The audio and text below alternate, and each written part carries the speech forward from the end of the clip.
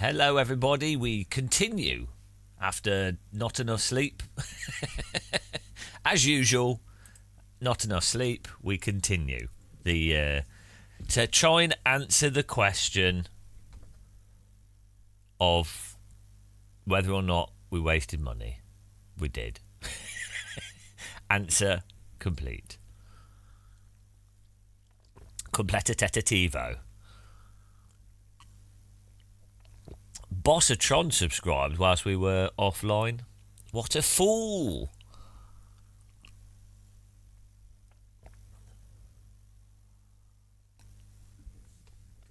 Don't mind me, I'm just drinking me coffee here, my tea, before we get back into position of computer.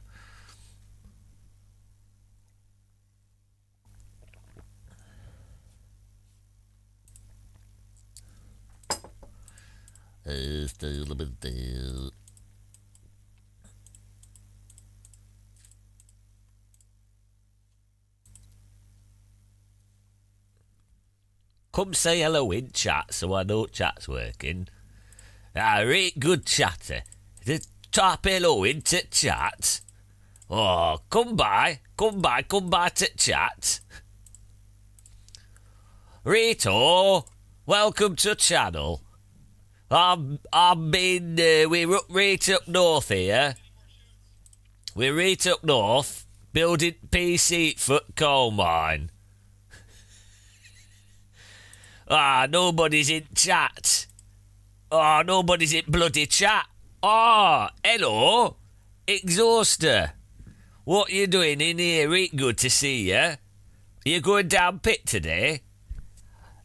I think Coalface has problem. We have bloody Bob got stuck down Coalface, so we're going to have to go take shift off him.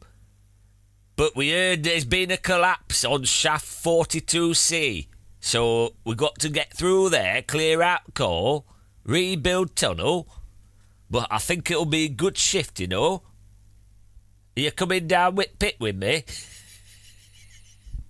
I'm doing a whole live stream like this. Don't know what accent it is, but it is what it is. Come to pit with me, boys. Come to pit. I'm going to put chat on screen here. I just noticed it's not on screen here. It's not on screen. It's on screen here, but it's not on screen elsewhere. Bugger. Bloody bugger.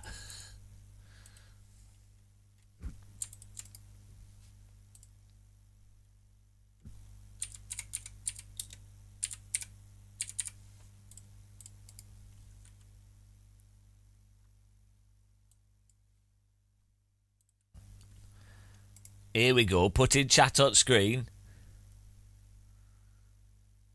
Hello, looked at Jen.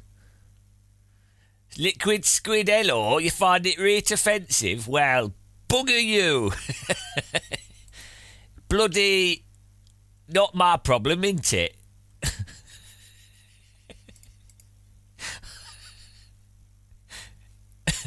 Oh, stream. There we go, got bloody chat on screen now. You can now bloody see what you're saying. Oh, bloody hell, it's bloody bugger. Bloody hell. Bloody. Bugger me. It's bloody Matt Malone and Americans. Bloody hell. I'm not on camera, but we can dance chat. Bloody welcome along. Yeah, let's do drugs. So, Matt, we're doing this stream. It's out of control. Welcome along, America. I'm sorry to break it to you, boys, but we got tariff for you. We're doing no stream in Northern Voice today. Because we're putting graphics card in computer so we can go down Coalface and mine all the coal. We put tariff on stream. Sorry, 20 of you that come into raid. You're gonna have to bugger off. You got to bugger off right now because we put tariff on, and we don't want too many of you non-locals here. You know, our village ain't big. Very small village here, and you're bloody making a mess of things. So you need to bugger off. Go back to where you came from. You know, go back. We don't want you Americans here. Are you local? You come in with your hot dogs and you come in with your flags. You come in with all your beer, your low quality beer. Just not bloody welcome. You're not. You're gonna ruin everything. We've been building town since 1322, and you come in. The pace car is out of control. You all come in on your bloody boats, and we're doing stream in Northern Strikefly. This is Coal Mine Stream, Coalface. Hello, guys. I don't know what's going on. I didn't sleep last night. Thanks, Matt Malone, for raiding us. How are you doing? Hello, everyone from America. You can follow, but you won't like it here. It's a very sad place. Really appreciate the raid. We need lots of raids to pay for our 5090. I worked out that the 5090 cost the same price as 105,000 Yorkshire Teabags, and when I put it in those terms, it makes me kind of depressed. Oh, Matt's going to sleep when I wake up. Tag team. We like WWE wrestlers. I'm like the overweight. We could be called. We could. What are our wrestling characters? You could have an American flag. I can have a British flag, and we can triple suplex each other. This is just an elaborate excuse for me to have Matt Malone's testicles in my face. But we'll pretend it's wrestling. You got to be creative, guys, these days. If you want to find Americans' testicles on your forehead, you have to be creative. You can't just demand it. You get a lawsuit for that. You have to think of elaborate ways to get them. You guys are breaking my chat every time you do emojis. They're floating around the screen though. What the fuck? The pace car is out of control. Yeah, there's no point upgrading a 4090 to a 5090 unless you're doing AI generation locally. Hello guys, hello. Bloody hell, we just woke up. I'm still drinking my tea here from the Game of Muscle mug. The Game of Muscle prototype merch mug.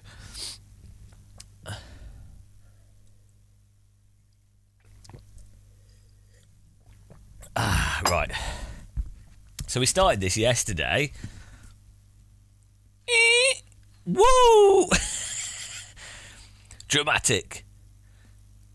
It's like a 1970s film where they're like, the bomb has been planted and the bomb time is ticking down. Beep, beep, beep, beep. Because they didn't have any other way to edit footage, so they just zoomed the camera in. Right, let's get this going. You got no sleep. Yeah.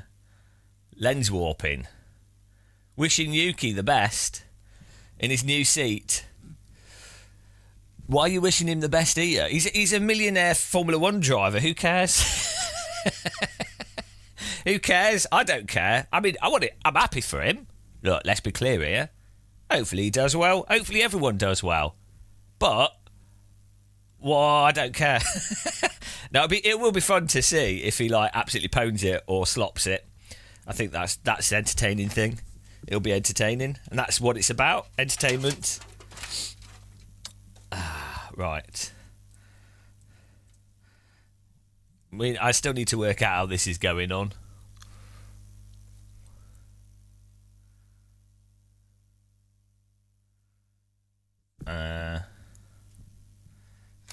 I'm feeding everything through here like we had it before. I can't even remember what CPU and motherboard's power cables we need on this. We've got a motherboard ATX cable. I remember. Do you remember when they first added that 4-pin port to computers on the motherboard, like an additional power port, basically? And then you would build a computer. Like if you've been building computers for a long time, you build your computer and you'd be like, "Why is it not starting? I plugged everything in." And then it's just that they added a random. It was a CPU pin, I think. CPU power. Right.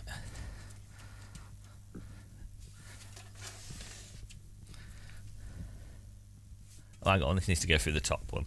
Foot top, not foot bottom. But yeah, welcome along, Americans. If you follow, you'll be notified when we go live. We're probably at the wrong time for you guys, though. If you watch Matt Malone, he's like a different time zone. So, but actually, he does stream different times, randomly different times. So maybe it still makes sense. But we're on YouTube as well. We do videos, so pretty silly videos. Nothing too serious, Life's too short. Morning, Simply Davil. Hey guys. Man, I'm so exhausted. Oh no! It's the last thing I wanted to happen.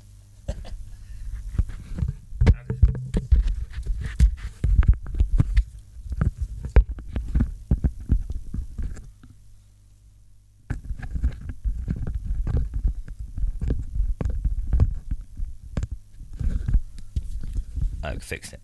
Didn't really sleep much last night. But, oh well, it's pretty common for me. These things happen. Kind of used to it.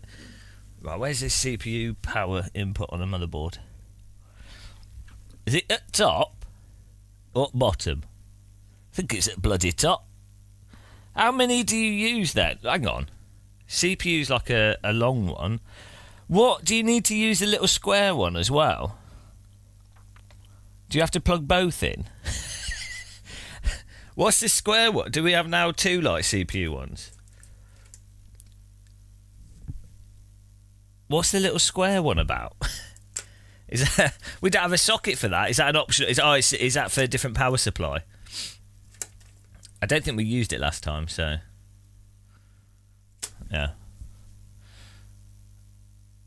I already paid quite a lot of insurance, yeah.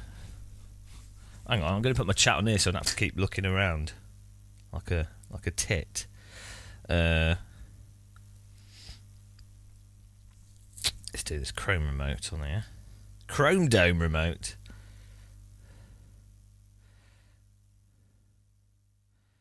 There we go.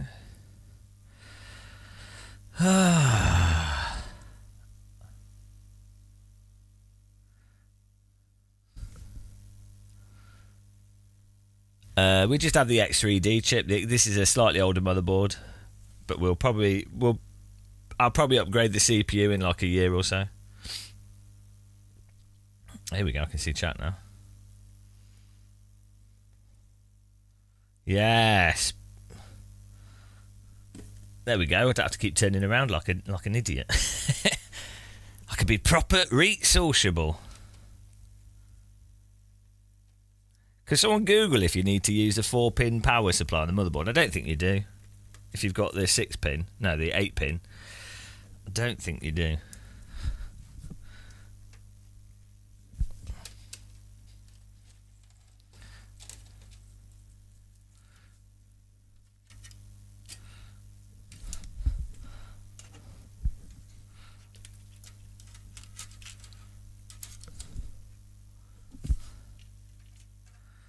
Yeah, I know. That's what I know. I'm going to install it, and it's not going to have the ROPs, and I'm going to be like, oh well. But then I'll just put the old graphics card in and send it back. So, it don't really matter. I wanted to upgrade the power supply on this system anyway, so it needed sorting out.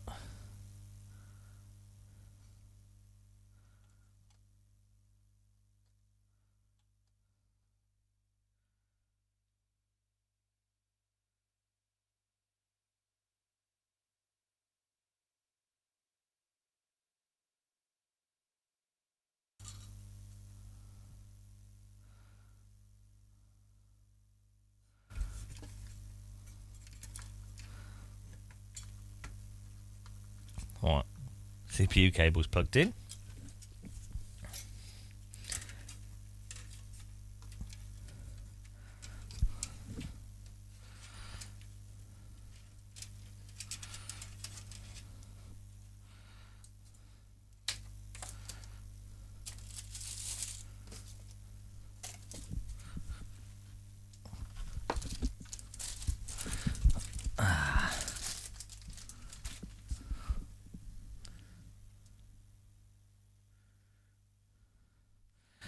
Yeah, so this one only has one 8-pin and a 4-pin, but I don't have a 4-pin. I don't have a 4-pin cable, so I don't know what that's about.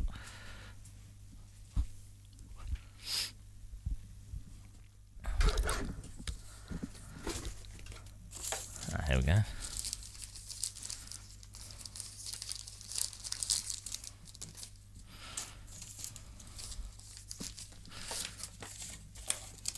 Oh, computer boxes smell well nice.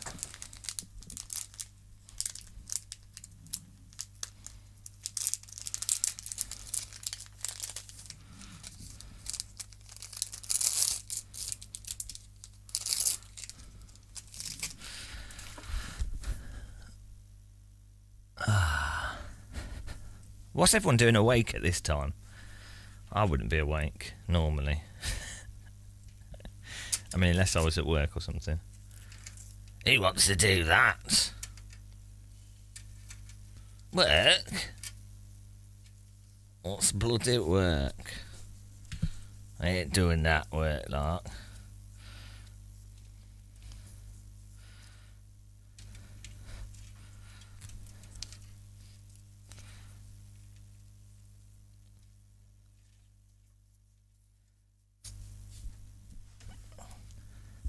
Ah, you pathetic workers.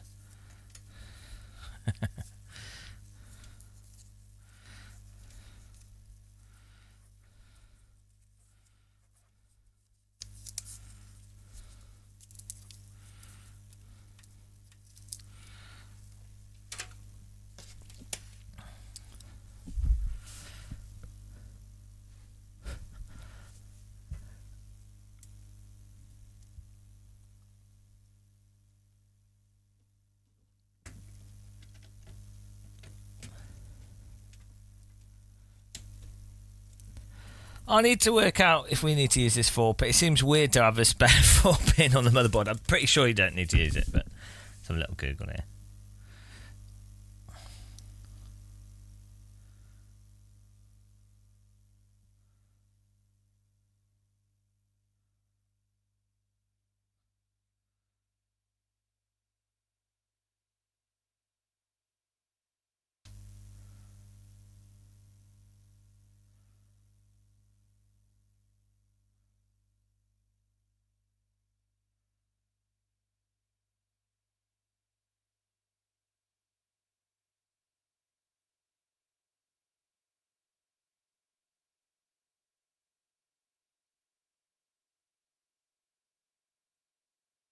Oh, so the 8... What, it's weird that they put a 4-pin...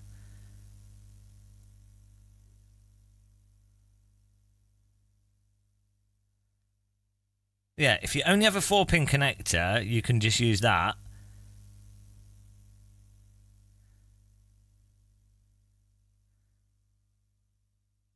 The 8-pin... Yeah, so it's option. It's basically... The motherboard has it for backwards compatibility. That makes sense. I didn't know you could... I didn't know you could plug a 4-pin power supply into the 8-pin.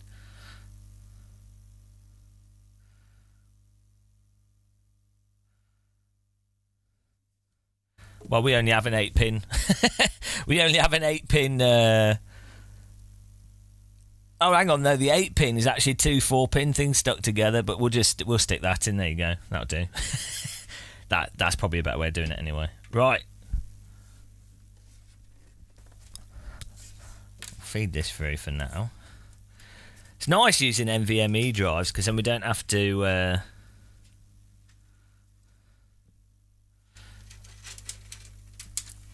you don't have to wire up your hard drives with power and everything else. And we only have NVMe's in this computer.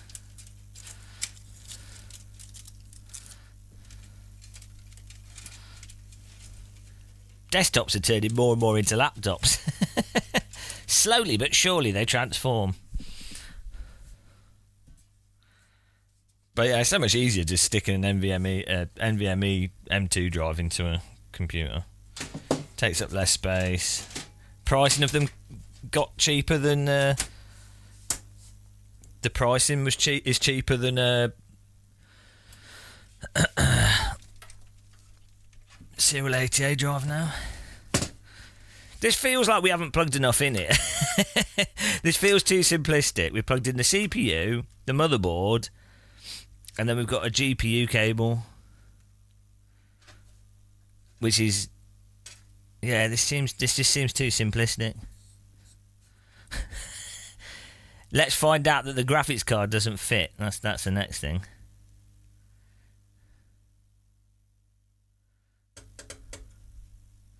It's quite funny how motherboards still have the button battery on them. Yeah, that's it, Dice. I think it's because laptops use them.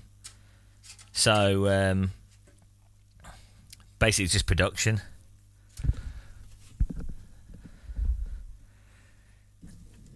Right. Let's plug it. Graphics card.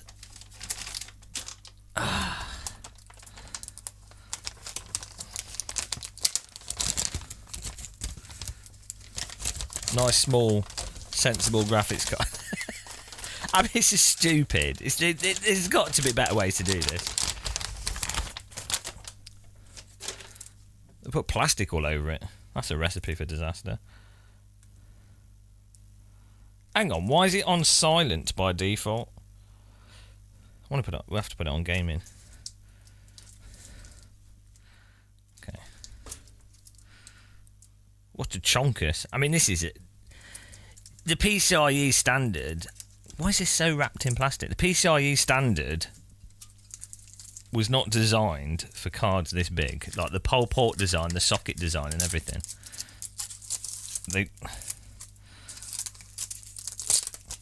Hell.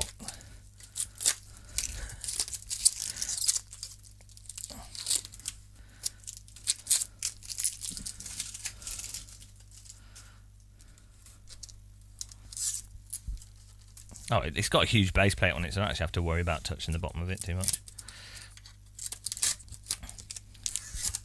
Why have they covered it in so much plastic? I can imagine a noob getting this and not realising to take the plastic off. And being like, oh, why does my card smell of burning plastic? Oh.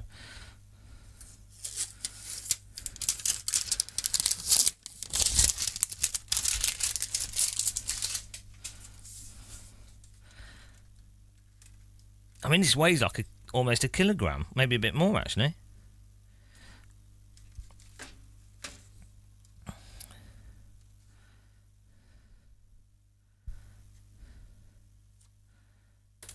Hang on a minute. Yeah, also, why would they go from like multiple power inputs to one single socket when they need more power? It doesn't make any sense.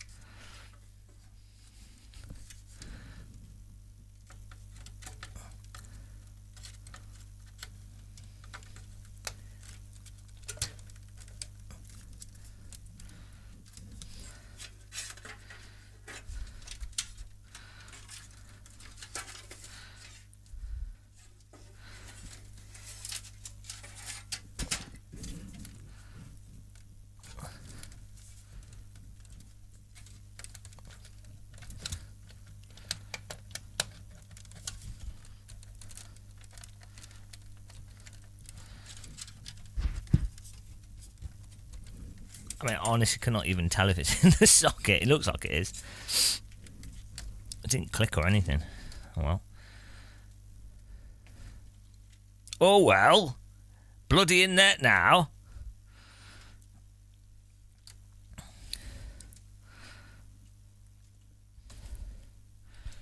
Get ready for house fire, guys.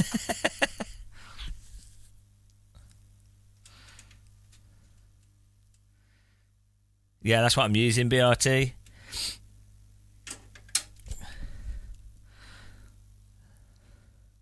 No, I bought this, Floyd, Dan. We're still working on a hardware partnership, but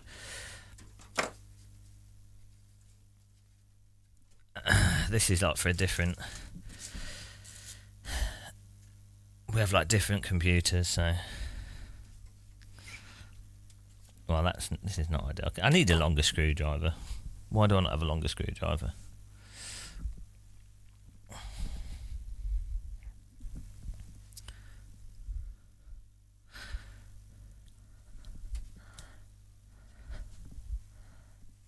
Where's it bloody gone?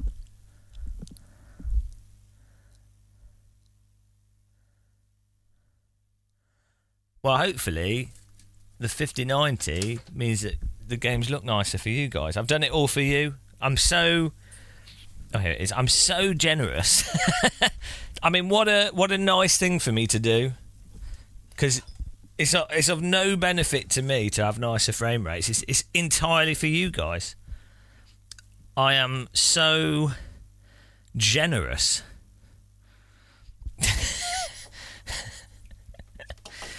Now, the logic is, well, first of all, I needed a faster graphics card anyway, and then I don't want to have to be like, it's annoying to swap stuff over anyway, and then I think there's a good potential that prices are going to go absolutely mental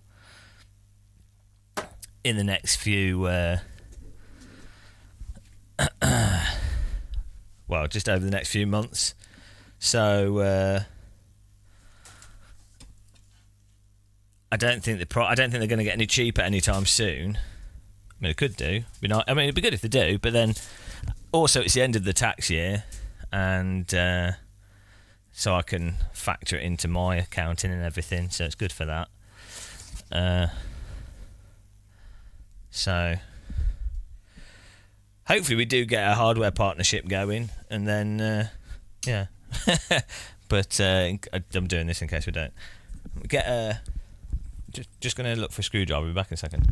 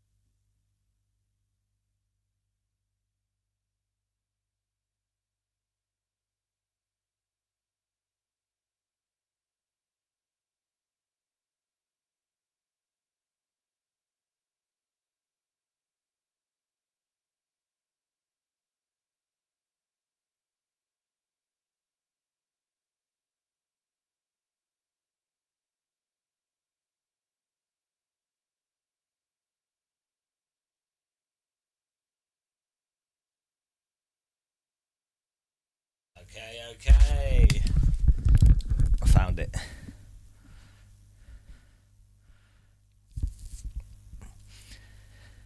Yeah, if I was a general consumer looking to buy a graphics card right now, I would only buy that AMD graphics card.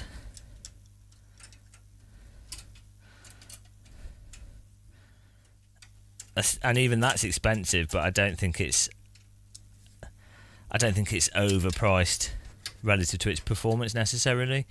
I mean, it depends what you do. Like, if you're an average person that's an average gamer, if you're not playing like crazy VR stuff, crazy flight sim stuff, you don't need it. Like 3080 on a, if you're playing at 1440p, 2560 by The pace car is out of control. 2560 by 1440, we're still on, in terms of most games, they're on the current gen consoles, which are designed around like a 2070 Ti.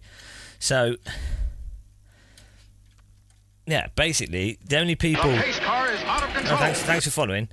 The only people where it makes sense for them to spend a lot of money is like if it's your work or it's like you do VR stuff, you know, or you've just got shitloads of disposable income. Like, I would never have bought this. I don't play DCS, but I will do. I used to play it for the helicopters because it's got really good, probably the best helicopters out of everything. Yeah, if this live streaming and YouTube wasn't my job, a full-time job, I wouldn't have bought this at all. Like I can only really justify this due to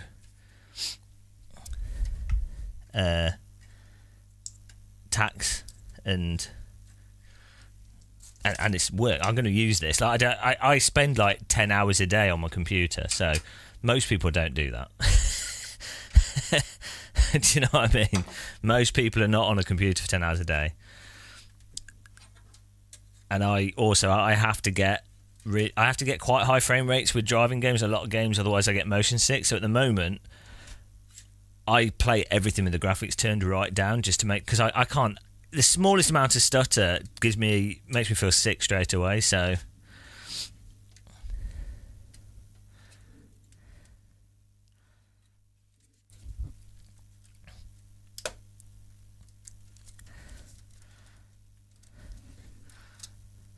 yeah, this is a terrible idea. This tiny cable for 600 watts.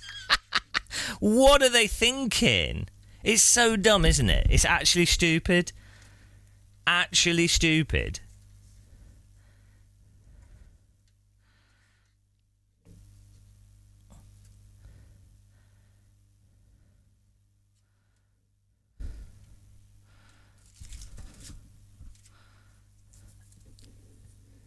Like the fact that it goes from like, well, in this case, it goes from the power supply, but the fact that in general they go from 4 PCIe things to one tiny little thing, like just physics. It seems that seems really like a bad idea. Just the physics of it, guys.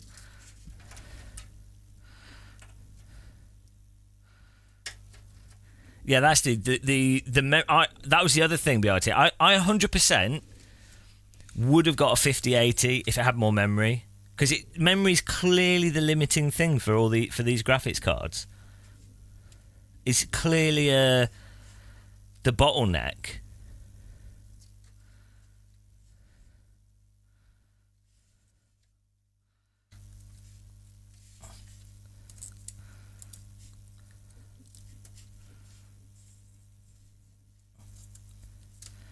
But I mean, if you're not playing, so I guess the thing is, if you're not playing at 4K, it's probably fine. But even so, all the like AI stuff that's going to happen in the future, on the gaming side, the processing side, or just the stuff that you'll use a computer for in the future, is going to always want more memory on the graphics card. Like, I'm thinking sort of 5 years into the future. Basically, the 4090, 5090 stuff, that sort of configuration, that's going to be like, that will be the de facto spec for the next like 8 years. But really, you know. So you really want to get something that's within that. If you don't want to be upgrading, basically.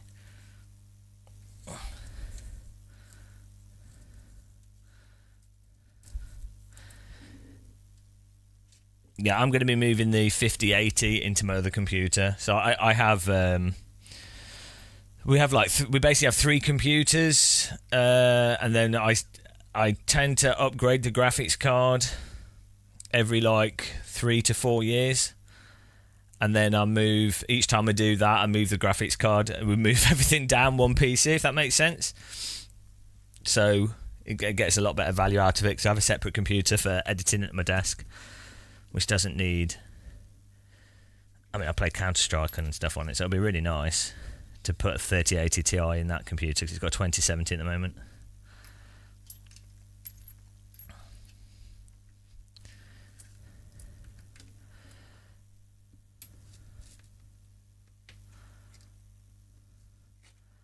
That's how much that many Teabags cost, yeah. About £3,000. Well, I've plugged stuff in here, so I assume we're good.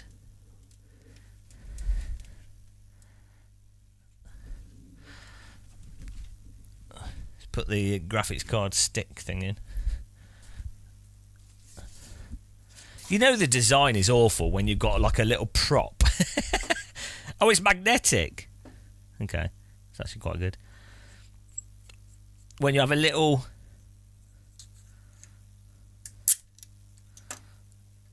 stupid graphics card anti-sag prop. I mean, come on. That's so dumb. Das ist so dumm, the Germans would say.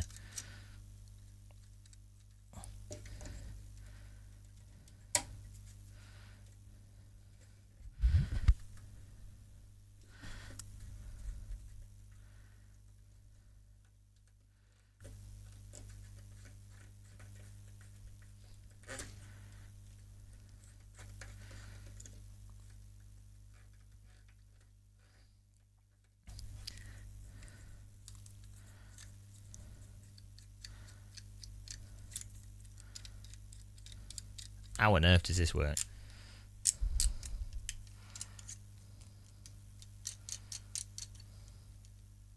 Oh, okay. That's weird.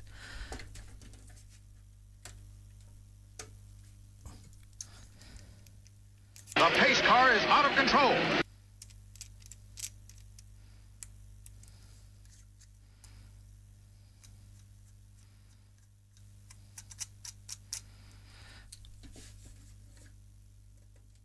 We ain't got no sagging now.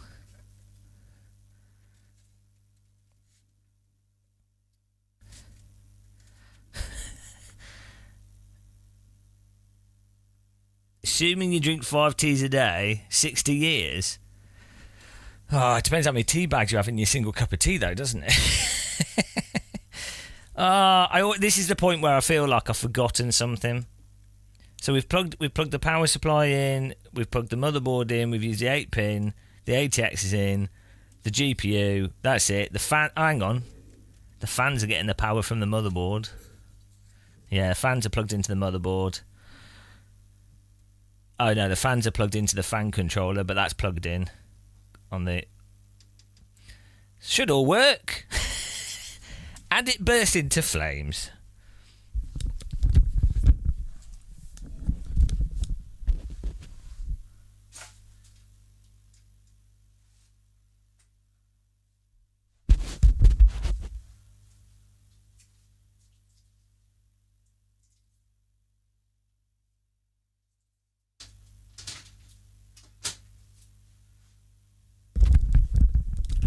Look at this, we've still got the plastic on the case.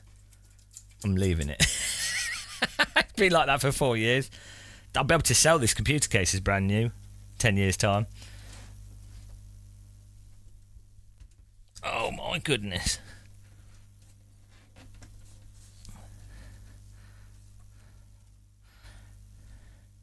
Ah!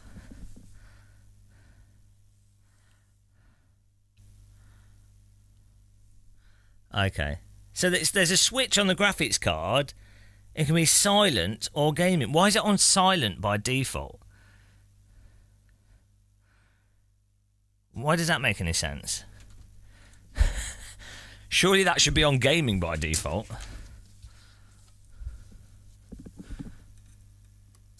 There you go. Put it on gaming. Why would you put it on silent by default? Like, surely if you're buying a 5090, you want to...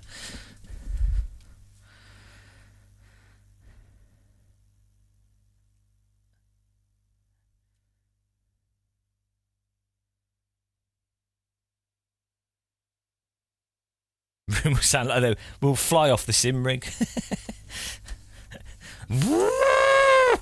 Sound like a World War II air raid siren.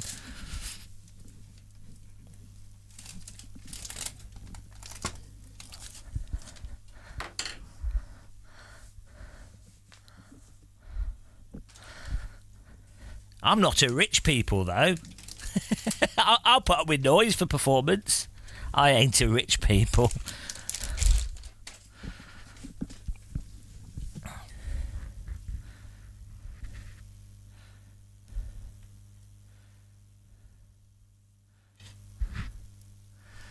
Now the problem is I can't remember which which cable is plugged into what. I'm just going to plug a middle screen in to start with.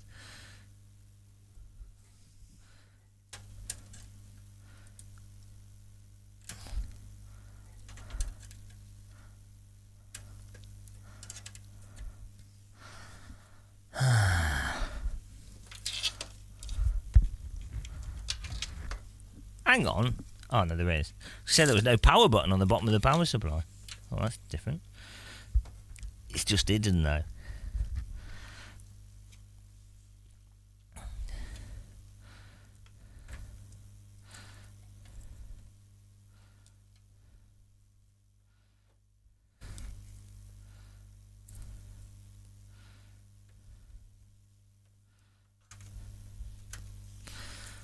Are we ready for explosions, guys? I am.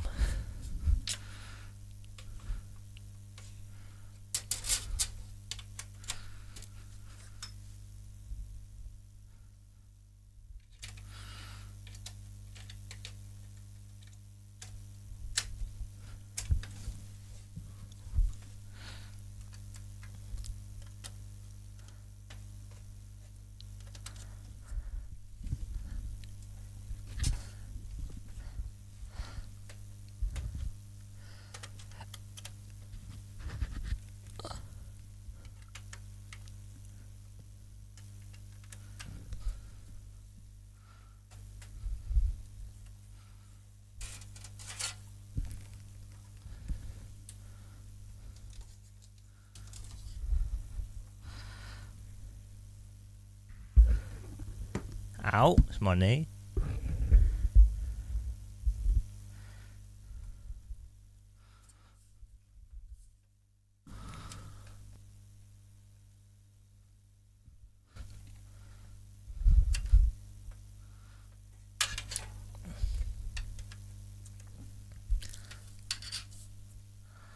Right, here we go.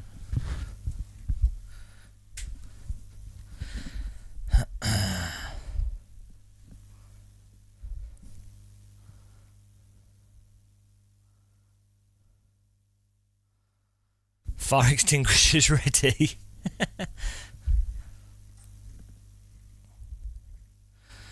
Gladiators ready. 3, 2, do do do do do. Do do do do do do do.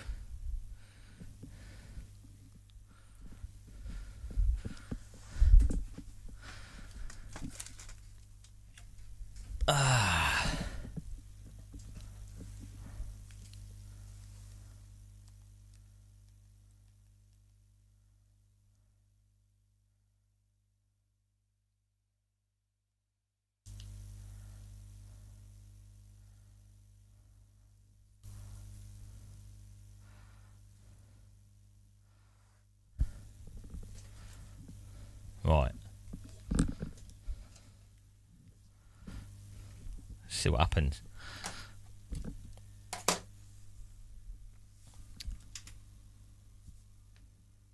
Oh, I have to turn. It's like it's not turning on. Yeah.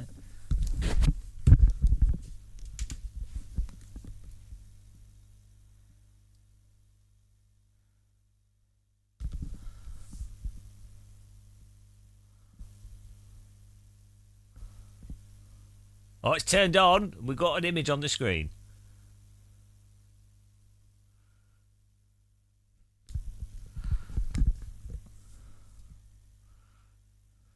That's a start.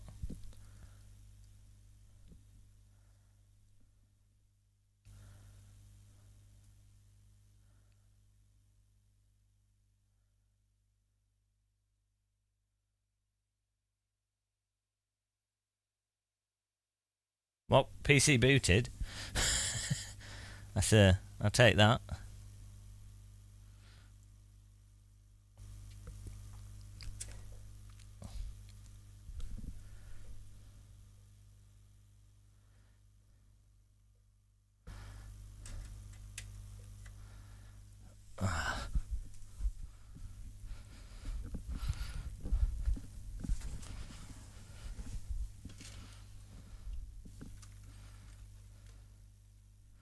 Yeah, hang on.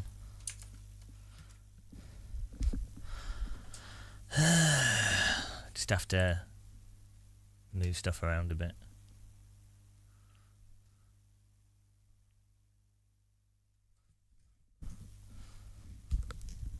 Okay, why is this screen turned off? Now the screen's turned off. Oh no.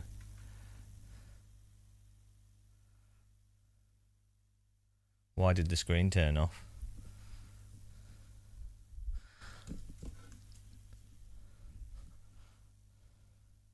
Okay. Oh, it's setting resolution.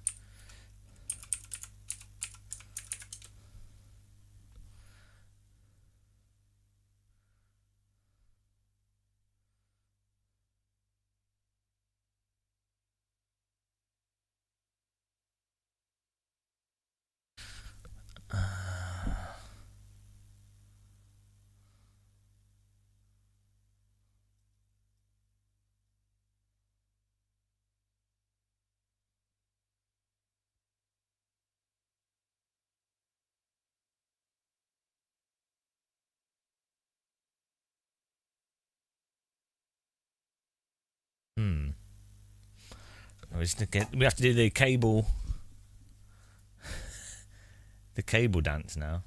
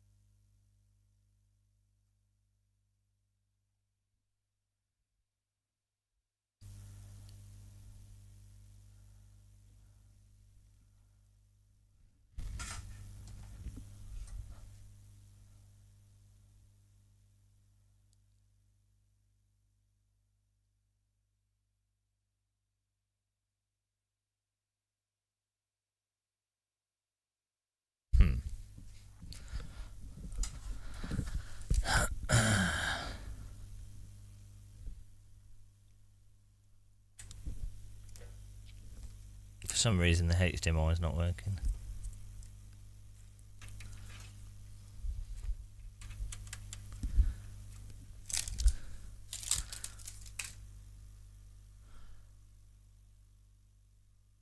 I think it's my capture card. I think.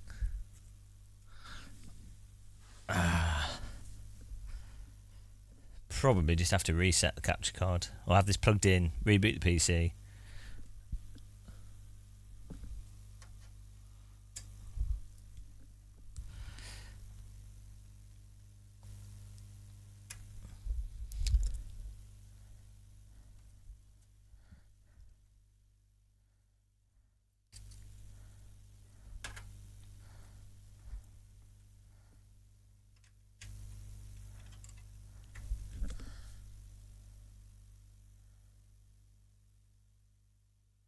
Ah, there we go.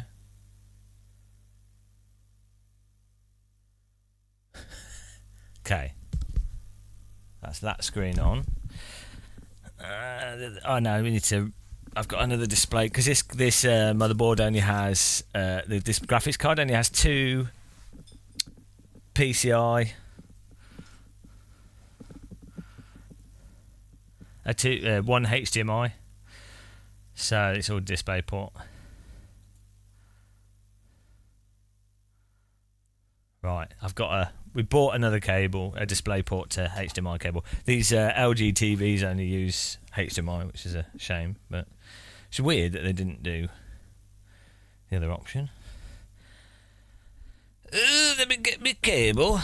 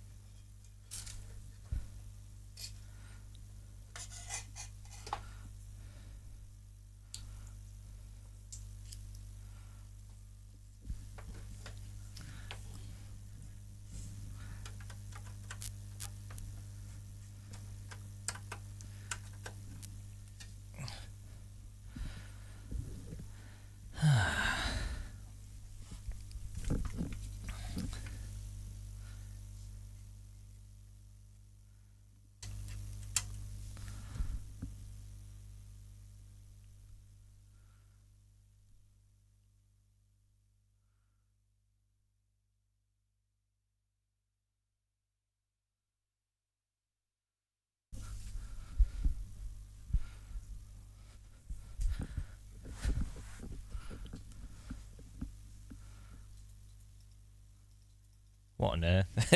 Oh no, what's going on here?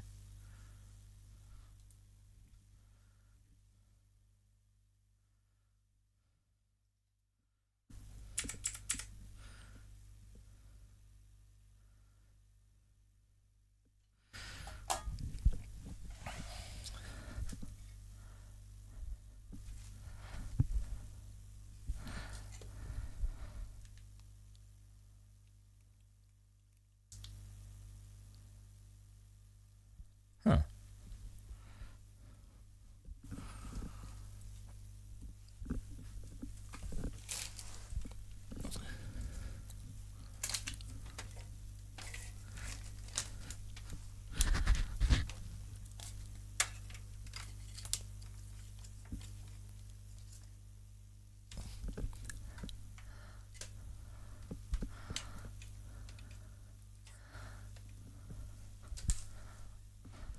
Wow. I like to kick my new computer stuff. Find it helps with performance.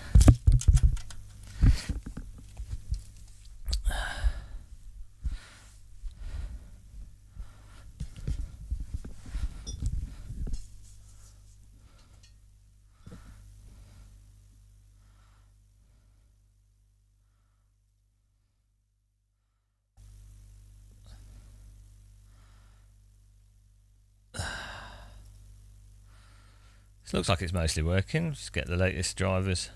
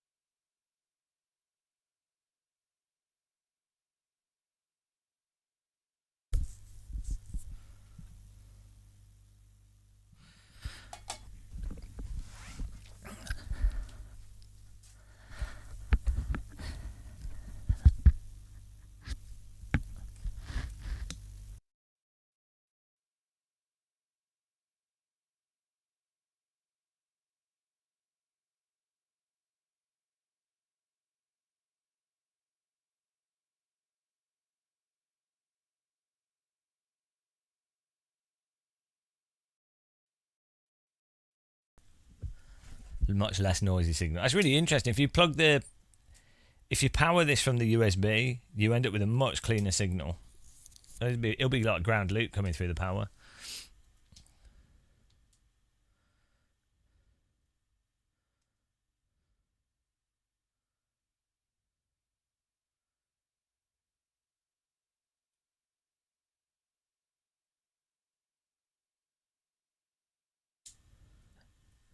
Twitch is on, yeah. It's working.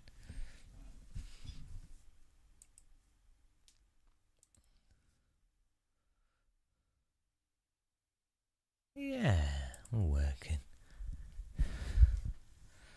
It's all working.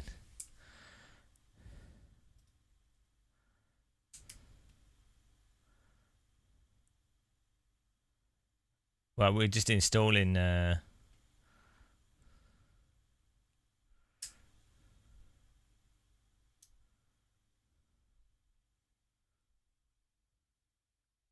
What are you guys arguing about in chat? who's too brain dead? I'm brain dead, but I don't mind. It's a much easier way to live. Brain dead way.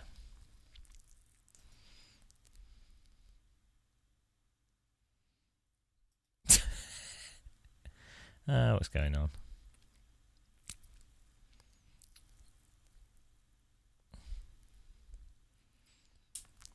I think people are just talking beside each other. Like, in an absolute sense, so in a basic sense, with a 5090, like any X3D chip over the last 3 or 4 years is probably not gonna you're probably not going to notice much of a difference in frame rate tangibly, especially when it comes to like percentage lows and stutter. Like you might get 5-10 more FPS with a newer X3D chip, but those will be irrelevant FPS basically. But obviously, this is what BRT was saying. If you were doing processing, like if you're a business and you're trying to render frames or something, or you're, let's say you've got 20 desktop PCs, or you need to do something that's time sensitive, so every minute costs X amount of money. Well, in that scenario, you might as well have the different processor. But for gaming, for all tangibility for gaming, but yeah, I mean, if you've bought a 5090, you're obviously not price sensitive, so you might as well, in many ways, spend £200 on a new motherboard and £400 on whatever the latest processor is. Like, a 5090 is so out of the realms of sensible pricing. Yeah, but in my scenario, for me, the 5090 is the only graphics card I need to upgrade my graphics card because I'm struggling to get constant frame rates on my setup for my live stream stuff with certain things. Ideally I would have bought a 5080, but it doesn't have enough RAM, and I know I'd inevitably have to upgrade it in the future. So for me, considering tax rebate, considering the fact that this is a full-time work computer, considering that I'm going to move the 3080 from this computer into my other computer, considering that I'm going to use this for 4 years. Like right now, I mean, we're live streaming now, Matt Malone raided us, so it's all right. But like normally, if I spend, well, I mean, I had to wait for the post, I had to do whatever. So like upgrading this graphics card has stopped me from making maybe 1 or 2 videos, right? Well, depending on the video, you could make a single YouTube video could make between £15 and £3,000. So upgrading your graphics card could be right now, I've timed this so that there's, I've not got a thing, but like, let's say there's something I could have done a video on instead of doing this, then, so that's the thing, when you're looking at it, like I say, with the render thing, like the pricing is different. If you're an average consumer, I would not buy a 5090 at all. I think the pricing is absurd. But also, Nvidia have messed up because the 5080s don't have enough memory in them for anybody. But then also, if you're a normal consumer, I don't know why you'd be gaming on like a 4K screen. Like, it doesn't make any sense. Why would you be gaming on a 4K screen and all that stuff? You wouldn't. Just don't bother.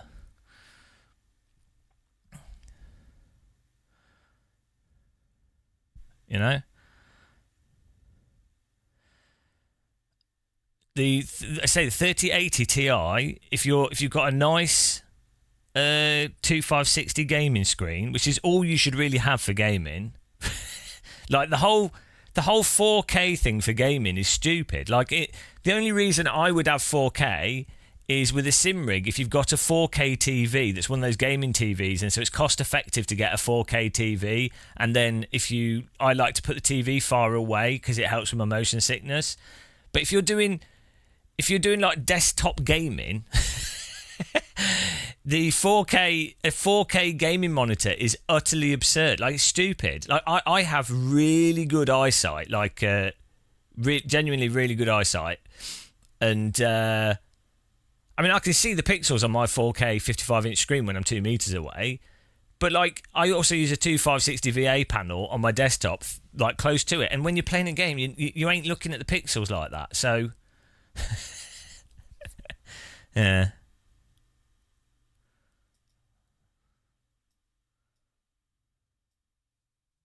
Right, reboot.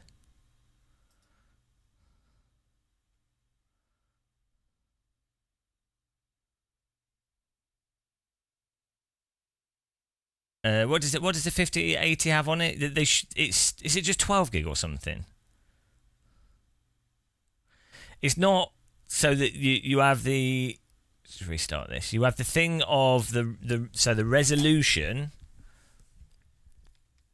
the aspect of the resolution affecting that, but you also have the memory on graphics cards is going to be more and more important for the future rendering stuff in like 2 or 3 years' time. And also like local AI tools. Local AI tools are going to be so useful, I think. That there will be people will come up with really good ways of using local like language models, and you'll want to be able to have more of that run in memory to do whatever. I mean, there'll be a whole bunch of things that being able to do locally will be really useful. Like you can do like a really good image generation locally, right? Already. I don't know, on a 5090 it takes like, I don't know how long it takes, but it's not too long. Well, if you can do that locally without an internet connection, and you can just generate any graphic you can imagine, the value of that is insane. And then not being encumbered by a website going, oh, sorry. Do you know what I mean? Yeah, I know you can, but you presumably be able to do it even faster, like video generation and stuff. So that's the whole computing thing, isn't it? It's what happens. That is what happens. Just gets worse. Just keeps getting worse. You can't escape it.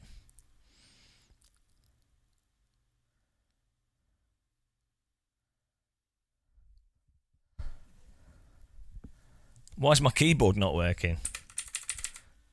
I think I've got an issue with my USB.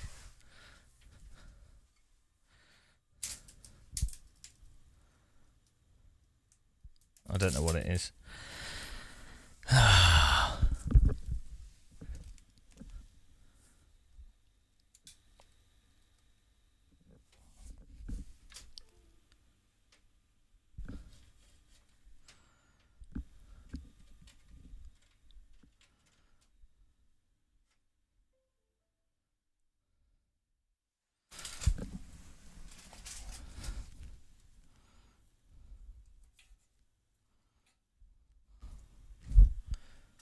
Okay.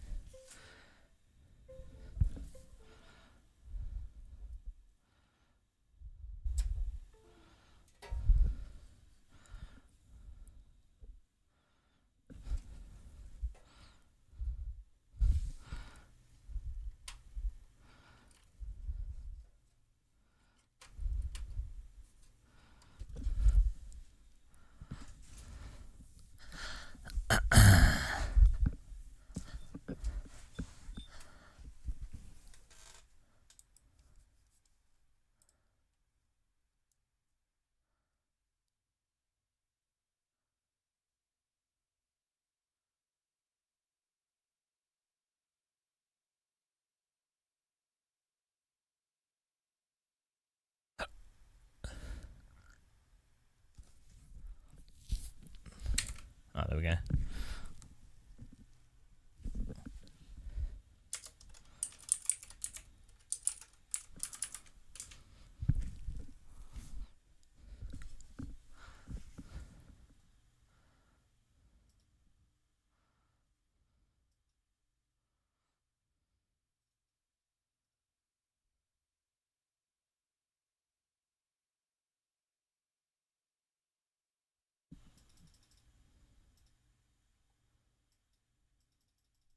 Why can't I hear this? What's going on here? My bridge cast has gone mental. Oh.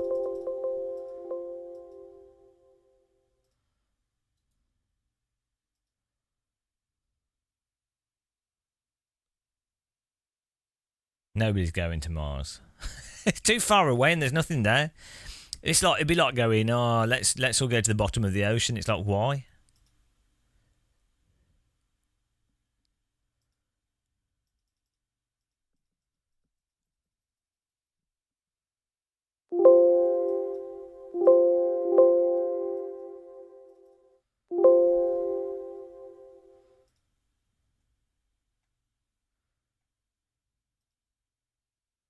Okay. Not quite sure why this is so loud, but...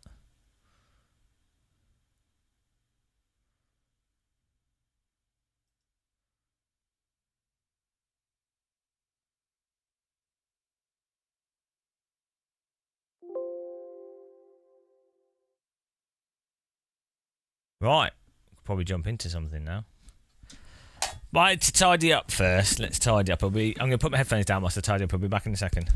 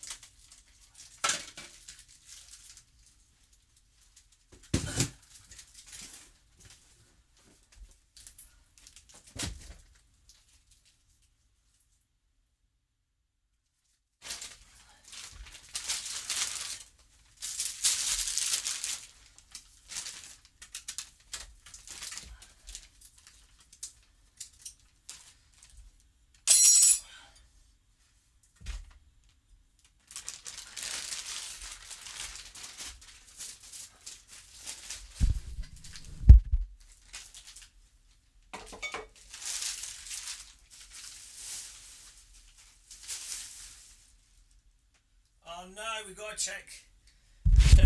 We got to check ROPS. We got to check ROPS. Oh shit! Here we go, guys. ROP check. Ah, dear. Here we go. Here we bloody go. How many ROPS should we have? Can we just check in? Is it in CPU Z? Can we just see it?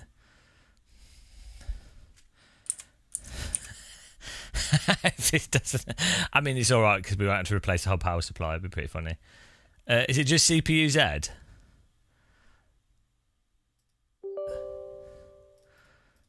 How many should we have on a 5090?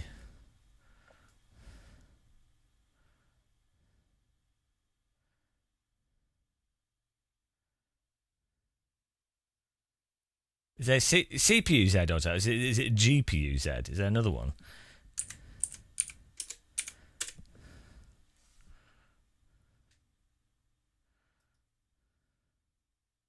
I've only ever used CPU-Z. Okay.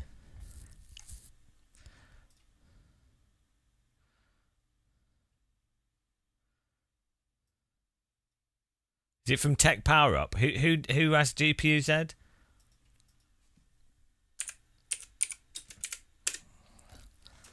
thought you just download it off their other website. Which website has it?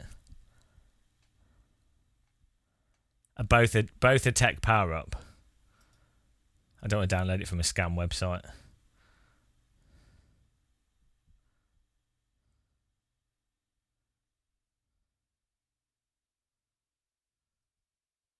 Tech Power Up have it. Okay, I'll download it from there. It just looked like one of those dodgy. It looked like one of those dodgy websites, you know, where they put a download link, but they're just freeloading.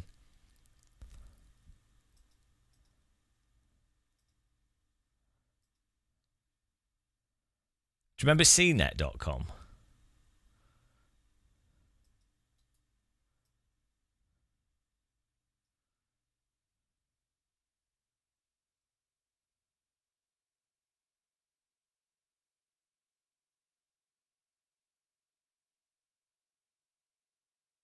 Oh, my computer's been dumb.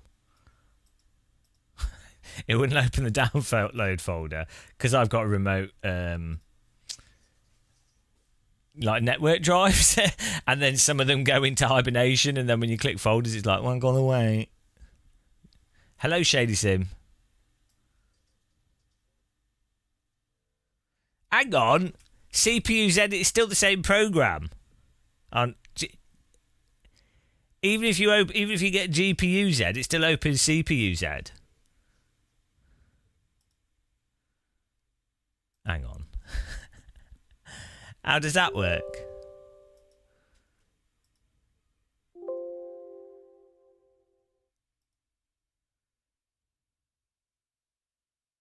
Oh, I think it's just been weird.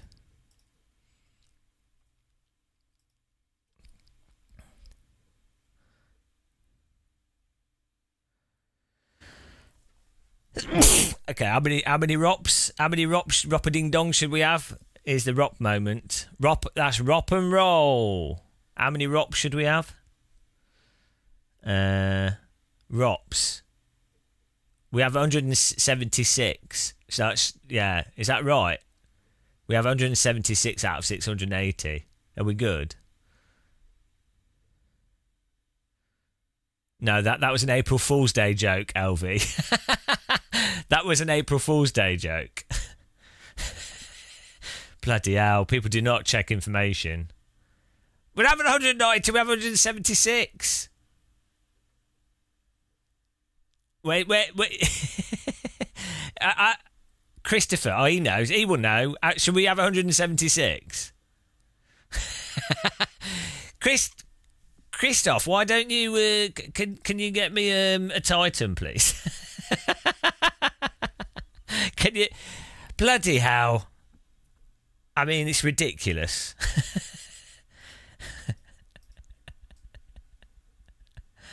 Can you get me? Can I have? Can you send me 2 5080 so I can run them in SLI, please?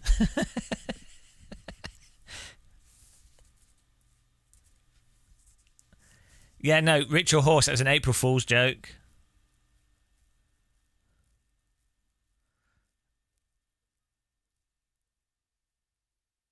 Right, that's great. So, seems like stuff's working. I can't zoom in. Don't know what that noise was. It was a good noise. Right. We're getting there. I've got to finish tidying up now. I just had to know. I had to know. I was stressing there. Thanks everyone that supports us, by the way. We've got this... we're gradually improving the live stream layout. So we've got... you see on this screen here, we've made it so that like the members are scrolling at the bottom.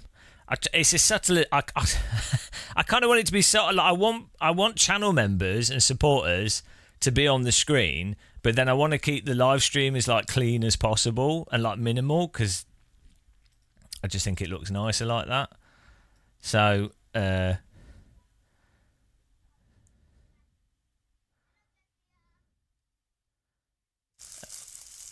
yeah, just I think that's all right like that.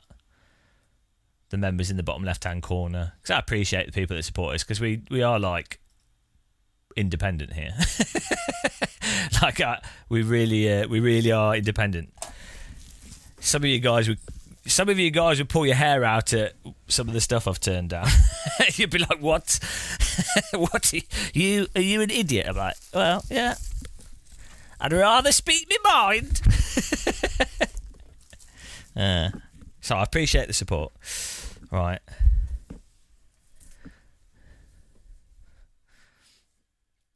Where am I going to put this? Here for now.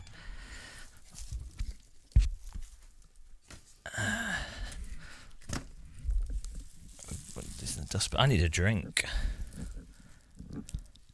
Nasty Butler, you just measured up your work PC case. Put Quadro. Thanks, Hell Knight. Stupid is as stupid does. I'll put it this way, guys. There's still a lot of space in the sim racing world. If you're happy doing, like, if you can talk on camera a bit, and you can speak English clearly, and you're happy to just get products and review them, like doing all right, just a basic review job though. If you do that really consistently, within 3 or 4 years, you could be making a hell of a lot of money. A hell of a lot of money if you play the game. If you just approached it as a pure, there's still space in the market. Surprisingly, you would have thought it'd be saturated, but it isn't at the moment, at least.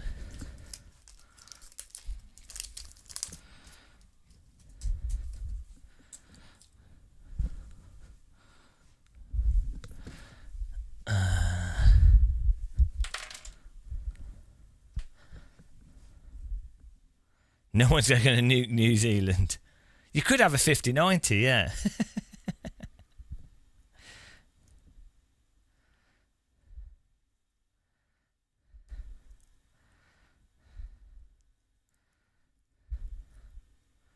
Right.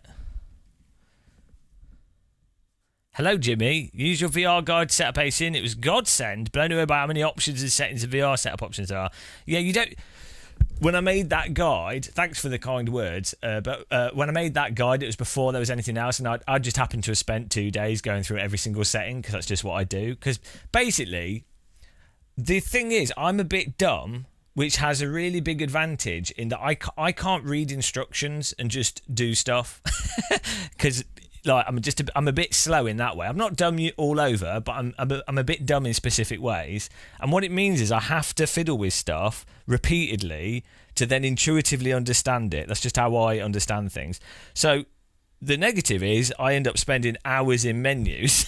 But the positive is when we do, when I get something, we will go through every single setting, ignoring what it said. It doesn't matter what words are. It doesn't matter what it's called. It doesn't matter what it's supposed to do. We'll just go through every setting and keep trying everything. And the end result of that is that we normally end up doing, working out pretty good stuff for guides and things, for settings. But they've changed... Oculus have changed some aspects of how that tool works. And also, I think I got the bitrate thing wrong. I don't think you can actually... I think I said just turn it to max, but I don't think you actually can. I think the software was actually limiting it, because there's a certain amount of bandwidth that can go over the USB cable. But for the most part, yeah. They were pretty good settings, because it was just that I wasn't happy with the quality of the Quest. And I think it's also nice having the settings with the cable.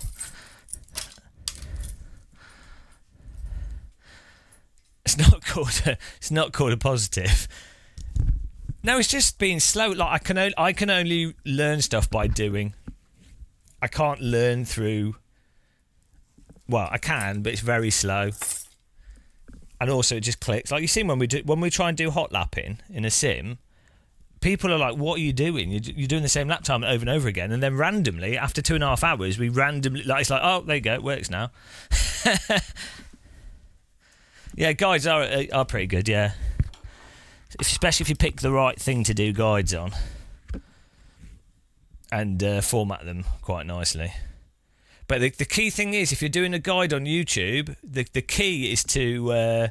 what you need to do is you need to not explain anything about what needs solving for the first 5 minutes of the video. That's how you do YouTube guides. I studied other YouTube channels. It's so bad.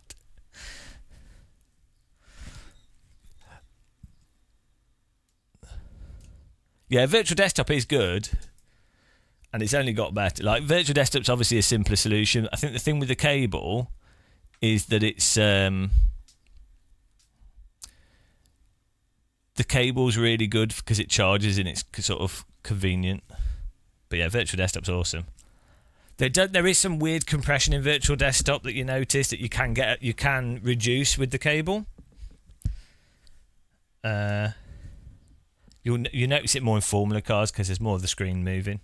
Right, I'm just going to get a drink, guys. We'll be back in a minute.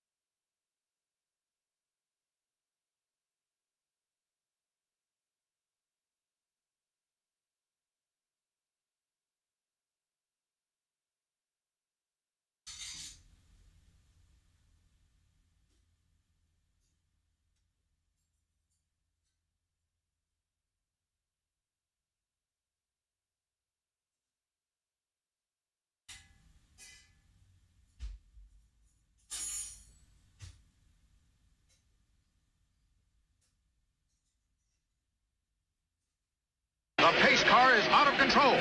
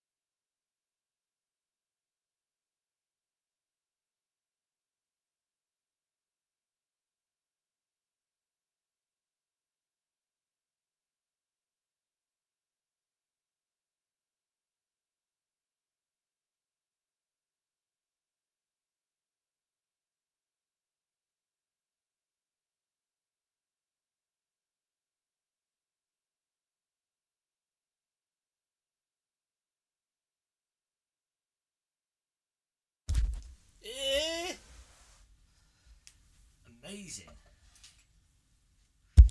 I can't believe I almost forgot to put milk in my tea. I picked because I made some vitamin juice, and then I was like, I poured my water into my tea, and then I was like, I'll take them downstairs. I was like, something wrong with my tea. It's the wrong, it's the wrong colour. It's the wrong colour. I didn't put milk in it. Can't have a cup of tea with no milk. It's terrible.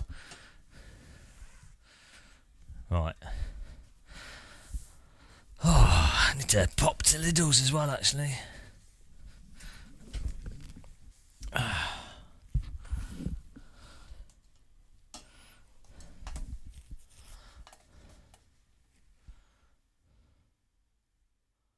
Okay.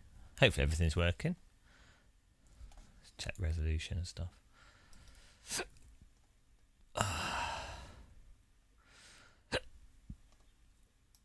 So I should be able to see through space and time, right?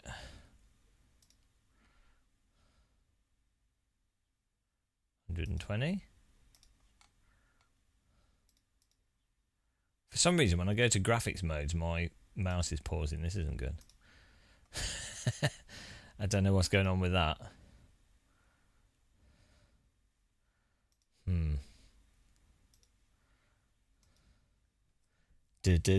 Problems. What can you test graphics with? Like Time Spy.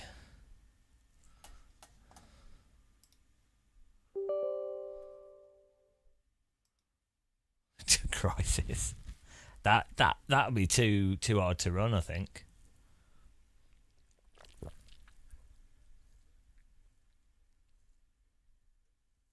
Need the that Nvidia tree demo.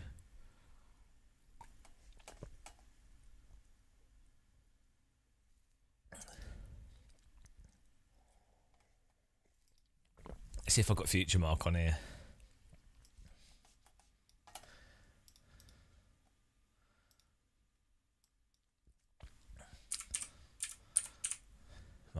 My brain's like well tired. I didn't sleep much last night.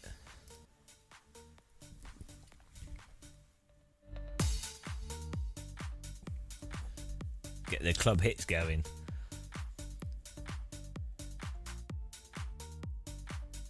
Yeah, what's the best 3D Mark?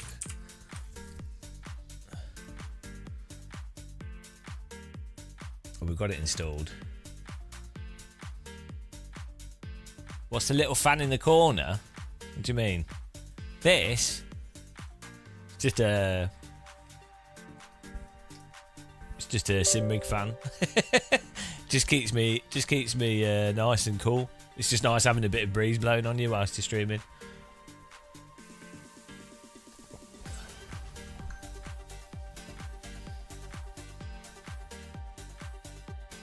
Oh, I think we got some stuff from Moser arriving today.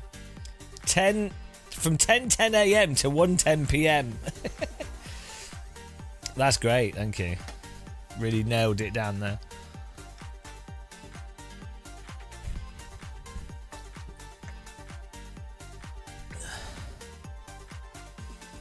Yeah, exactly. My beard hair needs to be like... Right, here we go. 3D Mark.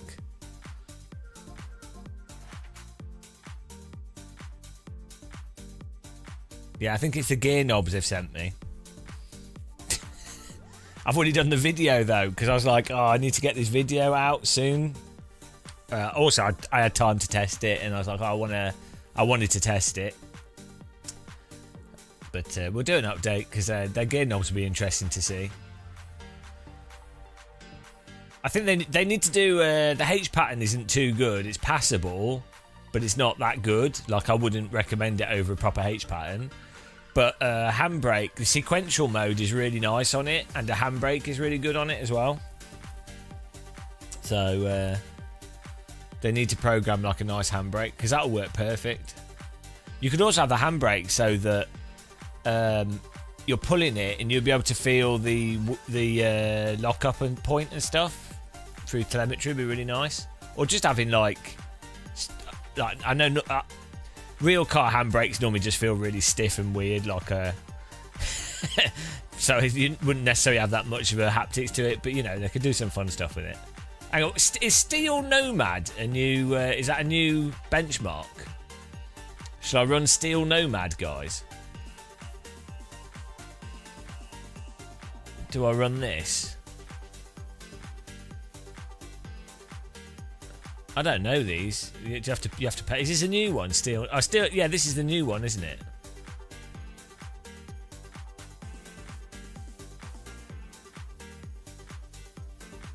I haven't used this for. Let's do this. Running benchmark. Blue screen of death inbound. Waiting. Oh, put this on here whilst we wait. Moment of truth. Moment of barbecue. It's such a ridiculously big. This display port. I bought a display port to HDMI, and it's really oversaturated. It's hilarious.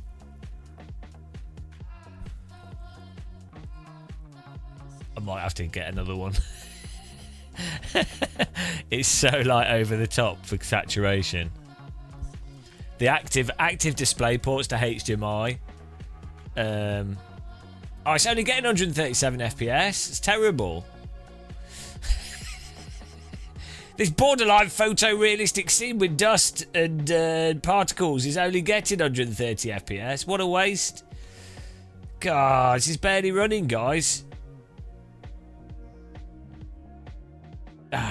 This is unwatchable. This is absolutely unwatchable. I mean, look at these terrible reflections. No, this is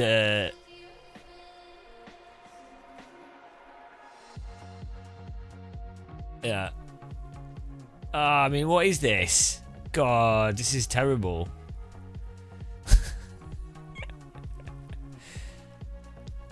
It's a shame that graphics can't improve art and story. Look at that grass. I mean, that it's not as impressive as the Elite demo on the Atari ST. First time seeing polygons and going from planets to planets. There we go. Was this good? Averages 13935, 13. Oh, we're 200 below. I don't know what that means.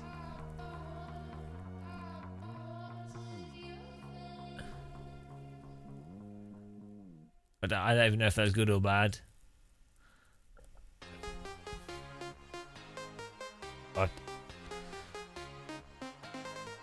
But yeah, well, let's do the other benchmark. Hang on, Steel Nomad, lightweight PC. What is it? Time Spy. Run. There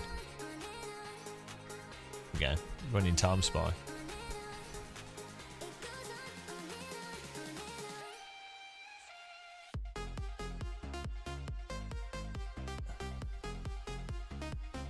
We've got a 5090.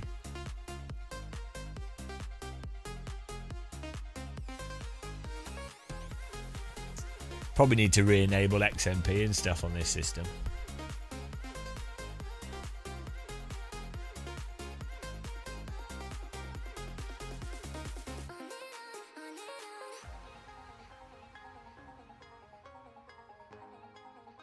Oh yeah, and we need to look at the NVIDIA app as well.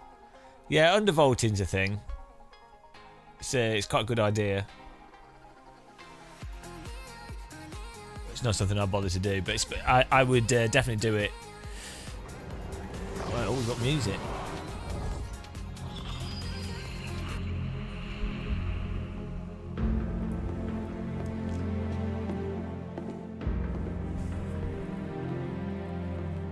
Yeah, it's funny with graphics in games in that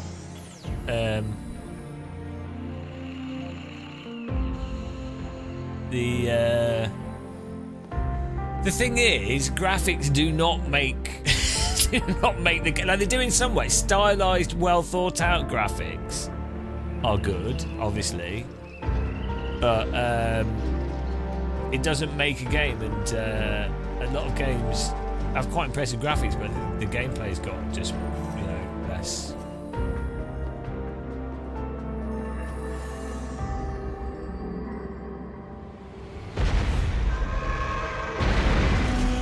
You have to watch the demo before you do the benchmarks. It's how they force you to buy it.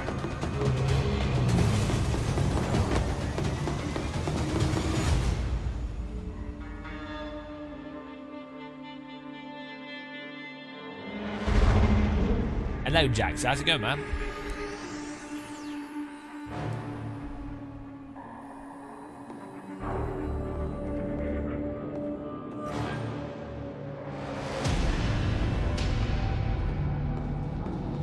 I think a difficulty with games as well is that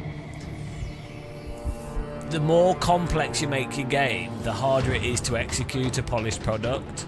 So, like, imagine if this tech demo was a video game, and you're like, okay, we have portals that let you look at stuff through different time and then do things. It's like, well, that actually becomes an absolute nightmare to design around. Like, even like the Portal game, Valve Portal.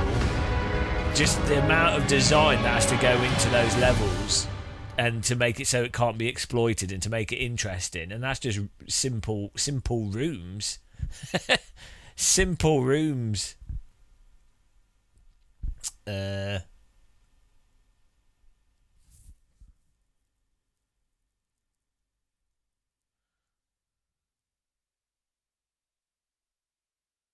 Or tennis for two. Should have just stopped there.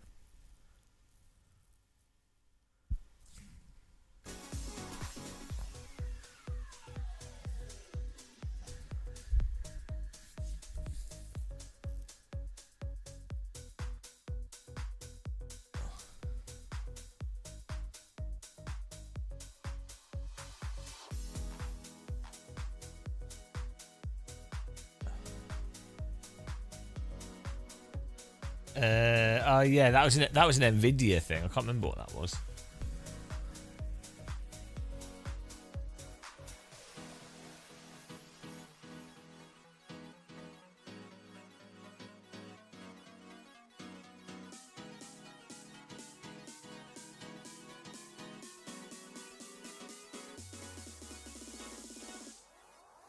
This is the party music.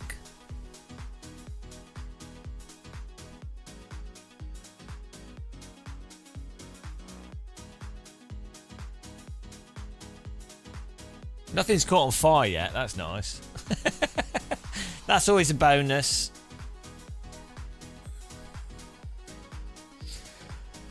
I'm not quite sure what you can do graphically now to to make something like. How do you make something utterly mind-blowing? Once you've already got photorealism, and once you've got VR, you're kind of stuck graphically.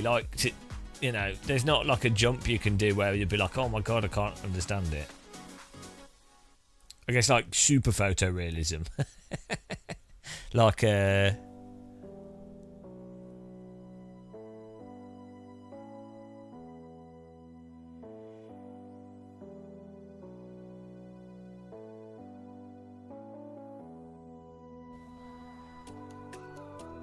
I think since like 2006 we've had since Crisis, the graphics are good enough for like pretty much any type of game you can imagine.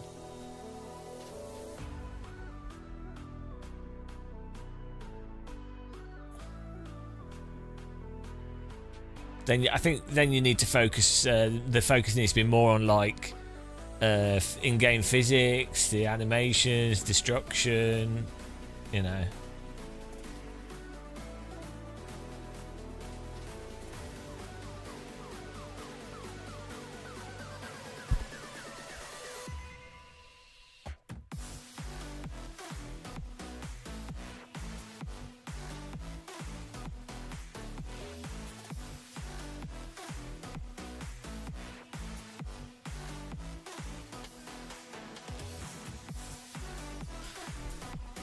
Yeah, there's stuff about the new Half-Life engine things with it, all physics properties on things, but we'll see.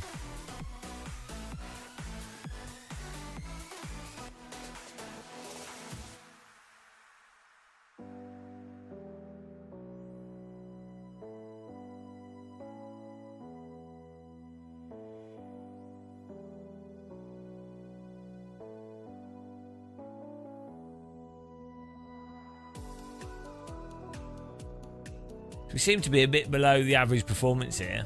I don't know if that's accounting for my for the CPU.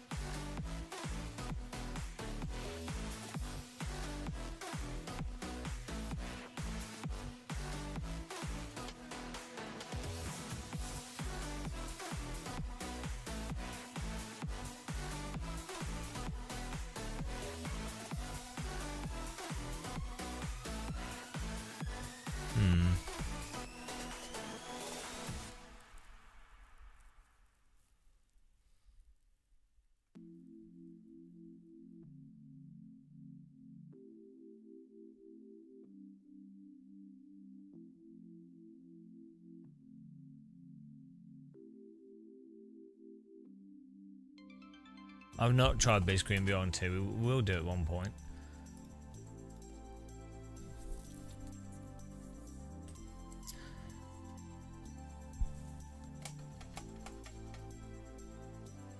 The thing is, what I need to see is what other people's systems with the same system as me are getting.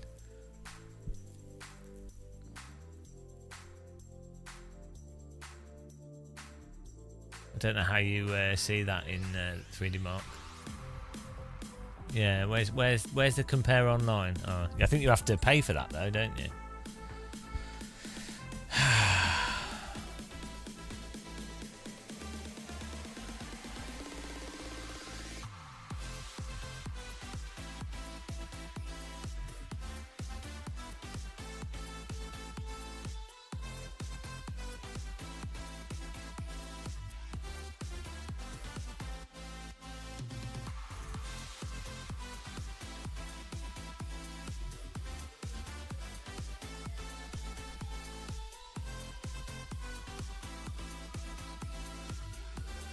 Yeah, it should really be getting past 3,000. Yeah, maybe it's XMP. Profiles have reset when I put the graphics card in or something. Or like something's going on with the CPU. Can you test the CPU independently?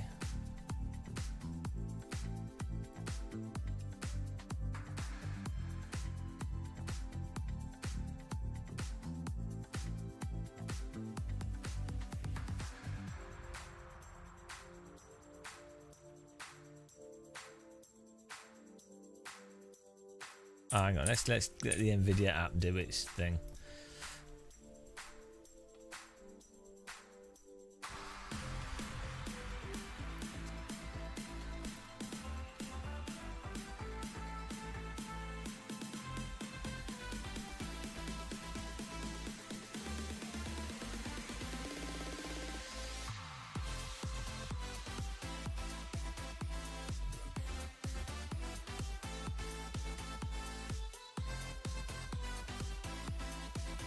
Oh, hang on. You put the power maximum wasn't on 100. Can we put it on 104? Is that safe? Will it explode?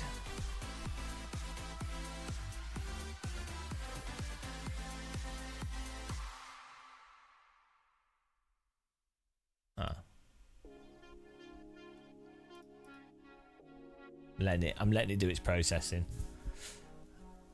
More power! I don't think it was giving it full power. It wasn't giving it full beans. Just letting it.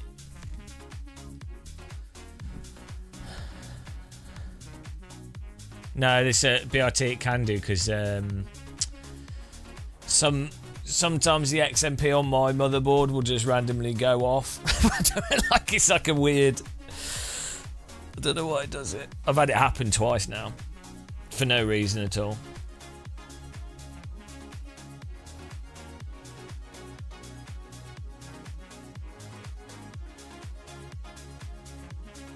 The fish?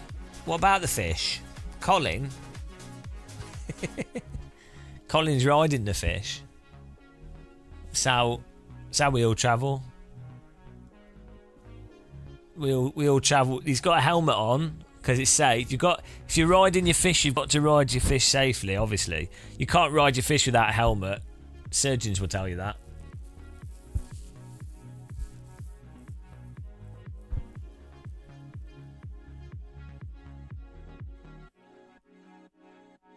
Yeah, we're just letting NVIDIA scan do its thing. Yes, Simon's the pigeon, and Colin's the fish. Hello, Chili Dog. Chili Dog, you're on the special mentions list. You're permanently embalmed. No escape. You're on the list.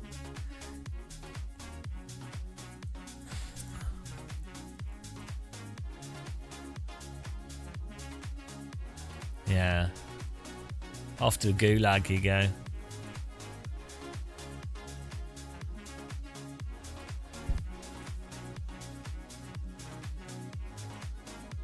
I think we should have enough calling.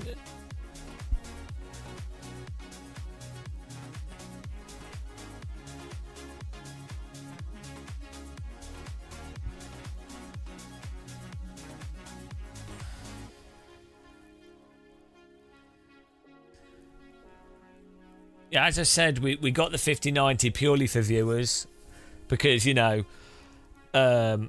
I want to make sure that everything's as high quality as possible for you guys. It was all for the viewers, a sacrifice. We've reinvested your memberships into the live streams. No, obviously not for me at all. I had no self motivation in wanting higher frame rates and graphics. Yeah, I'm probably one of the most selfless people on earth, I'd imagine. I mean, now that I've trained pigeons to ride fish as well, we've saved pigeons hours of flight time. And the fish are enslaved, but they're fish, they don't care. Say thank you, yeah. Nvidia also, I'm propping up Nvidia's share price, so they owe me. It's all right, Chili Dog. This room's fireproof. It's fine. We've got asbestos in the ceiling, so it'll be just nice and warm in here. I should have put the computer in the chimney stack, and then if it caught on fire, we're all right. The bottom of the chimney's just here. It doesn't have a hole in it though. It's like maybe it does if I drilled through the top of it. Maybe they plastered over it. I think it's just the chimney support. But then again, it is an arch. But then it doesn't connect at the top, so it must be the bottom. Unless there is another flume down the back. I think it's just the support for the chimney though.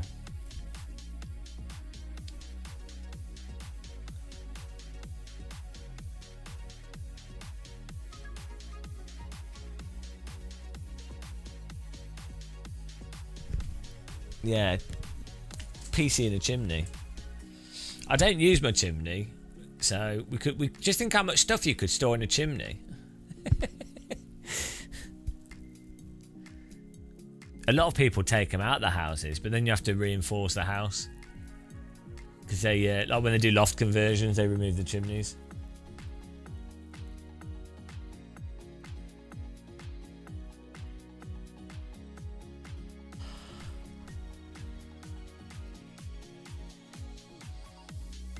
With 5% of the GPU scan here. It's going through a bunch of voltages.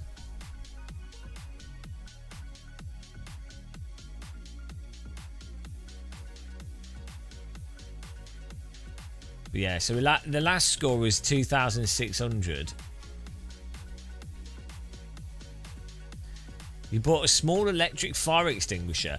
You actually, the thing is, you need quite a big fire extinguisher if you actually have a legit fire. It's a good idea to have fire extinguishers. It's a lot of. I'd really recommend it, guys watching in chat. Buy a fire extinguisher if you don't have one. Really, really good thing to have. A lot of people don't have them.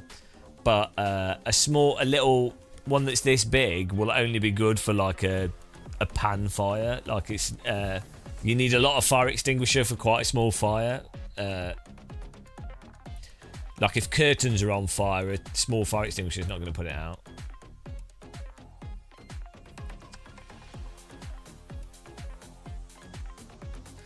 I'm letting the NVIDIA do the automatic tuning scan.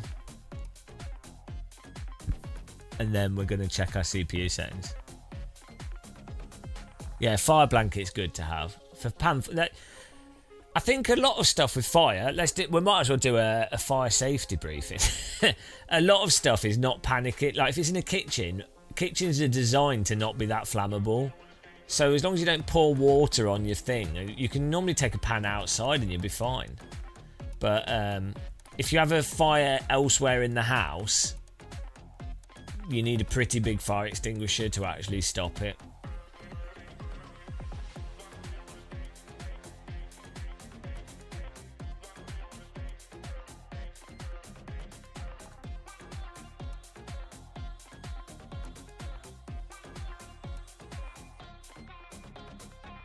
This is exciting, isn't it, guys? We're just waiting. We can watch it. I'll put it on the screen. We can all enjoy the scan together. Scan live. Well, hang on, maybe I could put it on. I'll put it on this screen.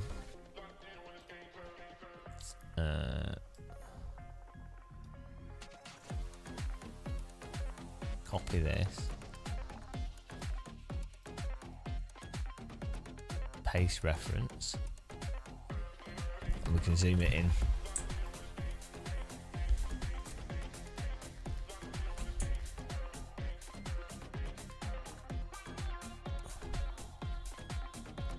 This is what we do best, load bar watching.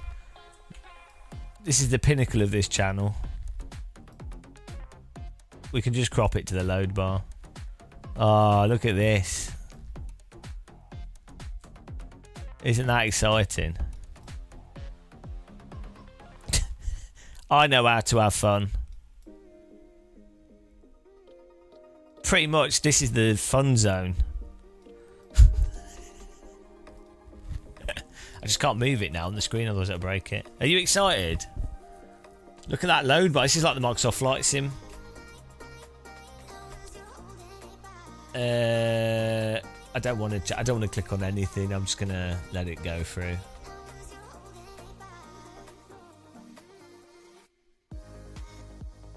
I do think the new NVIDIA app is quite good. Like for convenience, because a lot of people don't want to fiddle with settings, right? Or it's just a bit confusing. And I don't mind fiddling with settings, generally speaking, but when you've got multiple computers, you just can't be arsed. You just want it to work. And so I think the NVIDIA app works pretty well, generally speaking. It's not the best, but I've had pretty good results with it when I've used it.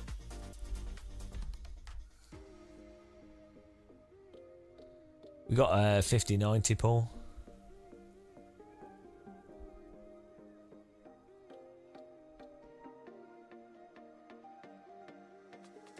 Time to add fire caused by NVIDIA to the insurance clause. Yeah. Oh, which one? MSI, OC, whatever, Trio. It was literally the only one that was available. I wanted to buy the Asus is it the Asus, what's it called? What's the one with the 2 HDMI slots on it?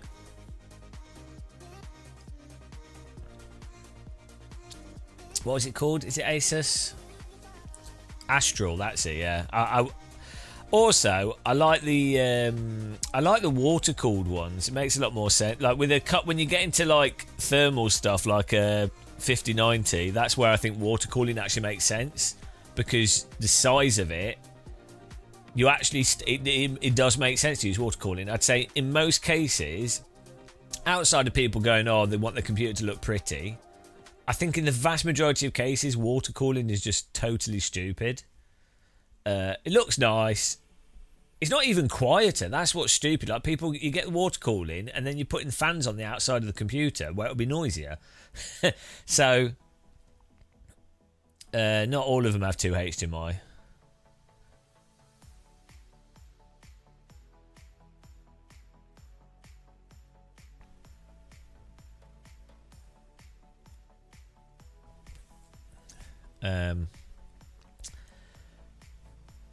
But yeah, so thanks The for pace car is out of control. thanks for following, Vessi. Appreciate it. Yeah, so I think with the 50 series cards, water cooling is actually a good idea. I will do it. I'll check that. Where's the option to check for comparison? We'll let this go through. We'll just chat. I'm absolutely exhausted, guys. I might have to have a nap. But we'll chat whilst this goes through. We'll just chat. I'm so tired. I think I got like 5 hours sleep last night, and my brain feels like I've been hit with a brick.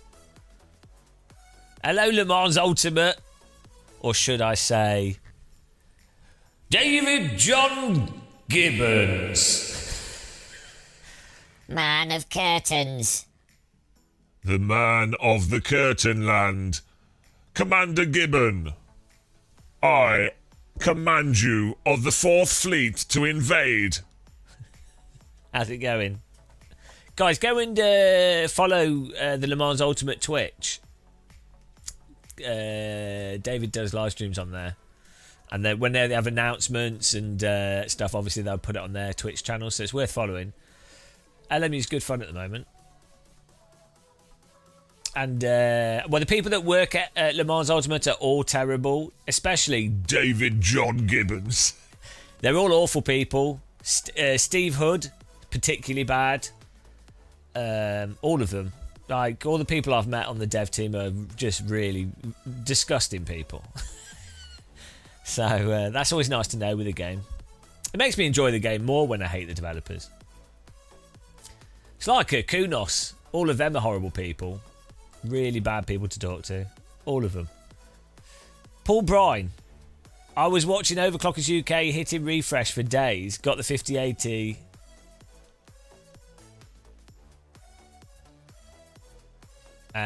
Makes it a little difference.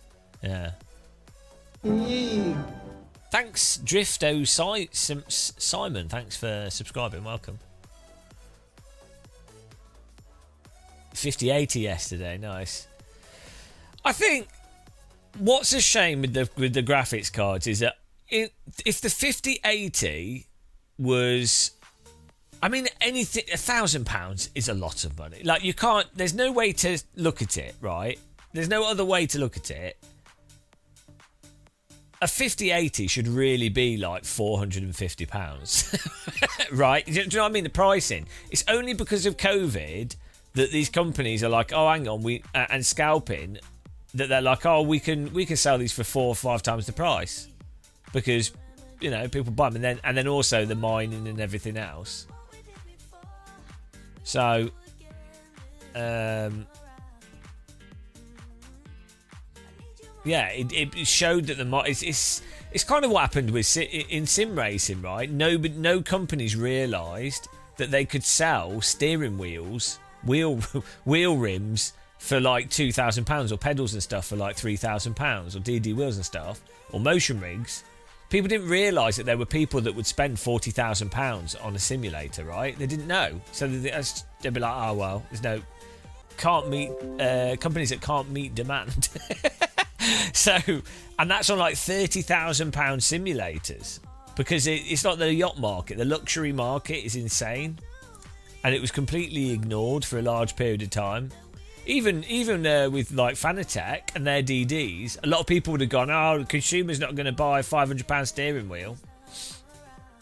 So a lot of it's interesting with business markets. Until a market is proven or shown to be proven, even when it's a very obviously provable market, even when it's if you're inside something, you know, but like as soon as a market is proven, things go mental. But it's just weird. It's weird how business works. I don't think that Kowalski, they never cared about the individual consumer. It was purely it's based off what market data you have to hand, and then the structures around monetizing that consumer, and the structures around that, and then a prediction of making X amount of profit that's reasonable.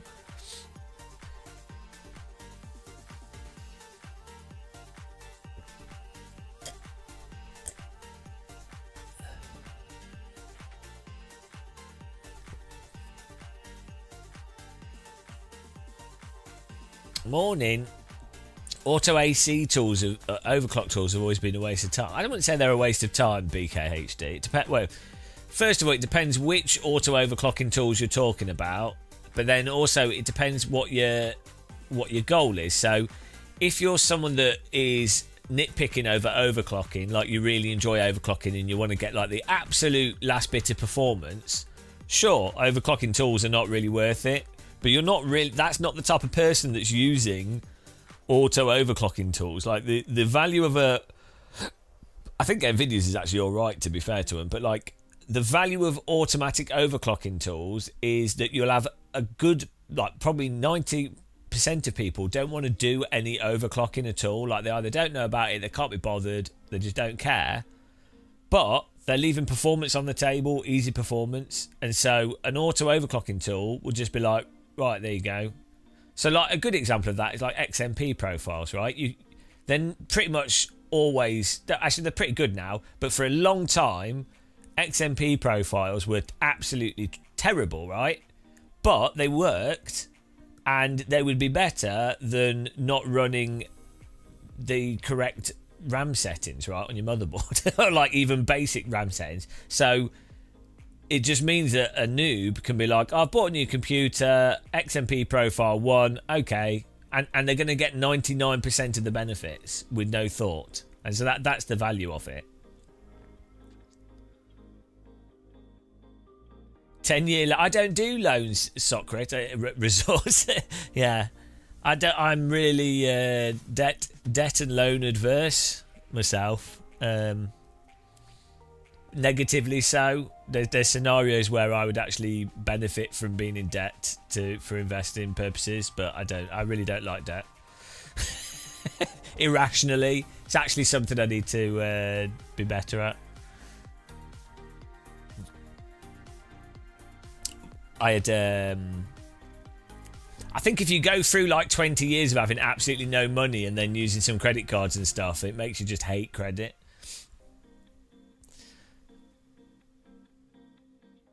When will I drive with a card?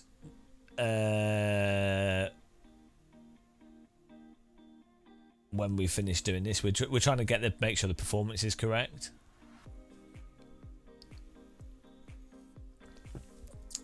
And the thing is, as I say, I wouldn't recommend people, your average person, buying. Well, no. So a house loan is actually all right. To be honest, if you can, like a mortgage, is actually one of the. It depends where you are. It depends on the mortgage. Depends on the size of the house. Depends on your income and everything. It's not financial advice, but it's actually, in the UK at least, in many scenarios, it's just cost effective, like, because rental market's insane. So even though you get a loan, but you're actually saving a fortune. So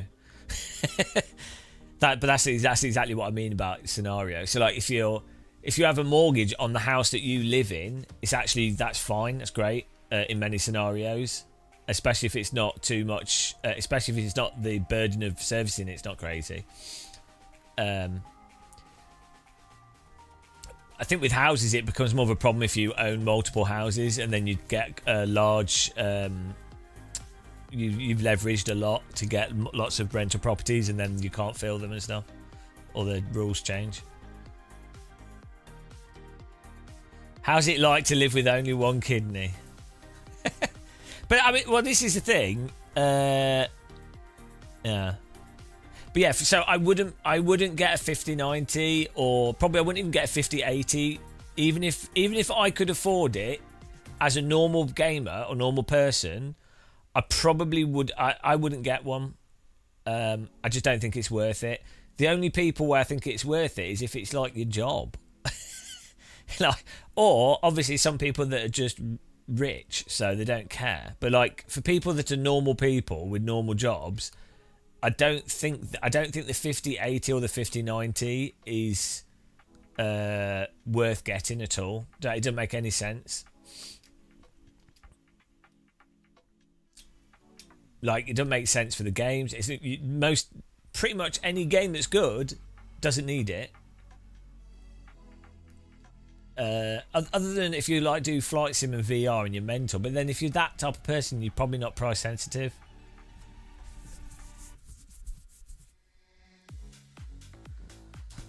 I'd also say you're much better off not getting a 4K screen.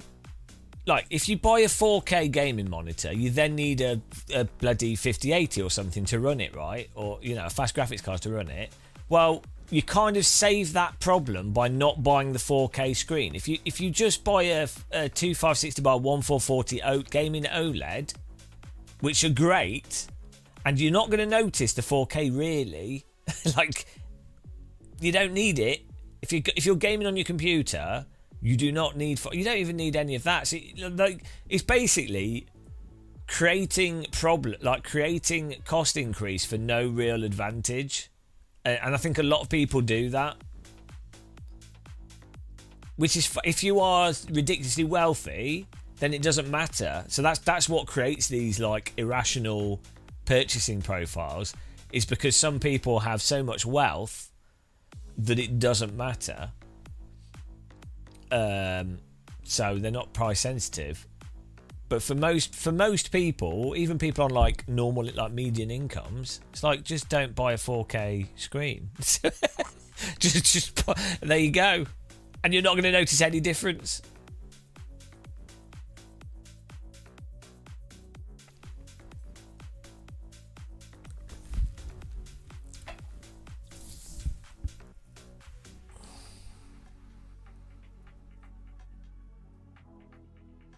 Yeah, there's a lot of things. It's like if someone buys like a fancy car, if you like, it's going to be more complex and it's going to be more likely to break, which means you then have to spend even more on it, and then you'll be like, oh, I probably want to get the high octane fuel, and then you'll be like, oh, you'd be like, oh, the suspension, probably I want to tweak it to get the most out of that, and then I want to get this stuff for the seat belts, and I want to get a custom steering wheel, blah, blah, you know. And it's like, just buy a Skoda Citigo and you'd have to think about any of that.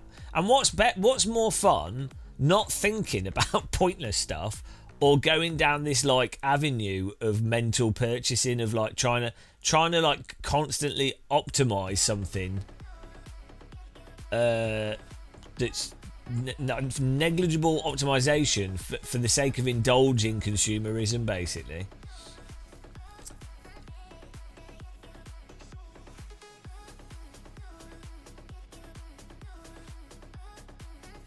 But then again, I like walking, I like fields. I'm sort of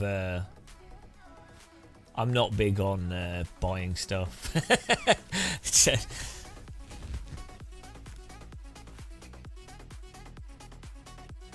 On 3D Mark, it was 22.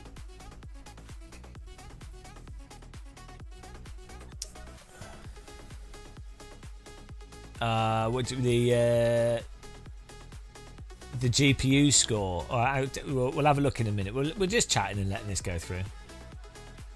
You go to work on a 40-year-old man. Well, bikes are another really good example. if you buy an expensive mountain bike, and don't get me wrong, I really like bikes, mountain bikes, pedal bikes. For some reason, they're appealing to me. I don't know why. I just the simplicity of them, the nature of them. They're appealing as an object. If you were to buy like a £3,000 bike, the thought burden of it getting stolen and the or like you probably get insurance for it, then you have to renew the insurance. Then you're always thinking, it's not that you might be able to afford to replace it without it being a problem, and especially if you've got insurance and everything. But the point is, it's like, oh, it's got nicked. Now I have to phone up this. Now I have to do that. Now I have to replace it. Now I have to buy a new one. The new bike you bought, the brakes aren't set up properly. There's something slightly off with the gearing. Now I have to reconfigure it. Or the seat was stolen and I had the seat set up perfectly, and I had a certain seat post thing on it, and I had my light set up perfectly. So it's this, basically, yeah, sure, you got a £3,000 bike, which is fantastic, but it's so much more likely to get stolen that the utility of the cost of it being a nicer quality material bike is completely undermined by the aspect of theft. So you have to consider all these things. So I have a Decathlon Rock Rider that I bought for £250, right? And I do not care if it breaks. I don't care if it's stolen. I've had it for like 6 years now. Doesn't matter. It's paid for itself. Like, I don't even care. and it's so basic that if you go into Decathlon tomorrow, I'll be able to just replace it, and I'll have no expectation of it being set up. How much nicer is that? How much nicer is that than? And it's kind of thing like with the game console thing. I can appreciate that in theory. If games consoles weren't terrible, the idea that you're like, oh, just turn my games console on, play a game, don't have to think about settings, don't have to think about this other stuff, don't care. You know, I can really see the value in that.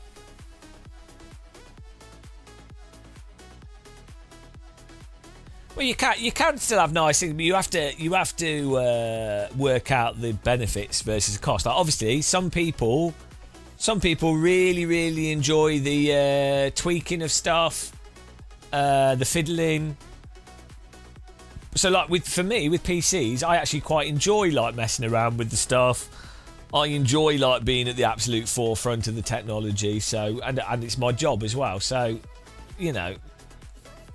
I'm not saying this single rule applies to everybody, but it's a thing to consider, isn't it? And it's really funny, like adverts for products, like car adverts, bike adverts, whatever, cruise adverts. They're like, oh wow, you'll have such a good time. Buy this thing, freedom. Here's your car driving down a road. It's freedom. It's like, oh, the conveniently miss out MOT, insurance, broken window, the random problem, the rattling issue, the garage doing a shit job of fixing something, the door not closing perfectly, the windows not completely sealing properly, the random beep that occurs, an error message that doesn't get resolved and can't be resolved quickly because there's some like random bug and it requires you to go to a specialised garage to get it sorted out. You know, there's just a mountain of bollocks. They don't market that. Put some shoes on and walk in a field. So good. Traffic lights, roundabouts, right. Watching people die. They don't put that on the marketing, do they? I have seen people die in front of me in traffic, right? Well, that's not a good experience, is it? I would rather have not have seen that. That's not.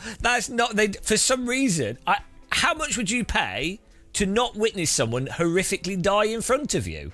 Probably a lot. I would pay like £5,000 if someone said, right, you can see someone die horrifically in front of you, or pay £5,000. You'd pay £5,000, wouldn't you? So they don't market that. Chili Dog, there's a hyphen missing between Seven Motorsports and Izzy. Sorry for getting a bit dark there. But I'll try and keep this light-hearted. That escalated.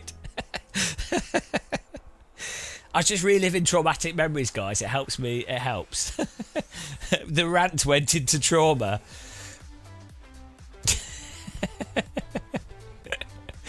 Yeah. No, but it's the truth. That's the thing. That is just the truth.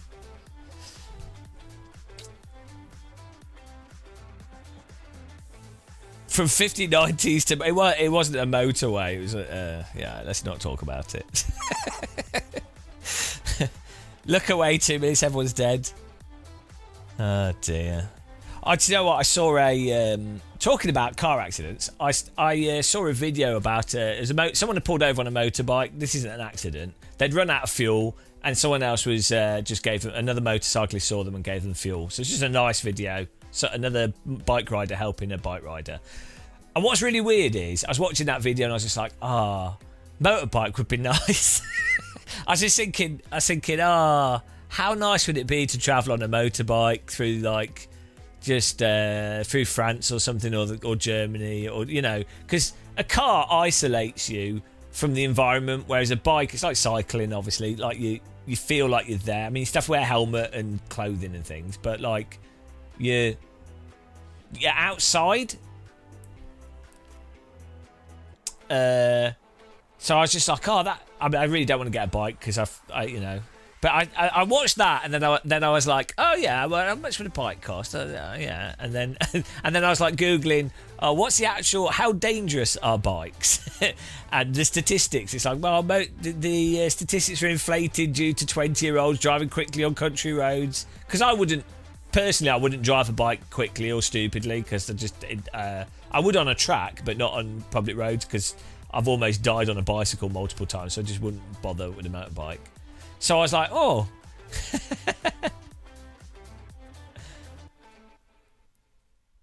Yeah. How many of you in chat have motorbikes? I'm not going to get one because it's just too dangerous, but there's, I guess, a midlife crisis. It's happening. You have two. I think I would like one of those big touring bikes. Oh yeah, Caterham 7. Forgot about that. Oh yeah. That was the first car I proper wanted, was a Caterham 7. That would be good. They don't make road legal radicals anymore. Could get a back mono or an aerial atom actually, but those are mental. Until a few years ago, 250 mile work from work. That's why you won't ride a motorcycle. Yeah, crossbow. They're nice.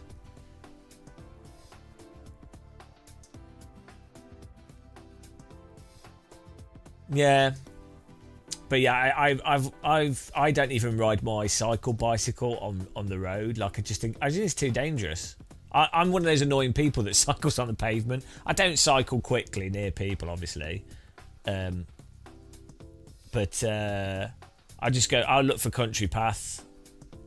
It's so dangerous. Like I think it's got worse. Because I used to cycle on when I was a teenager. I would cycle all over the place. I lived in the countryside, and I think it was all right. Like, but now it's insane. So, but yeah, big touring motorbike. You know, the American ones that have like the all the stuff on it. Probably less likely to get stolen those as well.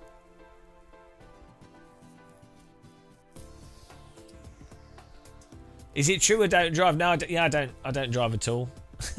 I literally have only whenever I've done like random track day stuff. And sometimes I drive my parents' car. That's it. I have no interest in road driving. I wear a bike helmet. Yeah, you should do. Because it's even a really small fall off a bike can give you like permanent brain damage. So you might as well just wear a bike helmet. Also, for me, it stops my head getting sunburnt. So multi-purpose. BKHD, it's fine. This is just chill out. It's all good. This is good times. Yeah, well, saying to my sister, they should. Central London should be entirely pedestrianised, and then we should have like like a fast bike lane for bicycles, pedal bikes, and e-scooters and stuff, and then a slow bike lane for like people doing the sort of tourist cycling. But I was thinking, if they're not going to pedestrianise the centre of London, what you could do is, this is oddly specific, you probably need to know London, but you could have a high speed, like a cycle motorway that's on the River Thames, basically, because you could have like a suspension bridge that comes off the side. So the River Thames is quite wide, and a lot of the bank is really high, and you basically could just have a cycle lane that's along the Thames, all the way along, going all the way out to, like, it could go to Essex. That's probably a bit too far, but it could go like from central London to Stratford, for example, or even just go to London from London City Airport, so Greenwich to like Hammersmith, or even up to what's the park in Kingston? I always forget the name of it. What's the bloody park, guys? The big park in London. With the deer in it. Jeez, my brain's cooked. I can never remember the names of that. I can never remember the name of that park for some reason. But yeah, you could have a bike path. Richmond Park, that's it. You could have a bike, because Richmond's got loads of really nice bike lanes in it. It's probably the nicest. Well, it is the nicest park in London. It just is. So you could have a bike lane that goes from connects Richmond, then to Richmond Park, then to the river, and it would be amazing. And you could have like, it's a fast lane, and then you wouldn't need to use the tube, you wouldn't need to use buses, just use e-scooters and bicycles and things. It'd be like a motorway, but for bikes. They were going to do it for cars, so I don't know why they can't do it for bikes and stuff. It'd be so good. I think tourists would love it as well. It'd be like a thing to do. So it'll never happen because it's a good idea. Sorry for those of you that aren't in England and don't care about London.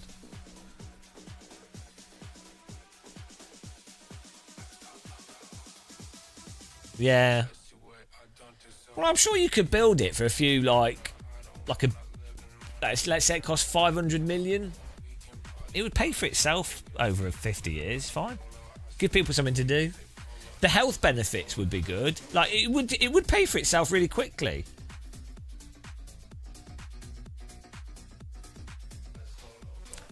I really like e-scooters as well. I think we should have more e-scooter stuff. I think they're fun to use. They're convenient. They're just quick. They work great. Like, whenever I'm in Germany, I'm always on the e-scooters. I've e-scooted around the whole of Dusseldorf, the whole of Cologne, the whole of Berlin. Game of Muscle e-scooter tours. Next time I'm in, maybe for Sim Racing Expo, we could do a Dortmund Game of Muscle e-scooter tour. That'd be awesome. That'd be well funny.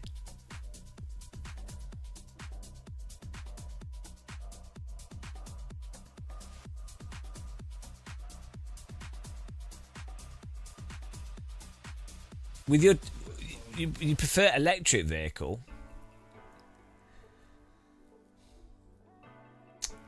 The problem with electric cars at the moment in the UK is that they're still converting the streets to have chargers on them. So if you don't have a garage, and they can put one charger for every like 5 lampposts or something.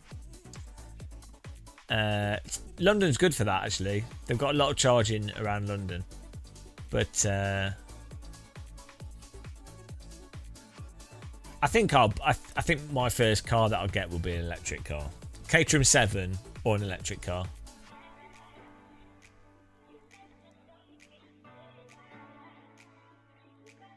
I think the thing is, when I was talking to my dad about this, like, a lot of people still don't buy an electric car because they they sometimes want to drive like 200-300 miles or whatever.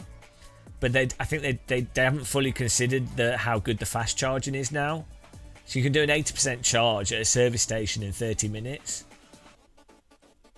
So that's not really, if you've got your own parking and way to charge your car, and then if you've got solar panels as well, it's so good. Yeah, old mate Matty. Subsidised bicycle trailer. That's where it's at. We're just running the NVIDIA overclock tool.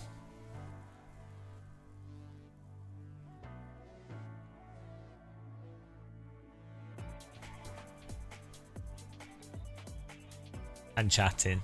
This is a top level streaming this.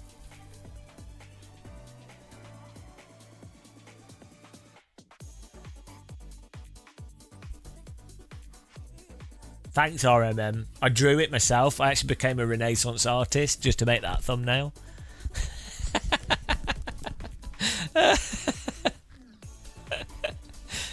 I like ChatGPT. I like AI. So with the image generation, I think it's fine to use it as long as it's obviously the case that it's an AI image. I don't like AI imagery that is ambiguous as to if it's AI imagery. Do you know what I mean? Like, where if an image implies that it's a real image or was done manually, it's implied that it was manually done, then I don't really like it. But when AI is used to generate stupid stuff that is clearly AI or just ridiculous, then I really like it. I think for graphic design as well, I don't think it's that bad. Like, because you can't, because I can do like graphics and things like emojis and things, whatever. Like basic graphic design, I'm all right at. Basic cartoon drawing and stuff, basic animation. If you use AI at the moment, I'm sure this will change, but at the moment, you end up. It still takes longer to use the AI than it does to actually get, like, if you have a specific thing you want to make in your mind, you literally want to make a thing, you know what you're making. To get AI to produce that takes longer than just drawing it. For like basic graphics, not for complex stuff. But then the complex thing would be even harder to get the AI to do what you want. So hopefully we just get better tools to control the AI actually. Than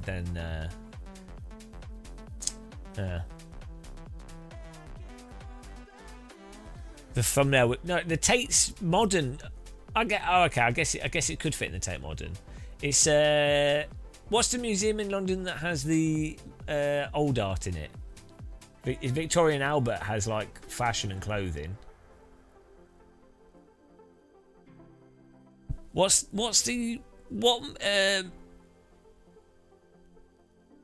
Which museum is it that has all the like classic paintings in it in London?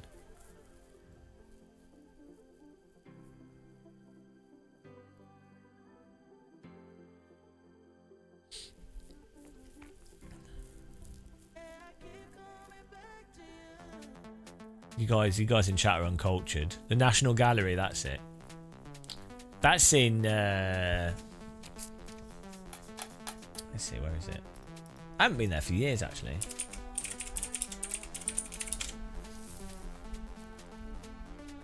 It's not. Oh, it's in Leicester Square, right?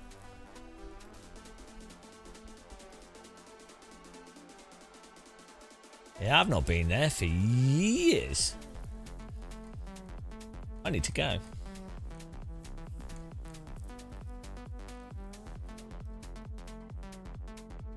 Nice. That's on my list of things to do. They've all blended into one. Yeah, I went to the British Museum recently, which was fun because I hadn't been to the library in the centre. I'd never walked into. It's not a library anymore. It's just like empty, basically. But it used to be a library. but I'd never walked in the centre of it, and that was fun just to look at, having been there quite a few times, but never actually going into it. That's the last museum I went into. I normally pop into the Tate Modern when I'm walking along the South Bank.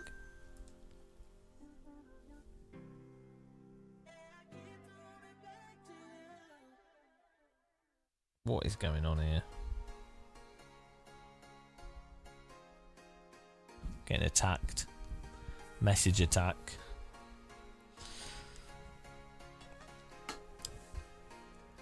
I mean, the good thing with the Tate Modern is most of the stuff in it is crap. It's mostly crap, but they changed it's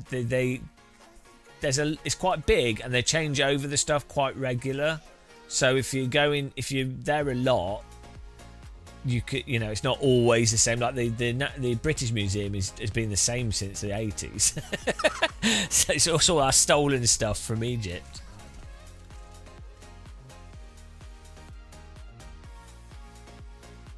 Seems the CPU is always higher than the GPU. That's because this is just running the tuning test, I think. So I don't know. I think that's just doing some stuff at the moment. Yeah, I think it's just going through a whole bunch of random things.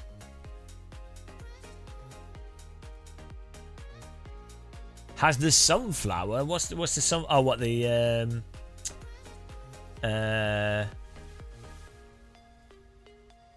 Picasso thing. See, I know my art, guys.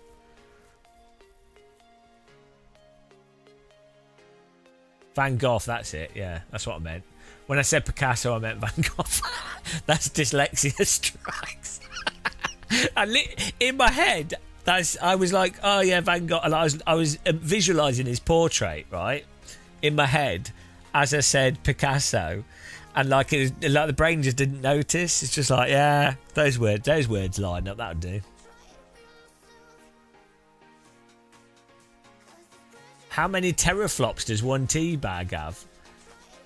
I mean, how many particles does a single tea bag have? If you were to break it down, if you were to construct a single tea bag through like let's say you had like a particle printer, like a replicator from Star Trek. It's installed, yeah. We're just running the auto overclock thing for shits and giggles, but it's taken a while. It'll be done bit in a bit. Right, if you've got a replicator, you need to be able to 3D print position all the atoms, right, for an object, and all the electrons and everything. But then that's how it would work. Is it would just go, right. It's like 3D printing the electrons in a certain arrangement and the atoms. Well, that was like Microsoft Flight Sim there. We got right quick. But I wonder, like a tea bag's pretty big. That's a lot of atoms. So, but I wonder if you were to translate that into memory, like how much memory? Maybe let's something smaller, like a grain of sand. How much memory? If you work out how many atoms are in a grain of sand, and then you work out the electrons and stuff. I guess that's kind of like a quantum computer is basically doing that. So you could work out if you can have a quantum computer chip that's got X amount of quanta that it can do, then you can work out the equivalent mapping for what it would take in terms of memory to actually print to replicate something. If a quantum computer, this is not how quantum computers work, but like if you had a computer chip, if that computer chip has perfectly replicated the electron,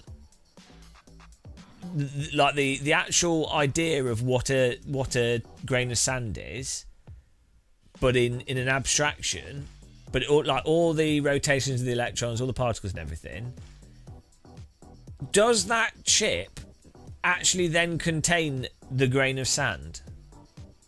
It's still an abstraction, so it doesn't, does it? But it's got the information of what's required for the grain of sand. You'd have to convert it from that into the matter. These are the things that I struggle with. Right, here we go. We're done.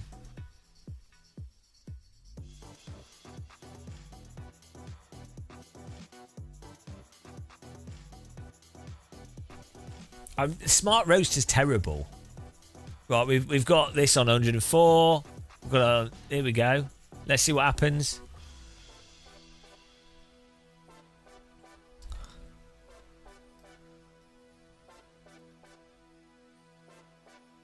Let's see what happens here. We're going to run.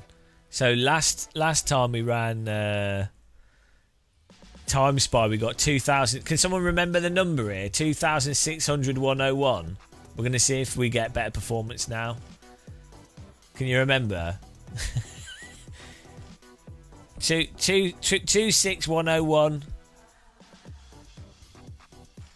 There you go.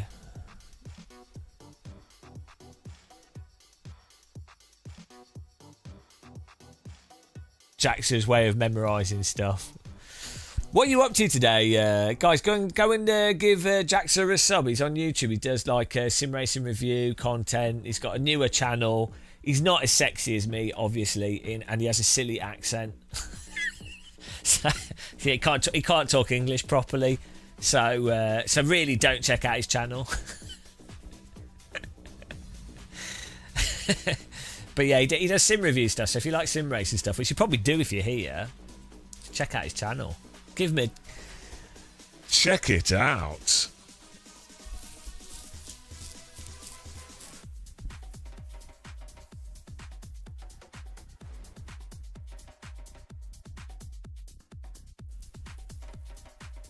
I don't know what sim racing is. It's some like made up thing.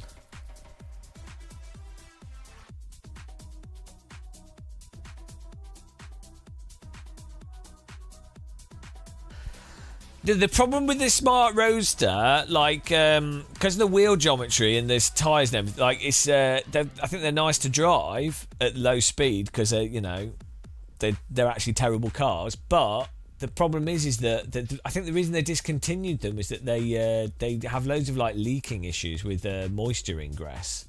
And there's a whole bunch of, like, problems with them, so they abandoned it.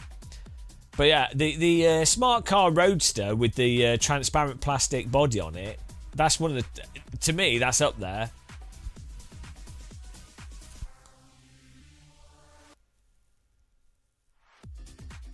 No, I would totally have one if they didn't just fall apart. The price of them is mental, and they haven't built them since 2012, I don't think. Moisture ingress. Nothing more sexy than some moisture ingress.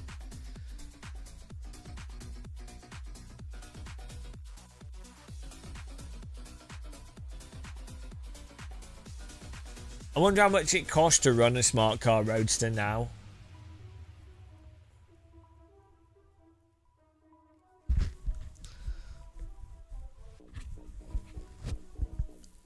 Honda S60. I have to have a look at that.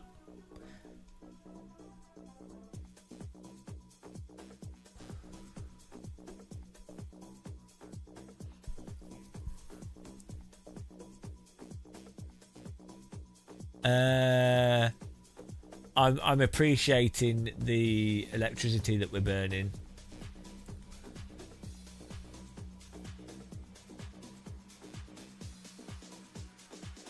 Right, here comes the bench, the mark of the bench.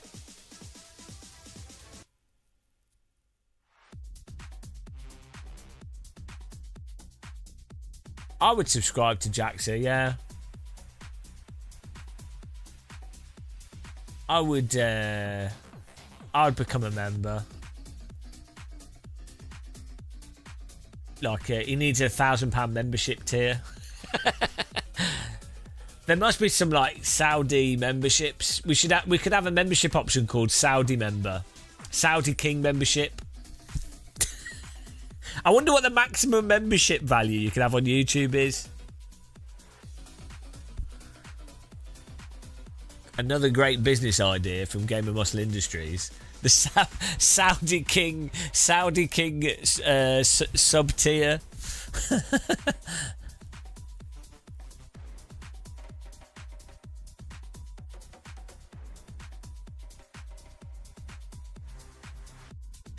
Yala.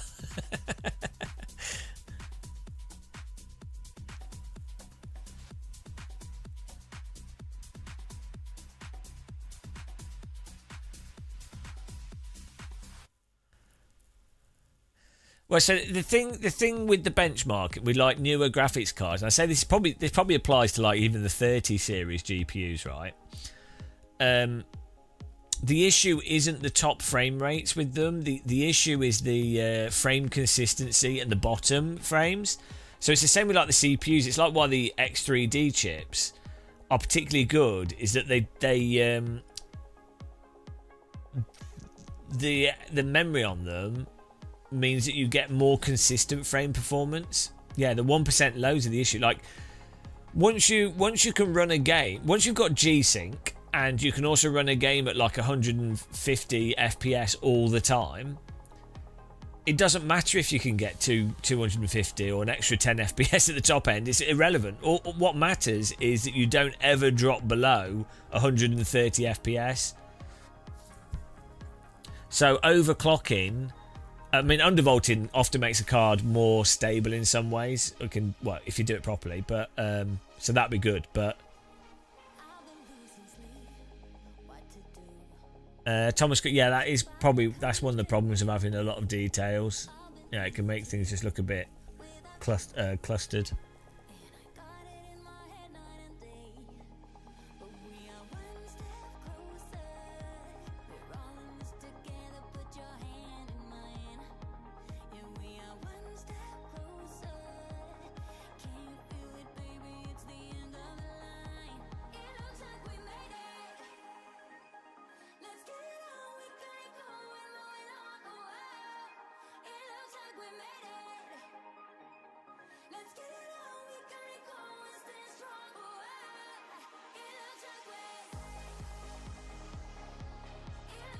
What's an Irish breakfast? I don't even know what that is.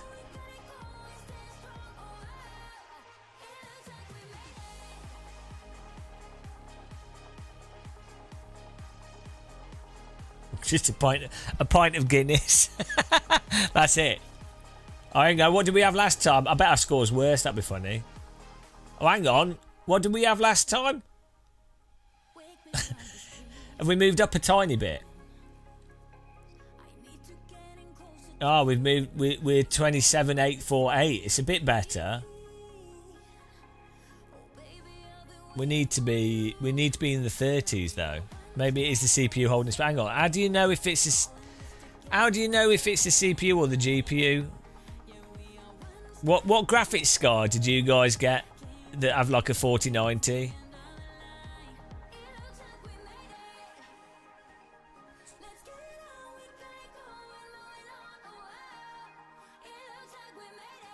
Run Port Royale. Okay, let me just check this.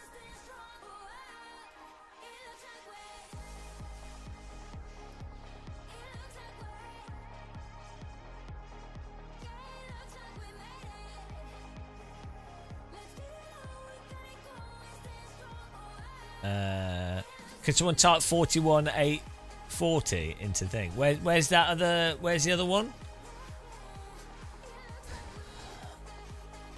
Where's it? What's the other test? It's just GPU. What on earth is Port Royal?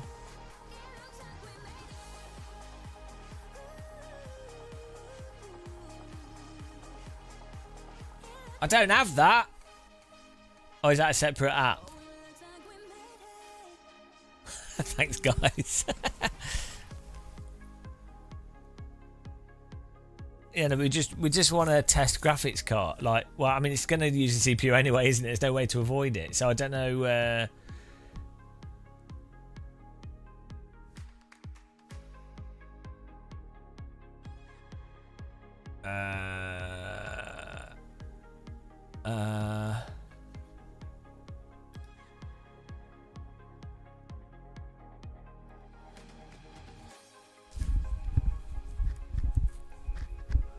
I'm going to run this one. Yeah, we'll run Steel Nomad because why not? We'll see what score it gets. Yeah, I don't know how you can tell. How can you know for sure if it's the processor or the graphics card?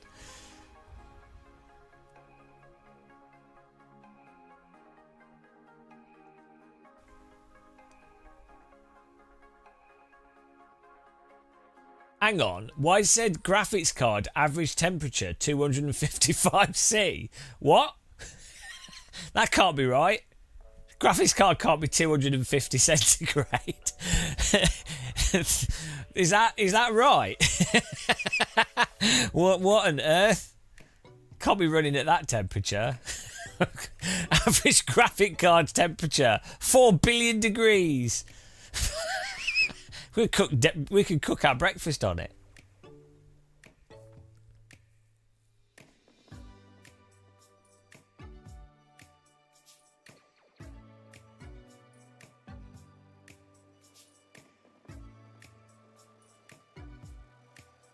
Average temperature 255.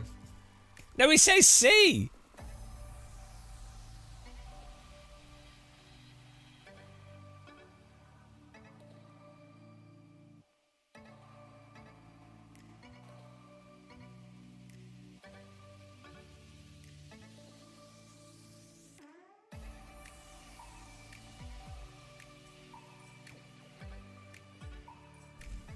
Oh, what's this one doing? Oh, here we go. This one was what this there. Look, we got 14,000. So this is past the peak.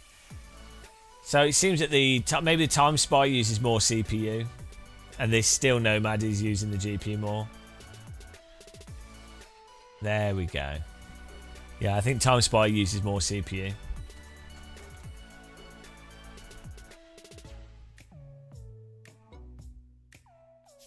Still says 200. It still says 200. See, 200 degrees. We're cooking. That can't be right. Right. Average temperature. I think it's broken, the temperature reading. So yeah, it should be like 80 or 90. Like a processor melts at higher than that.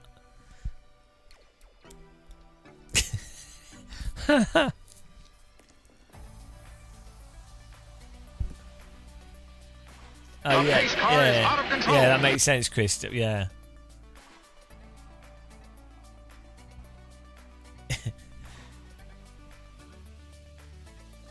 Well, let's put the GPU Z. Maybe it's just it's just where the 3D Mark is probably getting the data from the wrong thing.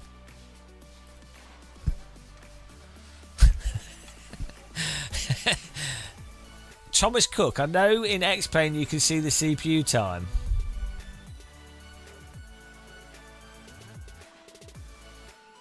Right, where's it? What has the temperature on it? Does GPU Z have the temperature? GPU bandwidth. No. Oh, here we go. This has temperature on it, so it's it. We can run this again now, see what temperature we're getting.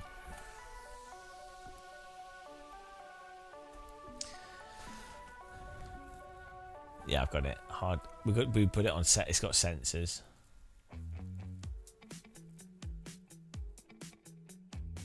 Well, that's good. It seems the GPU's working. Yeah, it's just it's not that delayed. Look, someone typed something. It has to think. Don't worry about it.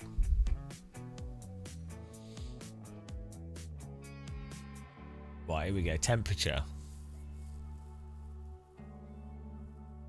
67. That's cool. 868.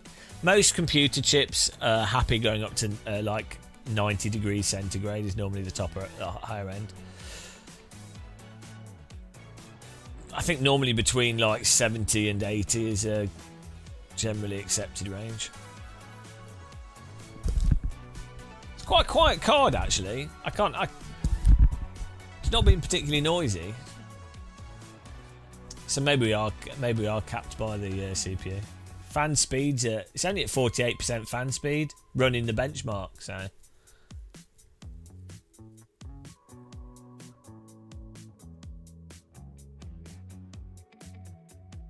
70, yeah.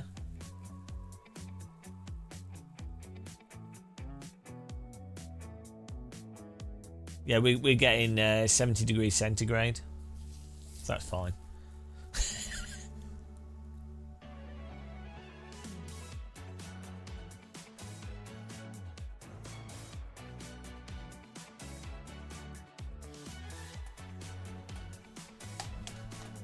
Hang on. I can't get my mouse onto the other monitors. What's going on here? Oh. That's weird. Well, we have a preview window, but that's fine. It's all right. It's just it seems to be working, and this benchmark is we're past a peak there, which I think is, and I don't know how you can compare against other people with the same computer, but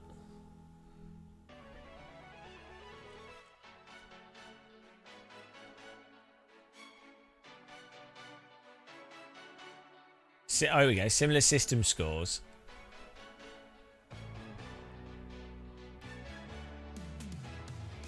$1,400, $380. 1/4. Is that mine? Wait. Has nobody else got the same system? I'm confused here. Similar system scores. Number of results scoring 1,000.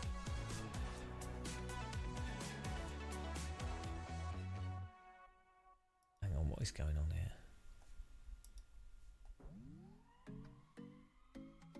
Oh, to 1,000. Okay, 13. Yeah, so we are. No, this is with the similar system. We're at the top end, so.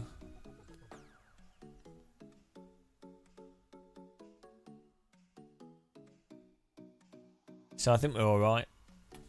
Like everything's working fine. We seem to be at the top end of other people that have a similar system, so I'll take that. I disabled all the ROPs. We just have one ROP. Yeah, no, we checked it all. It's all good. Well, we should try a game now. Probably no difference at all. What? What's the most? Oh, I know what we should try. Hang on.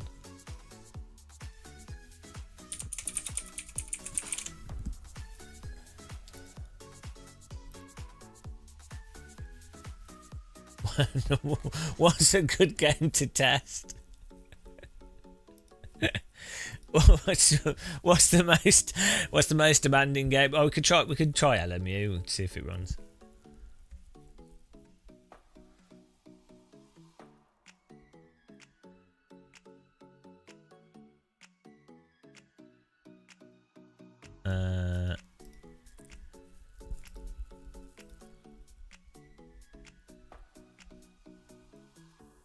Probably have to just turn the frame rate off though, yeah.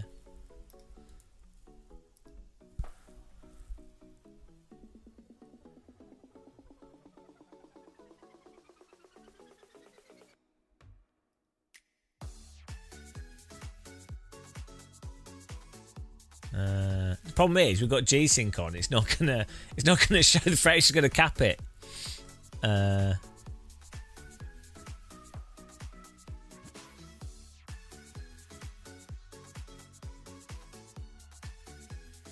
Yeah, we just have to turn. We have to turn G-Sync off.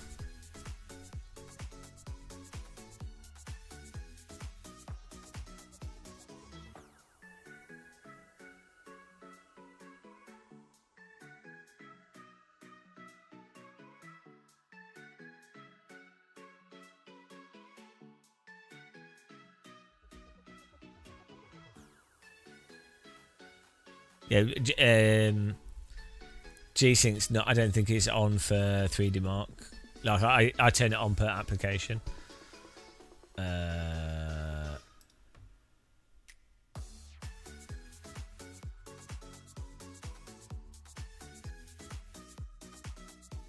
Well, I tell you what, we could just. Oh, flight sim.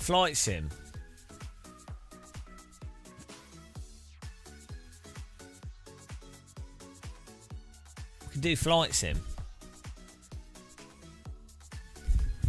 Let me put my joystick back on. We will try Le Mans, but flight sim's the ultimate graphics test. Everything should just be benchmarked with flight sim.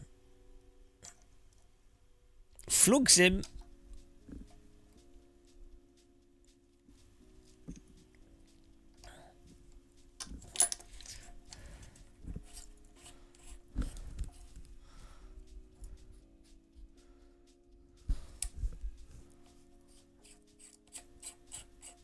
What is going on here?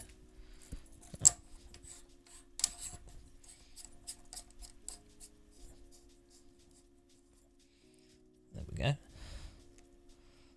Perfect. I love this. The Moser force feedback joystick is so good. It's not so good as a H pattern, but for flight sims, well good. Absolutely love it. I have a bit of an unhealthy obsession with flight sims.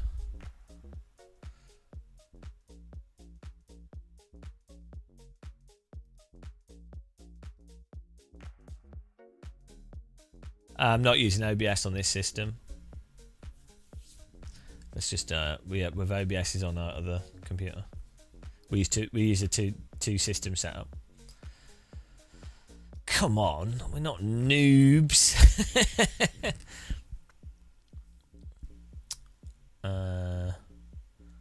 Moser flight software. We do have a remote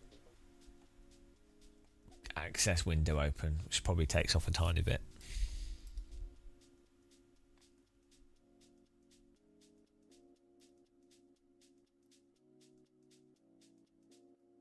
Oh no, Moser cockpit. We've changed the monitor arrangement. Ah, Moser cockpit. Bloody hell. The Moser software still has this Windows bug.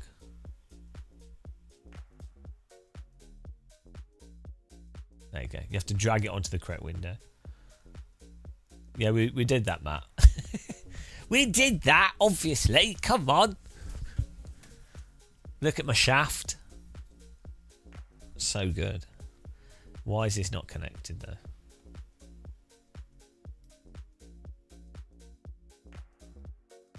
Weird, the Moser software seems to take a while to connect recently.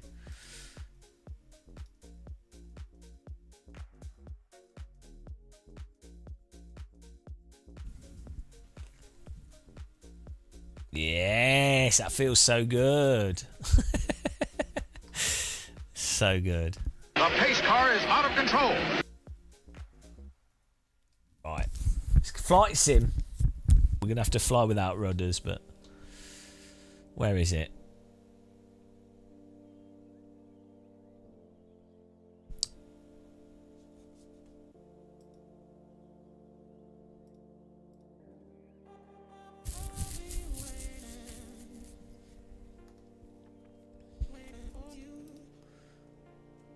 When you get off from your monitor, your eyes feel fine.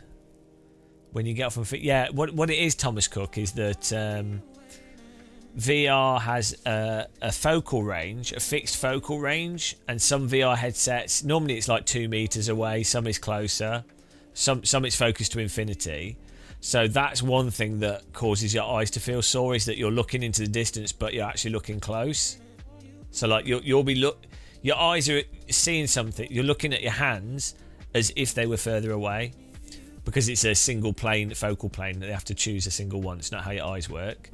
And then also you have your eyes. So let's say you're looking at your finger. You could draw like a diagonal line from each eye to your finger, right? That's just sort of the way your eyes focus on it. And so again, that can be in a position that's unnatural to when you're looking in the distance. So that's a really big contributor to your eyes feeling sore when you do VR, and the difference between VR headsets. And I noticed in particular, the Valve Index has a much better, I think it's focused further away. It's more comfortable than the Quest 3. Quest headsets have always tended to have a closer focal plane, I think. The other thing is stereo. The amount of stereo overlap. Some of the VR headsets don't have that much, and that can impact things. So hopefully, as VR headsets get better, but also you'll find different VR headsets are better or worse. But it will depend on people's natural IPD and also their eyes and how their eyes focus, and also their eyesight and what they. Different people tend to focus on things differently. So some people naturally don't look into the distance as much as other people.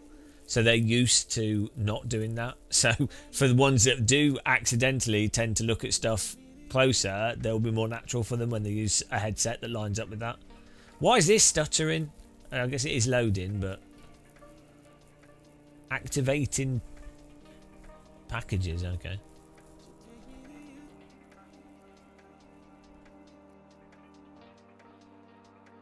If you're long-sighted, yeah, you could get lenses. That'll probably help. If you're long-sighted, then get a lens that allows you to focus more naturally. Yeah, that'll be quite a big thing. As I say, like I think it's 2 meters. Hang on, let me see. Quest 3. Are you using a Quest 3 headset?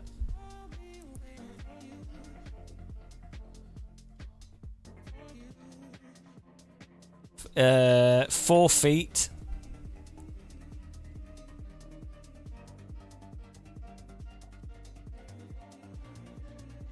Why is my joystick going mental? Look at this. The joystick's going insane. Calm down, Bob. Bloody hell. What's going on? World update. There we go. It's a telemetry bug still there. Good job, Microsoft. Oh, no, it's still going a bit.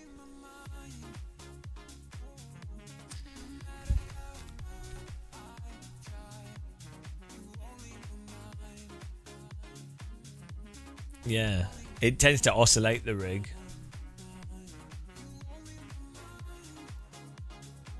Right, free flight. Where are we free flying to? Do a little test flight over London.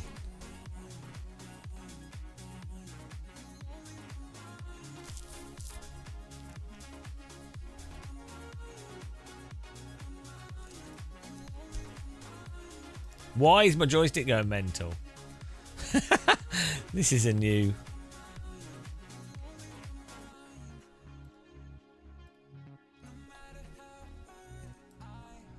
Bloody hell, what's going on?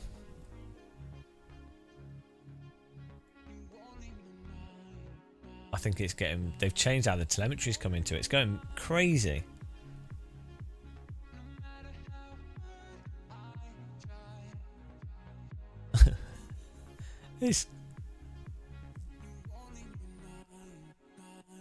It's picking up the engine vibration. Oh, maybe the force feedback's changed. Ah, well, we're getting Microsoft Flight Sim's doing its Flight Sim thing.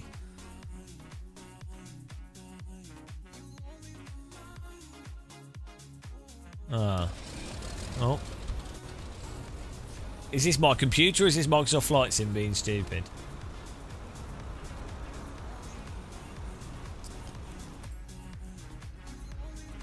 Oh, this is barely running. Oh. It thinks it's 1 FPS. Well, that's good. What's going on here? Oh, no. Could be an issue with the controller. Hello.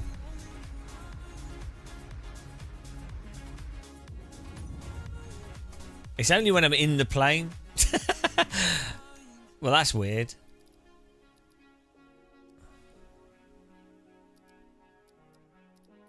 I think it might be the joystick.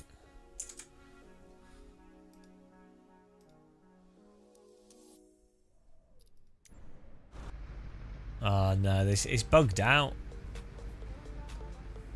Like outside of the plane, it's perfect. In the plane,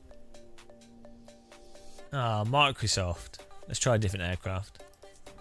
Oh no.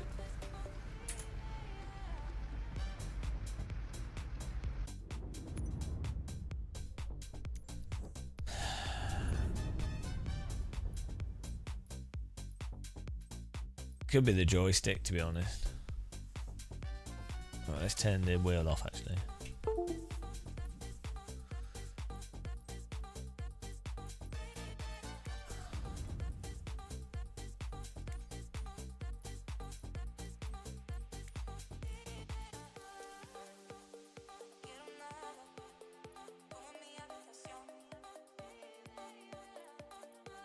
The pace car is out of control.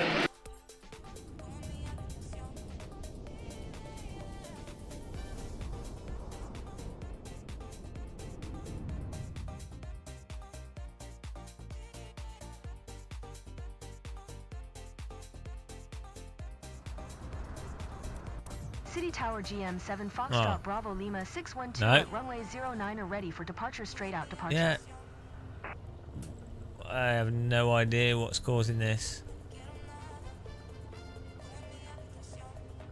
Why would it just run slow in the aircraft? That don't make any sense. Wow, what's going on with those planes? Why is everything in fast motion? Is the sim rate on really high or something? Maybe sim rates. How do you reset sim rate? Oh, hang on.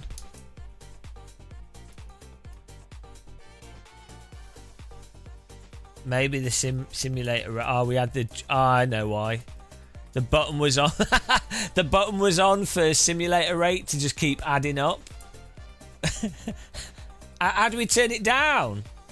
How do we reset it? Oh God, we had the sim rate on like 50x. No, there must be a button to reset simulation rate, or maybe if we come out of it and go back. No, we can quit out of this. I think it resets it every time you load in.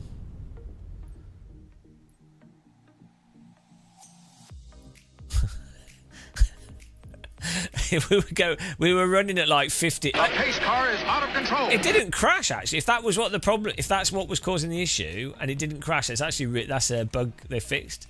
Because when you increase sim rate before, the game would just break because your game would just go mental.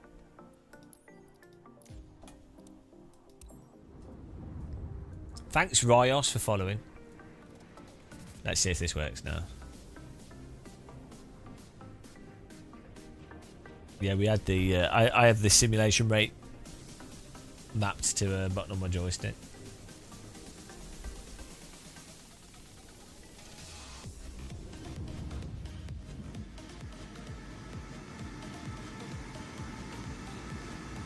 Okay.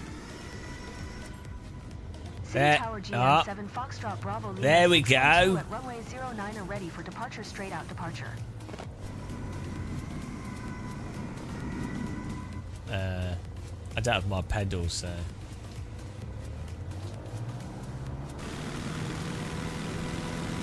We're just going in a straight line and hoping for the best. Okay, we aren't going in a straight line. I haven't even got any rudder pedals. Let's just hope we can fly through this. Perfect takeoff. Who needs rudder pedals? I've got forcing back to. Oh, it feels so good. Well, this is running at 130 FPS, so. Oh my goodness. We are using frame gen as well.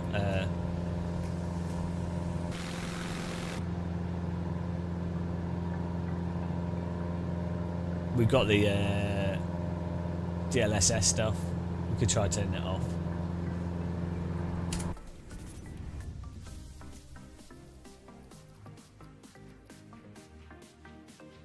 We're using the modded one as well, so how do we turn that off?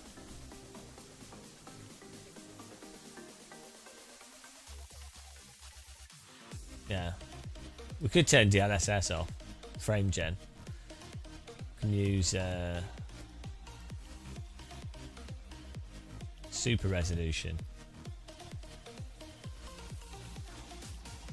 Whoa! Let's put it on DLAA.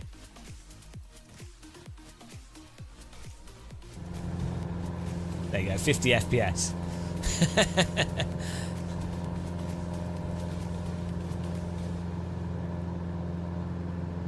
That is at 4K though with DLAA. 70 FPS.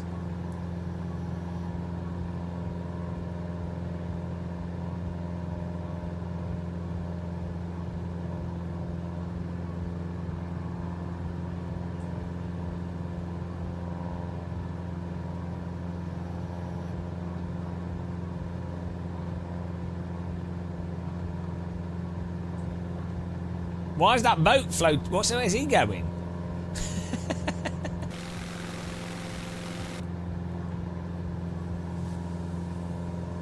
Look, finding account.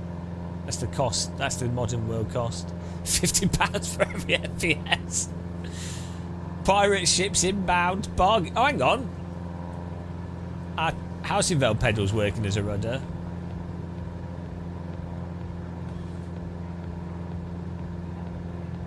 BRT's obsessed with this bloody CPU rubbish.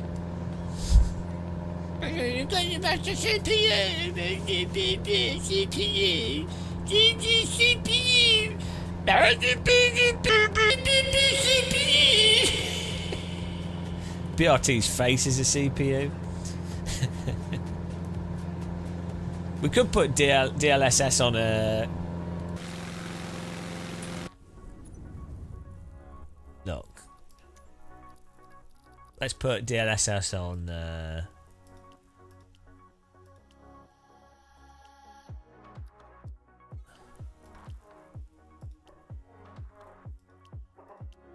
What am I doing? Here we go.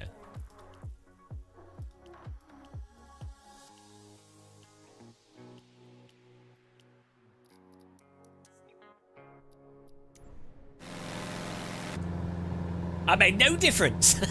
60 FPS. I might need to install the latest drivers. Oh, he's a little bit smoother.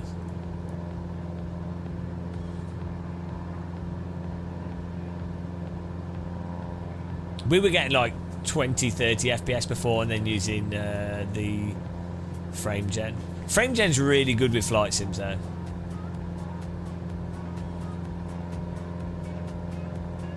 Do you want me to turn AA off completely?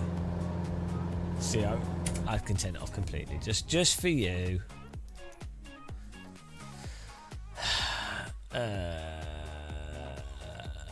It's this, isn't it? Just turn it off. Oh no.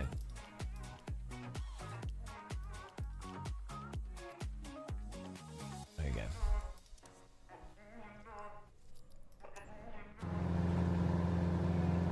It's like 60. We're just bottlenecked by the CPU. It's getting the same frame rate, whatever settings we use. So, what? Yeah. I think it'll be like a CPU bottleneck basically because it's just getting the same frame rate, whatever. CPU.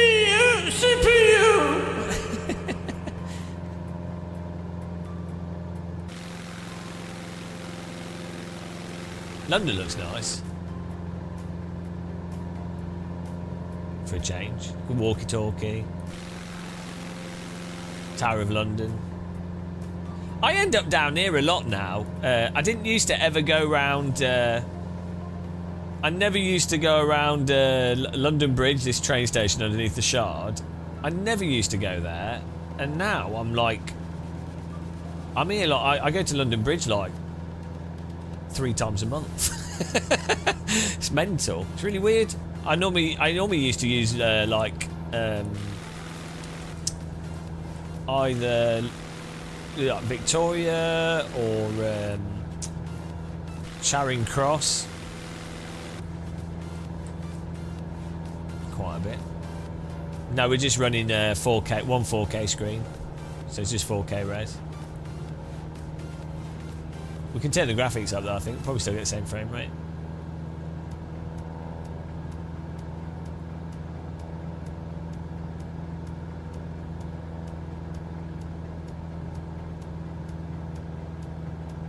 You're from Northeast going to London. You feel like a hobbit going to Mordor. They have 0 bins for a mile radius around King's... Oh, it's because of the IRA, isn't it? There are bins now. No, there are bins now, but for years there weren't because the IRA kept putting bombs in them. Bomb bin. Because... yeah. But no, there's a lot of bins now. I don't think they... I still think of bins suspiciously. I was too young for like... Because the IRA stopped in like the early 90s, right? But I still had it... Because I'd see the news as a kid, so I still think of bins as being explosive. It's like ingrained in my psychology. I think that a dustbin will explode. Also those grandstands as well that you get in parks. Part of me thinks, oh, that's going to blow up.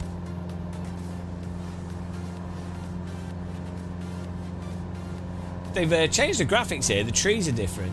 So this is... Hang on, there's way too many trees. There's not that many trees in St James's Park. What are they doing? Why is there so many trees in London?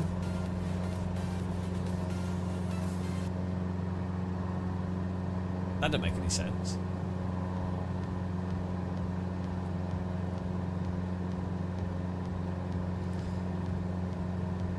But there's probably mods for that.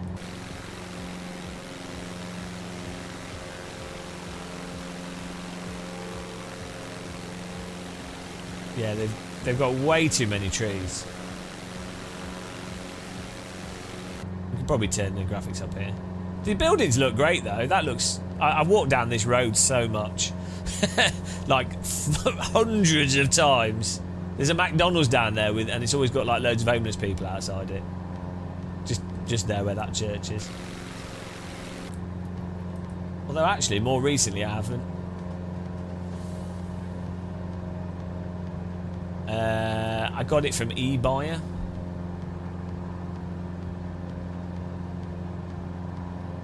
How many coffee beans? Well, so how much is a bag of coffee beans? I know that it's like £4.50 for 200 well, it's like £4 for 200 tea bags. But I don't know how much coffee beans cost. I normally get gifted coffee beans. I don't normally buy them. My family just gives them to me. Yeah, like a kilogram bag of coffee is like £15. £12, £15. I want to go up the BT Tower, guys. I don't think you can still. I really want to go up to the top of the BT Tower. Oh yeah, hang on. Maybe you guys can tell me what this building is. Let me fly over it. If I can see it. Is that Euston? Oh yeah, look, it's Euston Station, which is the worst train station in London. Absolutely terrible. And then you got King's Cross and London St Pancras. Oh, that's King's Cross. That's London St Pancras.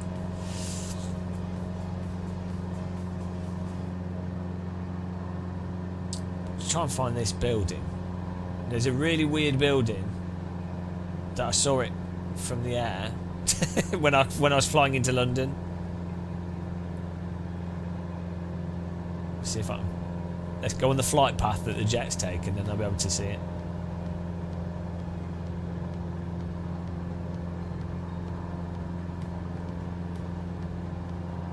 What's that epic building next? That's part of the train station. With the big frontage, so the train companies were different private companies, and then they would try and outcompete. They've now turned it into luxury flats.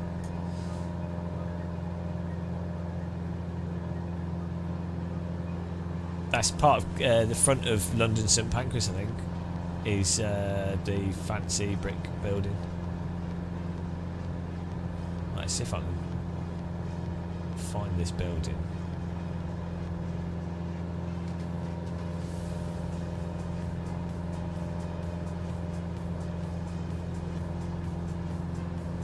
Where is it? There's this really weird, like, half oval.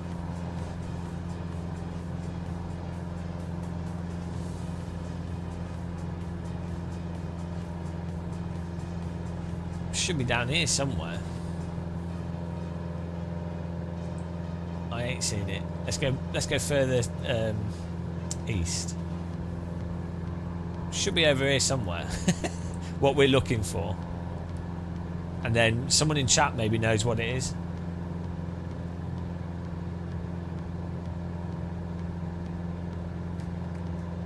This is cool. I mean, it looks good.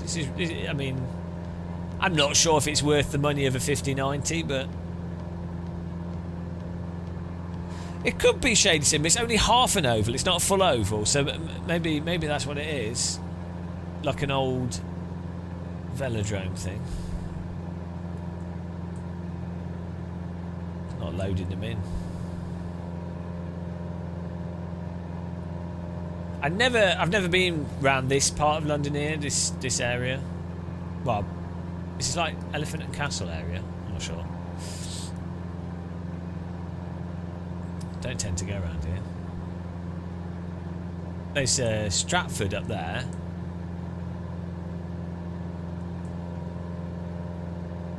Should be under me, what we're looking for.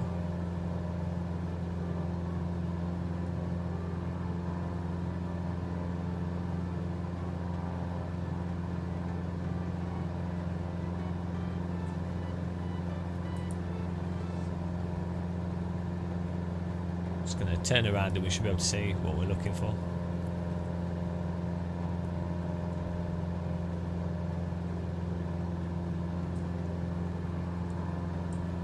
We're doing like a pretty big zoom on stuff there. Like, you're normally playing it this much. It's actually pretty crazy, the details that you get in this sim. We just turn the graphics up. No, the graphics aren't maxed out. I'm just it's actually, yeah, it's actually harder to see from the external view because you're even further zoomed out. But we should be able to see what I'm looking for here.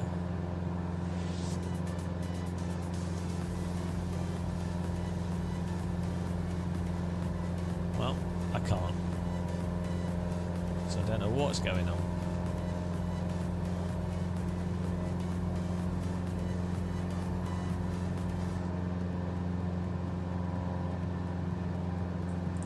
How strange. Oh well, I'll never know. We'll never know what this building is.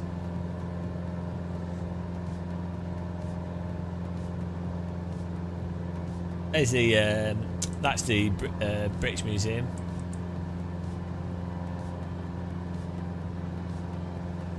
It's got a really nice roof on it.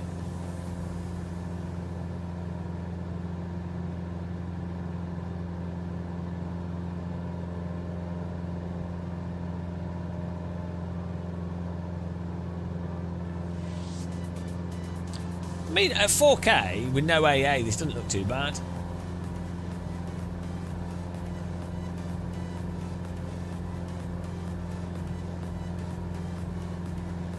Yeah, it's probably just a Weatherspoons.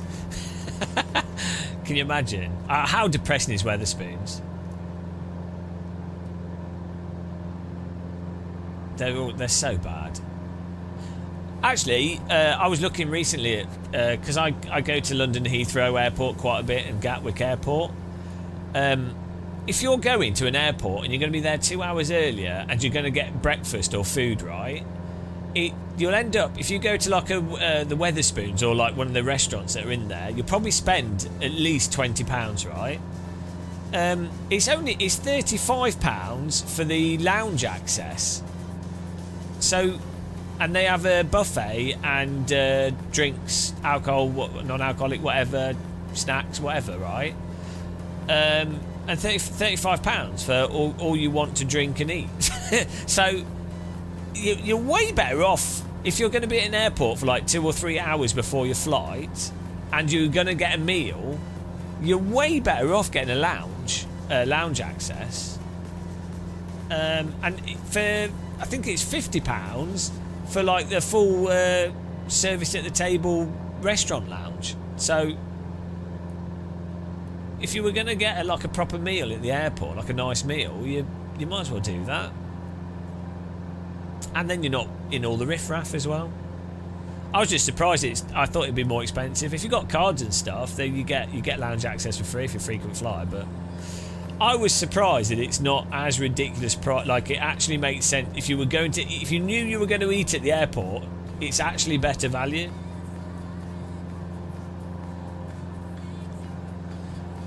Once you landed in Berlin and thought we landed in the wrong airport, it was full of people waiting for the flight from Ankara. How would you... Berlin airport's pretty distinctive. How would you get that mixed up? What's a good HOTAS? It's hard to say, Jack. Unfortunately, there aren't really good budget options. In fact, actually, Hori have got some new equipment that they're doing. They're putting out for reviews. So I'll give you. Are you up for reviewing flight sim hardware? I'll message them and would you review their? They've got a flight stick and a throttle. Are you interested in reviewing their stuff? Because if you are, then I'll recommend you to them, and then they'll probably send you stuff for free. And there you go. There you go. You'll be able to have a flight stick. You can do a review video. Sorted. Everyone's happy.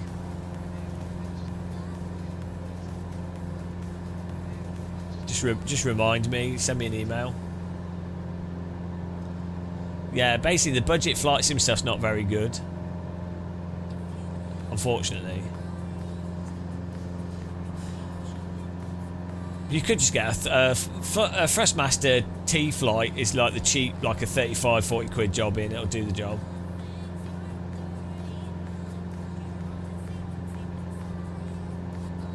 Yeah, I've got the honeycomb. What's it called? The yoke. That's good. But still, like £200, and doesn't have force feedback. Basically, you might as well just get the Moser base. Sure, it's like £800, but it's bloody good. It's like the DD wheel of flight sticks. It's so much work. Like playing a flight sim with force feedback. Like feels so good. It's so good.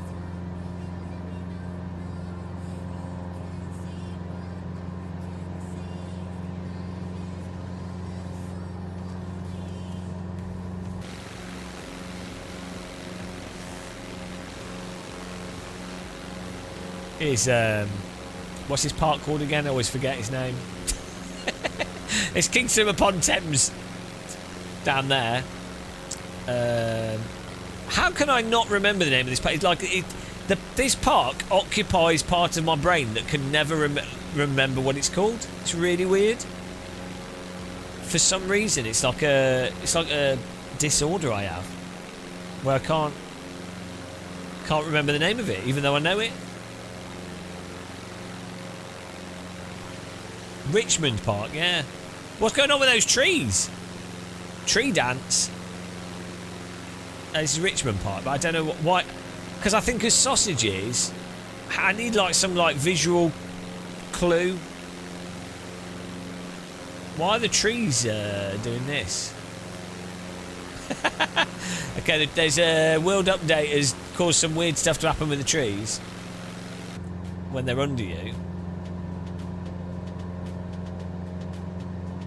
We need to, yeah, walk around this park a lot.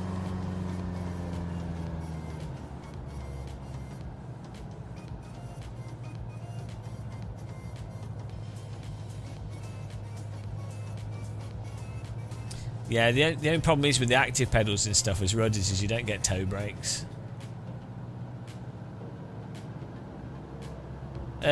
yeah, what happened, Jacksaw, is there were a lot of flight sim force feedback joysticks. Like Microsoft did a good one, like the Sidewinder, and Logitech did them. But then there was a patent troll for years that was suing them all for doing force feedback joysticks, and then that patent ran out like 2 or 3 years ago.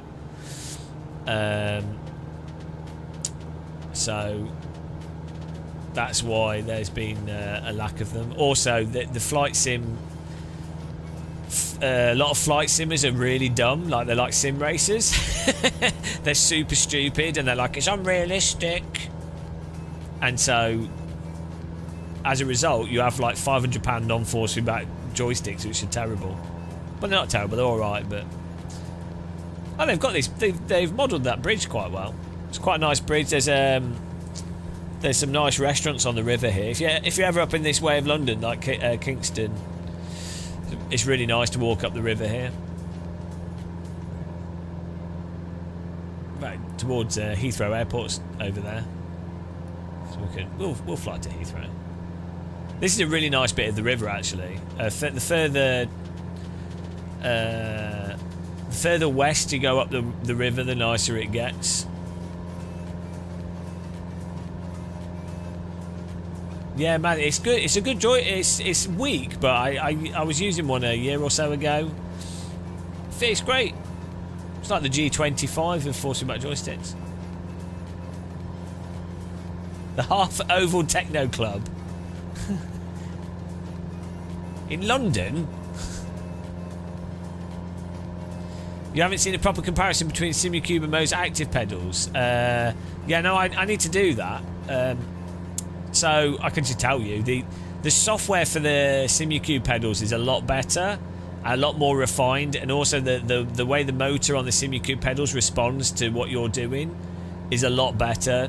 So, like, at the moment, the way the Moser motor resists your action and responds to you, it is like there's some like weird delay and there's some weird stuff going on with it. So the Simucube pedal's just way more refined, basically. But the Moser pedal, you still get the functionality. The ABS stuff works nicely, and you can change the feel of the pedal. And as a brake pedal, it works quite well. But you know, it's I think they still need to work some stuff out with the firmware. But then again, the Moser pedal's half the price, so no, they're totally silent.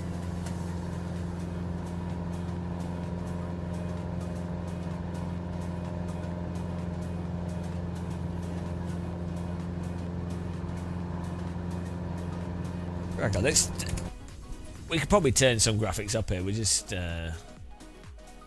what should we do? Should we just put everything on max?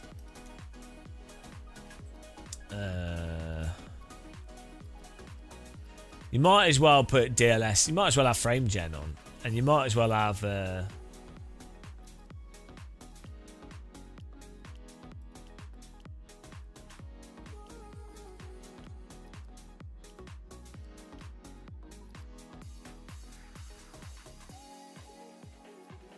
here we go.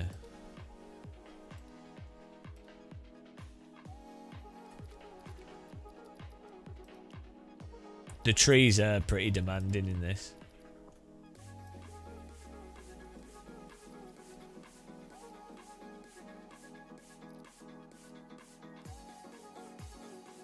See, the plants are actually really bad, because if you turn the plants on you get lots of popping, even if you turn the other detail up high. So you're actually better with plants and rock off. But the grass looks great, so you need the grass on.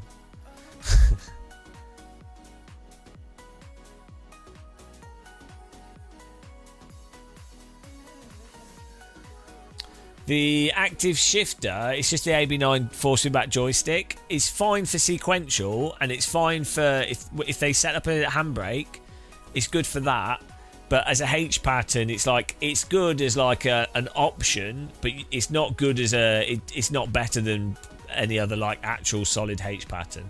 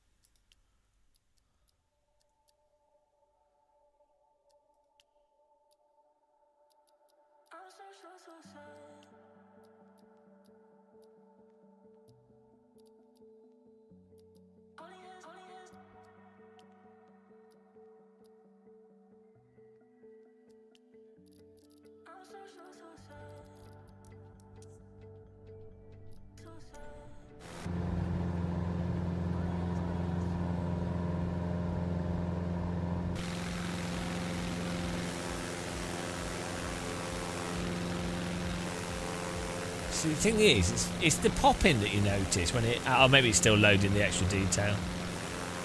Oh. Oh, no! Computer says no. As Microsoft Flight Sim. Ah. Thanks, Microsoft.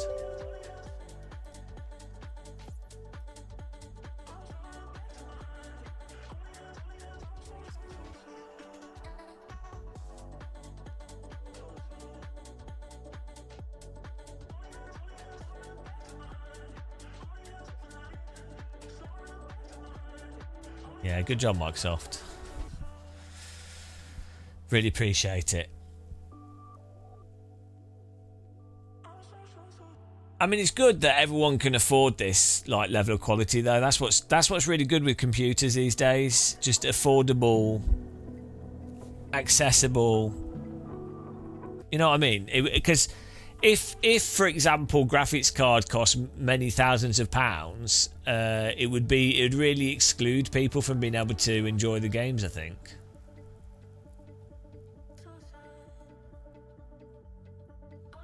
Blow on the cartridge. It's a good idea.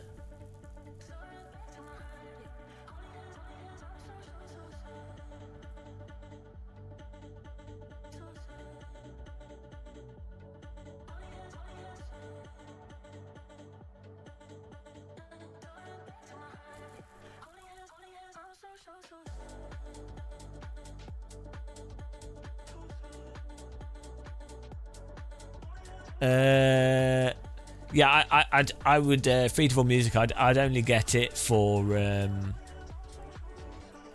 flight. Like if I was using it as a flight sim joystick, you'd be much better off just buying a cheap H pattern stick from somewhere. But it's nice to have it as an option, as I say. Like if you don't like, I don't drive H pattern cars that much, and so I mean the gear knob should be arriving today actually from Moser, so we'll try it with that again. But yeah, if you're not someone that uses H pattern that much, it's really nice to have as an option.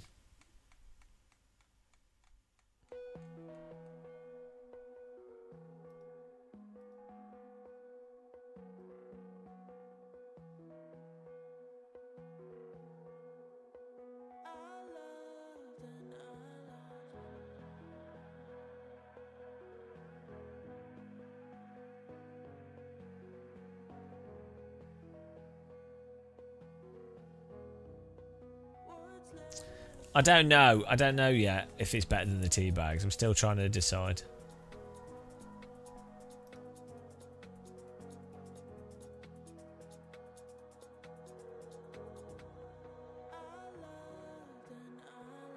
Dear.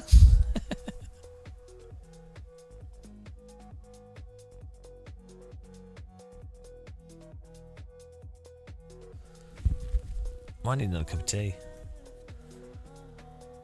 We had a 3080 previously.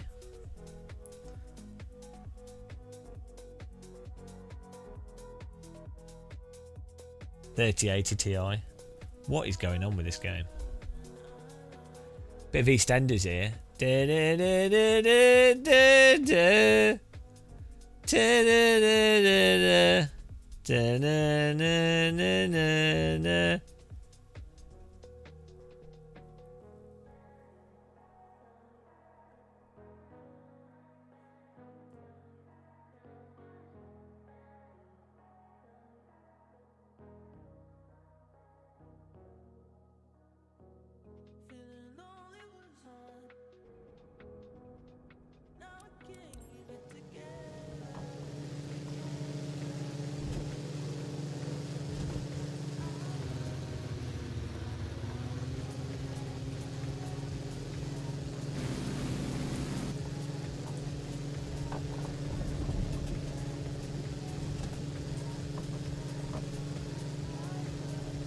It's a bit of a fancy pants playing this.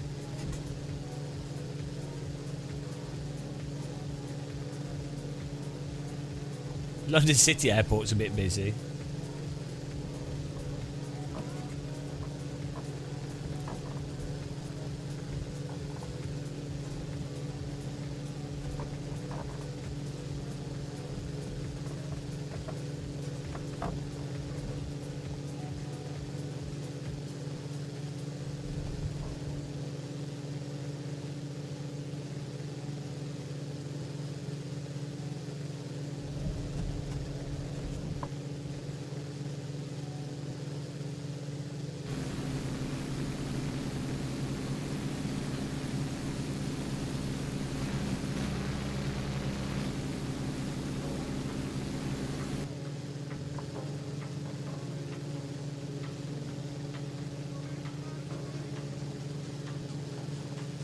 This is a good way to travel.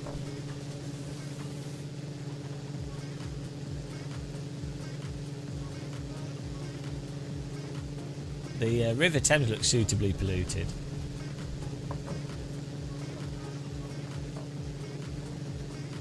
These details are good for Canary Wharf.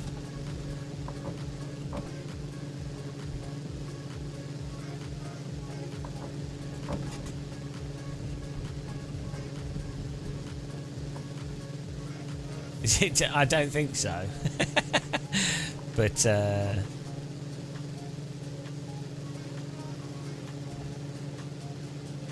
I don't. I think realistically, these graphics cards. This should cost like £1,000, and that'd be it. And then the 5080 should cost 500.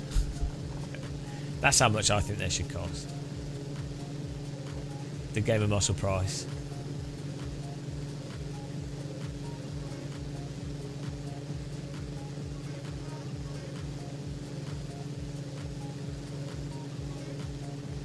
Thought we were going to collide with that then.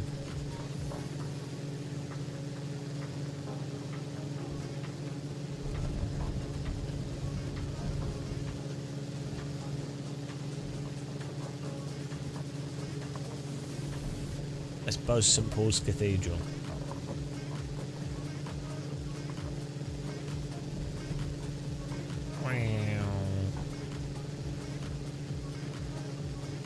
Is that the Baker Street Monument down there?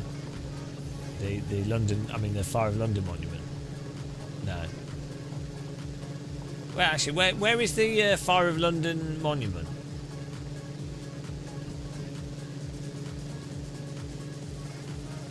Somewhere around. Is that it there?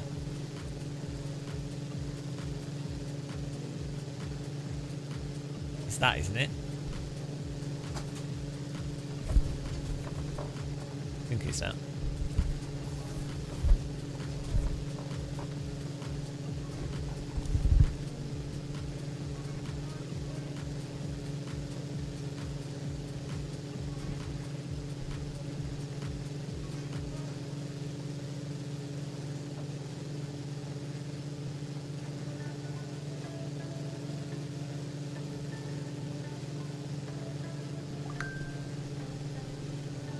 Oh.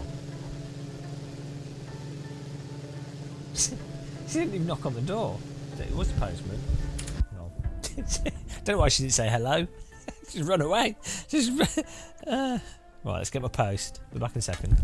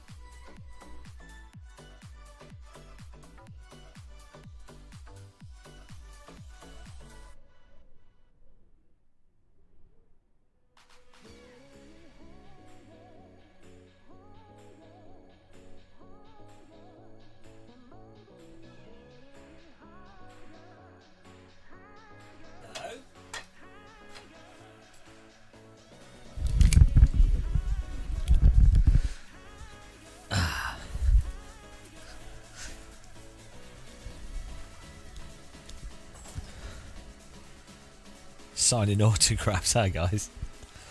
I had to get some couscous. We got our Moser knobs. We'll have to do a video of them.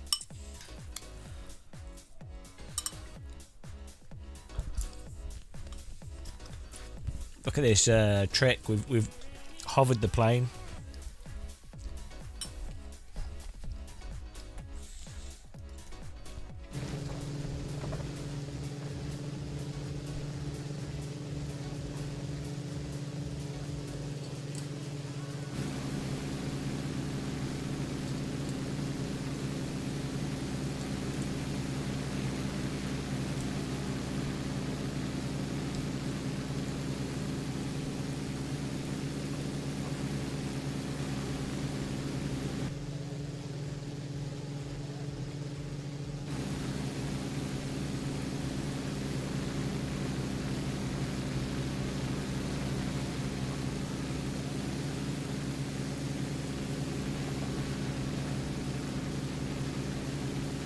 It's a bit of an active plane, this.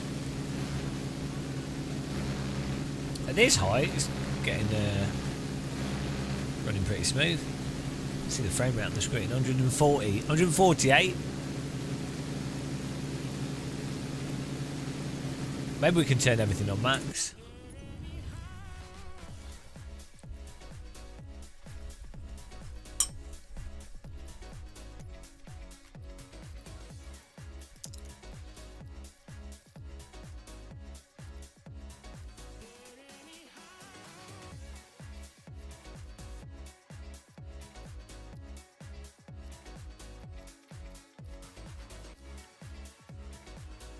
I mean,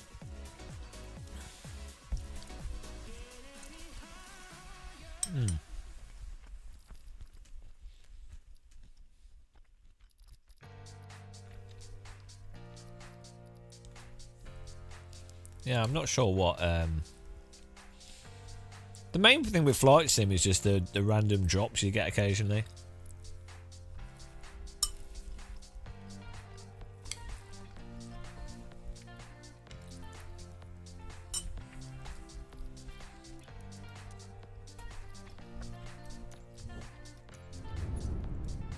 Let's try a different plane.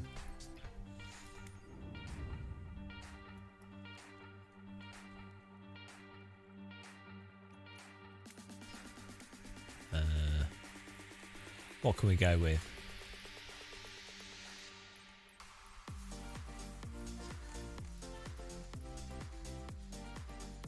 Maybe something a bit slower. We haven't got an A10 Warthog. Don't even know where we got that.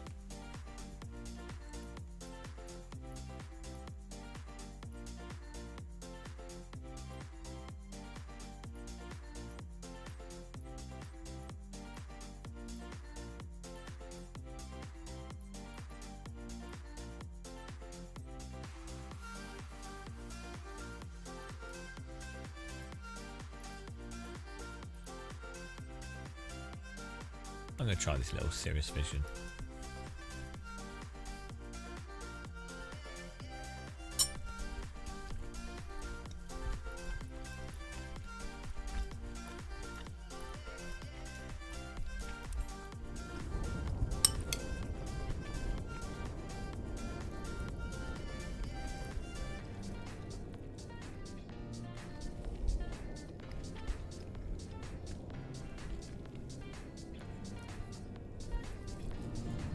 Yeah, I don't know what's going on with the AMD chips.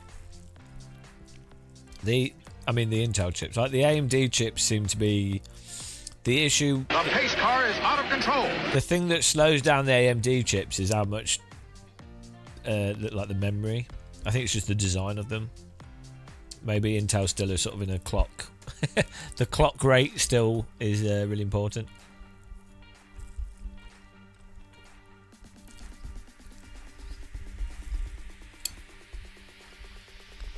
I don't know what it is about the architectures that makes them different.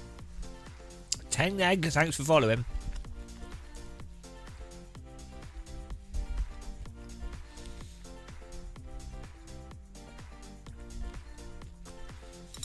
Didn't AMD did the multi-core thing before Intel, so AMD probably had hello Itchy. AMD were probably better at working with multi-core architectures than Intel, or we're further along with that. And if you've got crazy multi-core architectures, you probably have to get really good at making the communication between the cores particularly good. I don't know.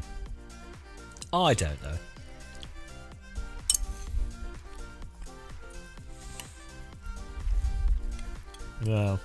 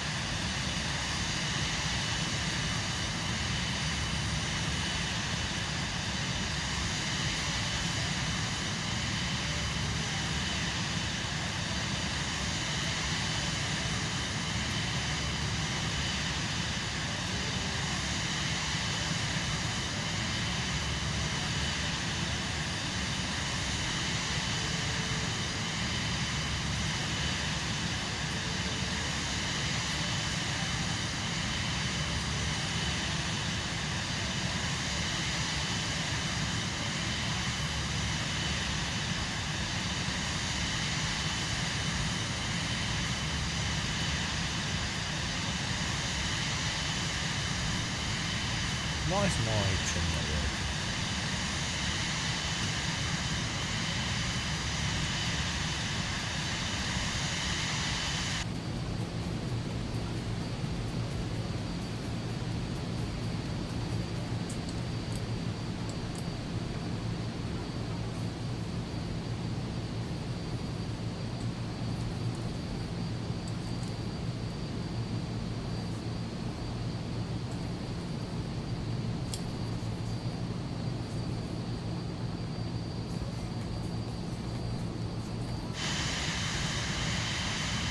She's drunk, the co-pilot. Sure, what's going on here? The joystick's behaving a little bit weird.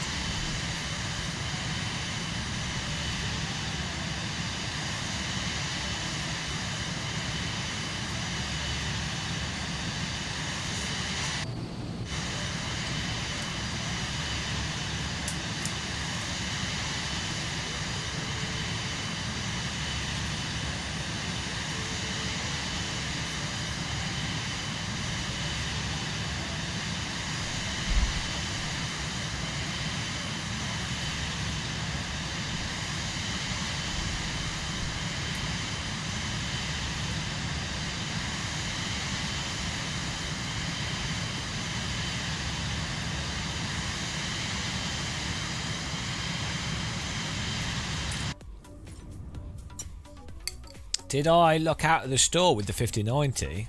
No, I just got it from eBuyer. Yeah.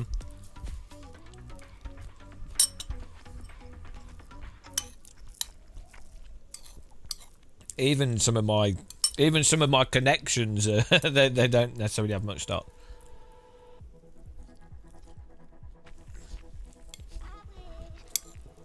Yeah, it seems to be working all right. Pixel therapy.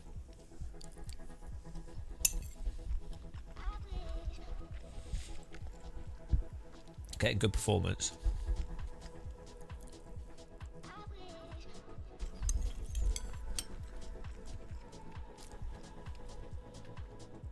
It'll be interesting to see what it's like with the driving sims.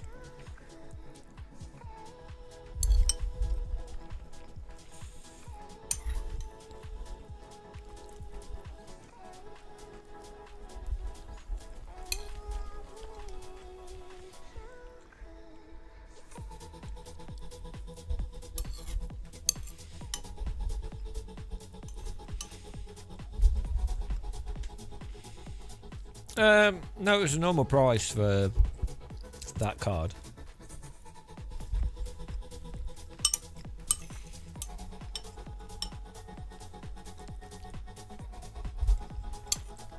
Probably like 200 over what it should be.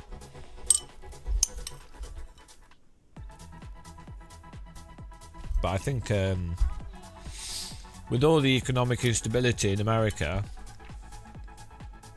I think the pricing and stuff's going to get mental. I think the market fluctuations in America are going to cause pricing issues for Europe as well. Because it's just going to cause like there's just going to be like spikes in the market, and then there'll be overcompensations and price gouging and no.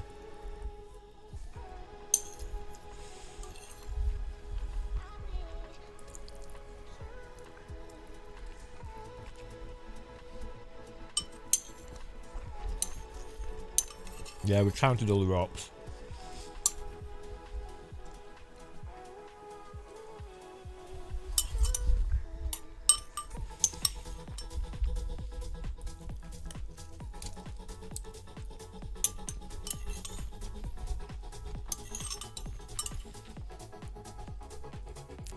Couscous looks like sand. It's like just eating sand.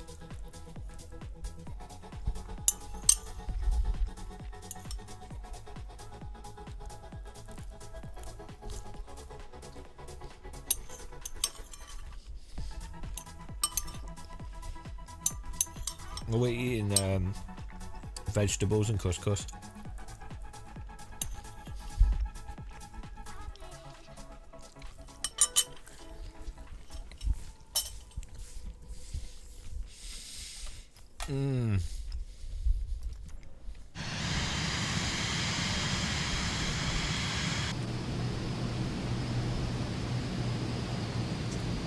I need a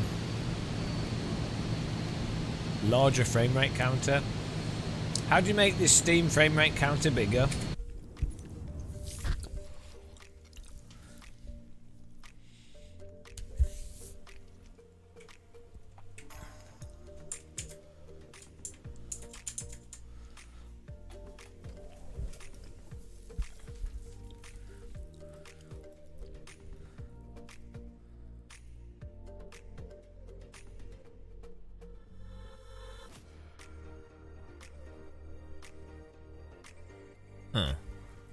We can't make it bigger.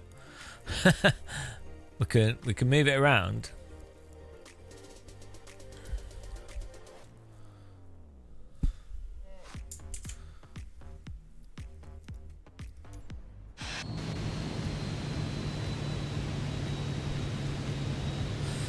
Yeah, it's pretty smooth. Yeah, it's only sticky if you put in a filter.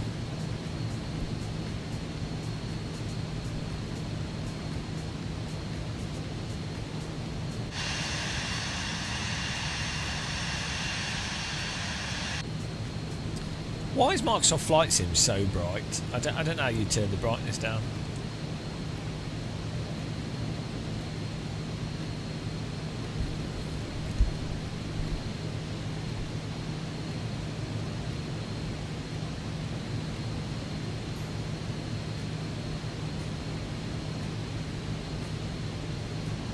Yeah, the ultimate netcar protest.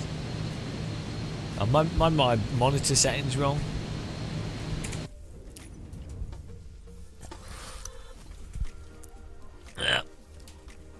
Let's try this. Oh shit. Okay, there's a lot of heat coming out of my computer. My remotes are warm.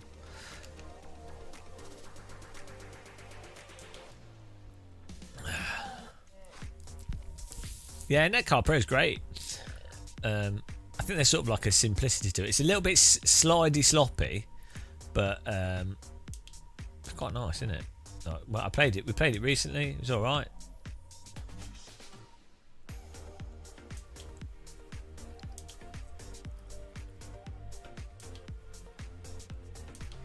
Oh, what's going on here? Brightness.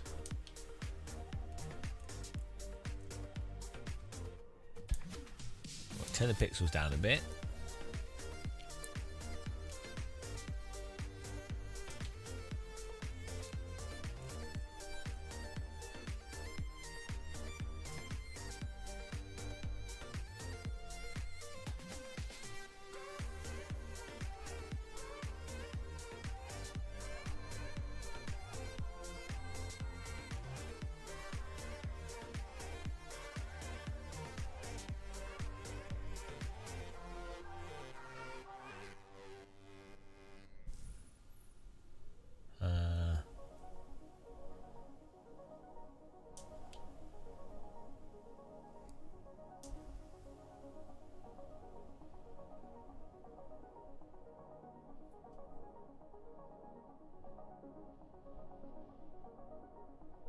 That's weird. I thought I had burning on the top of my screen, but I don't. The light I have for my face light is just so bright it's making the top of the screen look dimmer.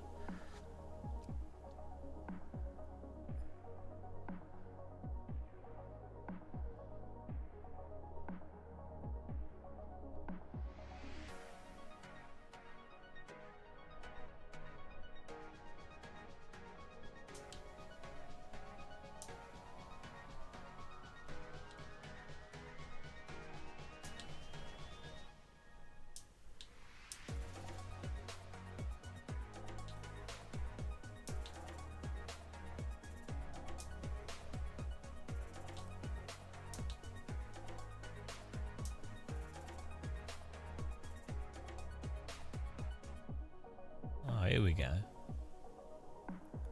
I'm not sure how bright this should look.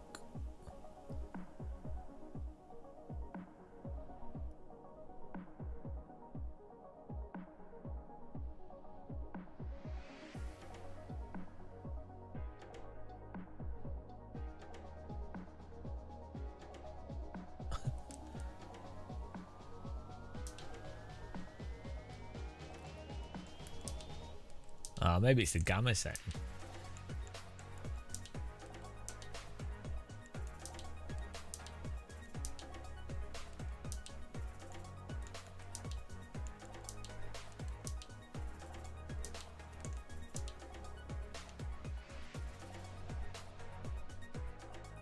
No, they're all planted. It's just the slip of the tire is that it wants you to shuffle it around quite a bit. It's fine though. It's just how it is.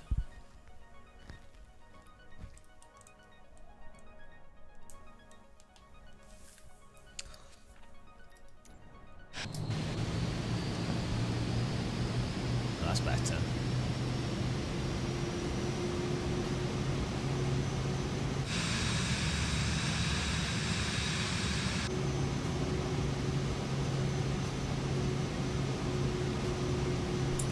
Oh, I want to stay in the cockpit because that's.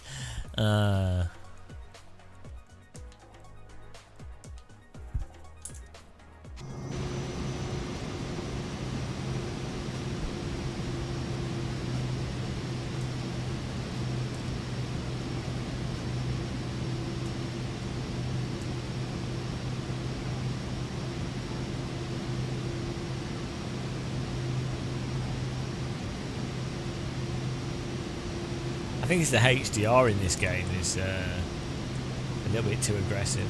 A lot of games do that. I think because they want to make things like punchy and contrasty, and maybe on like a VA panel.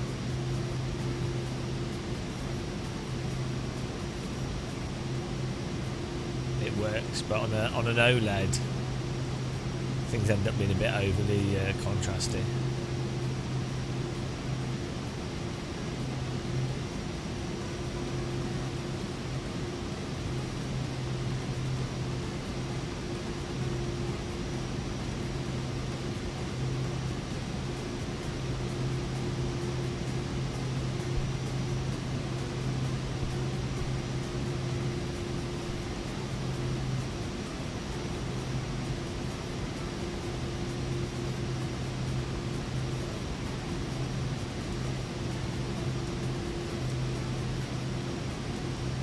Oh, we had the black level setting wrong.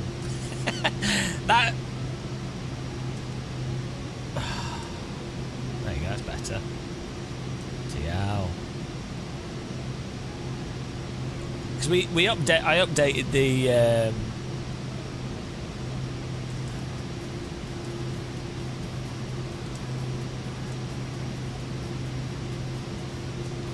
Updated the firmware on this OLED, and it reset a bunch of the settings.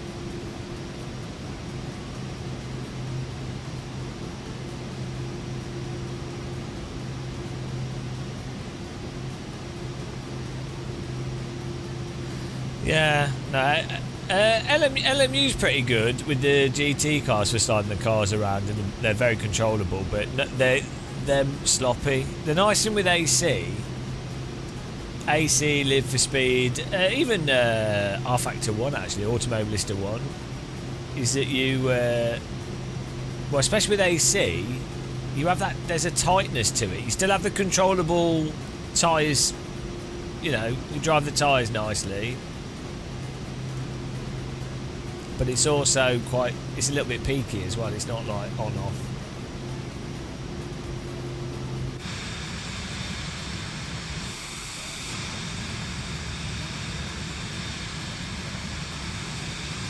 Which I think is a bit of a problem with a lot of games. This looks amazing. This looks incredible.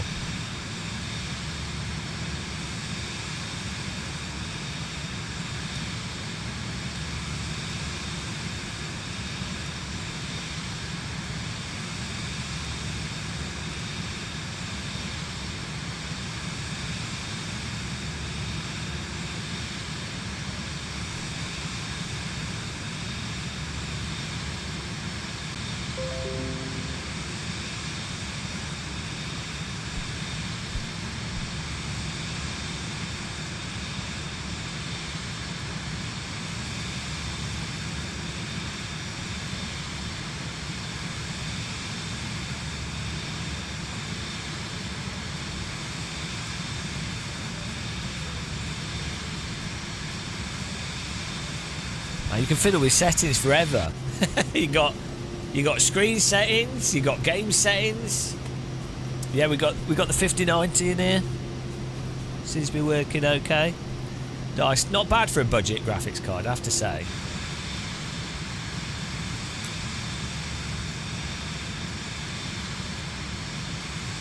Do you know what I mean? It's easy to just throw money at a problem, which is very uncreative.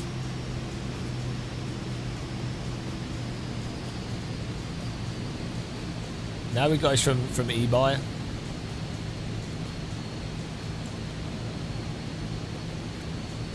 This is where all the channel membership money goes.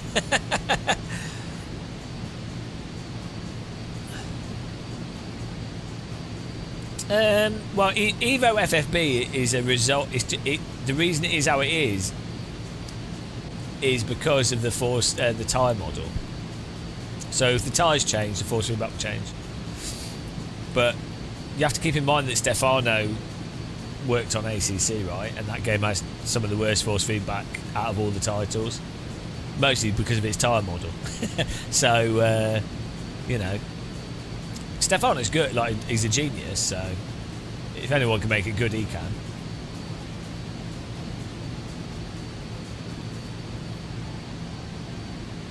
It's not about missing features in the force feedback. It's just the tyre model, the tyre behaviour. If a tyre flatlines in grip response, then the force feedback flatlines.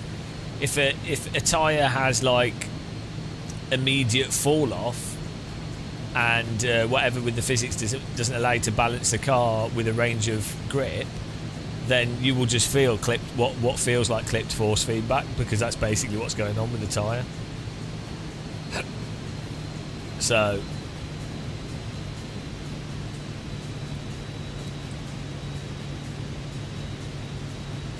I mean, really, there needs to be more novel ways of doing force feedback to get around some of the issues that occur with more peaky tyres.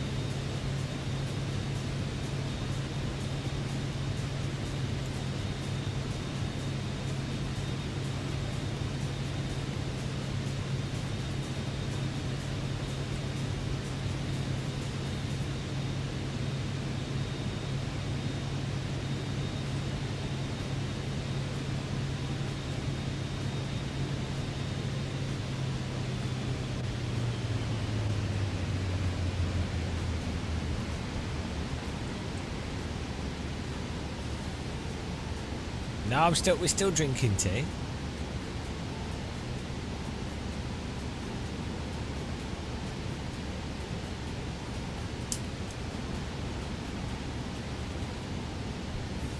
High roller.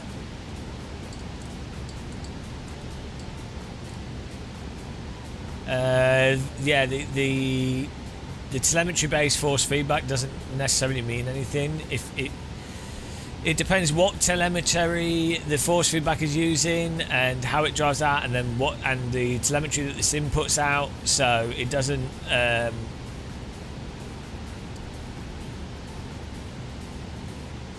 It does have some advantages in that you can potentially have smoother force feedback and a whole bunch of stuff, and you can use telemetry to drive aspects of force feedback that you wouldn't get through direct input. But it's not like if you use the AccuForce wheel, you end up not using telemetry stuff anyway, so ultimately the sims just need to have decent tyre models. Basically, that's what it comes down to. Cars need to have a range.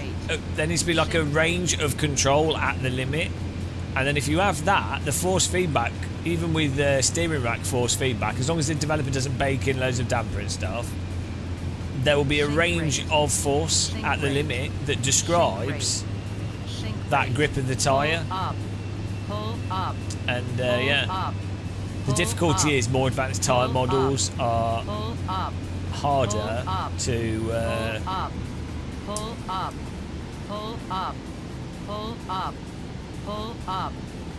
like dialing.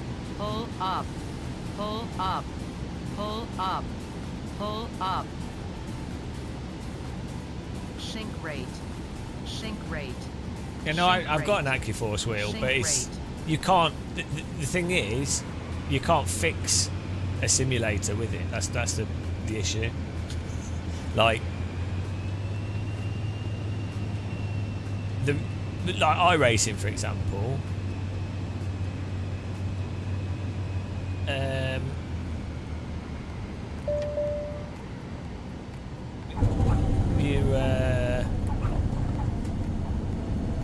I can only turn left. We're going to get stuck. iRacing, its tyres don't let you go over the limit, because if you do, they overheat and then the grip doesn't come back. So you have to always drive under the limit.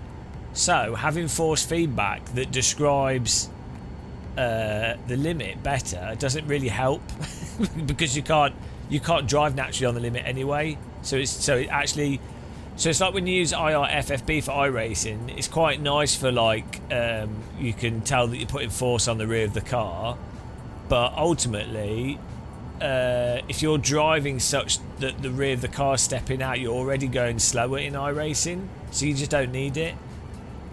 Like you have to just, so that's the thing. Like ACC, the cars are like planks, and then they're planks. There's a little bit of a little bit of sort of snap you can do when they go slightly over the limit. The grip returns, but it's not you're not holding the slip like you do in LMU, AC, LFM. It's more like, oh, it's a bit of slip and it's out of it, bit of slip and out of it.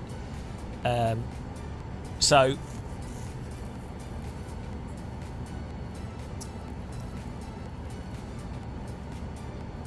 Yeah, like to say it's the sims have to. It's the tyre models need to be decent. that's the crux of it. You can actually have really crappy force feedback if you've got a really good tyre model in a sim. Like you can play LMU, AC, all these sims with no force feedback, and they're still quite drivable because they're very. The cars are nicely controllable. It's fine. You can visually see the slip. So, hang on, that wasn't snow and then it went to snow. What's going on?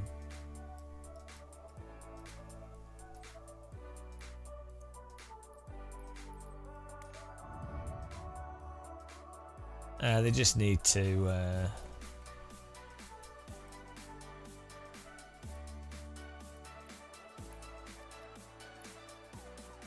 need to get back to more simple tire models. It's just easier to make them work well.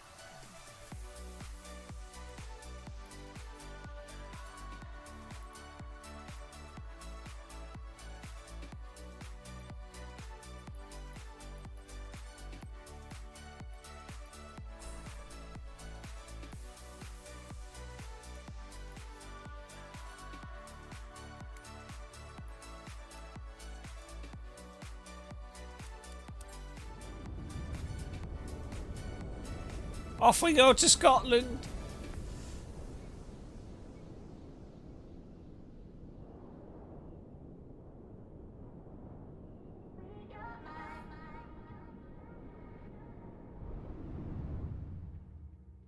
Oh, I don't have rudder pedals. Oh wow, it's fine. Glasgow Tower GM 7 Foxtrot Bravo Lima 612 at runway 05 ready for departure, departing straight out. Glasgow. This is awesome.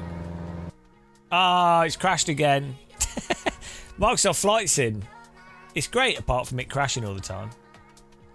Well, that works apart from the game crashing, but that's a Microsoft issue. It's not my issue. Ah, bloody Microsoft. Maybe we could probably actually go to the different DLSS. I think we're still using the modded DLSS.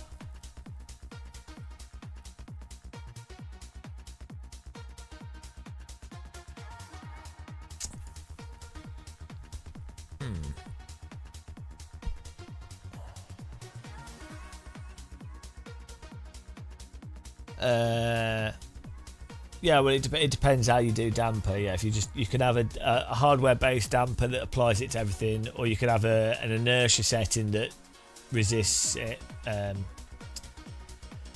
I'm not saying having telemetry-based force feedback's bad. Like, I mean, that's literally how you do force feedback with the force feedback joysticks.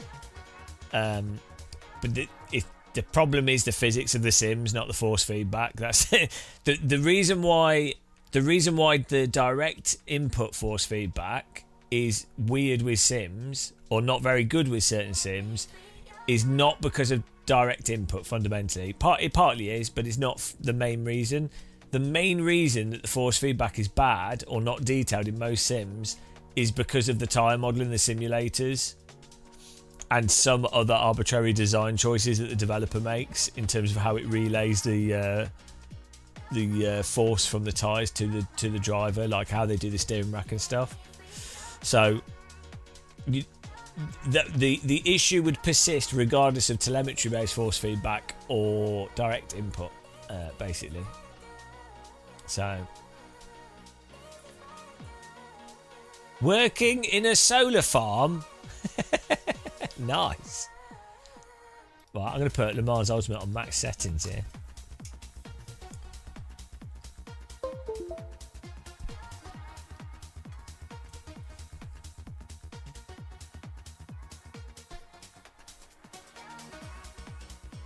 It seems to be working all right. Unfortunately, Microsoft Flight Sim's crashing, but it doesn't seem to be the graphics card. It's just a game. I don't think the 5090 is worth the amount of Teabags it costs. But for me, as I say, it's not really. I wouldn't buy it for me. I bought it for you guys to have better quality live streams. I bought it because we needed to upgrade our graphics card, and it's a business cost, and it's just, I'm going to use it for ages, so the price of it isn't as relevant as it would be for other people.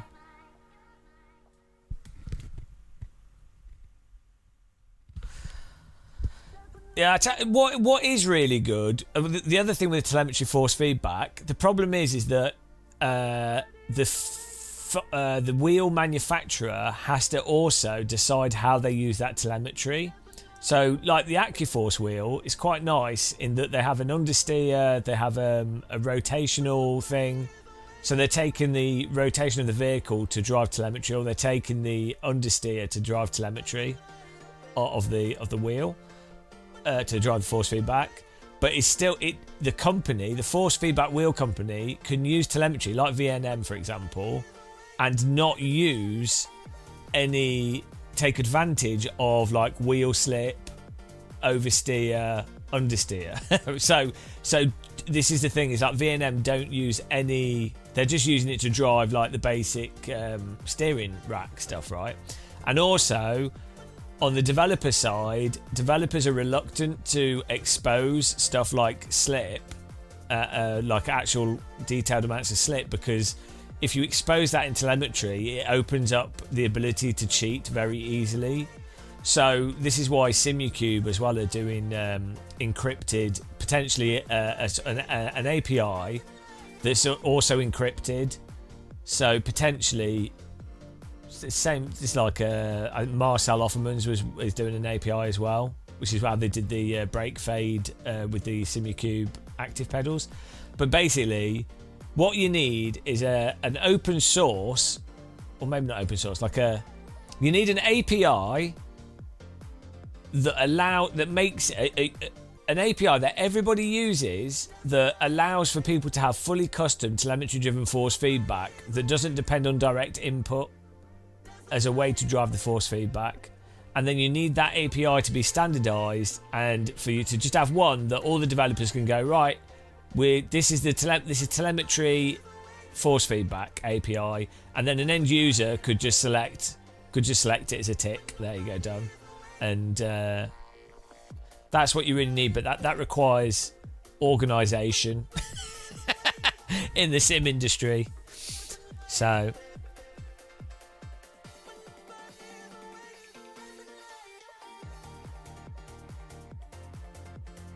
exactly, Revent. It's not for me, it's for the people, it's for the viewers. Would what introduce lag? No, telemetry force feedback, driven force feedback should have, in theory, could have lower latency than USB, not USB, than direct input, but it could work out the same. You could, because in theory, what you could do is you could have rather than using USB, you could power your wheelbase and you could use telemetry-based force feedback, and then you could send that over Ethernet.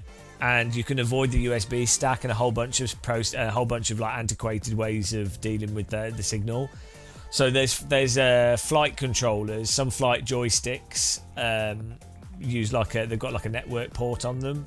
It's not necessarily due to USB latency, but they have a network port on them, so you can send all the force feedback across like a whole bunch of devices at the same time over a network using a standard network hub and everything.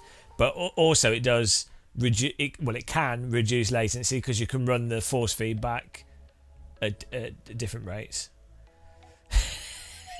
So, but from as I say, pragmatically, from a individual player's perspective, the issue is the tyre models and the implementation of the force feedback in each simulator, i.e. how much forced damper the developer puts on the force feedback due to them simulating steering rack, or maybe due to them simulating power steering. It depends where they generate the force feedback signal from. But yeah, fundamentally, it's a design thing. It's a design choice which could work perfectly fine with the current direct input. Yeah, the only thing that USB lag, so I think it's like 10 milliseconds. It might be a bit lower. The only issue that really causes is the oscillation issue can be caused, but you can mitigate that by doing other stuff.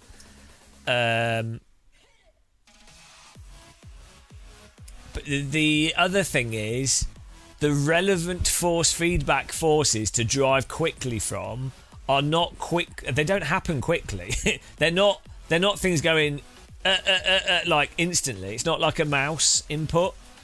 The relevant forces to drive from are actually like you've got a load. You're pushing against a load, and then the load decreases or the grip returns, but it can happen fast, but it's not like Counter-Strike flicking a mouse to shoot someone. It's actually relatively slow. On the grand scheme of things, it's really slow. So it's also really funny when sim racers obsess over frame rates and VSync and everything. It's so slow compared to Counter-Strike. Like, and most of it is to do with like repetition, smoothness. It's like the whole thing of motorsport as well is about being fast. It's not. Motorsport's about. It's like knitting. It's basically being very precise. It's more analogous to piano playing, being a pianist. It's more analogous to being very smooth and precise and consistent. And it's not actually. There are reactive moments, but even if someone was Michael Schumacher reacting on feel with a F2004, that's still happening very slowly in many ways. Not, to be clear, the detection of the rotation of the car that the driver does, that is a very quick process, and a driver being on top of that perceptively is a very quick thing. But the actual response with the steering is more to do with like the intention of how the driver is correcting rather than raw reactive speed of correction, because tires are just not that immediate. Like they're rubber. It's yeah. Oh well, most people won't ever understand that, so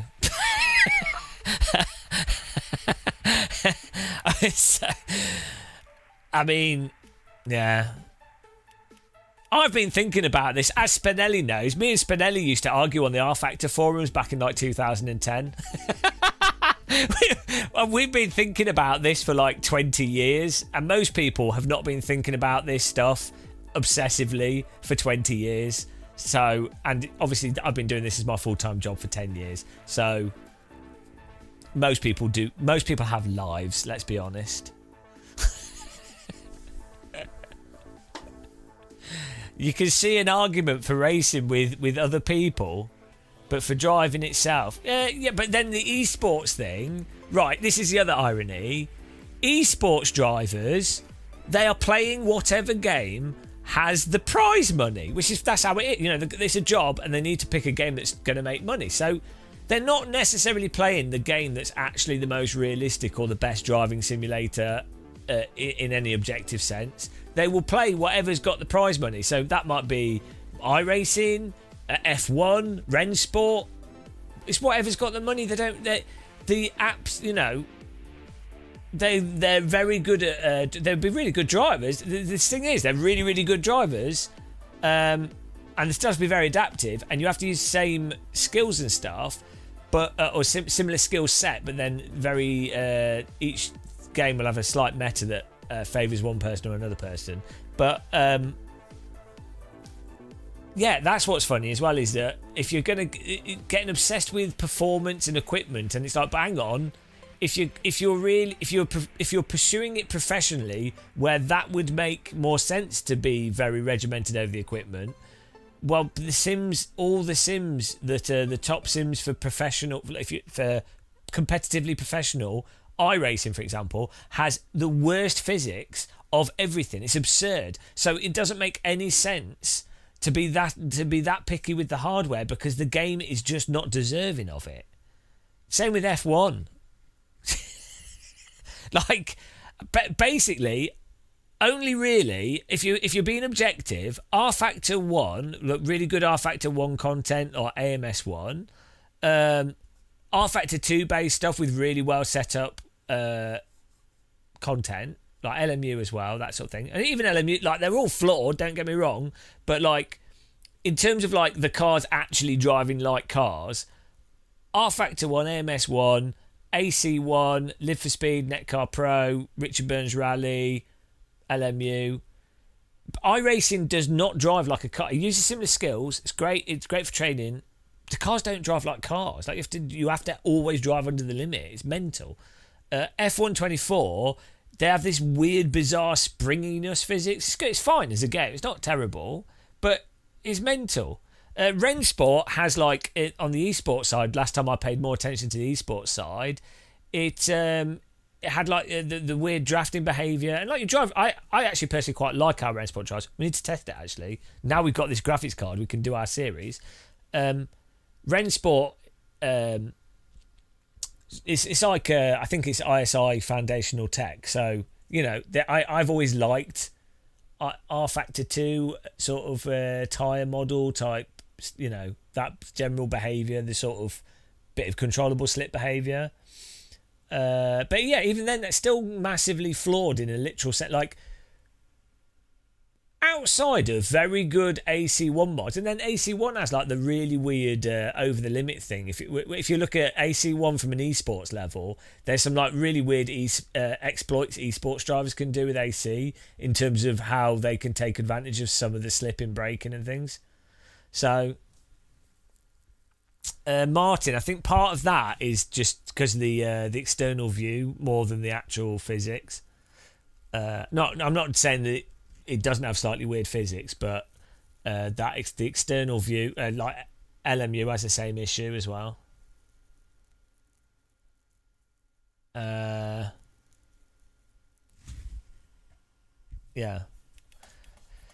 Anyway, sim racing. It's such a weird thing, sim racing. Yeah, the force feedback thing's a shame because I really like the force. I really enjoy force feedback. Same with like flight sims. It's a shame that most flight sims don't have like a G-force type effect. Well, the Moser actually does take telemetry and does an emulated G-force effect, but it's not as good as it could be.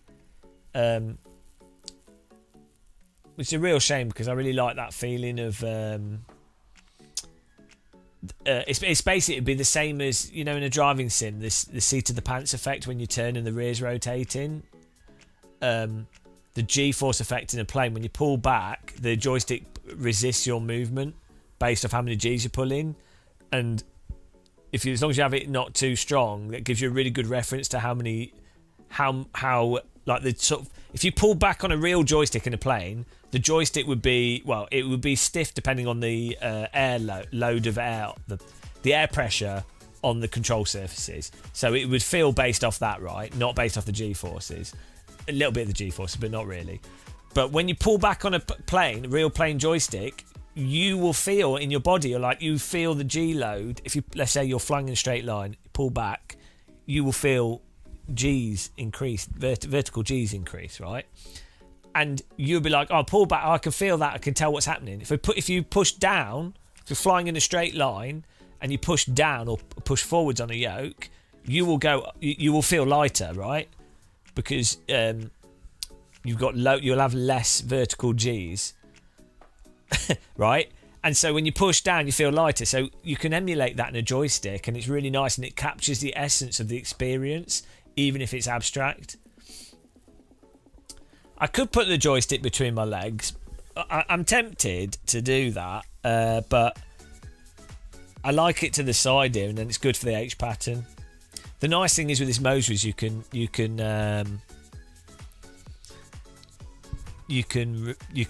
put extensions on it, but the longer the extension, the weaker it'll make the force feedback because you have more leverage. It's quite a chunky base though. Well, most planes, joysticks and yokes in real life feel absolutely terrible. Like way worse than any car, way worse than like a rental go-kart. I mean, not all. It totally depends on the plane. Like I'd imagine like a Red Bull air racing plane or like a Spitfire and stuff, the yoke's probably quite responsive, and but like a Cessna, the yoke feels awful. It doesn't matter.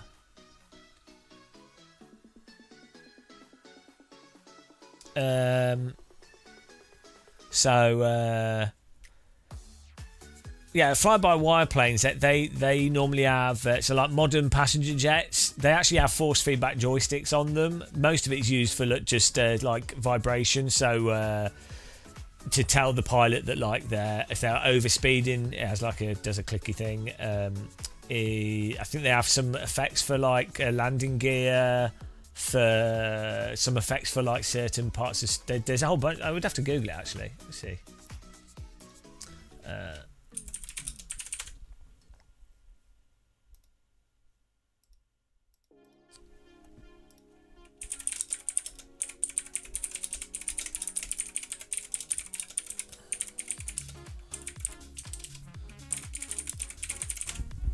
see. Exactly, Shumi.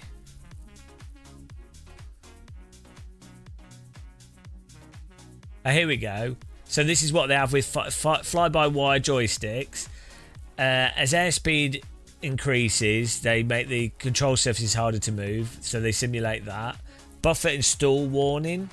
Pulsing effect to simulate pre-stall buffet, so they get a warning if they're going to stall.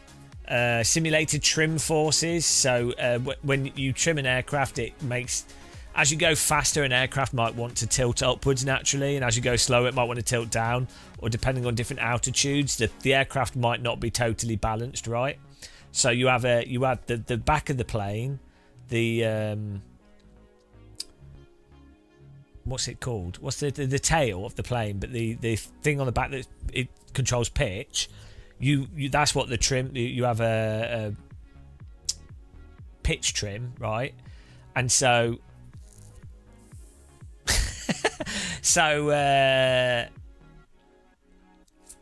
You can feel that in the joystick, so having it in the force feedback. I'm explaining it for people that might not know tabs. So that you'd want that, so then you can feel that the plane's actually balanced and not flying, and you're not wasting energy trying to, well, you have to hold on to the stick. Turbulence. Yeah. I don't know. I think it'll vary from plane to plane.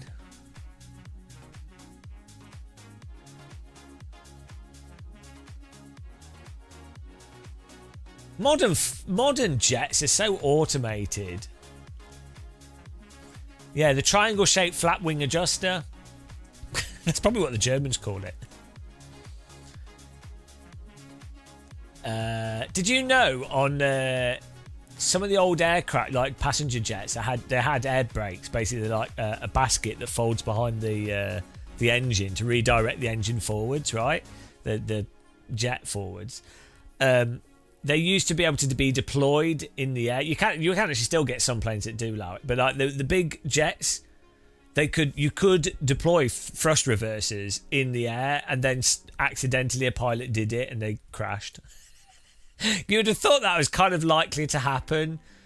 Whoa, guys, we've got something that makes the jet blow its thrust in the opposite direction and would cause the plane to drop out of the air if it were deployed in the air. Shall we lock it out? Nah, no.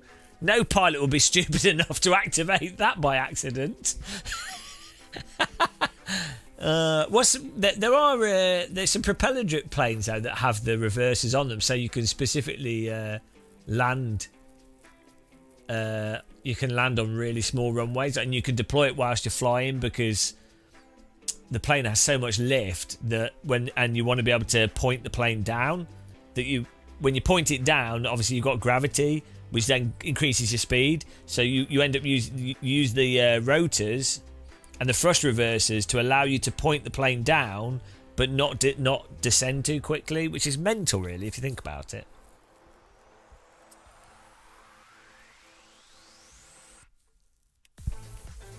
Right, we're doing. Have they fixed the VR? I don't know. Well, probably not. Should we just put everything on maximum? See how fast this runs. Probably. I mean, we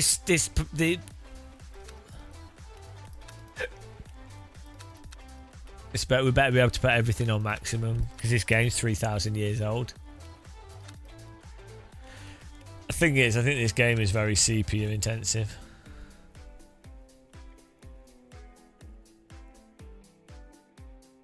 Oh, Microsoft Flight Sim.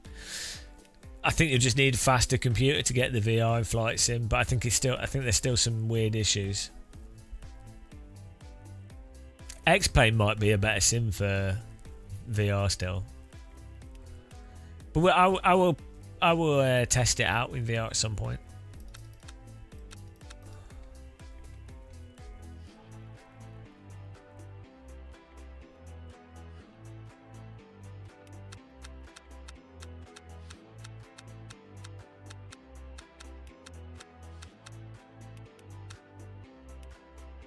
Right, this better work. Perfect.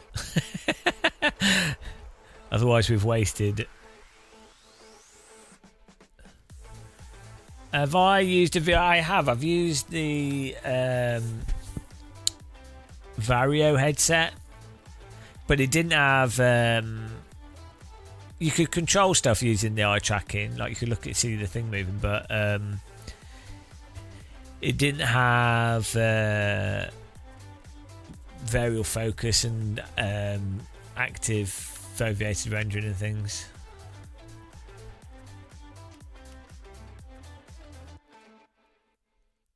I don't have one to test, no, but I don't. The Vario headsets to me were just too heavy. I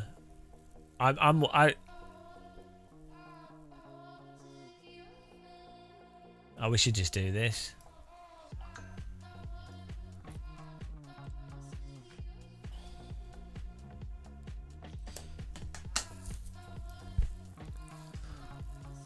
Yeah, but I think I would hold off buying a VR headset right now. If it was me, I would hold off buying a VR headset. But yeah, people seem to like the big screen headsets. If foveated rendering gives the performance uplift, we hope it'll be a game changer. Well, so active foveated rendering is potentially, I think you can get like 60% performance out of it, because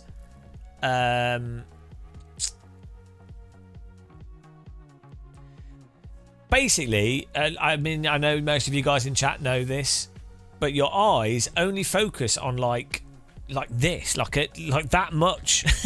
Like what is in focus in your vision is it's literally like a coin, like a 1p coin that's in focus, right? And then it drops off like massively. It's insane the amount that the focus drops off in your eyes are just terrible. So in theory, you could, if you absolutely nailed it, you could get like an 80-90% performance increase, but you probably want to have like quite a margin due to eye tracking not being perfect, blah blah blah. But yeah, you could get a huge performance boost because you can render outside of the part of the eye that's sharp. You can render that at like 30% resolution. It's insane. And even with fixed foveated rendering, like currently now with like OpenXR, you make even with you looking left and right, you can still have like the edges quite blurry and it'll look really good. Yeah, it's crazy.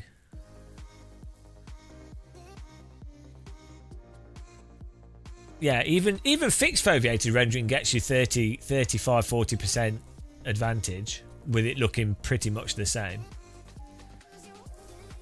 So the thing that I'm more interested in is the light field displays or displays that somehow can actually do multiple layers of convergence.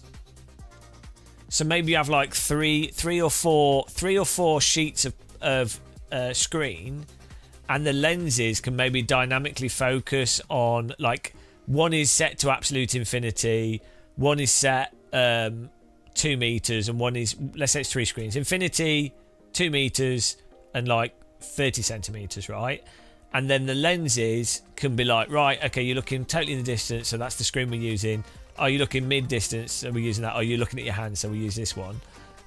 And yeah, focal planes basically. And you could then there's probably a way to blend between the screens cleverly to achieve like a sense of it having actual depth. And that, I think that will have like a huge effect on sense of presence. I think that to me, every time I play in VR, after a while, at first it's fine, but after a while it starts to feel like I'm looking at a screen. So, although I think it's more to do with the focal plane being too close with Quest headsets. I think it's too close. I think the Valve headsets, HTC Vive, Valve Index, their focal plane is better, and to me that ends up feeling a lot better and more natural.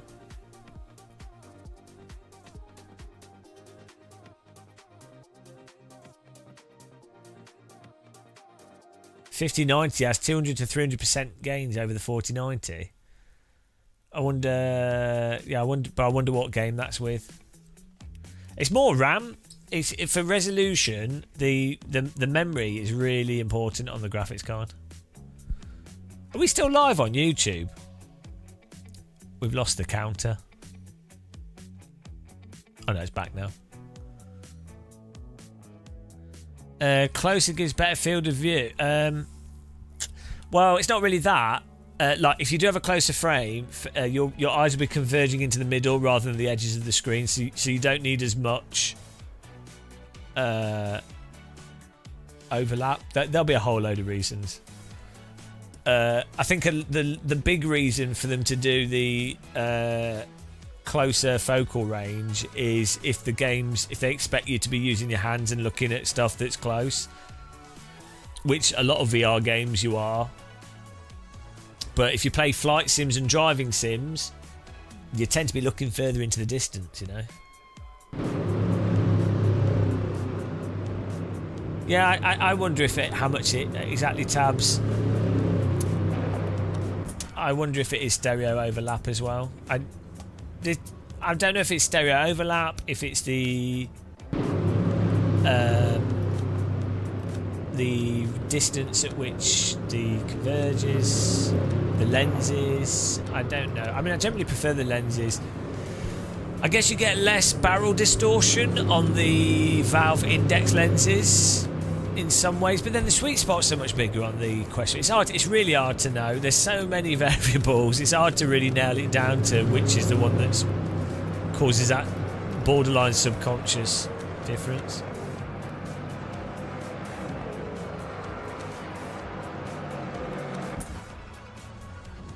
Why does it say 16 FPS? This is not 16 FPS. Hang on, why does it say 16 FPS? This is running.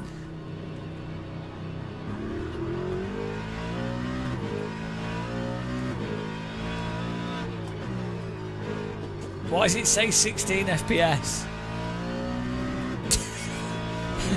Ah! Okay. Shocked me. Maybe it's... What? Hang on.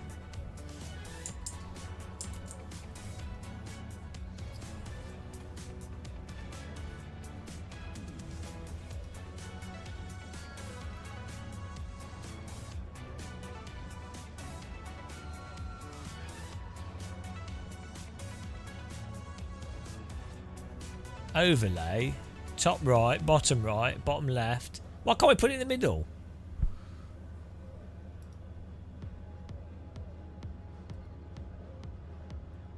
And let's put it in the top. I'm going to put it in the top right, and then we'll see.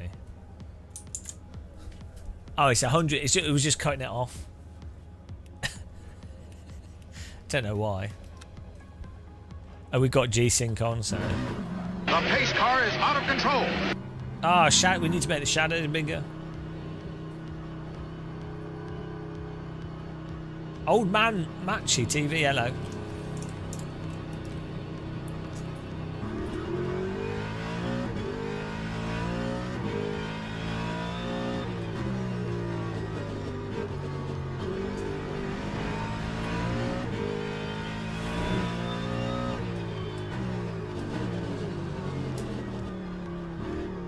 I could probably actually run fixed. We could probably go back to our VSync hack thing that we did. Sparks from the car's causing a fire. That's a genius way of getting out of it. What time's the race tomorrow? I like Suzuka. So I might actually try and watch it.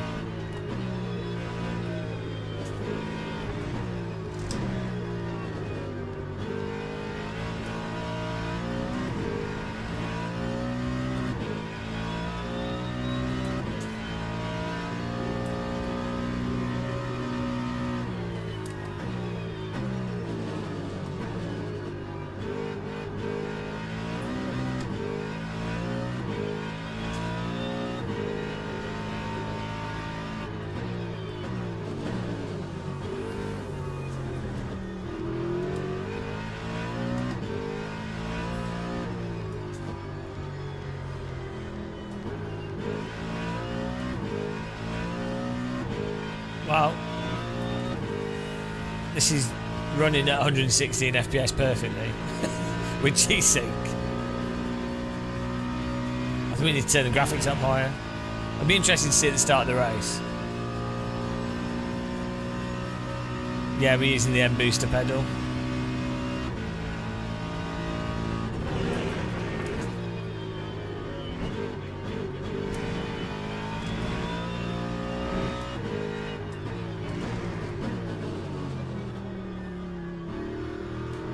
It's probably not even on. It's not even.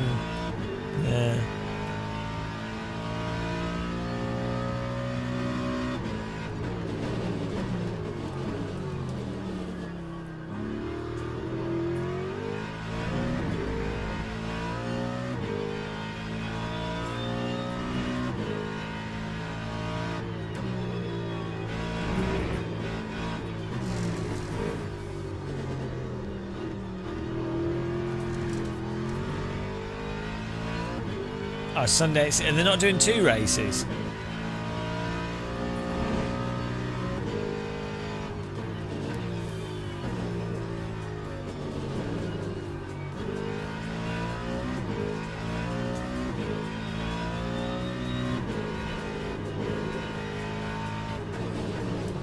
We did it. We've got a review video on the channel. Quick summary: the M booster still has some like software issues, and it feels like there's a tiny bit of delay in the motor response. So hopefully they can sort that out.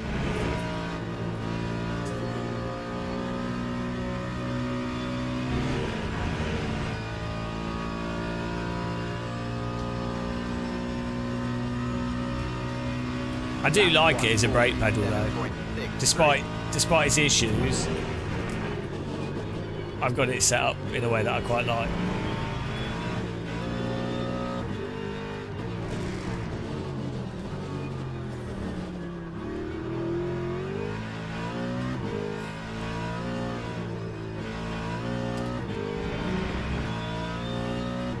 But you know, to be honest, you can have a good time with any brake pedal.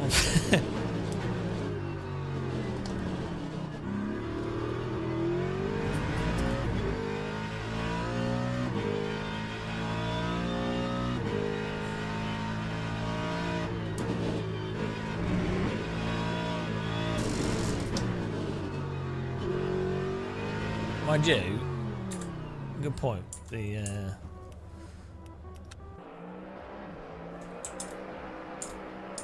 Oh, so we have the cockpit software open.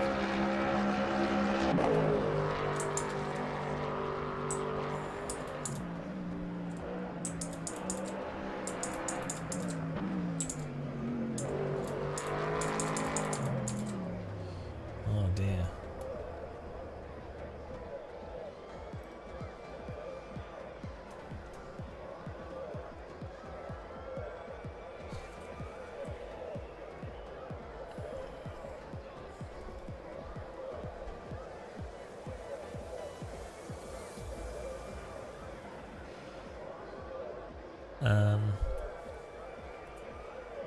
Oh, there we go.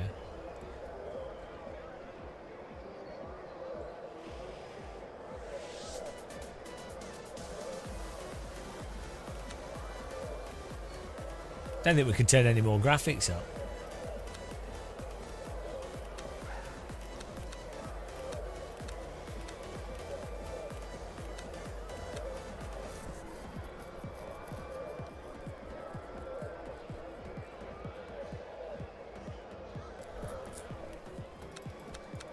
Yeah, it would be nice to have it so that you,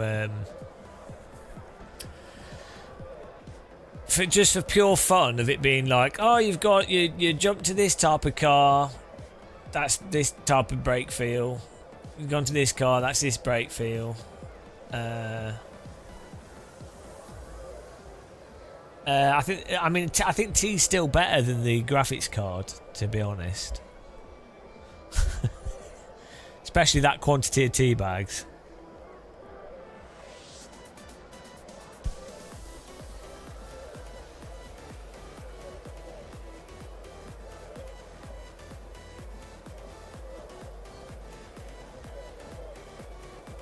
Tea will always be.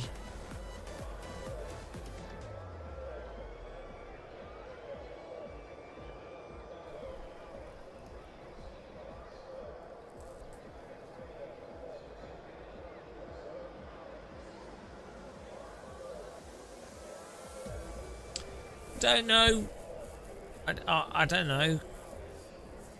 It's possible. How much do you think one spends? And drivers go to the grid. I think tea goes off, so it's not like you can go, right, I know I'm gonna drink all this tea, so I'm gonna preemptively buy. Because it's only gonna get more expensive with inflation. Maybe you could do a deal with a tea company and you say, look, I like your tea. I think you're always going to produce the same tea. So I will give you £3,000 now for you. You have to deliver. Or you just say £2,000, but you send me a box of tea every month. Indefinitely until I die. You could probably do that as a contractual agreement with a company. Because they would hedge their bets. They'd go, okay, well, look. Here's how much your average person drinks, or this is how much it will probably cost if you live for X amount of years. And like with Yorkshire tea or something, they're probably going to exist for that long. They're probably going to outlive you. So you say, look, you get an upfront cash that you can do with what you want. And I get tea for life.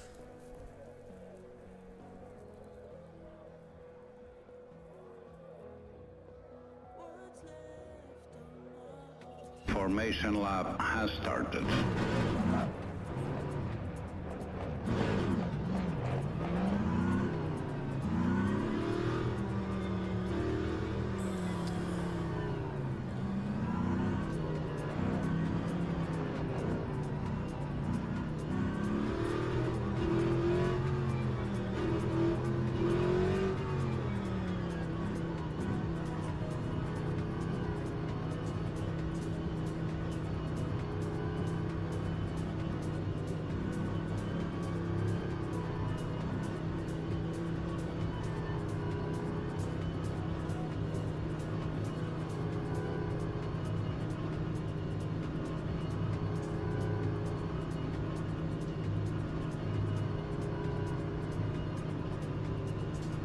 Green flag, green flag.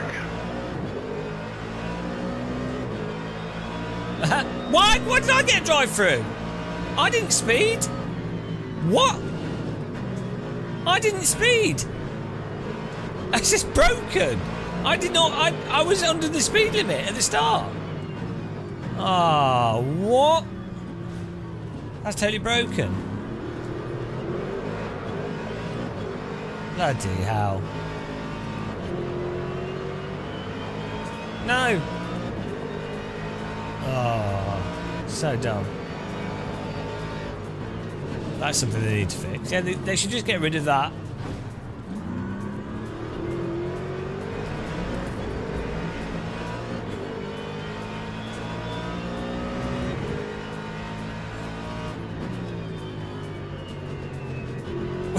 What are they doing? Yeah, if you're gonna have everyone driving a line like that, just have it forced.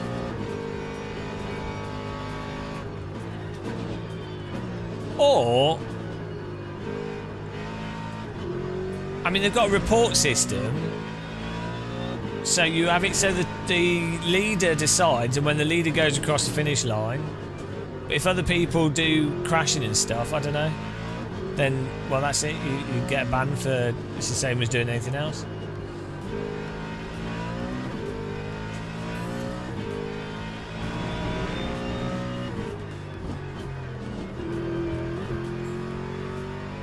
Hang on. Oh, the pit entry's there. Oh, well, we're learning.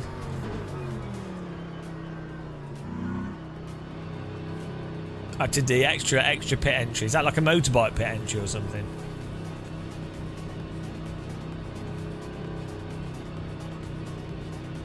What a scam.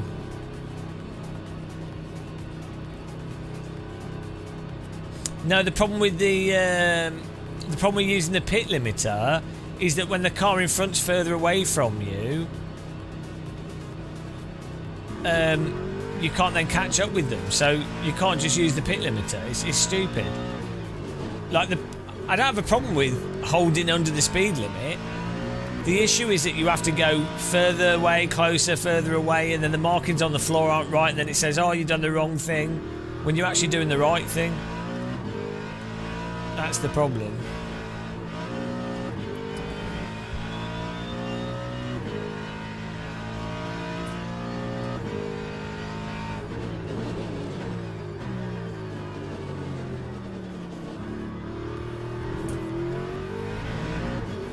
Yeah, but I'm not. I didn't speed that time. That was a bug. It was based off us driving faster before that.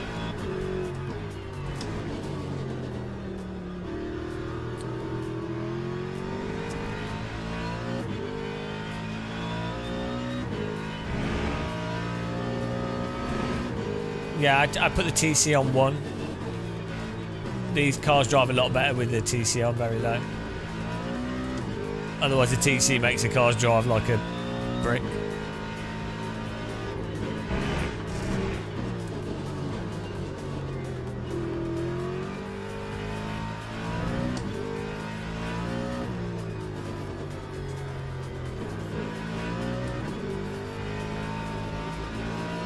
Yeah, it's on 1.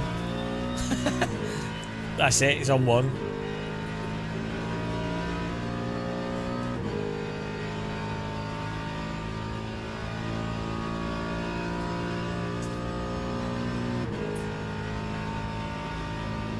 That time was a 1:58.79.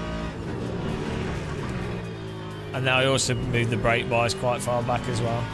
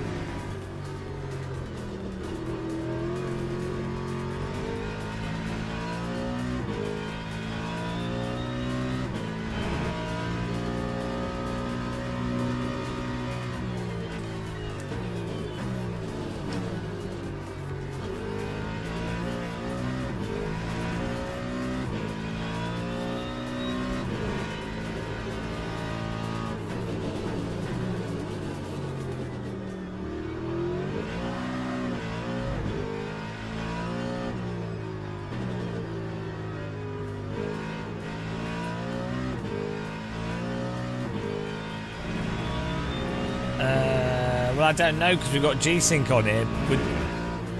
It's not dropped below 116 though. It's not even fluctuating.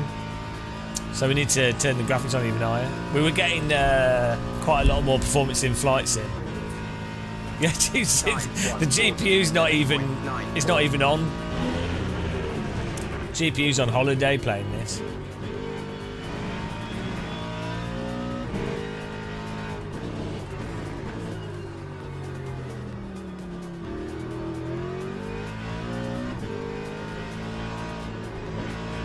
Be interesting to see what AC's like.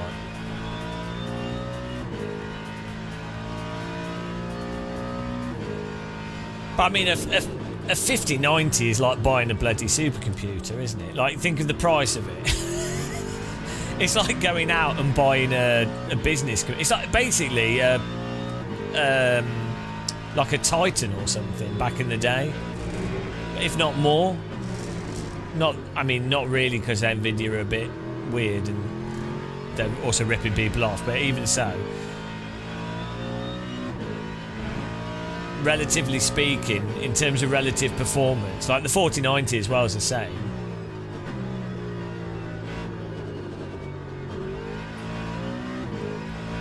So when the Titan was £3,500, wasn't it, when it came out?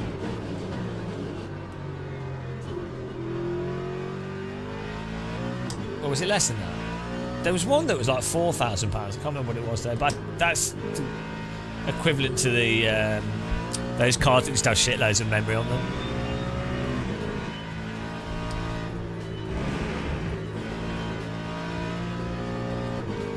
Looks like choppy frames. Shouldn't be. 60 FPS.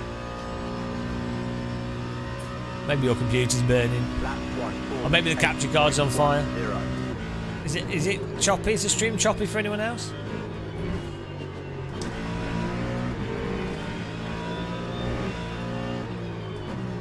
Should be totally smooth because the game is giving out twice as many frames as the stream needs.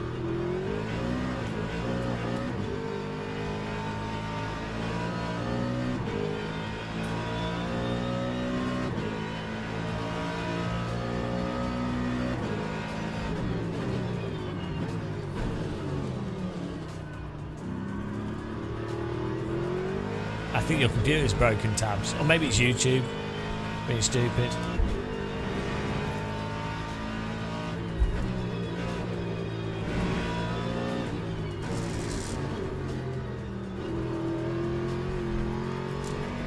Oh. Probably the capture card being weird.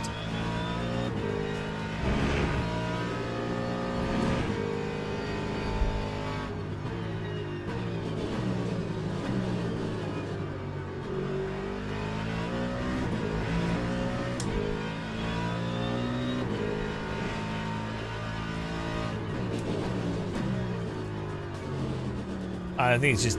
I just need to change my capture card settings, so...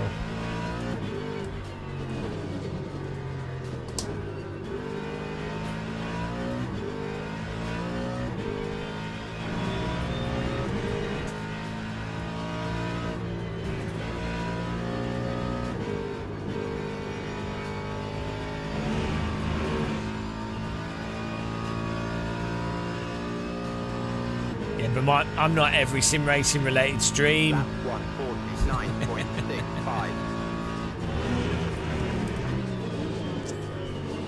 We expect immaculate quality.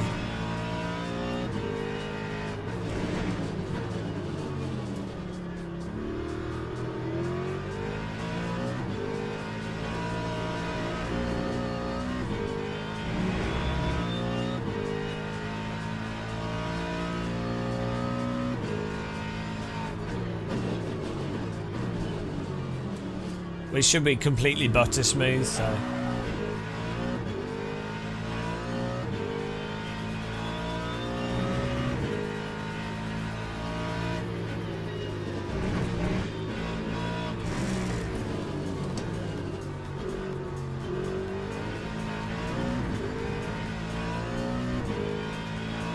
It should be utterly butterly. Yeah, I wouldn't buy a 5090 unless you are rich and you don't care. Or it's like for work. I wouldn't buy it as a normal gamer. I probably wouldn't even buy a 5080 as a normal gamer. I'd buy that AMD. What's that AMD card? If I wanted a high-end GPU.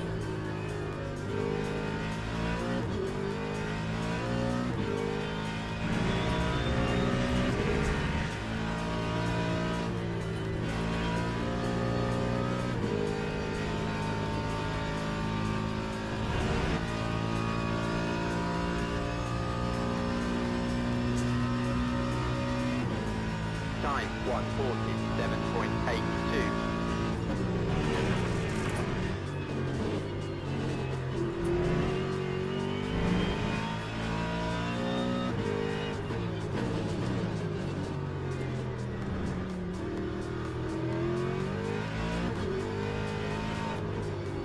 No, Spillane, no.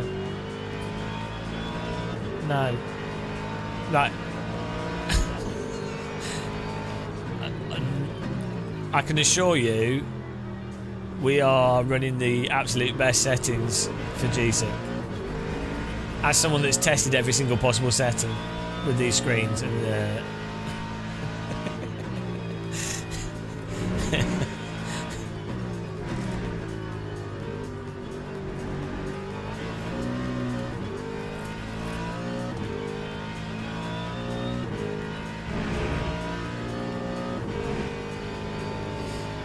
the game's running completely smooth, like perfect smooth. It's just capture card. It's on a separate computer. We haven't had a single frame drop.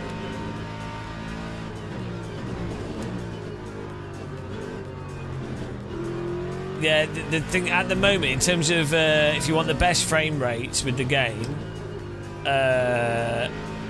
there's some issues with different games, but generally you want G-Sync on, you want reflex plus boost, and that actually effectively enforces the V-Sync on plus frame cap, lowered frames, so it doesn't go out of V-Sync. Because Nvidia fixed that like a year ago, or 8 or 9 months ago. Previously, you had to do it manually, and with some games, doing it manually still works better. But for the most part now, just the Nvidia Reflex plus boost actually works. But weirdly, with variable refresh rate OLEDs, these LG C1s, weirdly, running VSync at 120 and then doing black frame insertion gets you as long as you've got a 20 to 30% overhead in frame rate, so your game would effectively be running at 150 FPS and it never drops below 120. That with black frame insertion gets the absolute most out of the panels in terms of clarity, gets rid of ghosting, and the only downside is you have a few milliseconds of input delay or visual delay, but at 120. But the other downside is you have to have that 20% overhead, because if you're using VSync at 120, if you go to like 130, or if you drop below 120 at all, you get stutter straight away. It's really off-putting. But yeah, we tried everything. So on balance, running G-Sync with Reflex plus boost is generally full screen only. if you run G-Sync with windowed and full screen in some scenarios with multi-monitors and some games, you have issues. But if you run G-Sync full screen only G-Sync, then it works. Then on balance with most things, you get the fewest amount of issues and the best performance.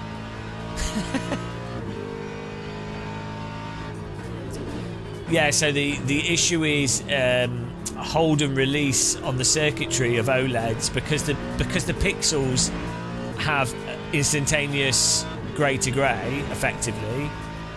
The limitation is the circuitry, and with the LG C1 OLEDs, the circuitry's release and hold is not that good, so you have to use black frame insertion to force it to stop you ending up getting hold and release motion blur.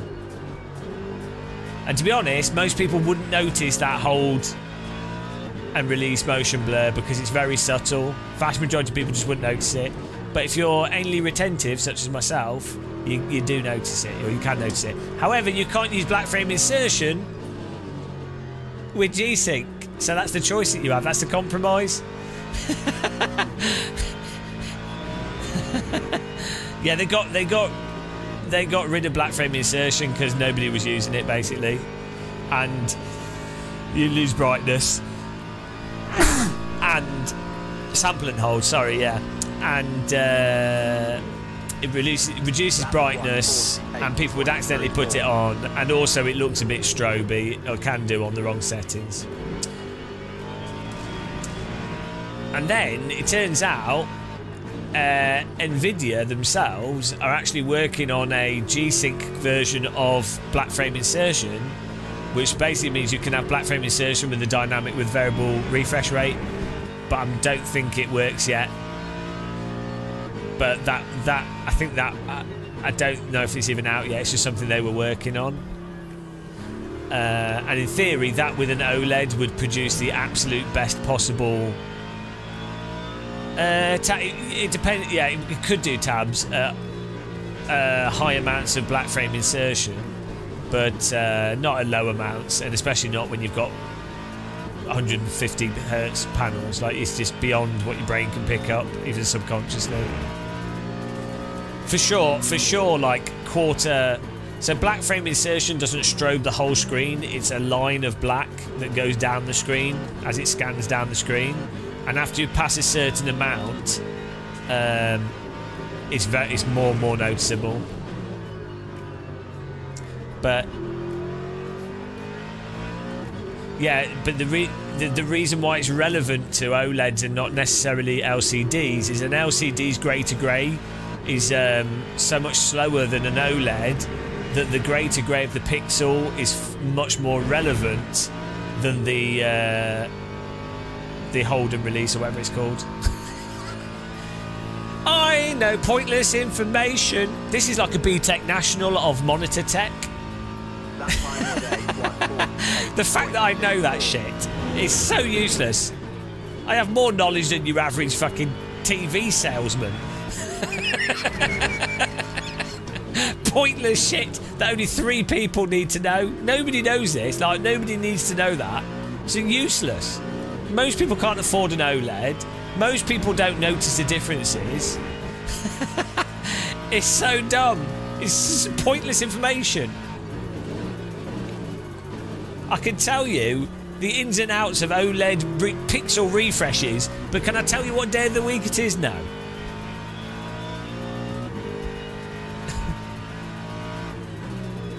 To be fair, I do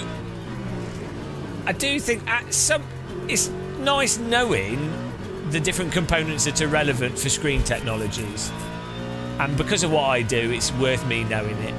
You know, because it applies to like VR, applies to screens and things.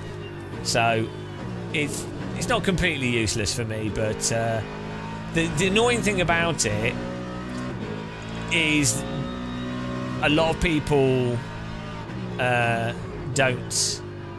You can tell them exactly what I said and they'll disagree because they don't know. So, also, it took me ages to find out for sure all those aspects, because there's loads of contradictory information on the internet. Because a load of people are just repeating stuff that's been made up or was just totally wrong, and they haven't tried it themselves, so they don't know. Like the only reason I found out about, what's it called? Hold and release, or sample and release, or whatever. The only reason I found out about that was because I was still getting motion blur with G-Sync, but I wasn't getting it with V-Sync, and I was like, well, hang on, why is this happening? And I say motion blur, it's very, very subtle. And also because I'm like, well, OLEDs shouldn't have motion blur, so what's causing it? So I had to understand, I had to know. Sample and hold, that's it.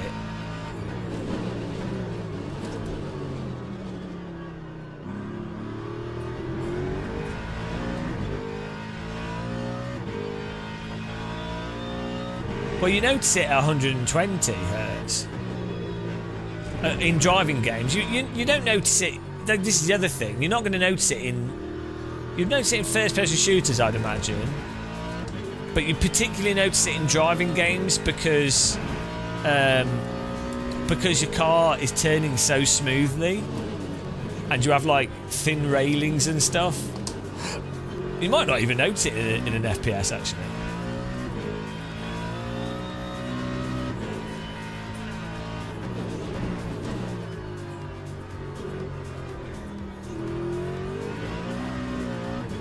I mean, this is mental, like, the clarity of this, the frame timing is utterly perfect.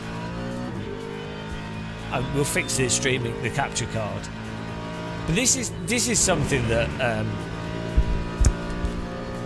you have frame rate and a good frame rate, but the frame timing really does impact the feel of, like, how consistent something is or how good it feels. And you need you always need more frames than what you actually use to get that pacing. Right, let's try and fix this graphics card.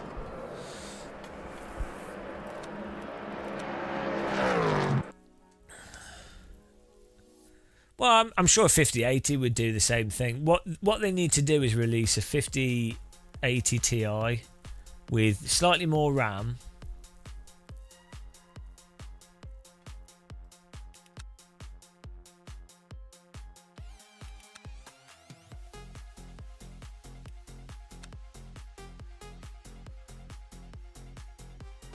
We keep missing the one we wanted to do. Oh, well. But that's it. That's what I'm saying. The 5080 doesn't. That card is crippled by them not, because they know what it is that Nvidia know if they put more RAM on a 5080, nobody would buy a 5090. No one would buy it because they'd be like, oh, hang on. The RAM is the limiting factor for the most part, not anything else.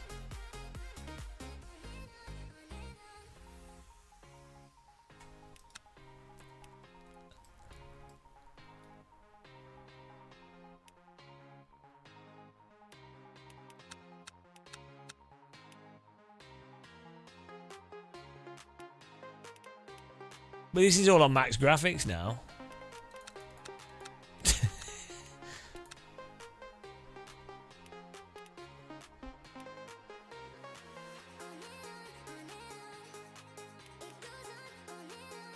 I need more. We could run this in super sampling. Why can't I make the shadows higher quality? Should be an option. Oh, soft particles on.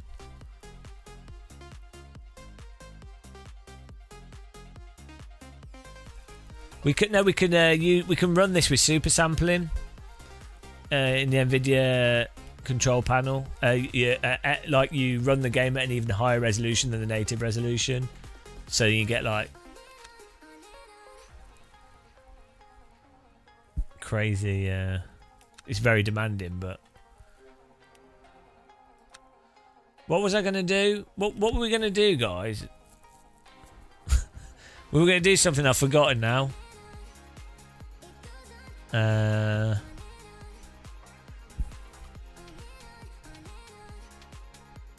Yeah, I mean, a cup of tea. Oh, I'm so exhausted, but it's already 1 p.m. And if I have a nap now, we won't go to bed later. So, oh, Christ. Today's been a slog. I went to bed at I fell asleep at 11 and woke up at like 5 a.m. and I don't think I even got like that sleep. Oh, I mean, it's been fun, but my brain is wrecked. And all we've eaten is bloody vegetables. Until we've had tea.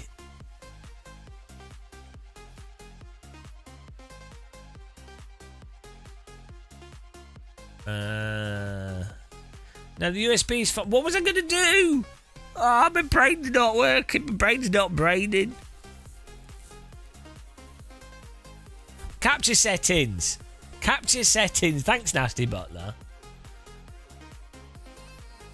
No, it should always be perfectly smooth. Like, it should be absolutely immaculate.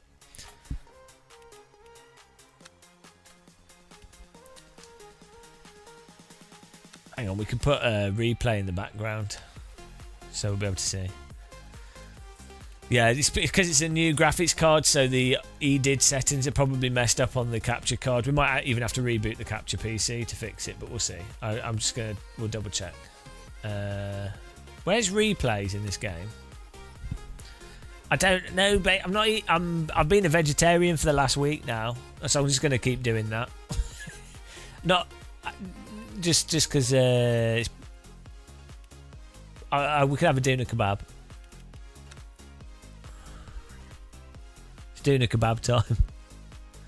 Yeah, and I'm not actually being that hungry recently.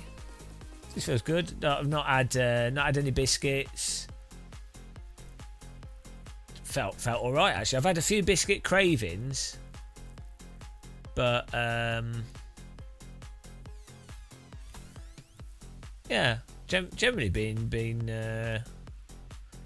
because some I think my blood sugar goes up and down a lot, or can do. It's been pretty good recently. Bye forever. I'm out. Unsubscribe. Yeah, no, I'm just on the replay thing here. We're just gonna.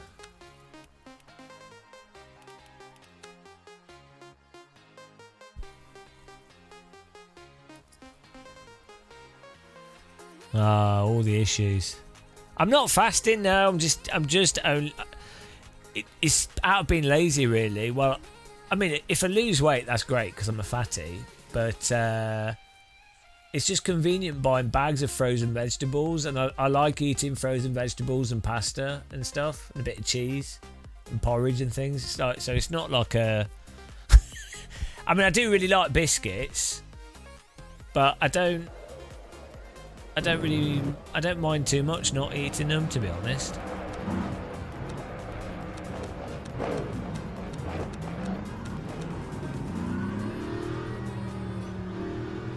Right.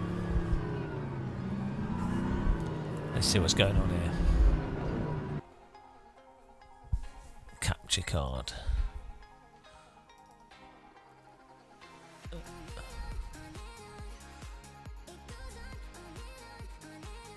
Yeah, I mean, it seems fasting can work quite well for some people.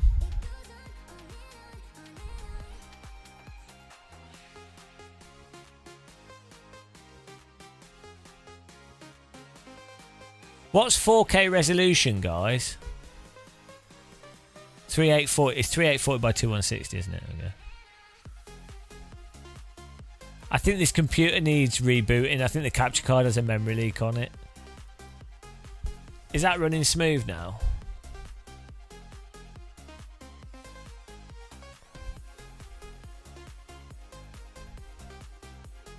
Hello, Rico Gov.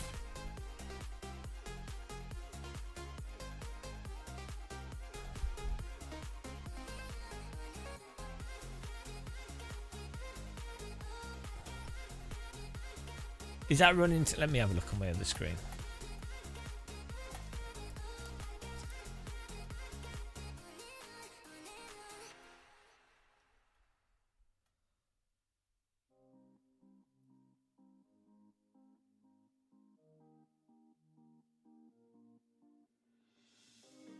Right, let's see. I'm watching it full screen on another screen. Should be totally smooth. Yeah, I think that's smooth, isn't it? There's a little bit through the corners. It's not totally.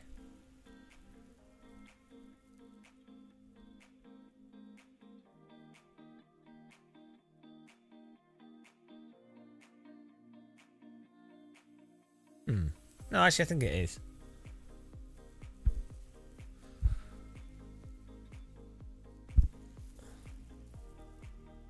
I've forced it to 60 FPS. To be fair, with G-Sync, the game's it's running at 120 there, but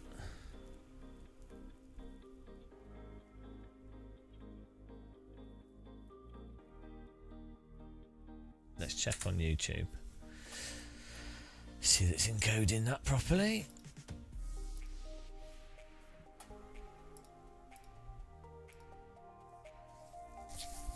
Oh, what a disaster the start of that race was.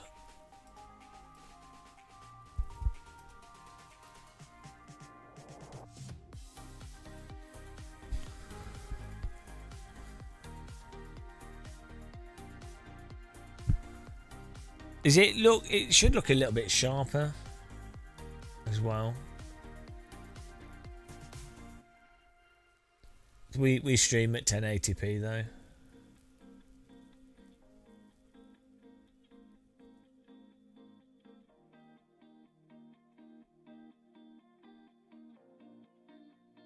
All right, nasty bottle. Have a good time. Don't catch anything off the dirty children.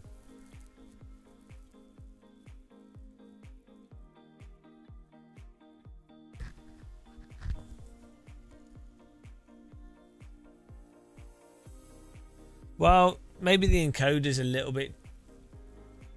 Yeah, going through corners. Are you on YouTube? Smoother on Twitch. It might be an encoder thing. But maybe we just need to reboot the streaming PC. It looks smoother on Twitch. Looks better quality on Twitch as well. What bit rates are we doing? 8 megabits. 6. Oh, we can up the bit rate on YouTube. Let's do that.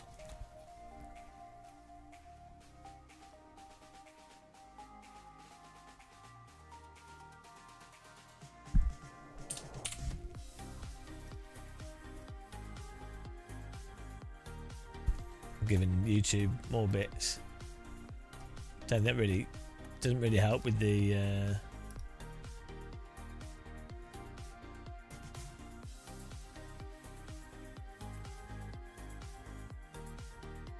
well, I've got G-Sync on, so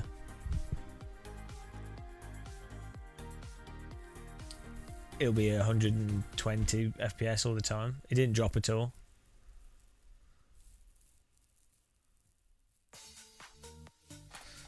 It does seem like YouTube is occasionally stuttering, but then Twitch isn't, so some OBS encoder thing. We're only using 9% CPU though, so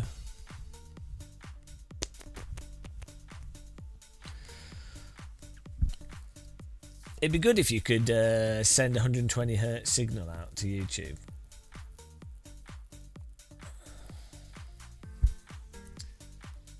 Maybe that computer, it could just be memory. Like if we reboot the streaming PC, I think that'll help it. Yeah, we leave it. It's been turned on for like a month, so leaving a computer turned on for a month is probably not the best idea. I want to try super sampling this.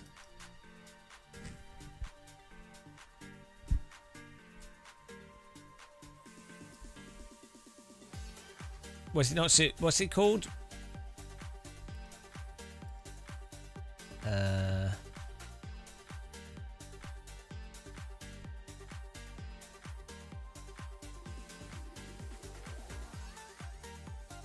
What's the setting called, guys, where you can, when you over render in the NVIDIA control panel?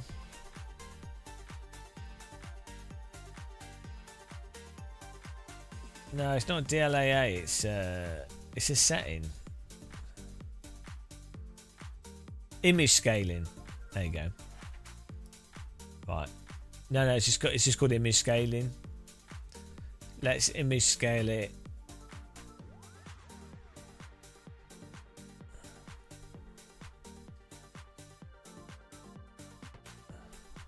But I want it more. GPU scaling and sharpening. Scaling resolution. Hang on.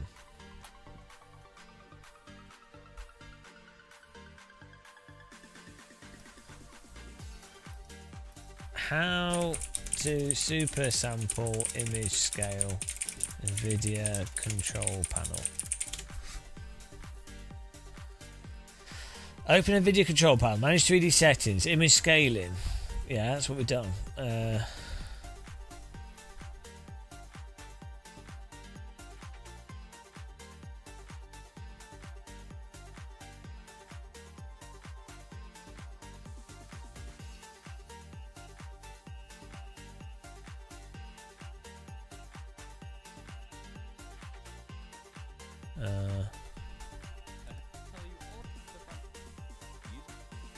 I want to scale it above the native resolution. Yeah, the image scaling is basically DLSS, but I want to over render. How to super sample upscale with NVIDIA. DLDSR, yeah, that sounds right.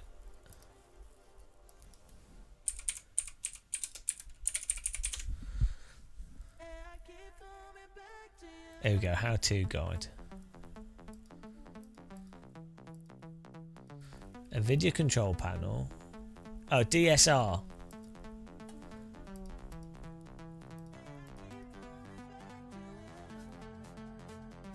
DSR, that's what it is.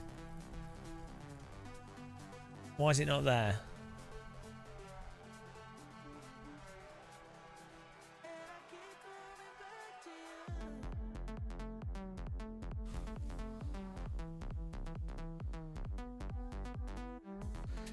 I don't know what the D. Give us the D. Why is it not there?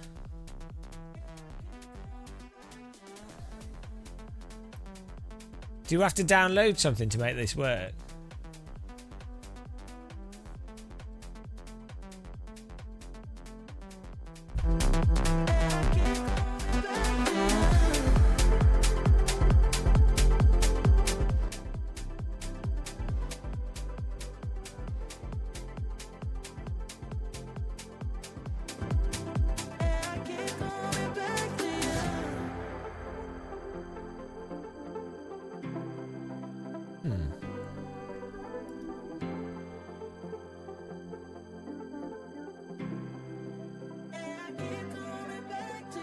This guy did a video 3 weeks ago, but it's not.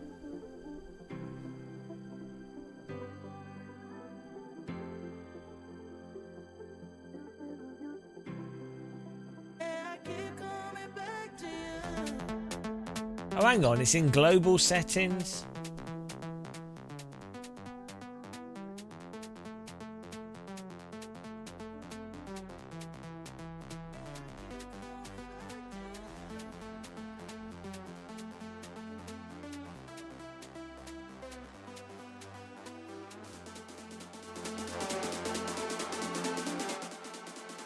What's DSR?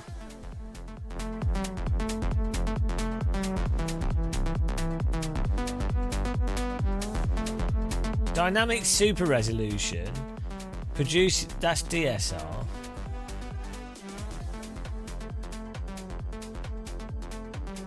Here we go. Here we go. It's DSR, but why is it not in? It's going to do it to everything.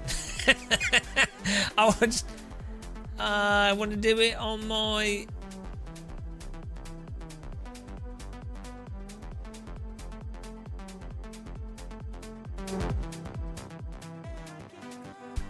Oh, you can pick it in the game. You can't. Hang on. It comes up in the game. Oh, it makes. So I can just add them and then it'll make it in the game. Okay. So if I enable it for 1.76.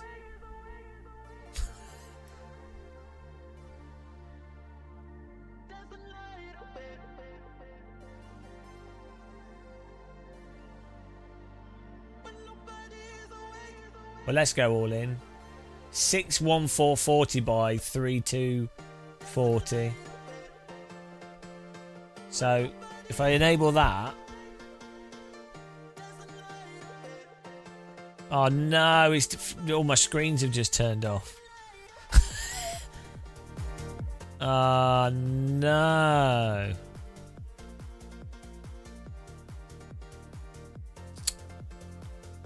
Well, that was not a good idea. Everything's just turned off. I thought it'd only do it in. Oh no, we're back. We're back.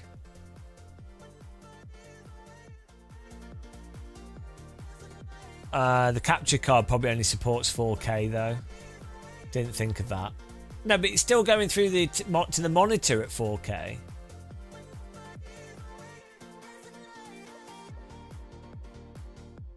I think it's having to redo all the EDIDs on the socket, so we'll just let the screens do what they do.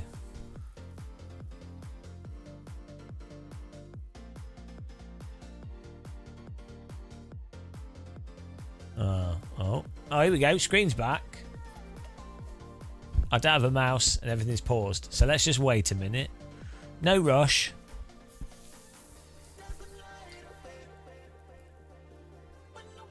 I don't know if it's broken or not, but we can just wait. There's no rush here.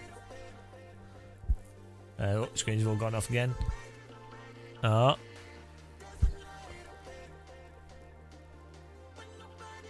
Here we go. No, it's still paused. We'll just let it do what it's doing.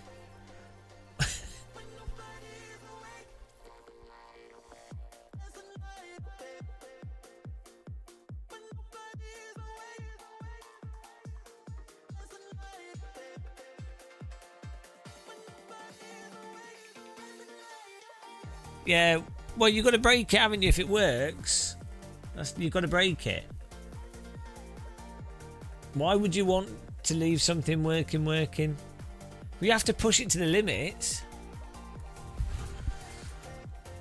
The German word for that is "Du bist ein Idiot." Gamer muscle bist dumb.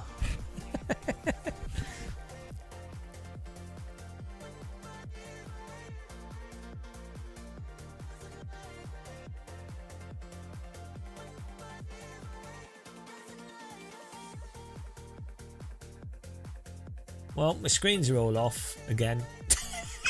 We'll just sit here. There's no rush. You just gotta. This is it's like the experience of using a 90s PC. It's like, oh, we've got to restart. Well, I'll go and make a cup of tea, and then I'll come back in 10 minutes.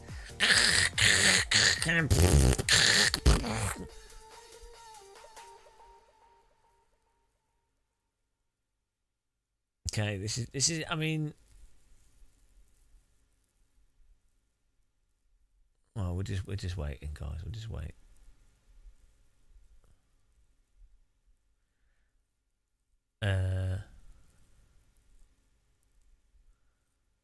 We are very much on black screens here.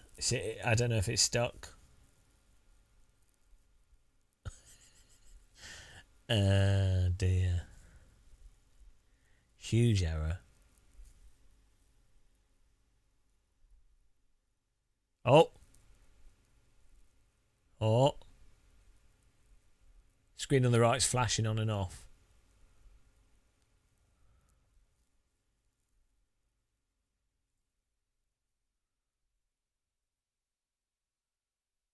Holding on to what's proving itself.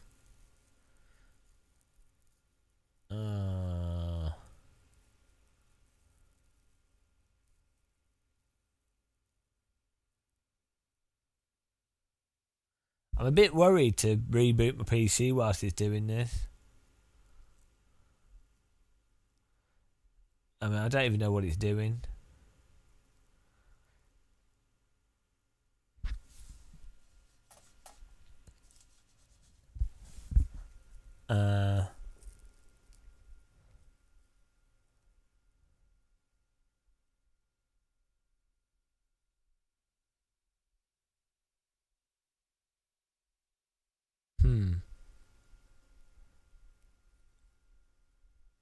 Should I just reboot?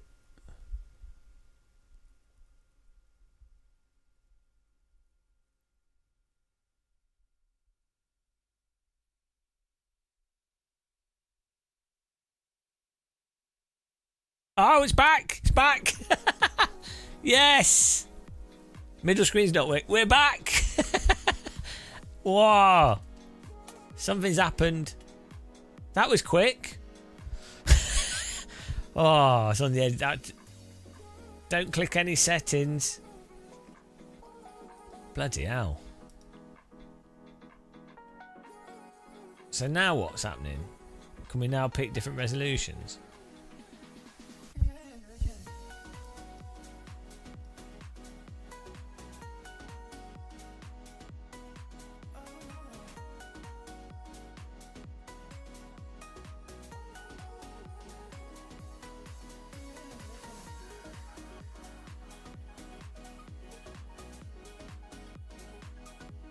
The NVIDIA control panel's crashed. Might have to reboot the computer here. Yeah, I'm going to reboot the computer. Well, before I do...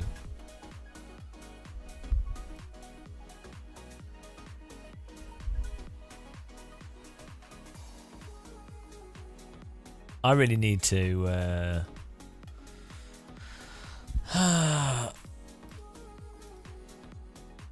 I really need to put Windows 11 on this. I really don't want to.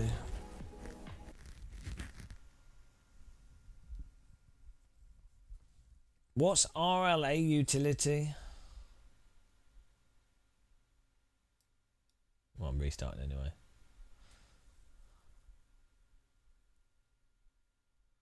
Jardier. That was so stupid. You should be Hell Knight.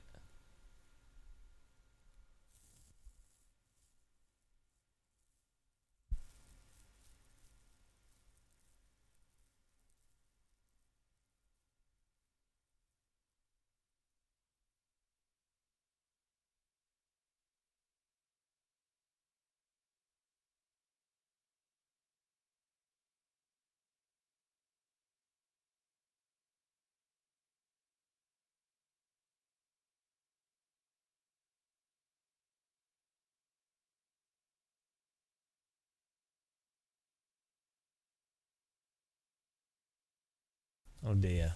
We're just rebooted by a computer's not. Oh no. Why did I change? What did I do?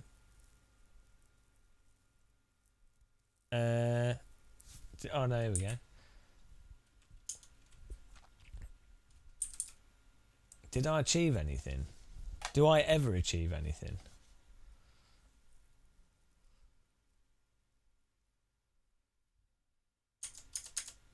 What is going on here? My devices aren't working. Give the computer some time. We ran...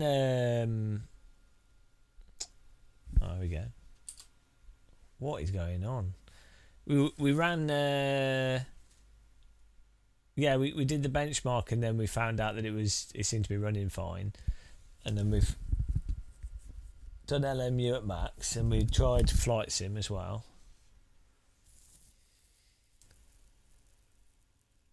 What?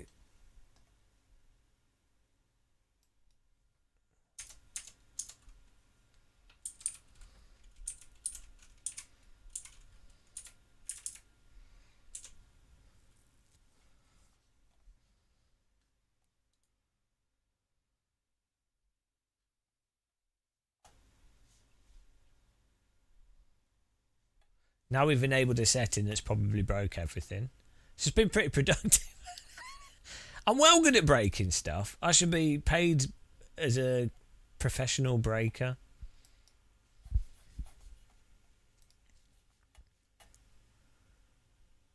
Hide the money? What money? I haven't got any money now.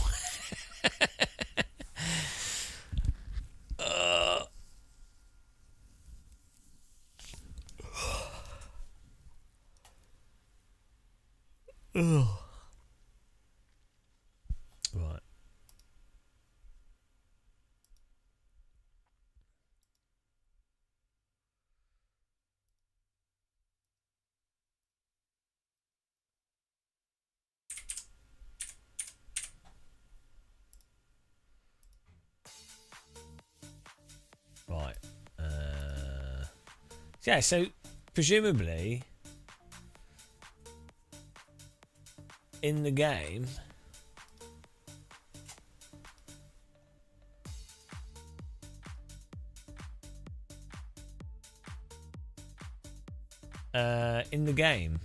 we should be able to choose the resolution now. That's what I was told.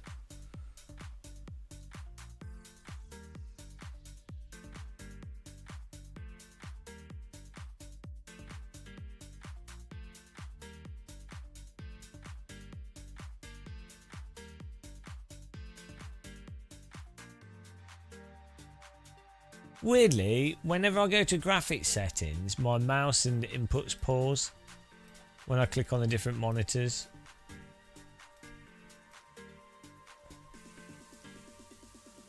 I don't know what that's about.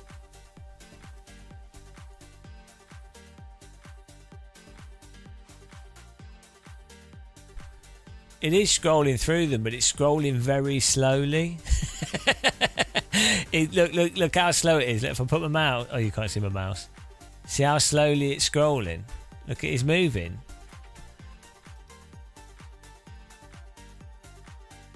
It's just very slow. It's a trick.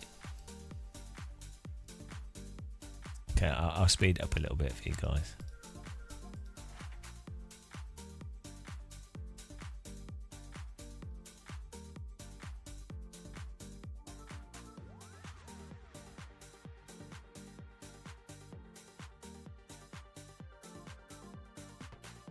There you go. Are you happy now? Look at what we do. The feedback. Yeah, it's really weird because I was looking at it yesterday. I was just messing around with it, seeing how slow I could make it, and it's really weird. It's going so slow that when you look at it, it looks like it moves and stops and then accelerates and deaccelerates because your brain's like.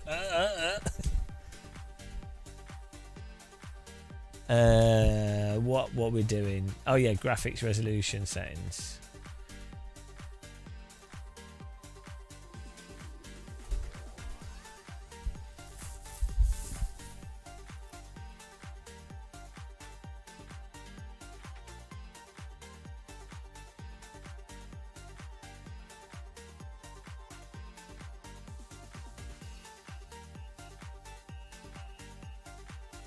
I think the problem is... Oh no. The problem is with the capture card. I don't know how that will work. Like, isn't it that it's rendering at a higher resolution, but then it's downscaling it?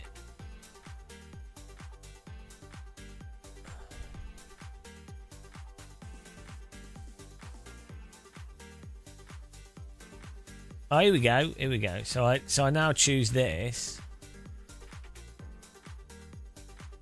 Right.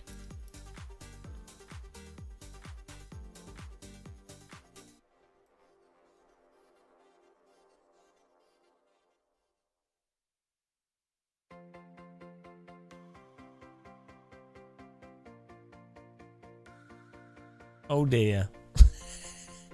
Oh no. Yeah, no, it just lets you pick it, but it doesn't actually scale it properly. And now the capture card's exploded. Oh dear. That whole setting was a waste of time. I think we've just broken everything. Oh, everything's paused again. It really does not like this. I did make some new emotes, Hell Knight. I've just not put them on yet. Everything's paused again.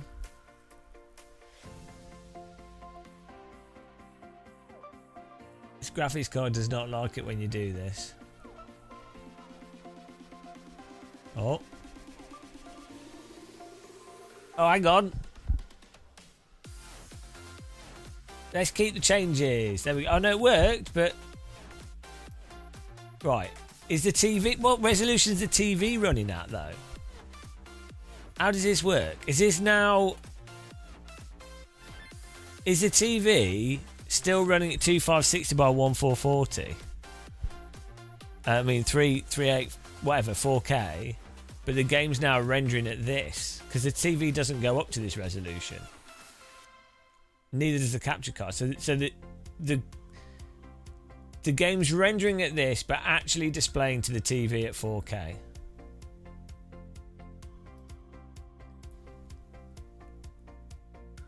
This might be how we break things. Oh, look, the menu's going slow and buggy. We might have broken it, guys. Oh, what's going on with the menu?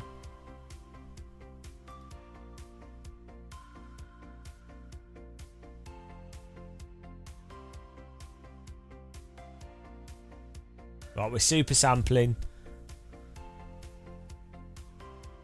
Yeah, basically, but it doesn't seem to work properly. It's like it, but it doesn't work. It's weird that it's totally seamless with VR. I mean, that's what DLSS now is. You can see it glitching on the capture card.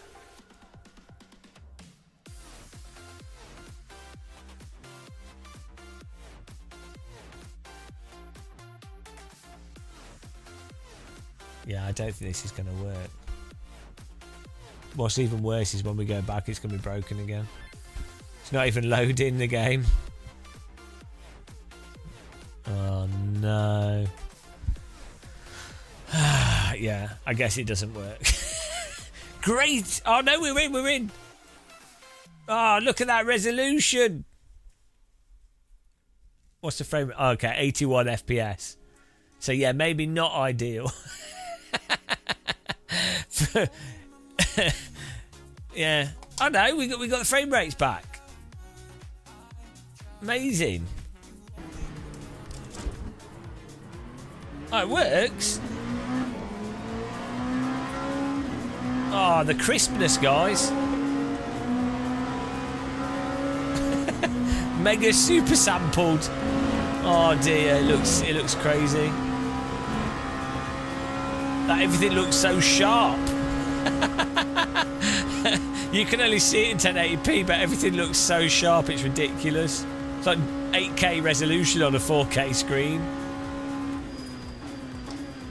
Oh no, it looks well good. And it's running perfectly. There's...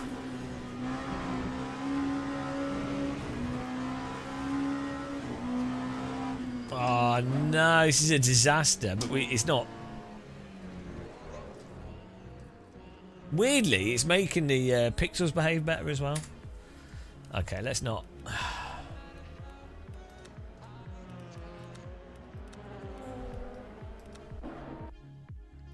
It's breaking them. Look at this. It breaks the menu, though. Oh, no. Working now. Well, maybe we can keep it on. Why not? So the game's running at 5760 by 3240.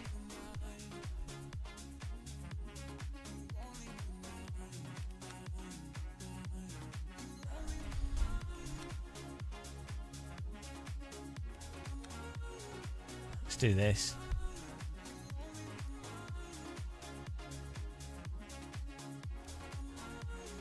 Yeah, 1.5.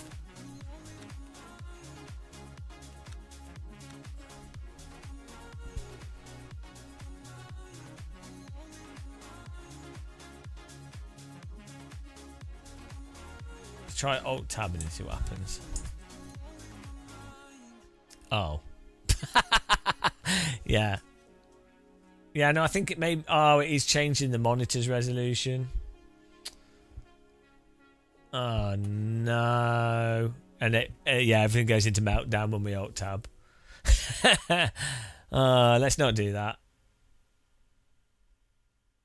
Oh dear! Oh bloody hell! Huge error.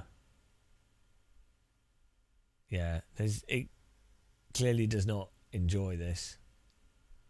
I think it probably works all right if you just have one monitor, but because we're using 3 and 3 4K monitors are pretty high on the, they're pretty using up a lot of resolution.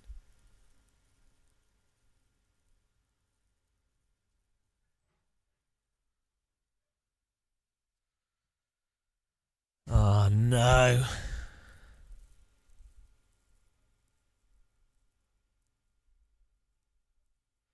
It's not really. Yeah. Well, it probably is tabs, but the issue is the monitors more than the display ports, and how the monitors work.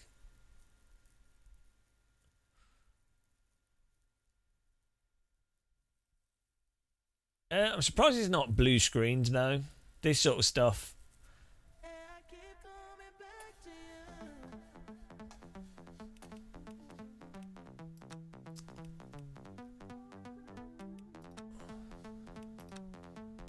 this sort of stuff has a habit of hang on, what's 4K? 3840 by 216. There we go. It has a habit of blue screening graphics cards.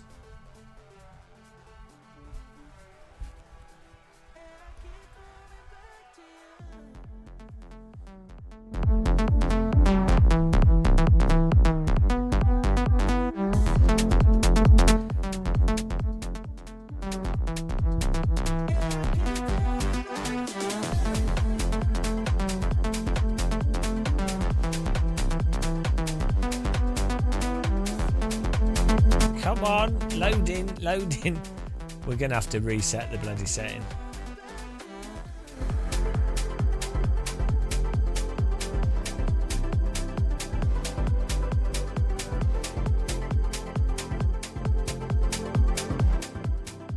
Here we go. We're back. Kind of. Yeah, it's a Windows thing as well. Maybe it's less worse in Windows 11. It's also the Windows scaling.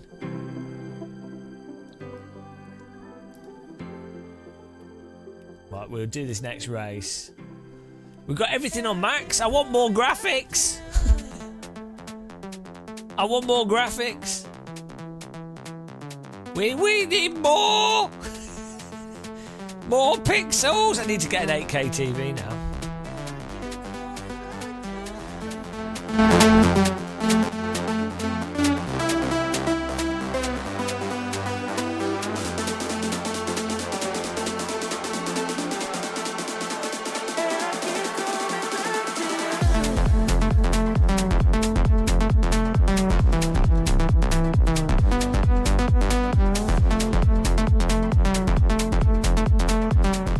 Cup of tea.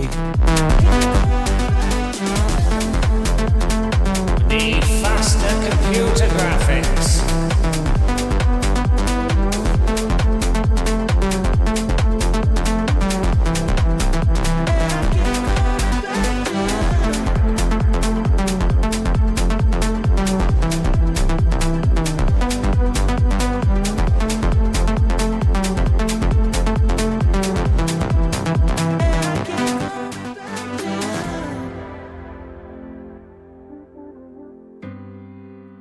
Right, this is all working. Right, how's everyone doing?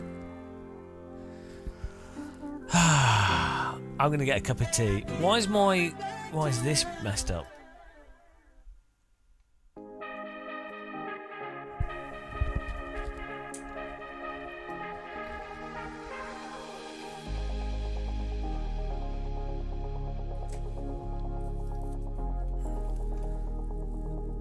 Your neighbours enjoy getting blasted. You got party time. Oh yeah, they're really good. Shady Sim, Slim, Shady Sim, Slim. Hang on, I'll be back in a minute. I'm just gonna get a cup of tea.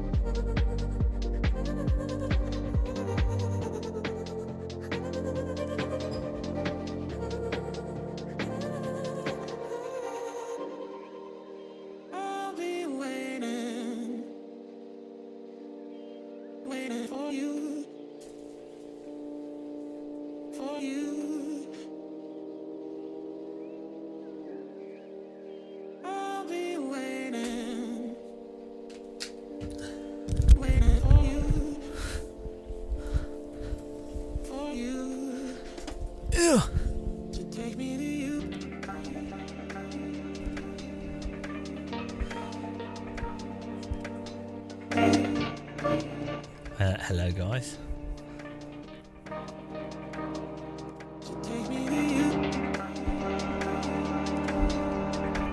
We should do some more DJing from the sim rig. Got my DJ decks. Could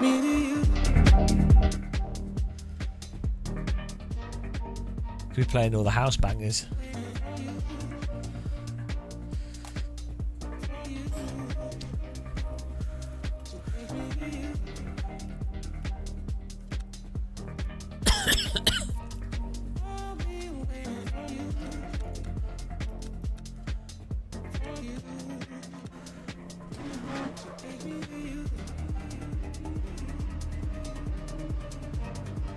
It still looks awesome. I could put up with not having insanity res.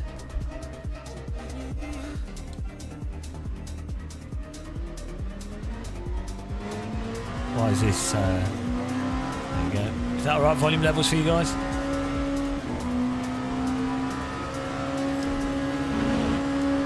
Whee! Oh, the frame rate! The frame rate is maximum frame ratage. Oh, it's beautiful. Pure frames. I've never been injected with so many frames in my life. For such a good price as well. I actually did, yeah, we could do a DD Girl remix. Woo! Problem is, get used to this frame rate. now we can't go back. It's ruined my life. It'd be well good. We put we can put the 3080 in our other computer. That'd be nice. Play Hell Let Loose. I wonder how much this power supply helped as well. Whoa! What a save. Yeah. Sadly, I can't afford I can't afford to buy anything else. It'd be nice. Woo! It'd be nice to have a I'd like an OLED 35-inch ultra wide on my desk. But that would be entirely for me. Well, it'd be for work, but you know. Whoa!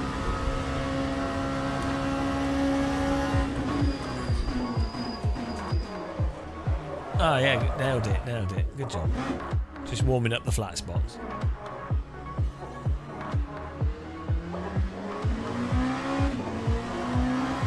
Yeah, no, LG's weird in terms of how they do marketing. Because they're a South Korean company and then they go through other companies. How they Yeah, it's really weird. The way, like, basically, large companies, as a YouTuber, you're not contacting them. They're contacting you. And the thing is, it's not even about them not wanting to work with you. They probably would in many cases. It's just they don't work that way. Like, they have specific... that they go to specific companies that do their marketing, and then they have a specific marketing goal in mind, and it all has to operate within that framework. So even though it might make real financial sense and be a really good partnership, it actually weirdly it just doesn't logistically work. Like, well, anyone that's done, if you've ever worked in a big corporation or with a big company, it's the same thing. You'll even have there's even situations where you have a company is working with multiple marketing companies, and those multiple marketing companies are competing with each other. It's so stupid, such a mess. You know when people make arguments where they're like, oh, capitalism's so efficient, big companies so much more efficient than government, and it's like, have you ever worked with a large company? Look, no, I can't. There's some stuff I can't say, but I have had some hilarious interactions with some large companies that are insane. Some stuff is so insane you just wouldn't believe it.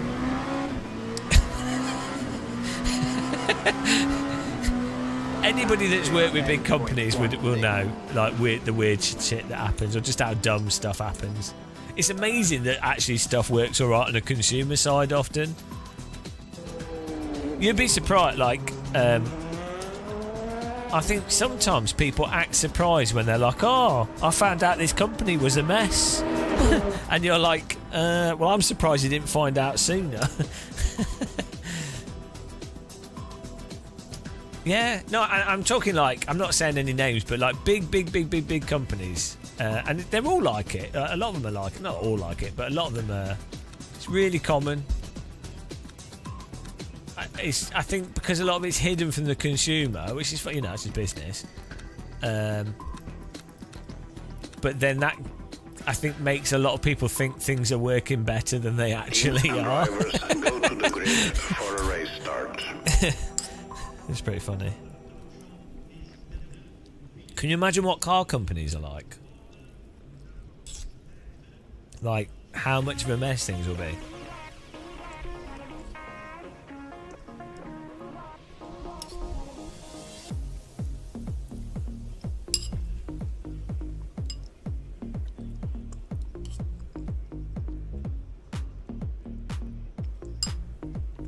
But I mean, I'm not even knocking them. The thing is, if you ever try to organise anything yourself, it's difficult. Like, try organising more than 20 people. It's insane. Like, try organising 5 people. It's ridiculous. So then imagine organising a company with like 2,000 people or 50,000 people. It's like, well...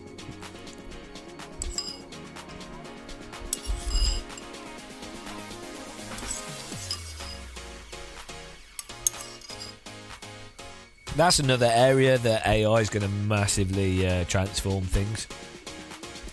Like interdepartmental communication and like interdepartmental project planning, especially for large businesses. And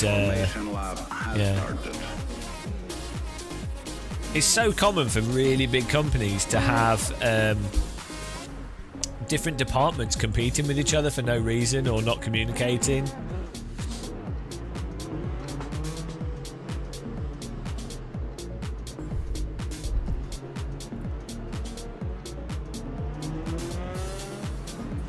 So we get this, you go slow down, catch up, slow down, catch up.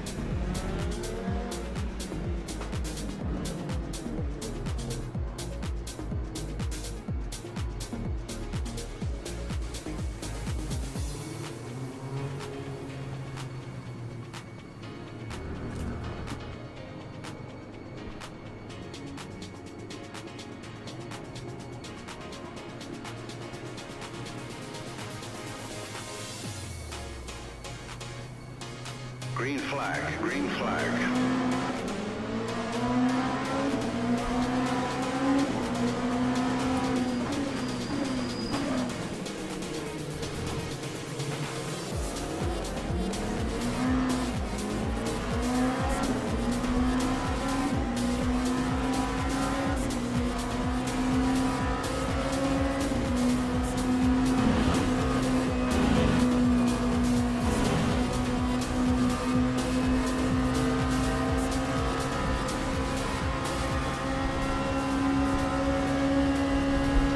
That was an alright start.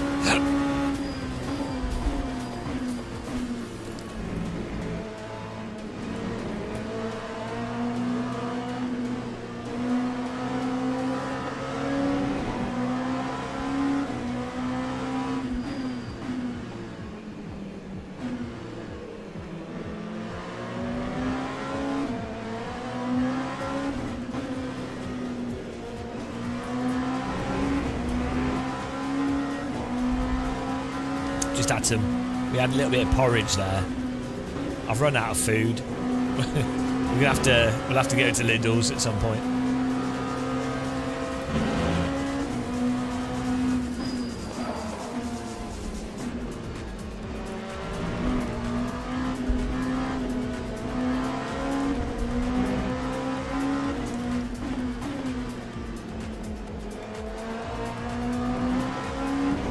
Oh, the sparks look nice. I've got so used to playing games on really bad graphic settings.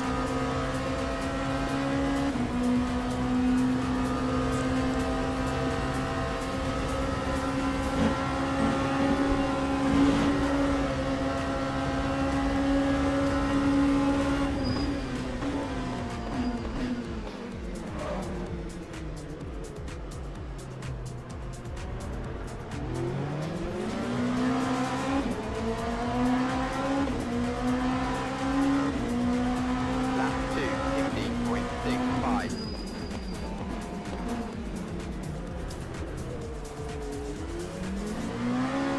Woo!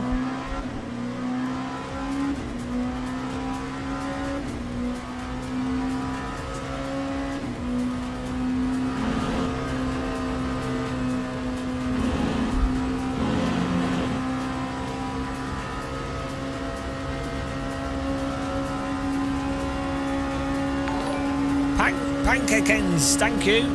Appreciate the sub. 20 months. Thank you very much. Really appreciate the support.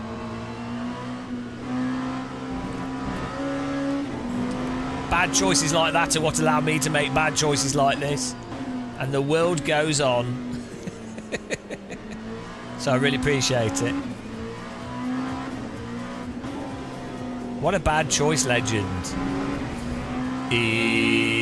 Woo! Well, everybody.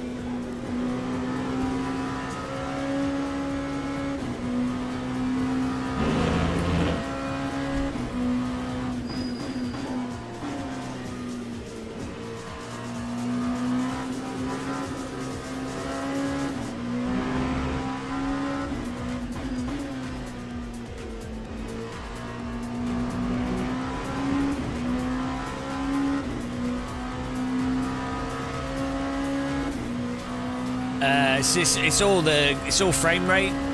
Now, because we've got such a consistent frame rate, it's a lot easier for me to be accurate. So make sure you buy a graphics card with my affiliate link.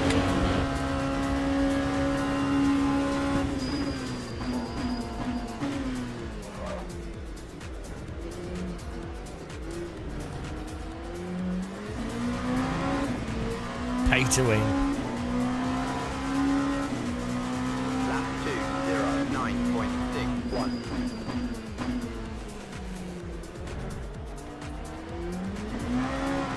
Catching the gaggle.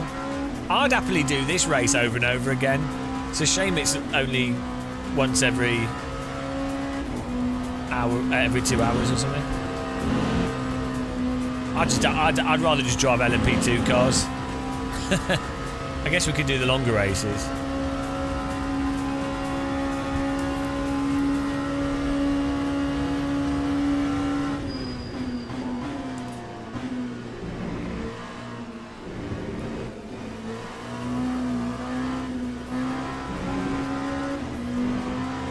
It drives really nice around this track. I don't like ACC, but I do like the normalist. That is amazing. So it's probably one of the well, one of the or not the best simulation to practice, like even F1 or GT mods. It's really good.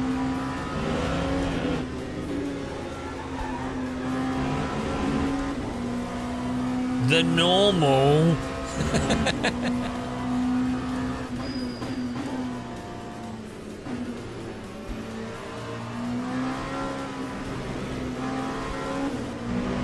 Oh, where's he going? Oh, he's lagging.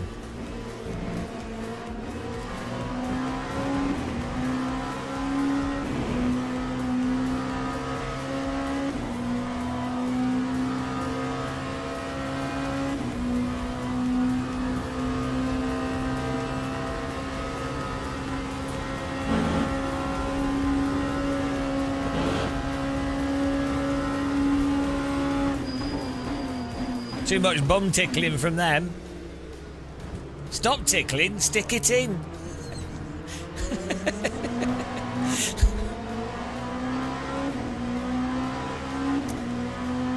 Lap 208.63.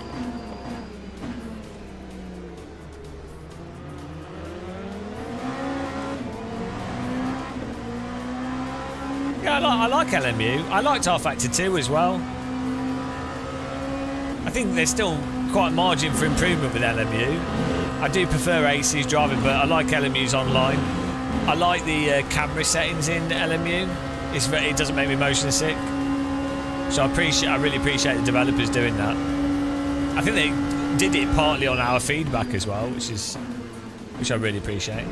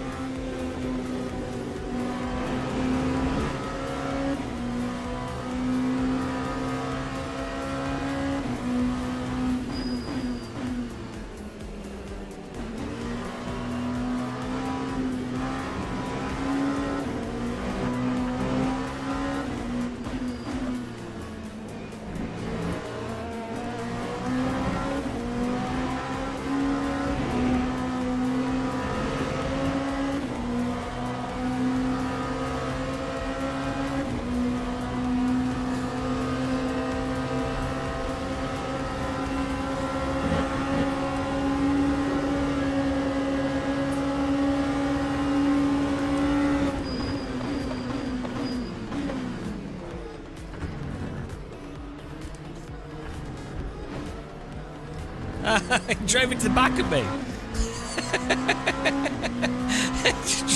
Rear-ended me. Onto the lagger we go.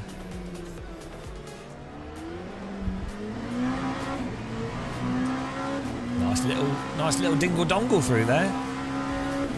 Overtake. Opinion zone. LMP2 cars are a lot more to my driving style.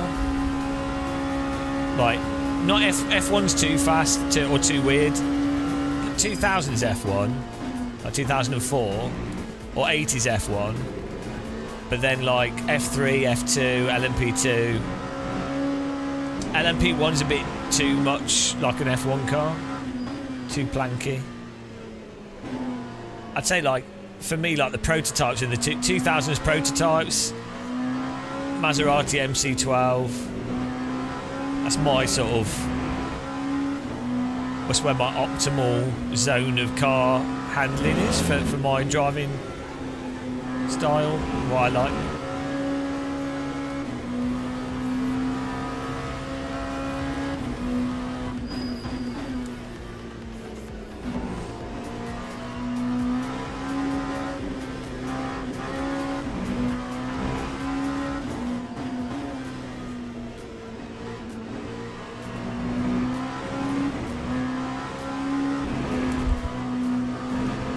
bit too much curb there.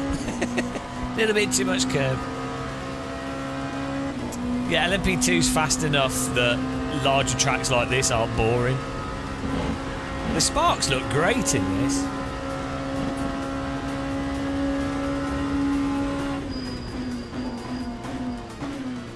Man, this guy's lagging so much.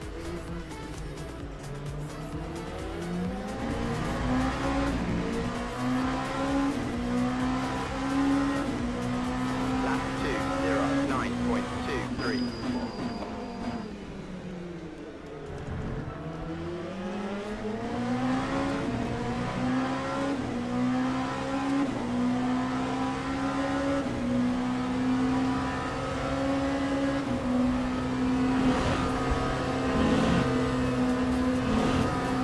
Try and draw him to the left and pass on the right.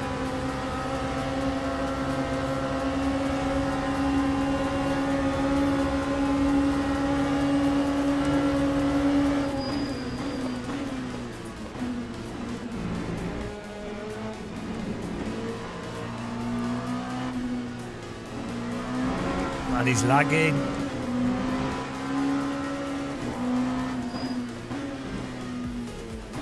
His internet, he's on mobile phone internet.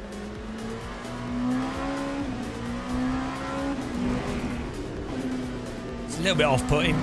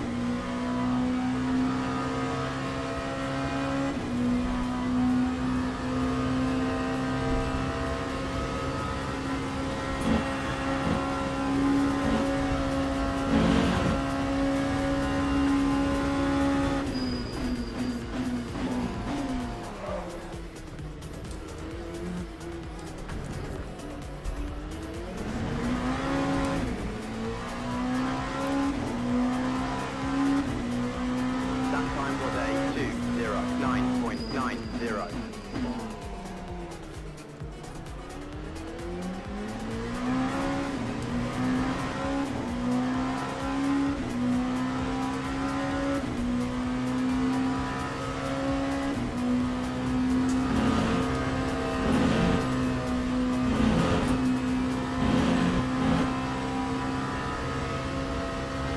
It's weird how his internet keeps going up and down.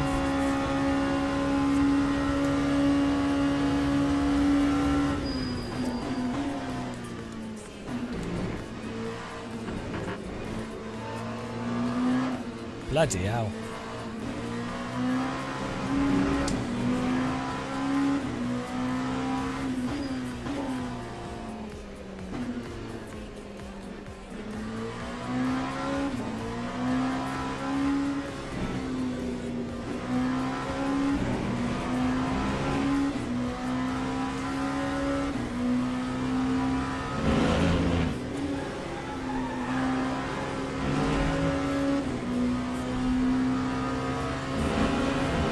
Yeah, like bronze at the moment still.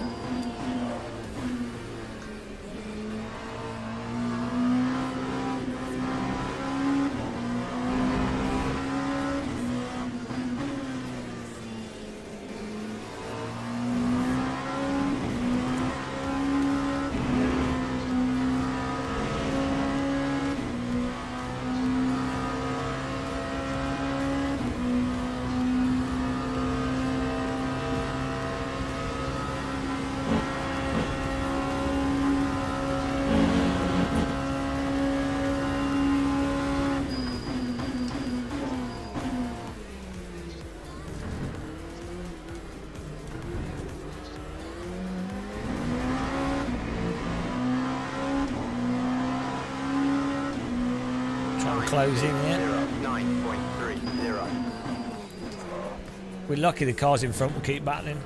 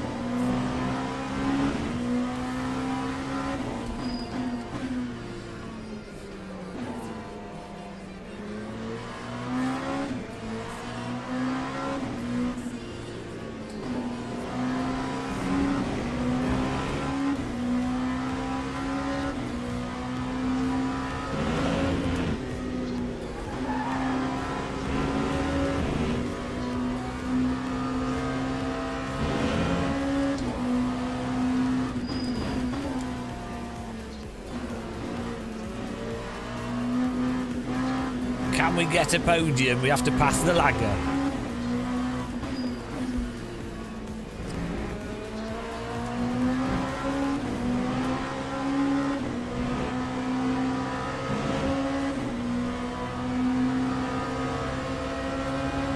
It's good. We got a laggy air on this guy.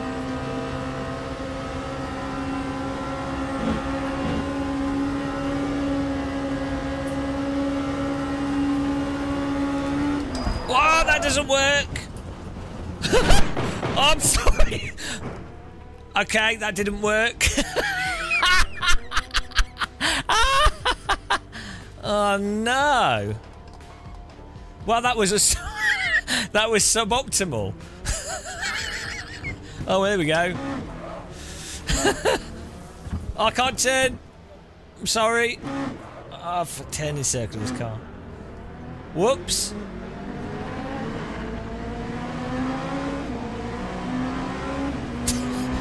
The downforce just on. I flicked it. Oh, do we have? Are we missing a wheel? Oh, I think we're missing a wheel.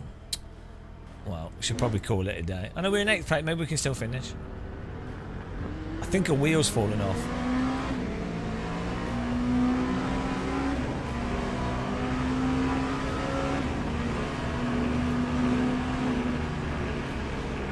What's that sound?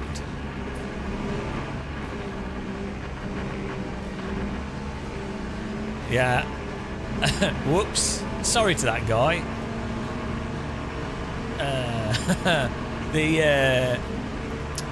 Yeah, we just lost the downforce.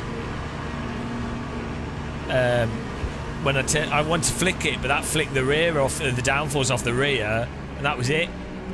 Car just went. Lesson learnt. Oh my god. We can't turn left. So, oh, it's going to be fun to see the replay.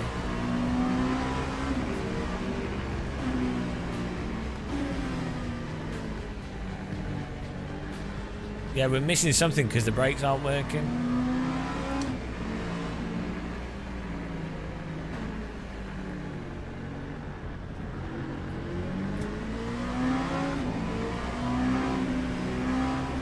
I think we're missing the front right wheel.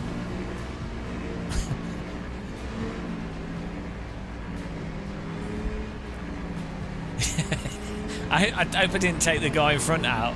Yeah, well, the grip just turned off because I think we lost aero basically. And then when I was braking as well. I thought I'd be able to flick it.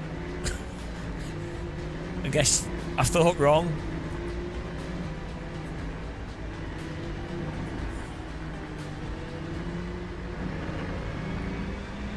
This is the Robin Reliant F3 car.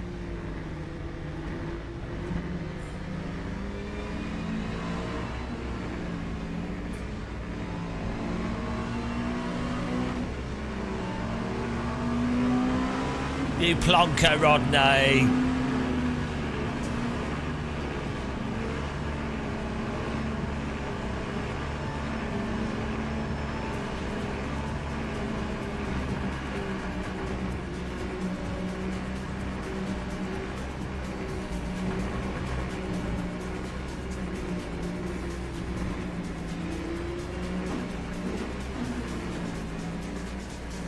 Hang on, has the race finished?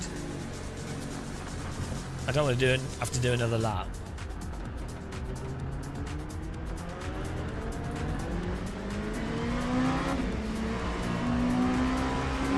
Oh no, we've got another lap.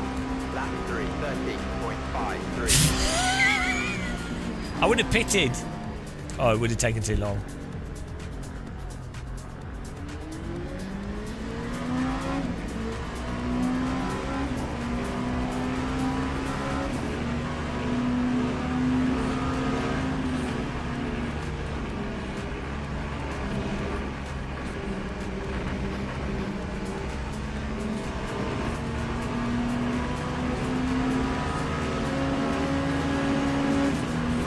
Sounds like a plane.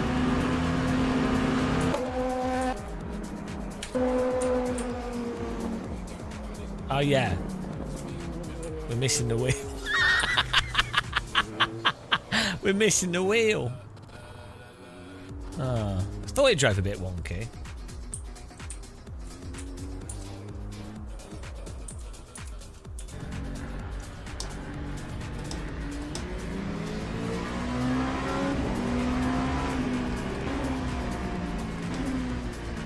Still 7th place at the moment. Yeah. Beautiful. Drives pretty well for a three-wheeler.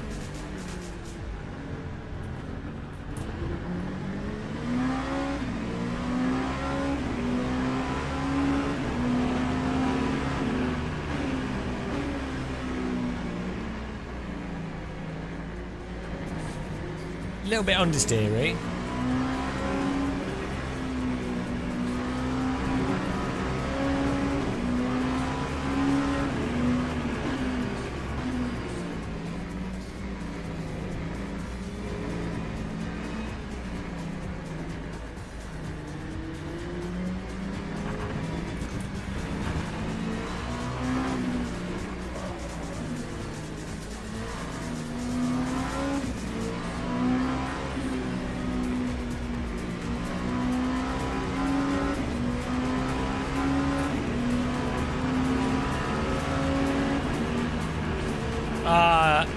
Yeah, sorry if it was on the second to last lap.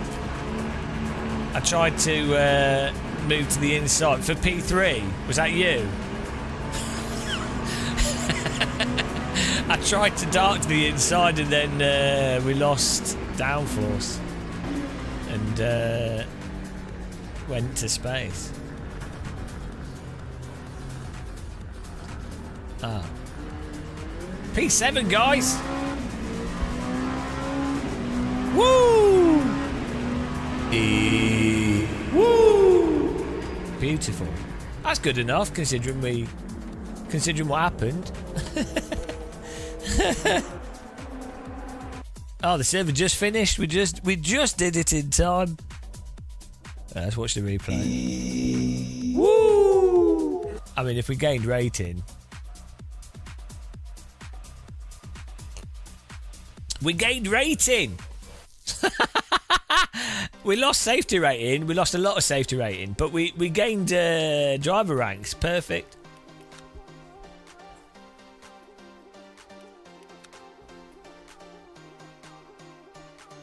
Bloody hell. What's going on here? Why is it? Okay. Let's see what happened. Yeah, you can't just flick. Turns out you can't just flick the car. It was a good way to find out though, so I'm happy we finished. We should have got a third. The thing was the guy in front was lagging, and I was like, oh, there's an opportunity to get up the inside and maybe get away from him.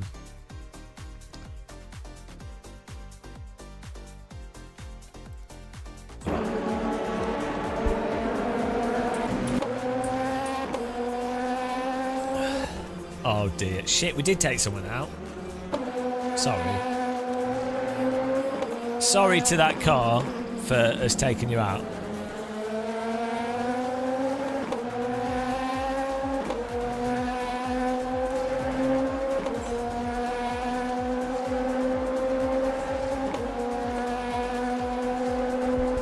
I'm reporting myself. Self-report. Right, here we go.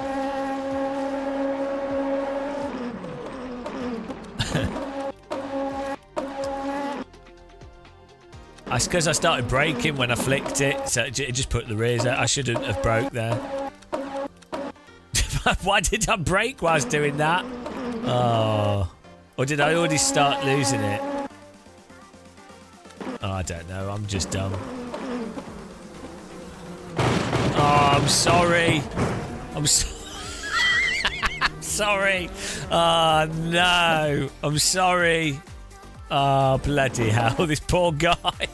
This poor guy. He's in second place. Was it a back marker? Emmanuel. Oh no.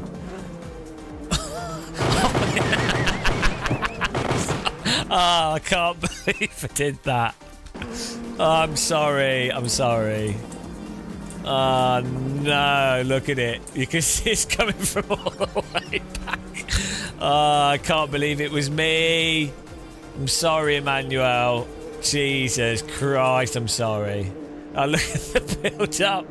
Look at the build-up. He had so long, where he's safe, and little does he know that this car's going. The amount of time. Oh no! Look at the amount of time he has. It's all inevitable. It's at full speed. It's inevitable. Oh no! Oh, I was completely out of control when I lost it. Oh my god! Look, he just doesn't know. He doesn't know. He's having a nice time driving around Spa, and in the distance, you can see it coming. He's having a perfectly happy day driving. Little does he know what's about to happen. Strike! Oh god!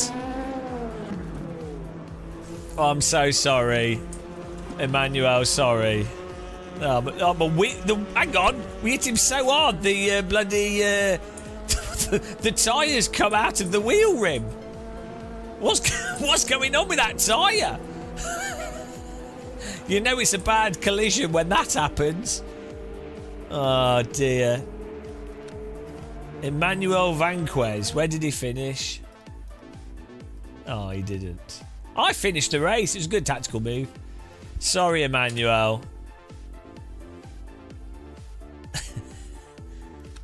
What a disaster. I gained rating though, so it was worth it. That was genuinely terrible. I feel really bad for him. He was probably because he was up in second place, so he was having a good race. What an idiot. Mind you, we should use his mirror. That was clearly his fault. I'd have avoided it. Oh, God. We were so far back, there's no way that he could tell that that was going to happen. Yeah, that would have given us a burnout crash bonus. Let's just tighten my mouse mat here. How's it going, Niels? Niels of Pedal. Right,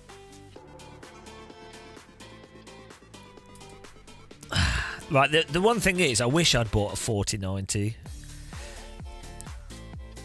when they were like two grand. Because how much faster is a 5090 over a 4090? I don't think it's that much.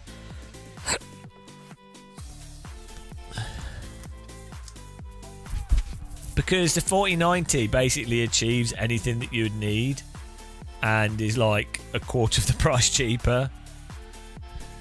So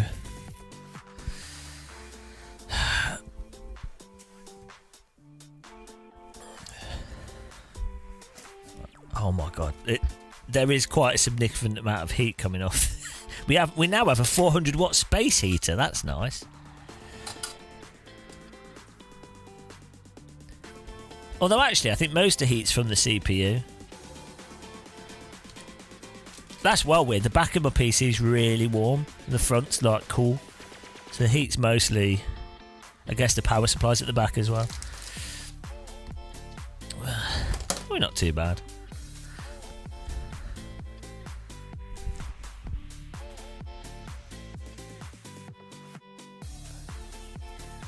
Right. Let's try something else. But yeah, basically LMU, at least with what we've tried, 100. I mean, we even used super sampling. Like it wasn't 8K res, but it was like 5K resolution or something, and that was running perfectly.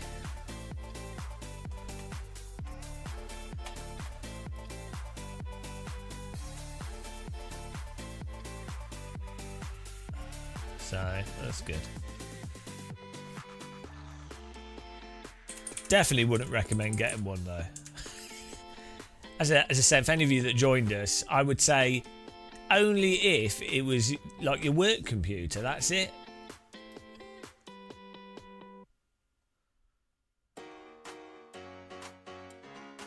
That's the only scenario that I can think of reasonably getting one. I mean, I guess if you play VR, but then, like, if you're not price sensitive and you play flight sim in VR, like flight sim people would always spend whatever. Like, I guess, in fairness, if you absolutely love flight sims, right? You absolutely love them. Spending £3,000 or even let's say you spent £5,000 on your computer hardware. Even if you spent, let's say you spent £3,000 a year on your computer hardware for flight sims, and that is like your hobby is flight sims. It's not that bad still. I think that's why there's so much elasticity in the pricing of these things. Because the fact is, if you like flight sims and even driving sims, if that's what you play for hours, I don't think it's. Don't get me wrong. Objectively, I think it should be cheaper. But like from a value to time put in, because other things just cost so much comparatively more to gaming.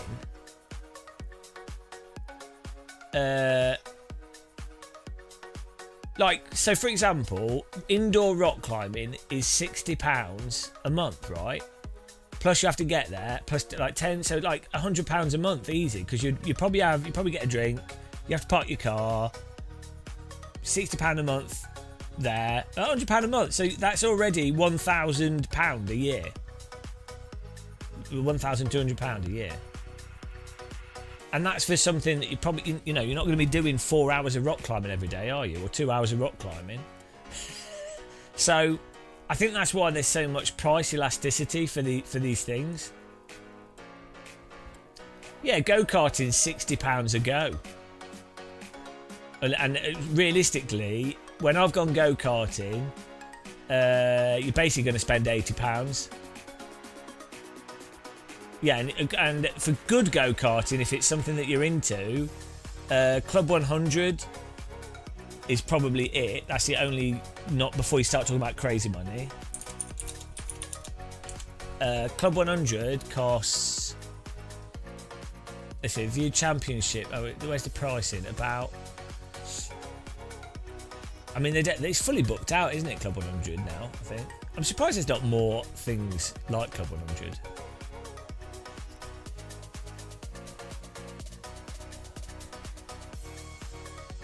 Right, what have we got? Is it sprints? Senior sprints. Okay, right. It doesn't have it. Let's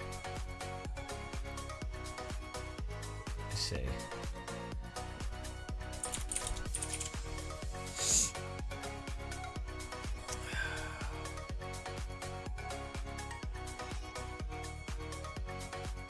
Club 100 price.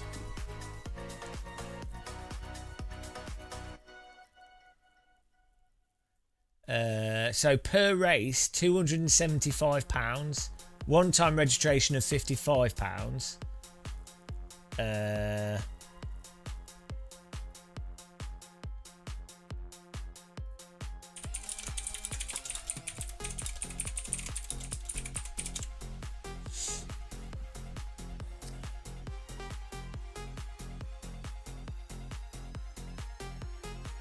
What's this? We have quite aggressive filter for words because of it stops like spamming and bots and stuff, which is good.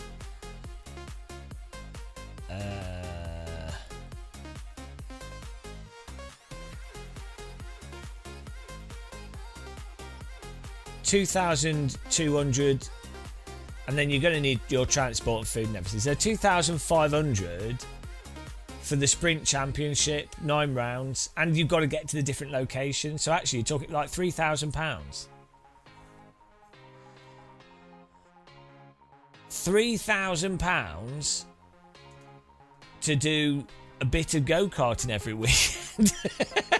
So yeah, like if you're talking about value for money, like obviously real life is real life. It's a different thing, but you can still go for an individual. You can go, would I get more value out of a graphics card versus this real life thing?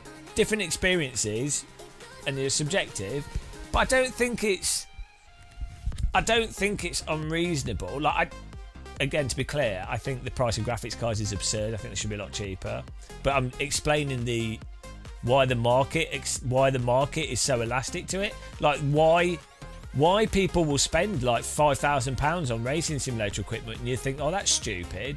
You wouldn't logically think it, but then actually, if you think through it, and you're like, oh, actually, compared to like other stuff, it ends up being good value, and it's enjoyable. Well, if you're mental, it's enjoyable. So, you know,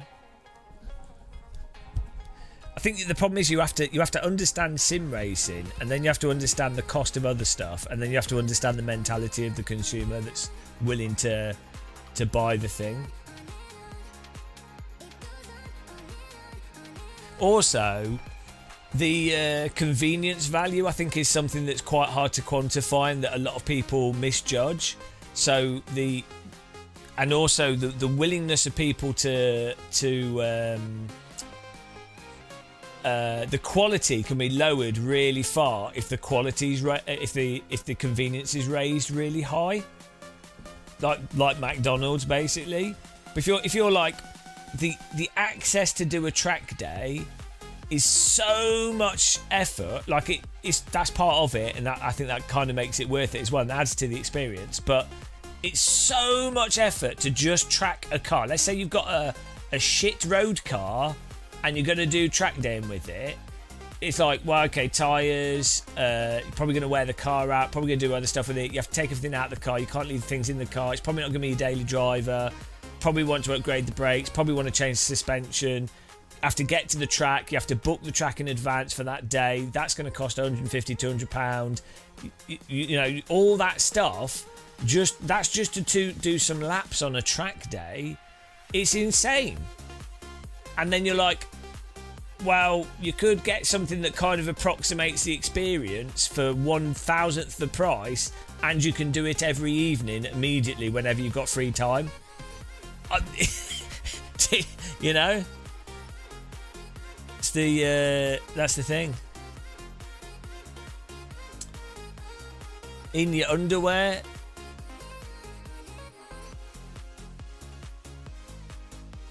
So, right, what we're trying next. I don't really want to play iRacing. I was going to be like, oh, I could turn the graphics up, but I just think iRacing is terrible, so I don't think we'll play it. Maybe do some oval in it. AC, let's see how AC runs.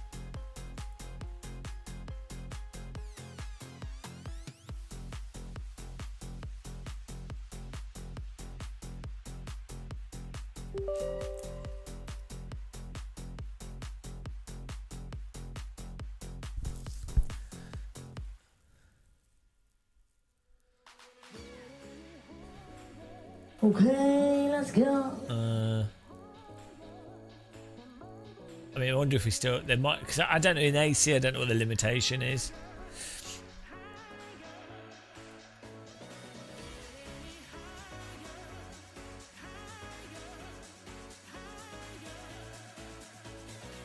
Oh, no, we've got the gearbox selected and changed my car.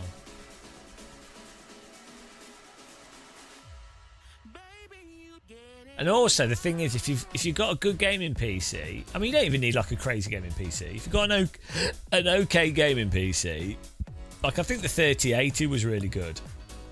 If you're not playing at 4K, 3080, and you can play flight sims, driving sims, FPSs. It's hard to beat that value for entertainment.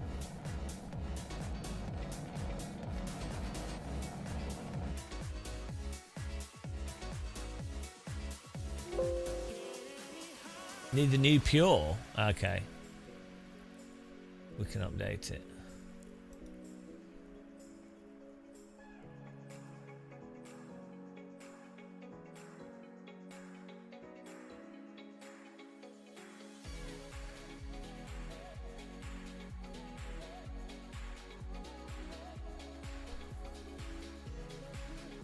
You can get Wreckfest 2 beta now. I think it's going to take like a year for it to be a full game though. It's good fun though. It's just got a few tracks at the moment, but it's good fun.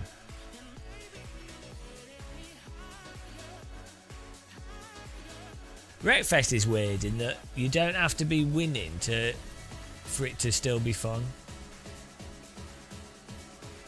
I mean, more so than other games. Like, you can be doing awful in a Wreckfest race, but it's still entertaining.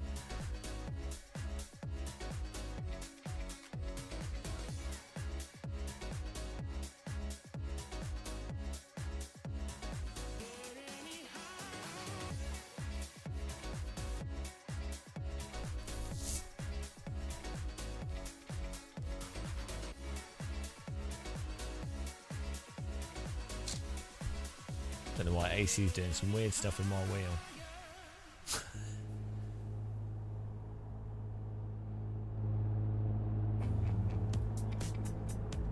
Okay.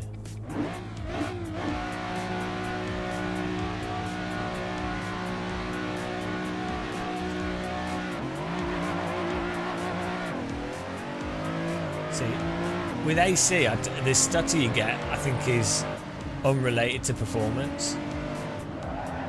What? Thanks, AI. Good old ACAI. The best.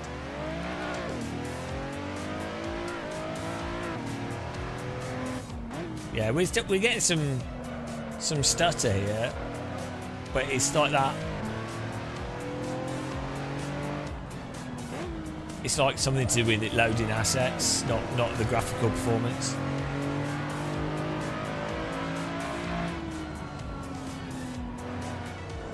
We could probably put this on absolute max. Oh, maybe I'm not even using G-Sync with this though.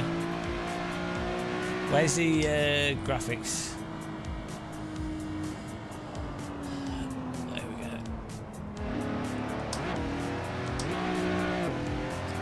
Yeah, I think we should set this to G-Sync.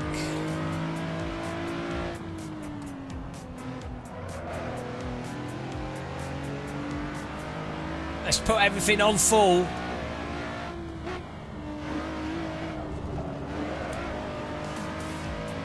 I mean, there's definitely, even with this, like, there's a smoothness.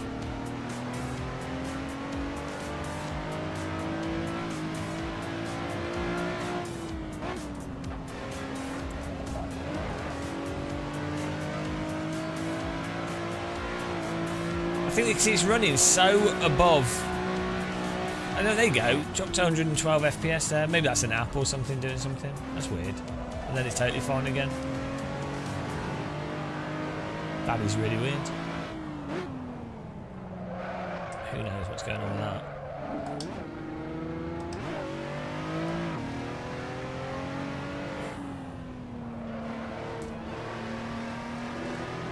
Yeah, it seems to be running pretty well. Let's turn the graphics on full.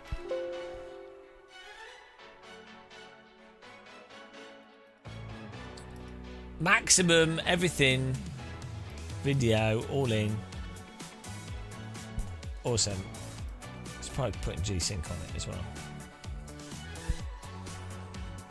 Appreciate everyone watching and supporting. We've had some new members today. Really appreciate that. We'll add you to the monthly member list. I will add you to that.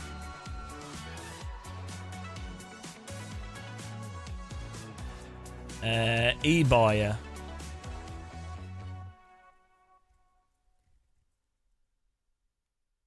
Is where you can get them from. Hang on a minute. Look at this.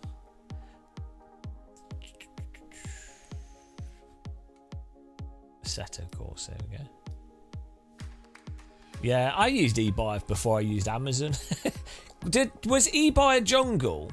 And then they bought Jungle, and then they went to eBuyer, or was that a whole different website? Was it Amazon that bought Jungle?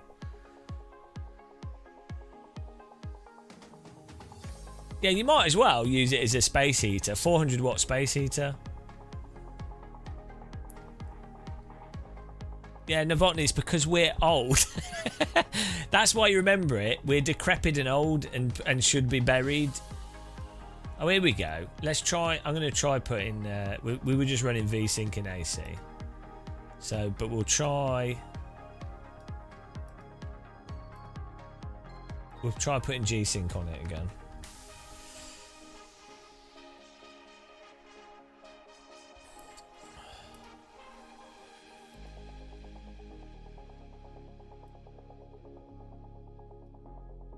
I think last time we tried G-Sync with AC, it ended up being worse than just VSync for whatever reason.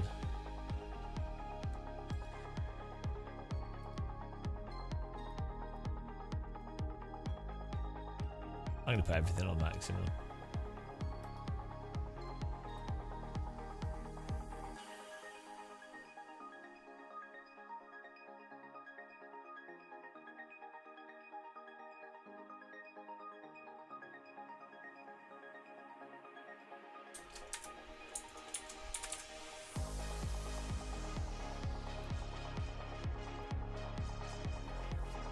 Tandy, Micromart. Ordered through Micromart. It's my favourite computer magazine. Do you remember that? It was like £1.20 every week. New Micromart on the toilet paper. Oh, why has it done this rain thing? Why would it do that?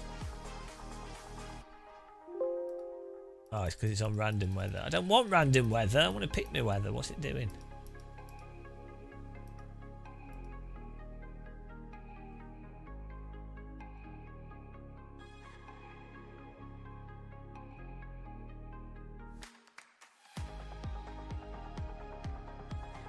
Oh, that'll do.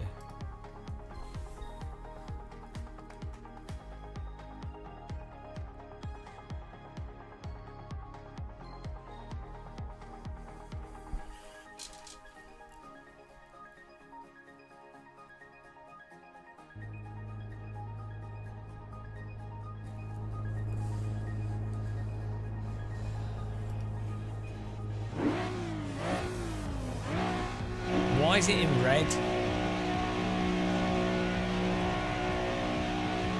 So this is with G-Sync on. Yeah, see, we're getting stutters there.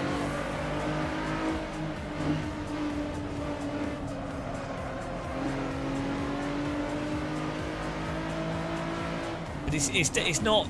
Yeah, the stutters are not to do with the graphical load. It's some other random thing.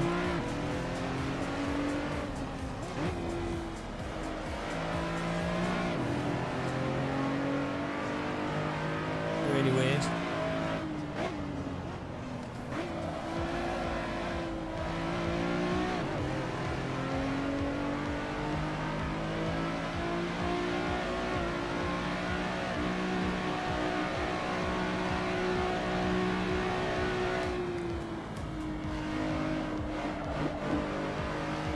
Like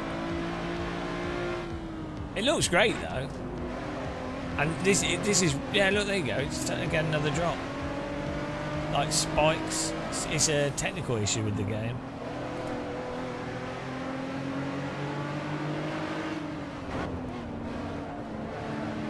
Well, it's not a CPU issue because if we're fine with everything else, it's some random AC thing.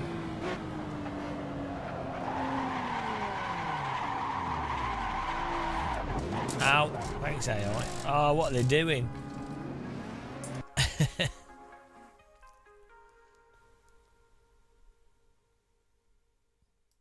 Let's change track. There is a stuttering in AC that happens from certain content as well, which is weird.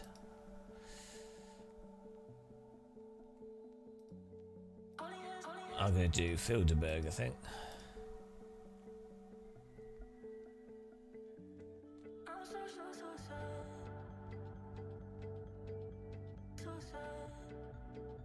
Do like a vintage car.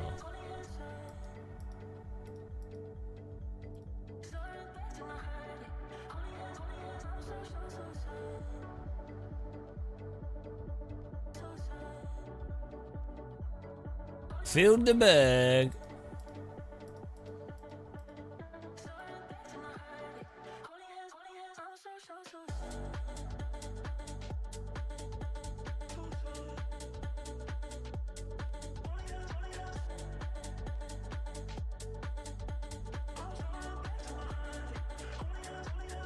I could probably do with doing a totally fresh install of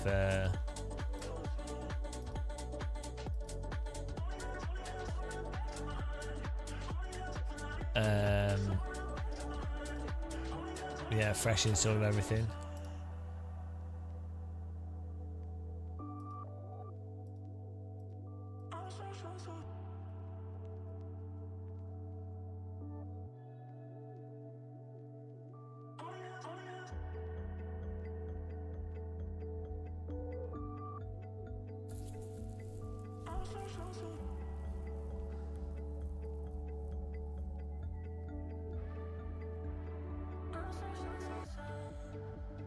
Might even try.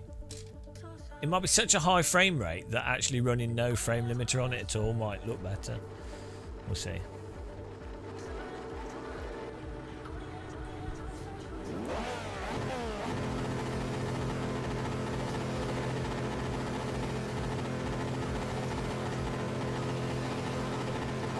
Oh no, it's H pattern.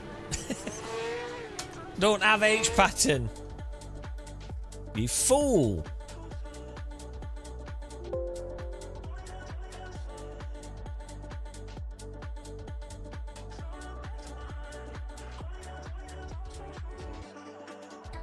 Let's try that again.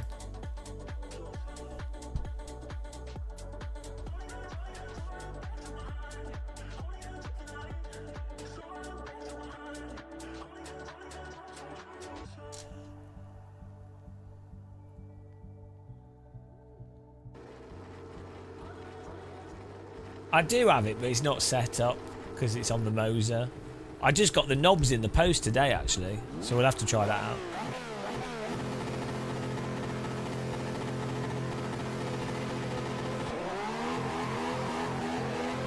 Then we get around. Look at these drops. Ah, why is it not even starting? What are these frame drops here? Like, to make sense. Is it a Kunos AI thing?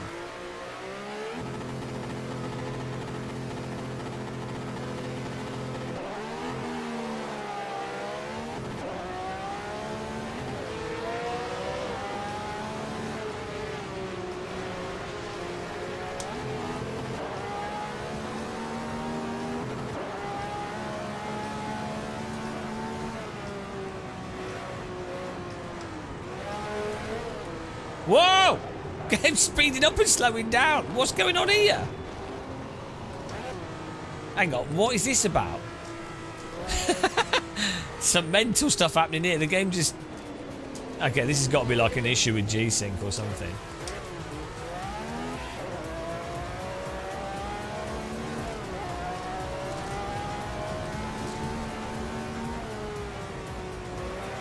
Yeah, there's some weird stuff happening here.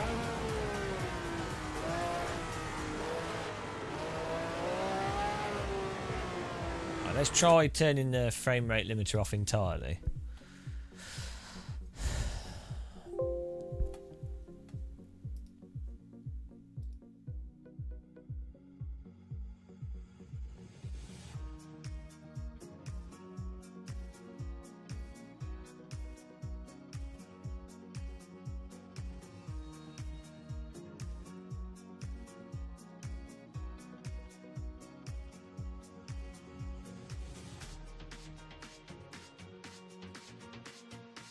Yeah, I need to turn the turbo button. We need to push the turbo button.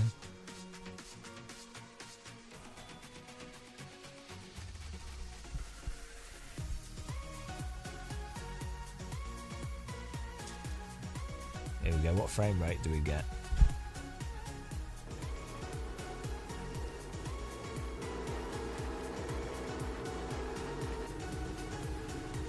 $200. Okay.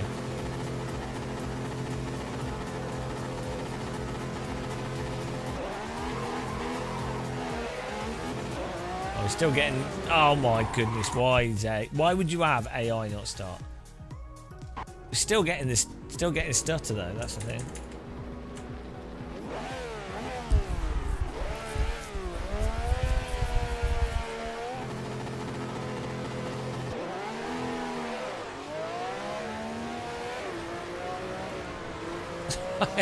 They're not very good at driving back in the day.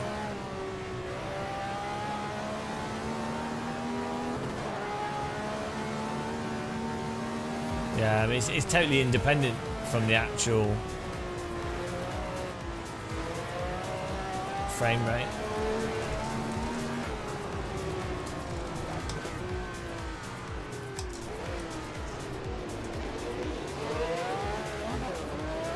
Well, I used a 3080 Ti before, but what I did is I locked it at VSync and it was set up with VSync. So it'd always just be 120, and then I'd turn the graphics down for it to never go past. Champion Joe's in it. Hello, Champion Joe. Hallo, wunderbar. He is Champion Joe from the land of Germany. He eats 14 doner kebabs an evening and downs 5 spexies for breakfast. Oh, thanks for the raid, Le Champion Le Joe. How you doing?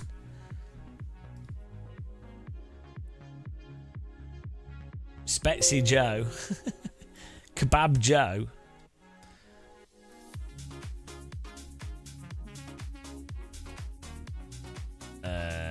Welcome all the Germans. Wunderbar. We don't really know any German here, so I'm sorry. I'm too dumb.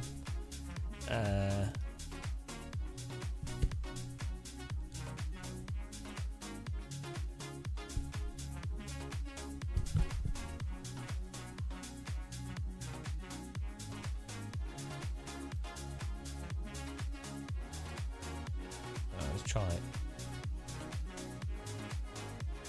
How much did I spend? Oh, I can't remember.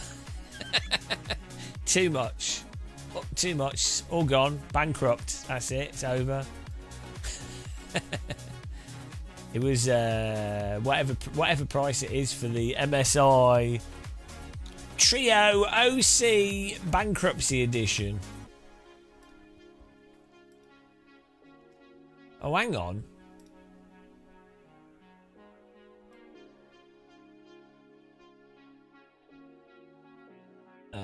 It wasn't like scalper prices. It was the actual. I think it's about 100, well, 250 maybe over what it should be.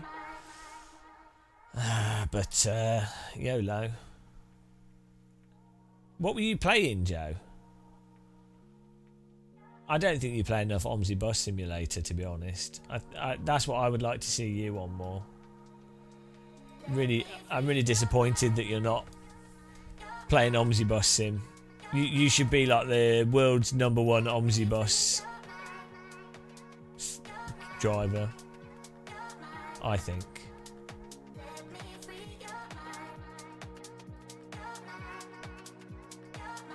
Yeah. Well, if it's, I don't know what tax and stuff's like in Germany. When does your tax year finish? It's the 5th, isn't it, or 6th here? Well, it depends where you do your books to, but by default, most people do it April to April. So I guess if you were, that can make a little bit of sense.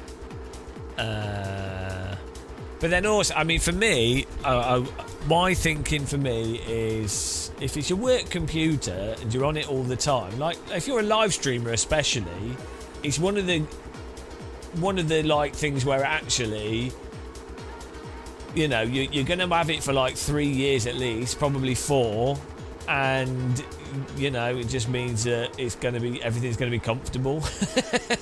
So, do you know what I mean? For a live streamer. But then again, you can make do fine with a lot cheaper card. it's not necessarily going to be an investment. I guess if you review it, so from a business sense, if you bought one and you review it with Sims specifically, especially if you do it in German, because I might do this in English, then it's quite likely that graphics cards companies in the future would want to send you cards, and so you could get one, review it with all the Sim specific, and then quite likely that a graphics company card would send you one, and then you could just sell it, and then there you go. That's a good plan.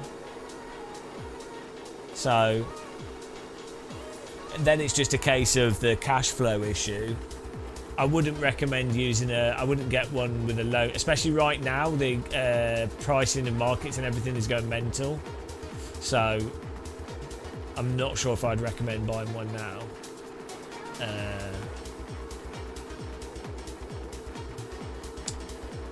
I guess another good aspect of having a super fast graphics card from a YouTuber live streamer perspective is if you then did a monitor review for like a high-end gaming monitor. And the flight sims and driving sims are appealing to those high-end gaming monitor companies because they're the type of people that play Sims are the type of people that buy those monitors. So it can be quite good for that as well. But yeah, he knows what's up. But I would. So the reason why I bought it for me is. I think the market prices are going to go mental over the next 6 months, and I think availability is going to be problematic, especially with the popularity of maybe doing localized language model processing and everything else that's going on and whatever. All the tariff nonsense from America, but then also the trade wars. I think that's going to cause like weird instability and mental stuff. So, and then. End of tax year, so if you've got a, you know, you can take advantage of reducing your tax burden, I guess. I don't know how it works in Germany though. So you've got much. Last time I looked, there's a lot more cards in Germany than in the UK, so it was a lot easier to pick them up in Germany. I'm not quite sure why. But why is this dropping down to 100 at the start? When nothing's happening. Oh my goodness. Is that a weird AI CPU thing, do you think?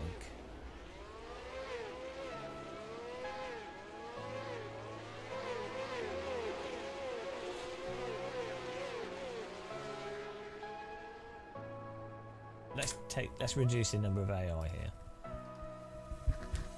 It's AC, I know. I did put like full AI.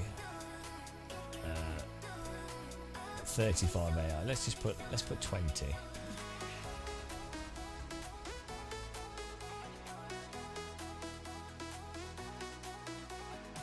Yeah, AC's weird with this stuff. I don't know. Have you got any stutter with AC, Joe?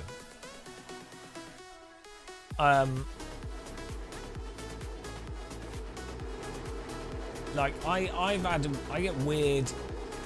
I got it mostly working, but then there'd be like single cars and single tracks that would have issues. But I don't know if I just need to do a full reinstall of everything.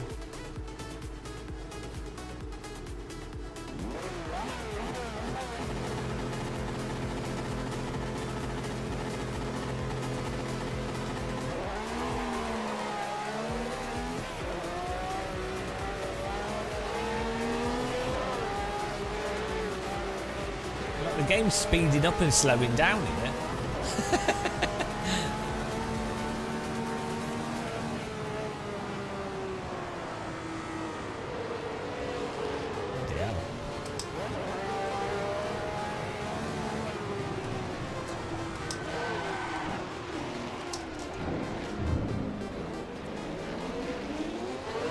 Yeah, I have locked the frame rate.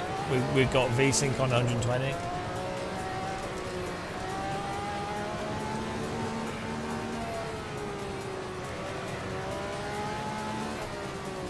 we've put VSync on.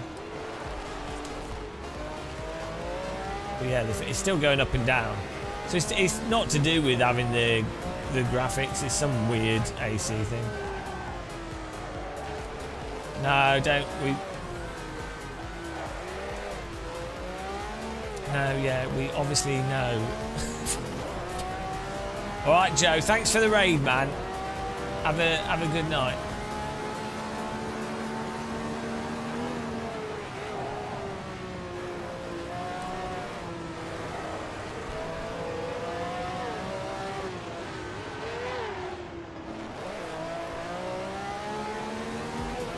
What's the blue line? CPU. Hang on. Is the CPU going up and down? No, the GPU is dropping occasionally.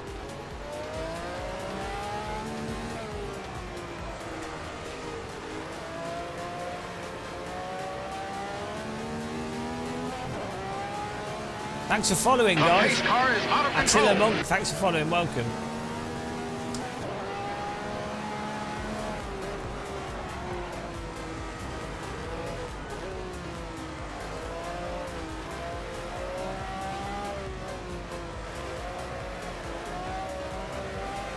Oh, look at this grass now. It's beautiful. What's the issue? No, I'm not discussing it. Nobody in chat is going to troubleshoot it. I'm talking because it's a live stream. But when I talk, it doesn't mean I don't know what the solution is or whatever, and that someone in chat needs to give an. Unless someone in chat actually knows categorically what a specific thing is, which, from my experience, happens once every like 2 years. Or you know, sometimes people in chat actually work for the company that we're playing the game of, and then they know. But it's a really bizarre thing with live streaming when you'll have people in chat that are like that don't play games as full-time job and have not spent hundreds of hours, thousands of hours fiddling with settings, that then will say the most obvious stuff that you've obviously already tried. Oh dear.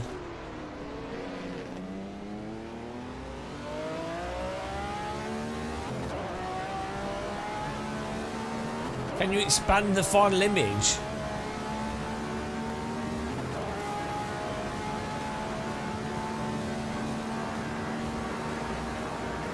I think it's ACAI in this case. There's some like random thing with the aesthetic course AI that. But we know there's definitely something we found online. Look, when we do online servers in AC, with some cars. Oh, look at this grass. With some cars on some tracks, you get this like intermittent stutter, but it's only after a certain number of those cars. So it must be some like really weird aspect of the programming.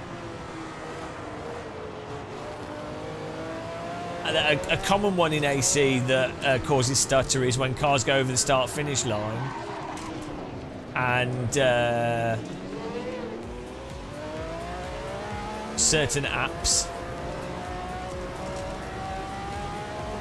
Yeah, I don't know why this part of the track though. This part of the track's running slower, like it drops. But that's the thing. It does with the frame rate issues in AC.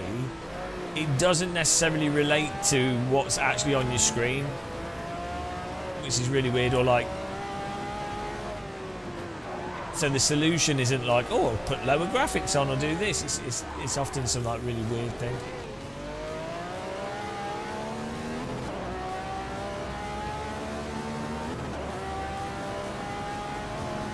We can't get the latest Pure installed though. I think that's the difficulty with mods as well. When you've got Shader Patch and Pure, sometimes it can just be a weird issue with one of those.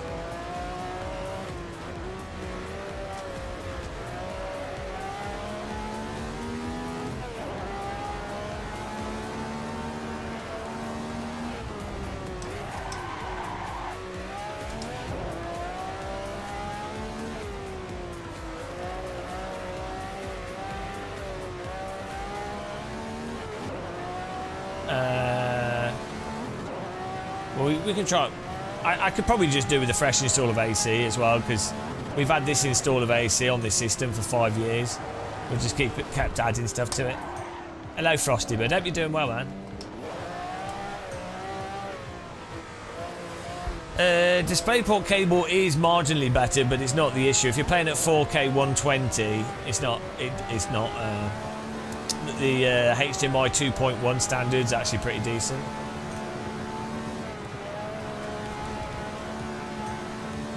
Nice.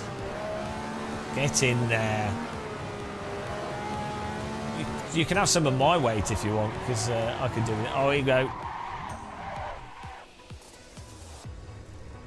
Right. I mean, that's probably as good as we're going to get to. We could probably keep turning the graphics up. Don't think it'll make any difference. Let's get the latest Pure installed, though. Why not?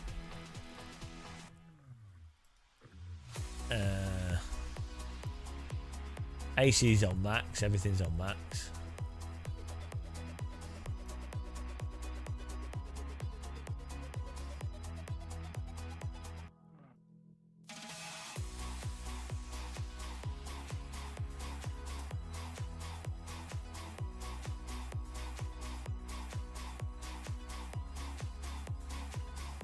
Everything on max.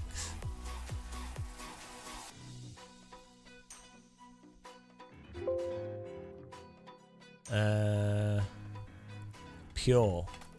Let's get that installed.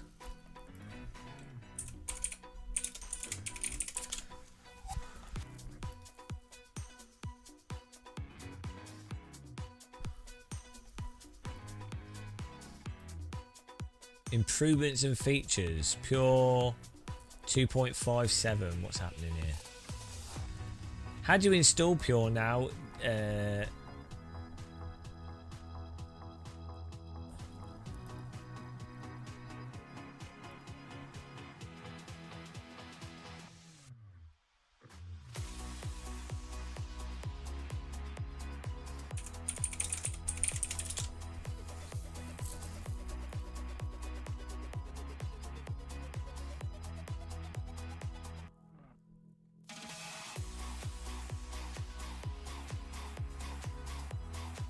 Oh, here we go. Overwrite the files.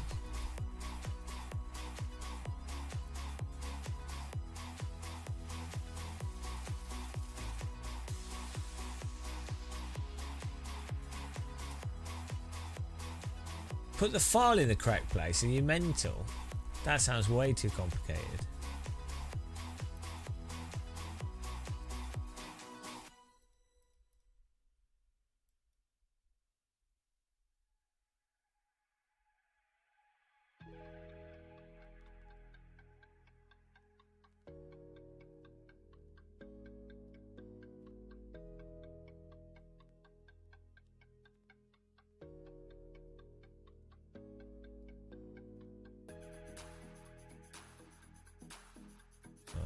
This is not working.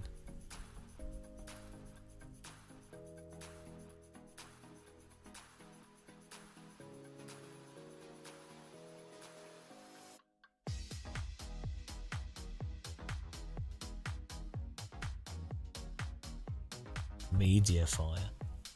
This is why he gave up on AC.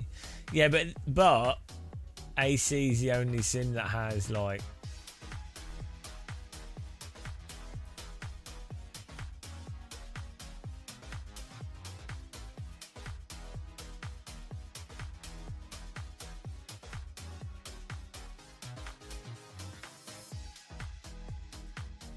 it's the only sim that has everything. That's the price you pay.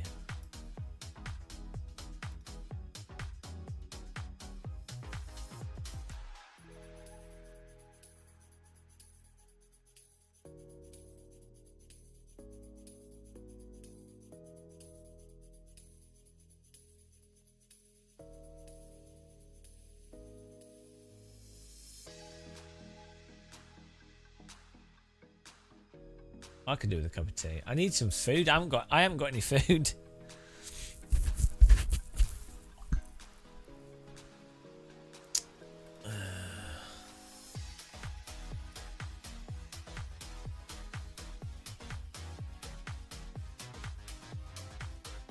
How do we install Pure?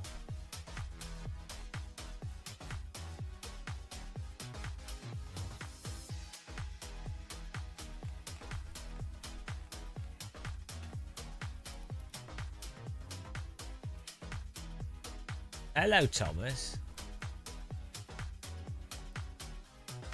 Oh, uninstall. I want to install. How do you update it? Just copy the files across. Yeah, we're going. We're going with the 50. We maxed out everything. We even played. We did LMU with like a super sampled, which is totally pointless, but.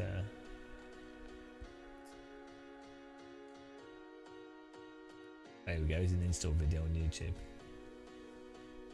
Yeah, wait, there's a lot of files, isn't there? So of course,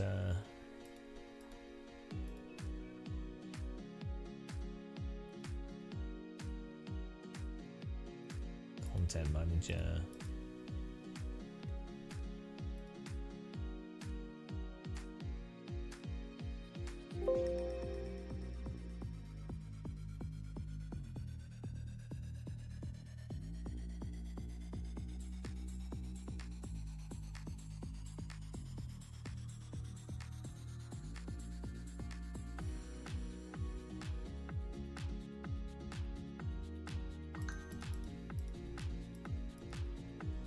Let's just drag it. Let's just copy them across. What could go wrong?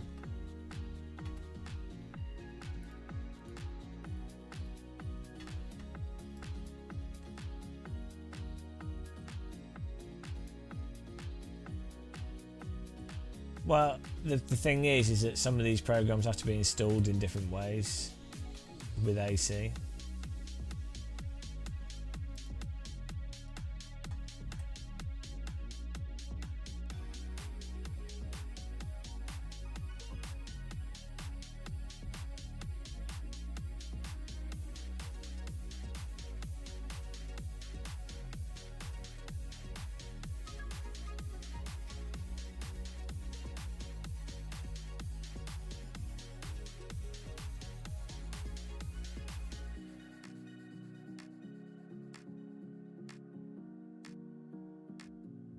No, I've not put 38 in yet. We need. I need to decide if I put the other power supply in it or not. I might try putting it in with the current power supply, but I don't know if it's got the sockets. I think it does actually.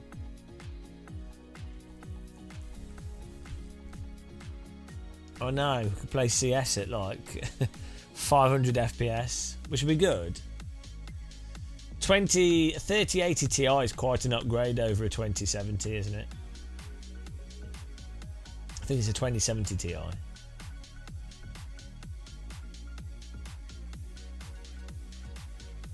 I could have a pretty good render farm in here. We've got a 2070, a 3080, 5090.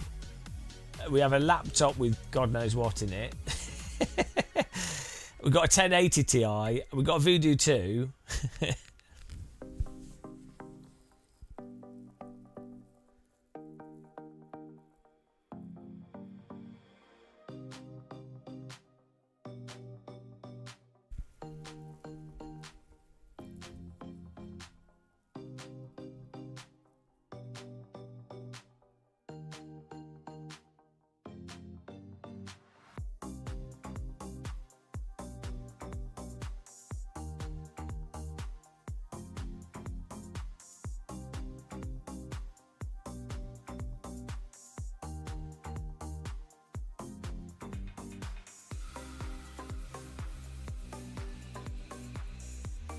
Do you think the 6090 will be amazing? Imagine if they do that. Imagine if they come out with the 6090 and it's a whole new processor chip and it's like half the price and 10 times faster because they found out some like elaborate AI way of producing hyper efficient chips, and everyone that's got the 5090s running at 400 watts is like, oh, they're all crying.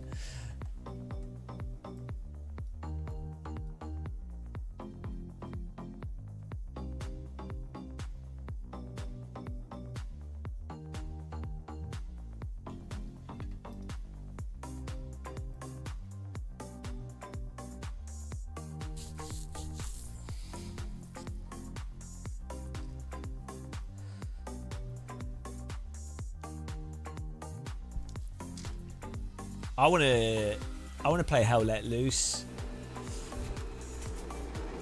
with a 3080. That'd be good.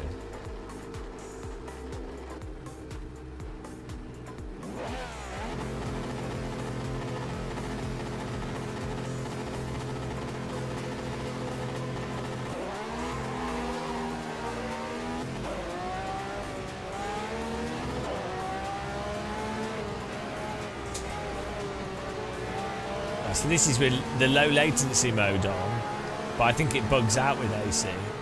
You're actually better off not having low latency mode on in AC, weirdly.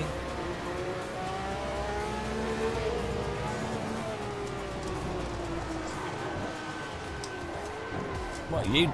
Ow! Ow! Breaking my wrist. Yeah. Better off. It's totally separate to the apps and stuff. It's some fundamental weirdo AC rendering issue or AI or CPU issue.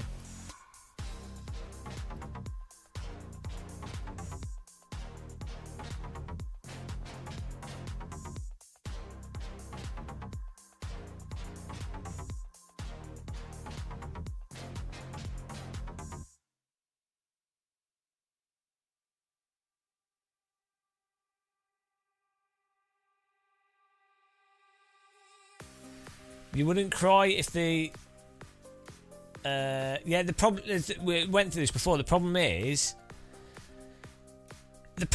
4090 costs 2,500 now if you can get one, if not more. The 5080 is like 1,200 if you can get one, but normally like 1,500. And doesn't have enough memory on it and is way slower, well 30-40% slower than a 4090, so you're paying almost the same price as a 4090 but getting something 30% slower, and the memory is going to be it's probably going to be quite a big issue moving forwards into the future for like absolute performance with like VR and flight sims and stuff.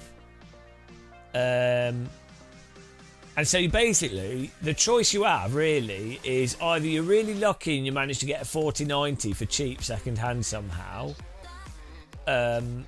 or you might as well just not bother, or it's for work and you're not completely price sensitive, so you get a 5090. But like, there is really. If I was a gamer, I'd probably not bother. I'd be like, oh, well, 3080 is fine for like 90% of the games out there, or, you know, just don't get a 4K screen, done. And then if you really had to, let's say you're buying a new PC and you wanted a really fast graphics card for that new PC, you'd have to go for the AMD one. Like, that... But then the problem with that is if you're like, I want a new PC, but I'm still a bit price sensitive, but I really want to play VR on PC, then you're like, oh, you're screwed. Then you're kind of stuck into getting like a 50 whatever, 5060.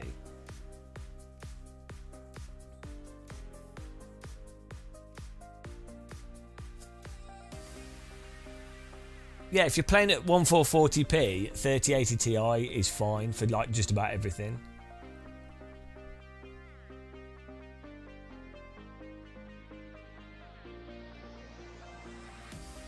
Well, the number of cars in iRacing is a CPU issue, it's not a GPU issue.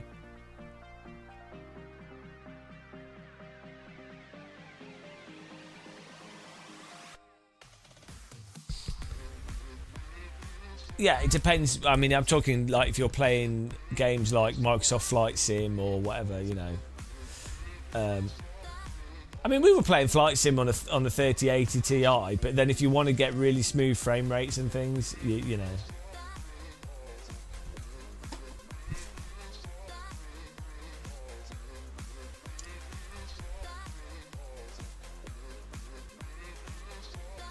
Yeah, 4070 is not too bad, but then if you already had a 3080, if you had a 3080 Ti, it wouldn't make sense to get a 4070. I just think the 50 series cards are... if the 5090 was £2,000 or 1,800, then I think it'd be okay, because you'd be like, oh, that's basically the Titan or whatever, or, you know. it's a ridiculous card, but the price that it's at is just it's absurd.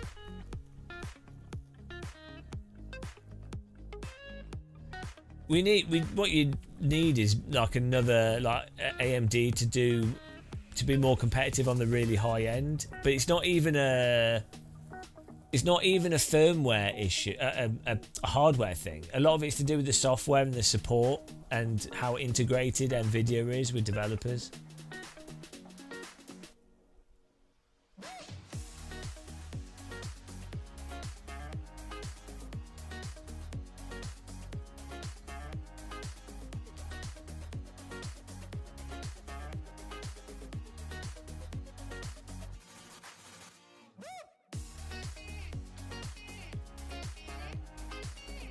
Just changing some settings here, guys.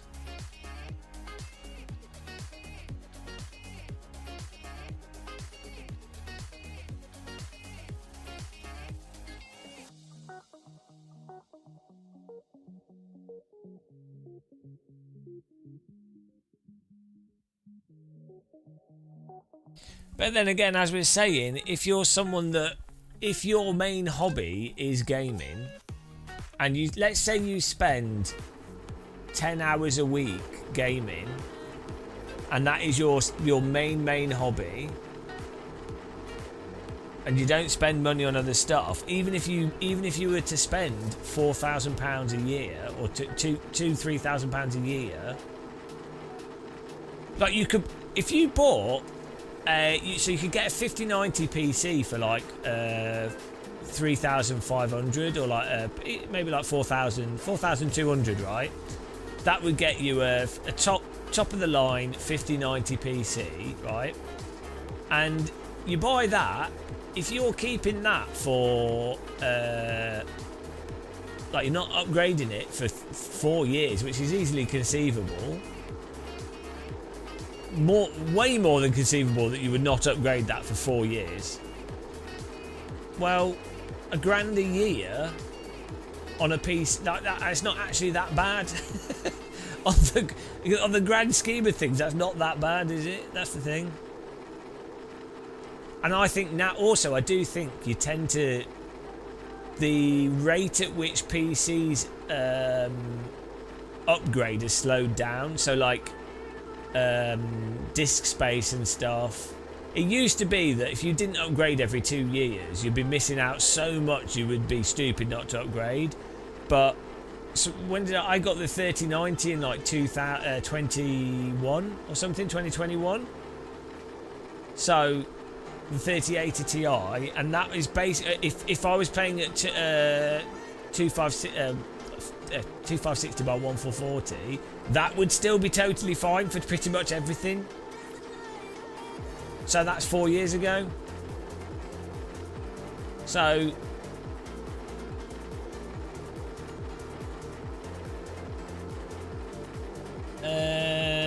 yeah, no, I do think it's still bad filing account. So both can be true. I think Nvidia are price gouging, and I think things should be, you know, I could see that the cards should be slightly more expensive from a materials perspective, like the amount of heatsink on it. Like if you think how much a Cooler Master heatsink costs, that has what? So the 5090 has 3 times the amount of cooling that the Cooler Master CPU cooler has. So, and this Cooler Master CPU cooler is 40 quid. So that's already £100 basically for cooling. So I can, you know, the materials, it's a much bigger board, much bigger chip, blah blah blah. So I can totally be, I'm totally up for it costing another £200-300 over what you generally expect. But I think the AMD chip is more representative, isn't it? So how much is that? How much is that AMD graphics card? Let's have a look. What's it called?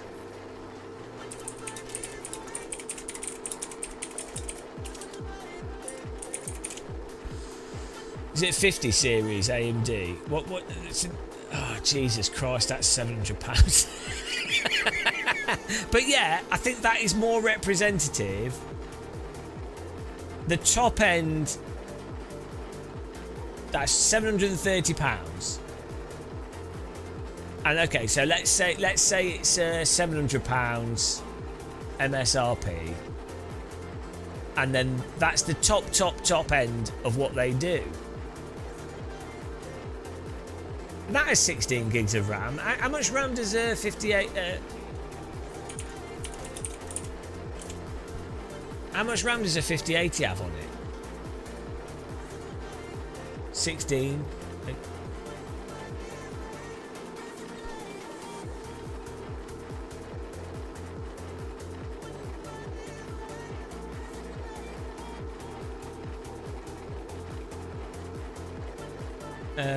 Is it a 9070? Is that what it is? Is that the AMD one? 9070.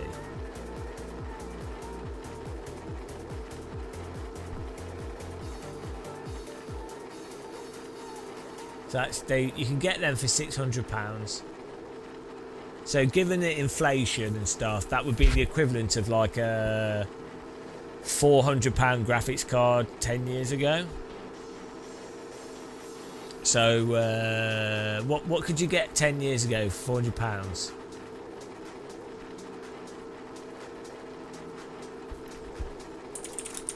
Let's have a look at it.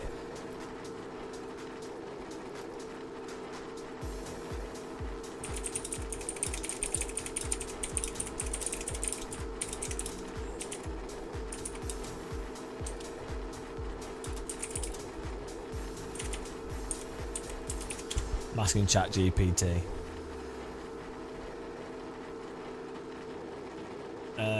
Here we go. Top GPUs for £400 in 2015. GTX 980, AMD Radeon R9. How much did the 1080 Ti cost?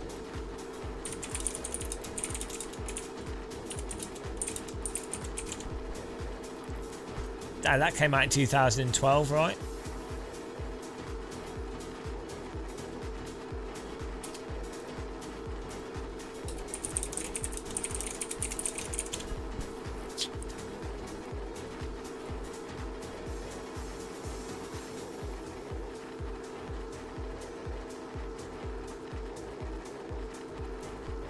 Oh no, so 1080 Ti was $700, so that's like £600.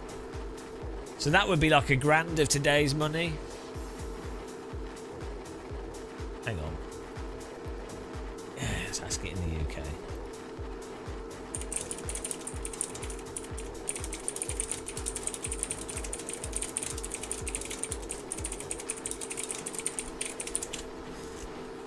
But 1080 Ti was the best card that they did at the time, right? That was like it was the 1080 Ti and the Titan.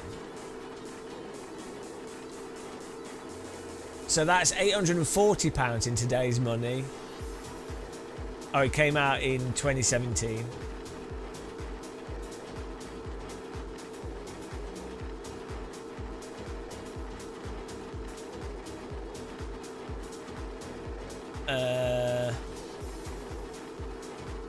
Yeah. So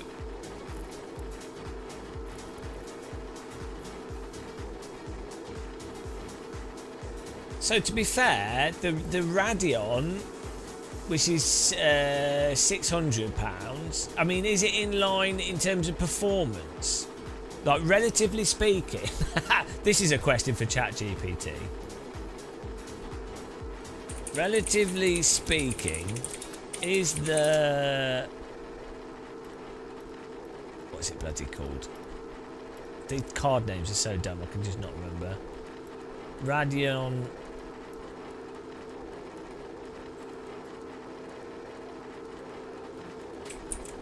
Relatively speaking, is the Radeon RX 970 in line with price to performance as 1080 Ti was? But I don't know if you can work out this. This is a bad way to ask the question.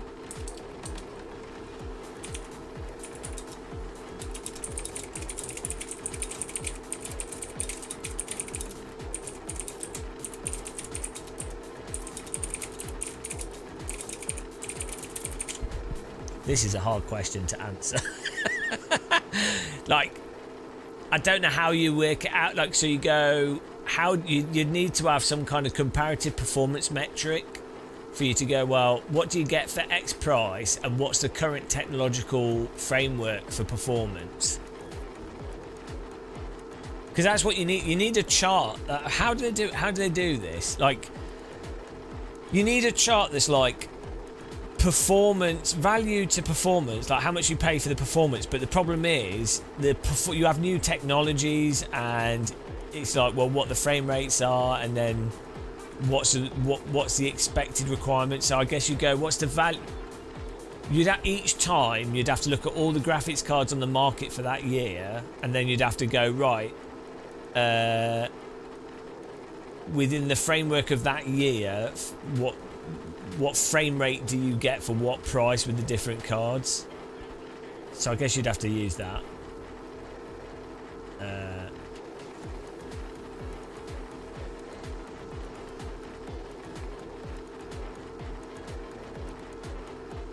I don't know how you really... But relatively speaking, when the 1080 Ti came out, it would blitz every single game on the market. But then you could argue, well, the games just didn't allow for higher settings, because most people were not playing games on, like, most people didn't have gaming monitors in 2017. Like Counter-Strike players and stuff would have gaming monitors, but most people, like OLED gaming, like super low latency monitors, were not like norm, and VR was normal. But the 1080 Ti blitzed everything, but the games were designed for a lower spec. So it's not fair to go, oh, well, look, you buy a 5090 and it can't absolutely destroy Microsoft Flight Sim. It's like, well, yeah, nothing can and never will do, because the quality can go up. It's like the, the Crysis thing. The developers basically left it open so that it had much higher quality, but it didn't mean you didn't have to use the highest quality settings. If you put Crysis on medium settings that would run on an okay graphics card at the 6800, it would look amazing. It looked the best. You didn't need to run it at maximum, but because medium or high settings were demanding, the people were like, oh, Crysis, it's unrunnable. But it's that you can, even at the time, because I remember thinking this at the time, because I happened to have we had computers in our office.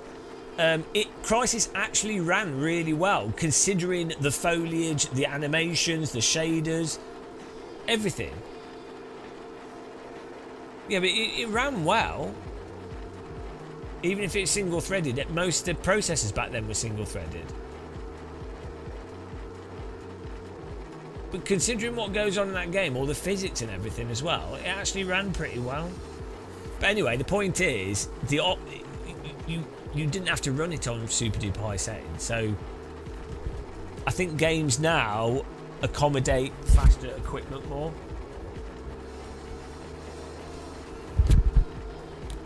Yeah, it's just a different, because I played it on a 6800. Is it 6800? Nvidia.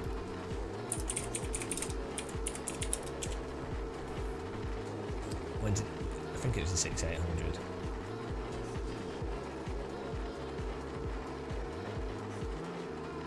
What was the other one? That's 2004. So no, what was after that? Is it 6600? Hang on. What Nvidia GPU was in 2000 and it would have been 2006 or 7, I think. Pretty sure it was a 6. Yeah, it was the 6800, because then they changed the numbers, didn't they, for the 7 series.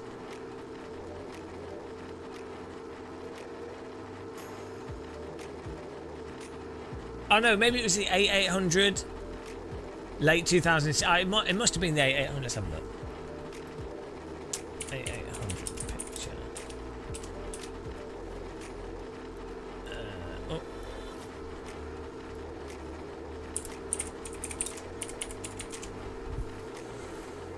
I don't know actually. Maybe I think it was a 6800. I don't know. But that card was pretty good. Yeah. Anyway, but how much was the Titan? This is a fun live stream, guys. Nvidia Titan price and release date. At the end of the day, there's only one good card, and that's the Voodoo 2. So the Nvidia Titan came out 2013, and that was 1,000. So that's like 1,300. So a top basically, and the Titan was absolutely ridiculous. But basically, the Titan was a 1080 Ti, but 3 years before when that came, 1080 came out in 17. Titan was a 1080 Ti 4 years before, and it was £1,000. Right, let's say 1,300. Titan X, sorry, was the one that came out, which was the same as the 1080 Ti. 1,200, so like 1,500 then. Then the Titan V came out in 2017. Hang on, which one was closest to a 1080 Ti?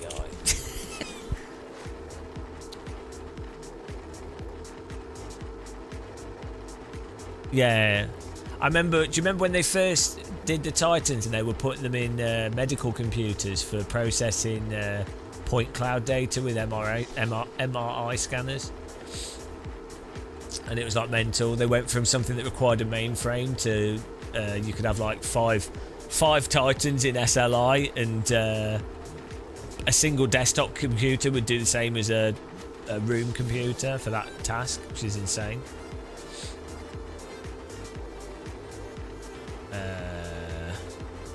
Here we go. Titan X, Pascal.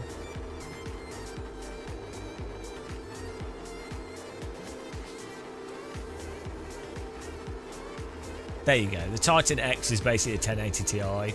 That came out in 2016, 1,200.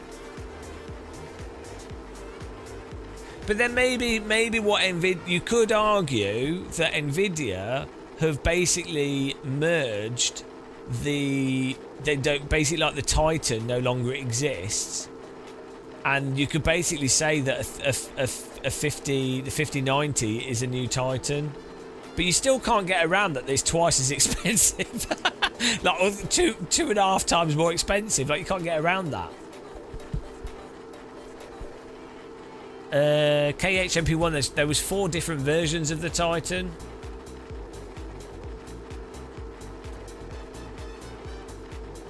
So it was a lot better than the original Titan, but I don't think it was that much better than 2061. Let's see.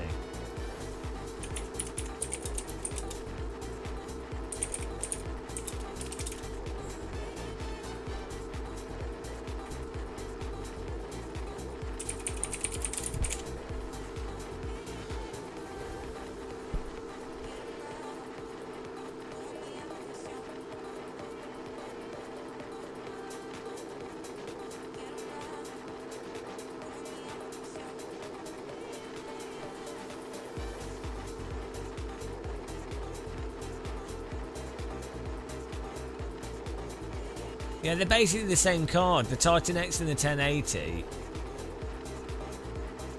They're basically the same thing. They just rebranded. They maybe different drivers, but it's the same processor, same clock speed, 1 GB different RAM. The Titan has Titan had a slightly bigger memory bus.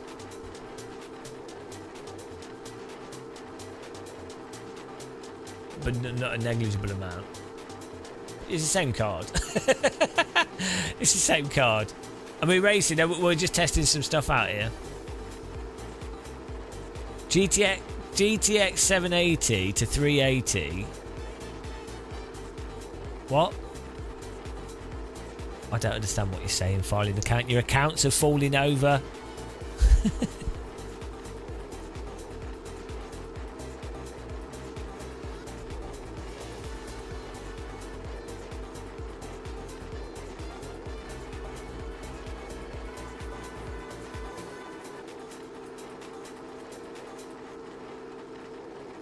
You spent all my money on my rig and I'm sitting here watching your stream. Yeah, we're not even driving, we're just talking about graphics cards.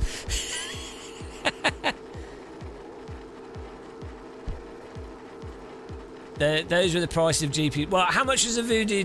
Voodoo 2 was 120, no, £230? Right, Voodoo 2 price at launch. Let's see. The daddy. Those were the days. 12 megabytes. What more do you need? 8 meg. I think I can't remember if I had the 8 or 12 megabyte version. That was $250. $300.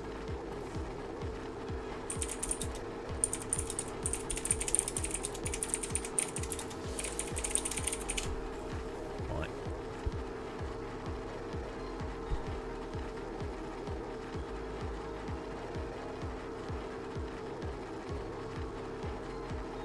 Voodoo 2 wasn't $650. It says it's $300. I remember spending, it was like £250 or something. 1998. Okay, so that's $582 of today's. That's not right. This is the problem with inflation. $300 in 1998 is not equivalent to $600 of today's money. Like, how much would you earn? How much would McDonald's? How much would minimum wage worker earn a day in 1998 UK?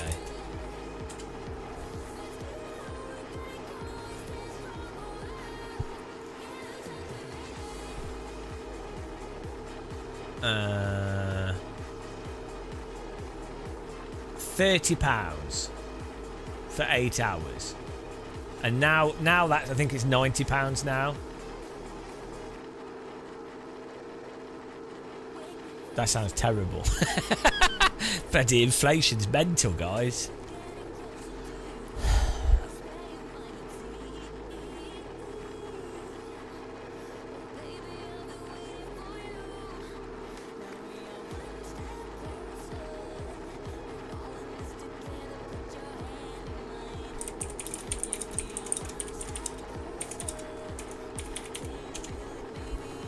Right, so how much is...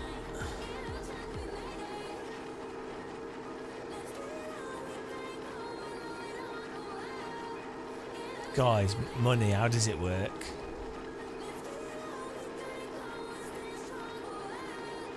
So, £800 was the equivalent to £1,600 of today's money. Because £800 would buy you a pretty good computer. Back in 1998, you could get like a decent gaming PC for £800. That'd include a monitor as well, to be fair. And the monitors were expensive.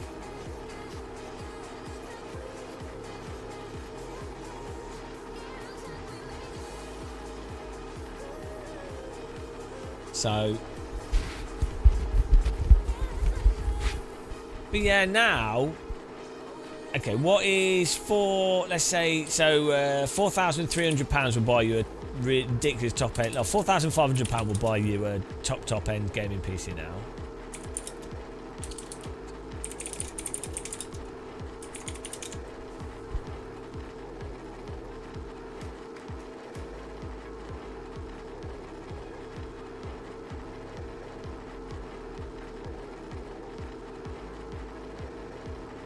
Yeah, so 2,250 in 1998 would be equivalent to 4,500.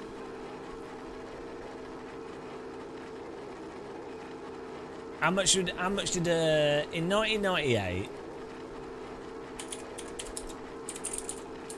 How much did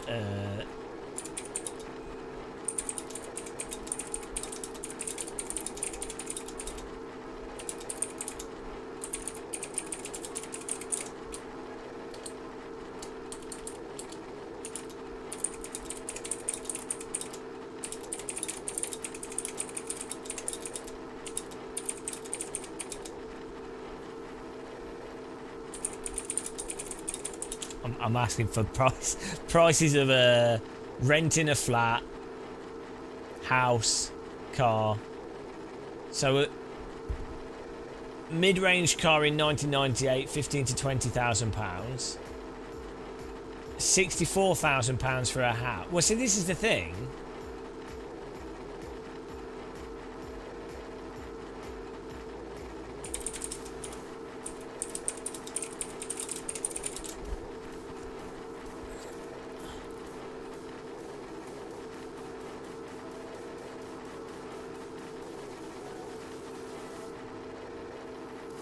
Yeah, see, if the big issue is the housing price thing, because 64,000 is 127,000 in today's money, but a 2-bedroom house is now like 250, 300,000 pounds. So this is why the inflation stuff's completely out of. It doesn't make any sense.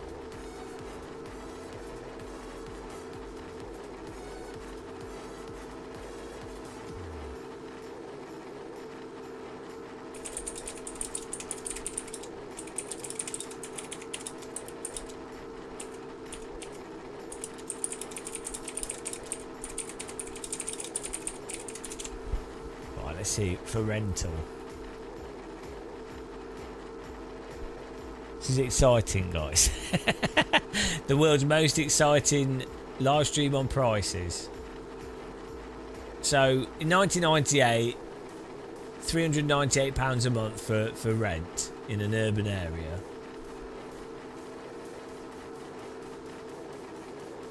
Which is adjusted for inflation is £776.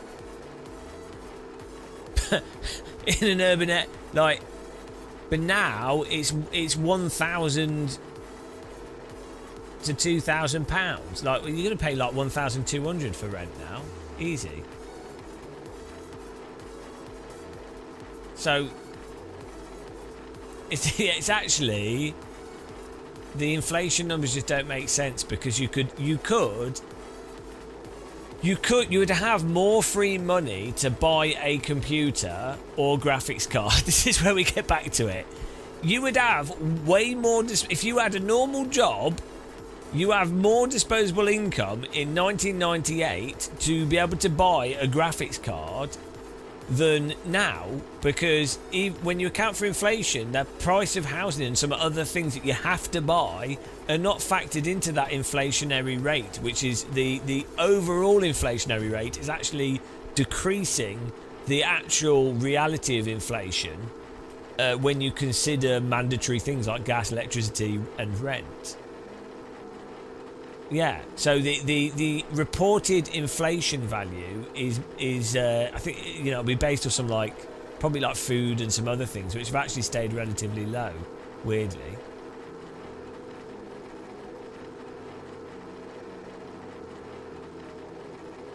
So anyway, all in all, £3,000 for a graphics card is insane.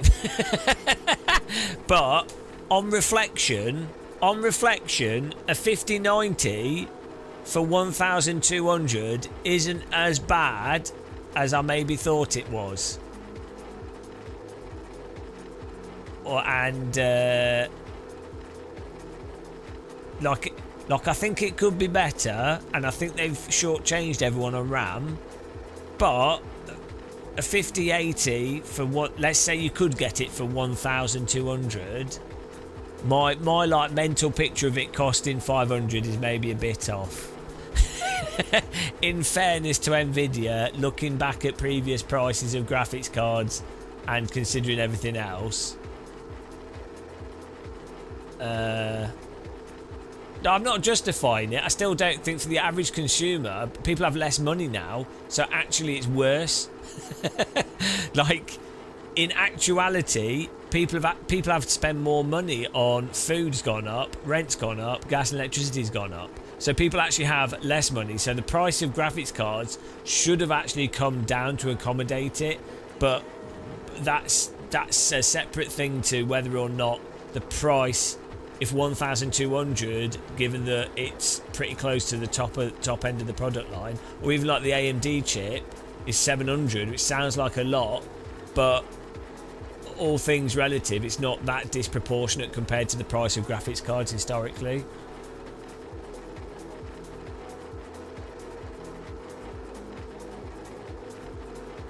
So, what did happen in the past though? The computer goods depreciated quicker, which is good and bad. Like, it's good if you want to be able to get into stuff. So, Voodoo 2. What was the price of the Voodoo 2 after 1 year?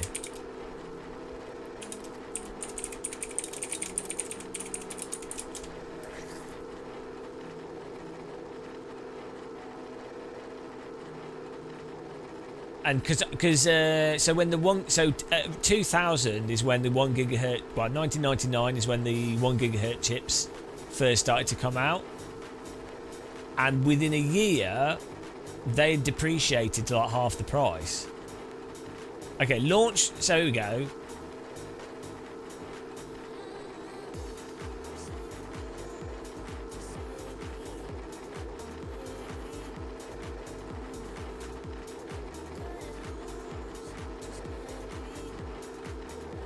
Let's see, what was the 1999 price of Voodoo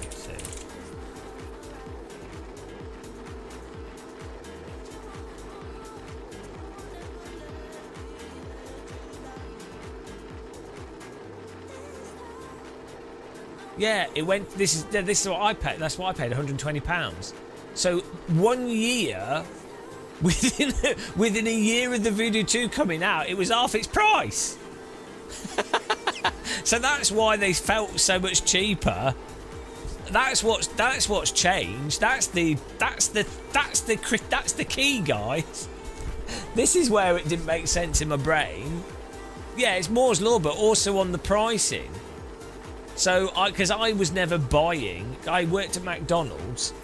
I was never buying stuff brand new, and you buy it like a year after it came out, but crucially it would still play the existing games because you can't develop a new game in a year. So the price of the hardware would depreciate very quickly, which would allow you to then be able to play the games on the older thing affordably. That is what is got. That's what's changed.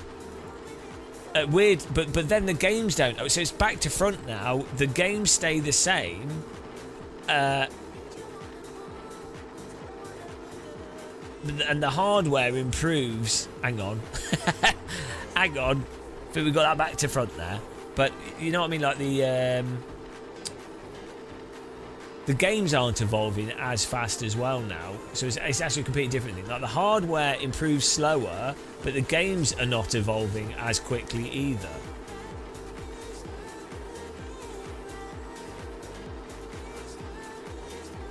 Oh well. Yeah, console cycle slowed down, and that's the big. But then it used to be, so from the period of 2000, basically it was PC driven industry up until about 2004, and then from 2004 to 2000,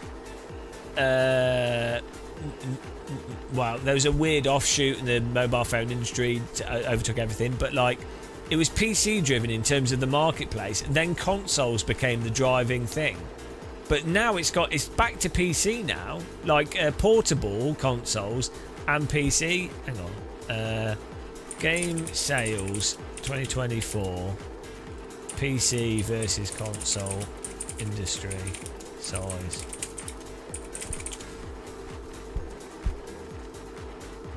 Well, it does for AAA titles, Tabs, but there's a lot more indie stuff now as well, so that confuses it even more. Like, yeah, the big AAA titles take way longer and they do God knows what they're doing, but there's way more. There's like indie titles that take between 6 and a year and a half. And then there's a massive range in those indie titles where you've got like the sort of Goat Simulator shovelware, or that climb to the top game or whatever, which end up being massive successes, games that could be developed in 2 months. But then you also have indie titles that are huge indie titles that are actually conceivably on a scale, well, they're on a scale of like a PS4 game. So yeah, everything's just a bit of a, it's hard to do direct comparisons because it's so like different. Right, here we go. 2024 mobile games are 92 billion, console games 50.3 billion, PC games 41.1 billion. So PC games are still smaller than console.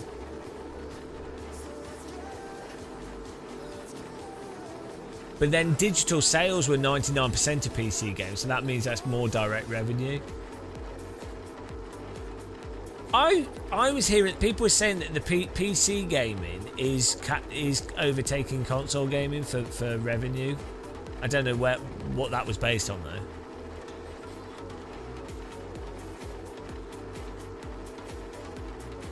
Your work slides are less confusing.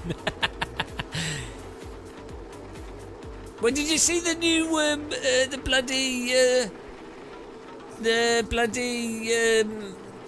new Mario Kart? I love Mario Kart. Really love Mario Kart. It's like one of my favourite sort of console racing games. I really like playing it with people, and it's like £80 plus you need a Switch too. It's like, oh, I can't. You know, I'm not going to buy. It's not happening. It's not happening. They need to release it on the Steam Deck, which is better than the Switch 2, probably. Yeah, and you have to pay. It's a joke. But it's a shame because it's a really good, really fun. Like if you've got family or you're just playing with people that aren't gamers, it's really good.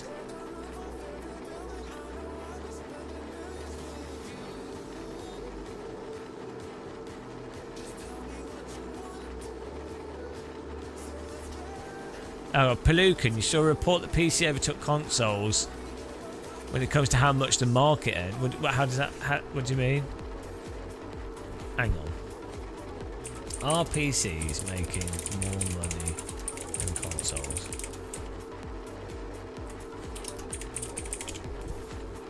I mean, also, what if you also incorporate the hardware? Because the console is selling, the games console is sold at cost or slight profit right now. But on PC, I mean, like, take the sim racing industry, for example. You have like 50 companies all selling hardware for like, that's a reasonable amount of money. And I don't think that's not factored into the game sales, is it? So like when you factor in like the additional revenue from game specific PC hardware, joysticks, steering wheels, accessories, sim rigs, I'm sure if you add that to it, you actually probably end up with a... I mean, I don't think the sim industry's a multi-billion industry. But, you know,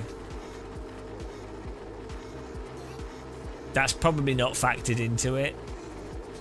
And even someone like me, I bought a force feedback joystick before the Moser one. That was £1,000.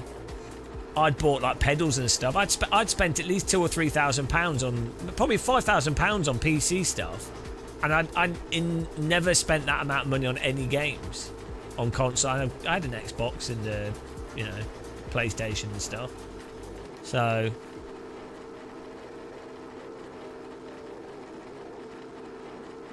yeah. So I wonder if, hang on, how much does the PC gaming hardware industry generate? The pace car is out of Miller's control. scolding us. Hello. 16 billion. Hang on, globally. So Latin America, yeah, hang on. 16 plus 16 plus 14 plus 3.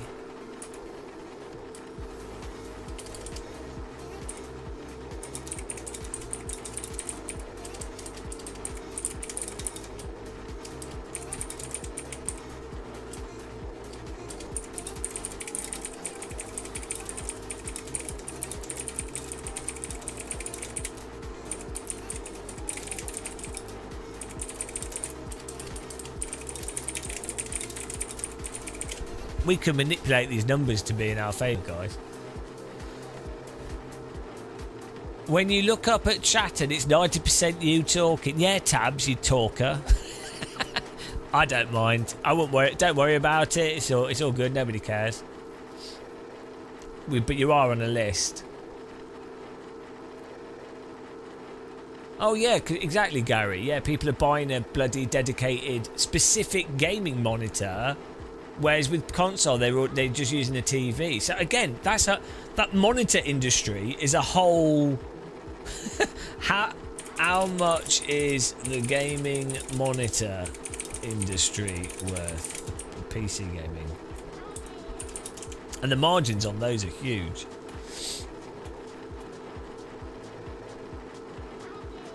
Wow, they're not. They can be, but they're not. They are and they're not. It's weird. I think.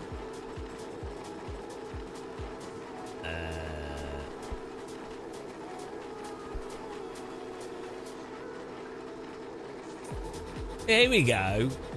When you combine both game hardware sales, when you combine game and hardware sales, PC gaming, total PC games plus hardware, 91 billion. Console games plus hardware, 67 billion. So yeah, there you go. No, Tabs, like so TVs and stuff, the margins are actually tiny. So like when they sell TVs retail, this is why they started putting adverts inside of the TVs. Like shops like Richer Sounds, for example. The margin on like a budget 4K TV is nothing. Like it's ridiculous. It's not even worth selling in many ways. They're basically dependent on people buying other stuff. That's why they so aggressively sell the insurance or sound bars. So, but computer monitors are different because once they've mass-produced the panels, they sell them for a bigger margin. It depends though. Some they don't, but gaming monitors can sometimes be sold for more of a margin, which is why they cost a lot more than TVs as well. Sound, the whole insurance thing is so dumb. Here we go. PC monitor market. 6.4 billion. So yeah, I mean, there you go. Well, this has been a very. Have you guys enjoyed this completely pointless conversation on the price of equipment?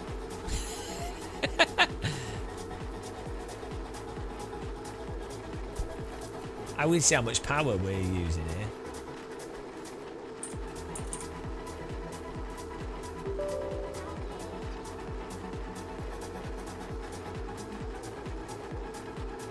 Yeah, it's been nice and chill. I'm pretty tired today, so it's been nice to just chat. Yeah, good job, mate. Good job. Yeah, good job, mate. Here we go. Let's see what temperatures we're getting. So at the moment,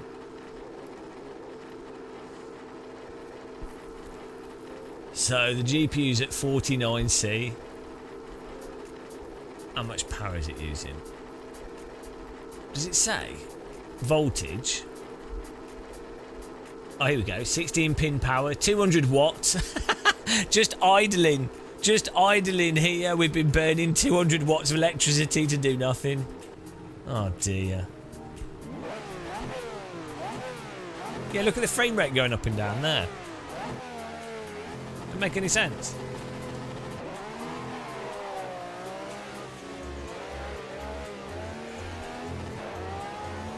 It's got to be AI.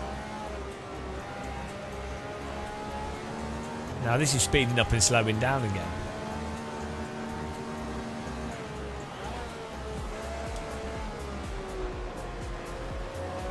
Well, this is what we should be like. This drives better than anything in Le Mans Ultimate in terms of like the handling and the way you can slide it through the corners and things. It's what we should all be playing with online ranked racing.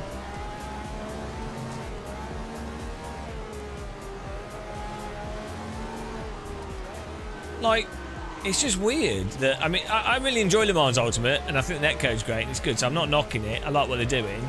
But the fact is, if this had a ranked racing thing with this car, this car drives better than anything in Le Mans Ultimate. And I can't drive, so it doesn't matter.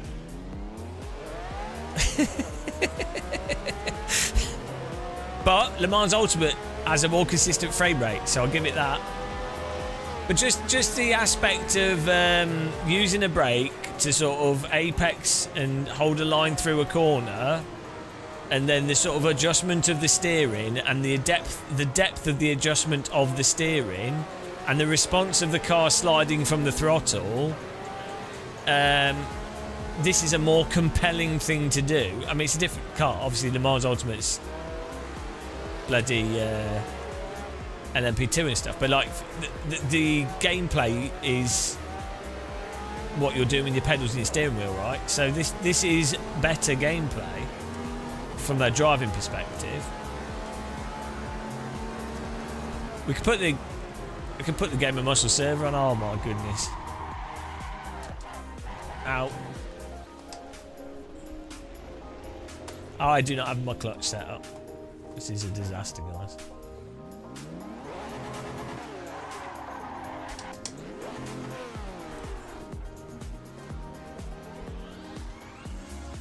Why? Let's see.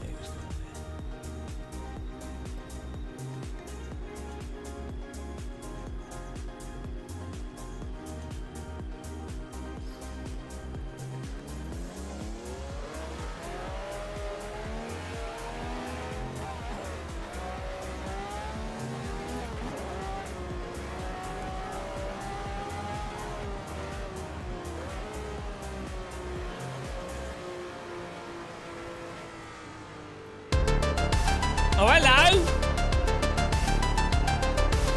Oh, thank you. 0.4% of your new graphics card. How's that? 0.4%. Thank you very much. I appreciate that.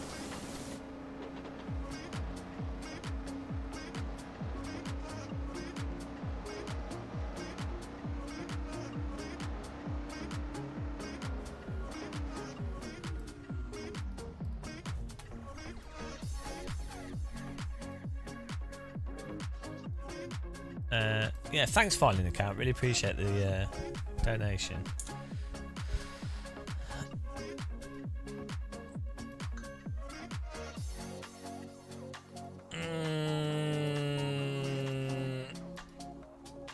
I'm going to turn VSync off here. And we'll try the in-game one and see what it's like.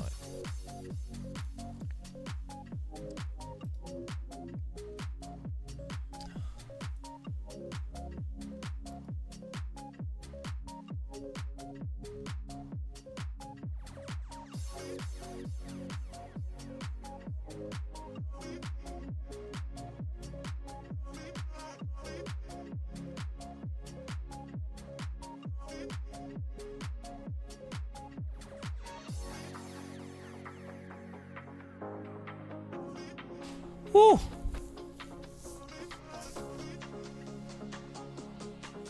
What else do we need to set up? We've got AC.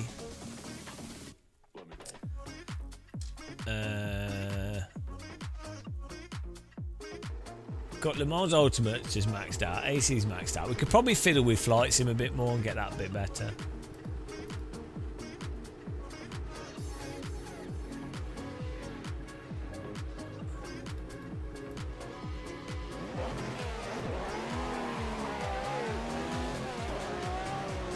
Oh, great.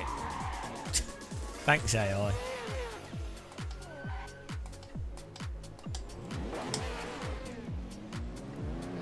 Ow! that was coming. Oh, I don't. AMS2 makes me motion sick, so I don't play it. Ow!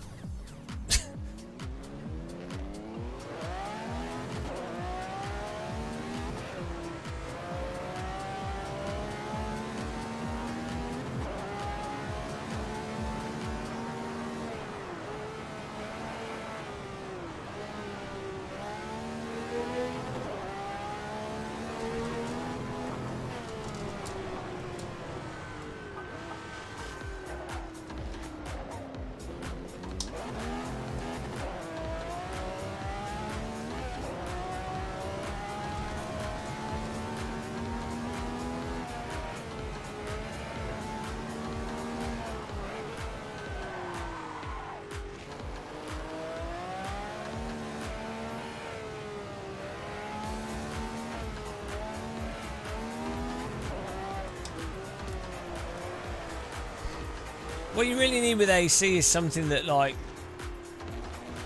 smooths over those drops. Like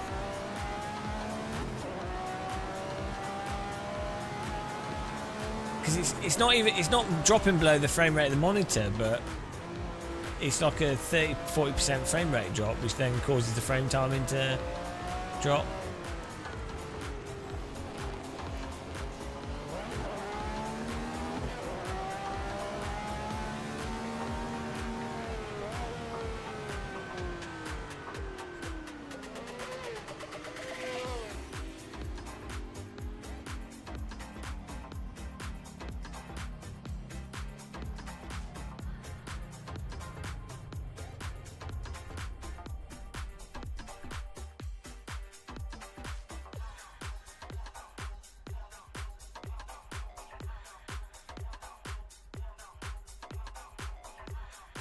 Oh, VSync wasn't even on. Why is it not on? Oh, we need to set it to application controlled. Yeah, it could be something to do with the CPU, but I'm not sure what exactly. And we have a good CPU, so it doesn't really make much sense, to be honest. Okay, use application setting.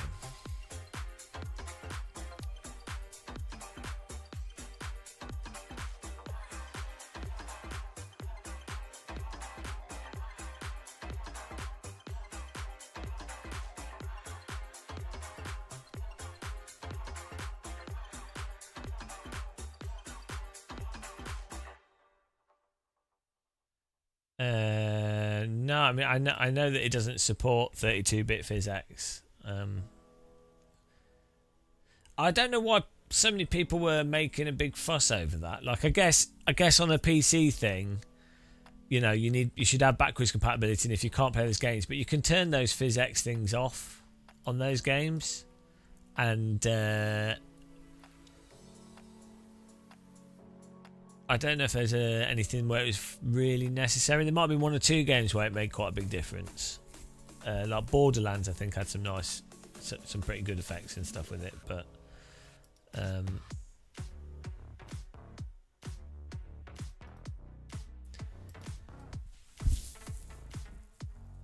I don't know why they would stop. It's weird that they just would get rid of it, though, given, like, why not? Why get rid of it at all? I mean, sure, it was sort of been discontinued for like 15 years, but I guess you don't need it on in the game, so no.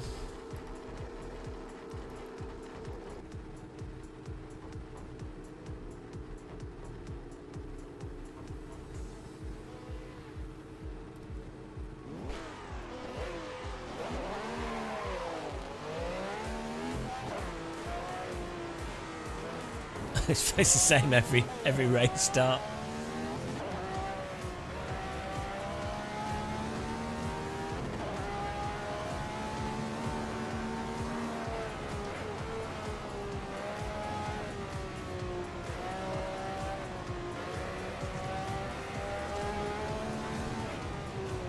Thing is, the CPU is the blue line, GPU is the orange line, but I'm not. The drops.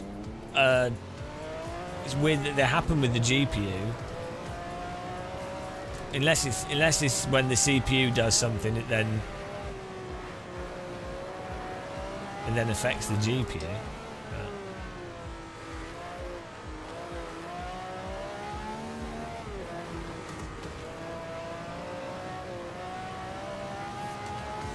Maybe we just need to fresh install AC.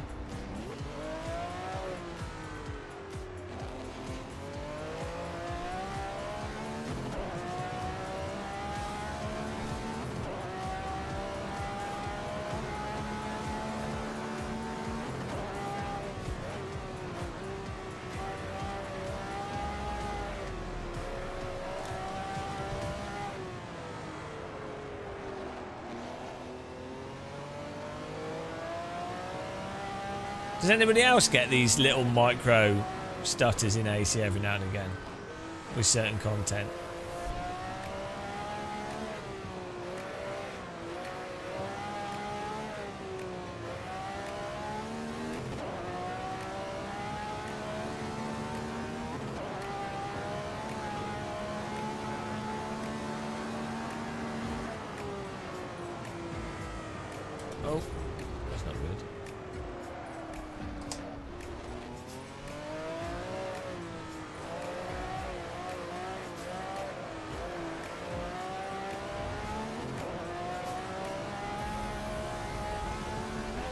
Oh, I've lost my live chat.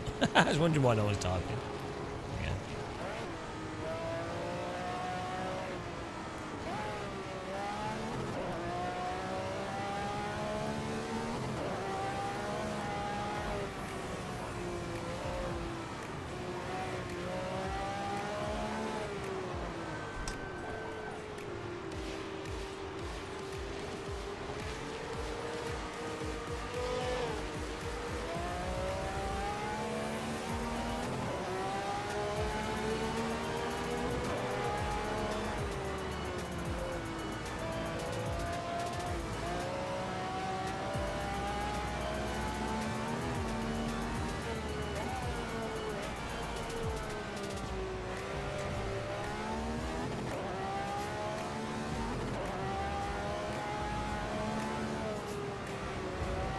Oh yeah, no, OBS. Yeah, that's a separate issue, Phil.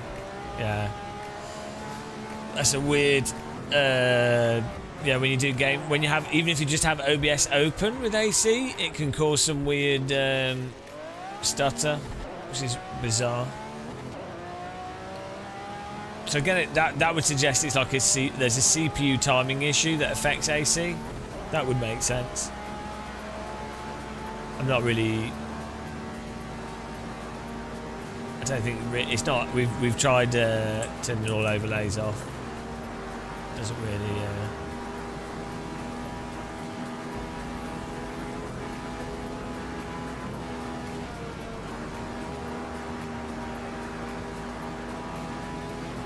Whee! What's weird is I think they're less noticeable in VR because the VR headset's smooth over it.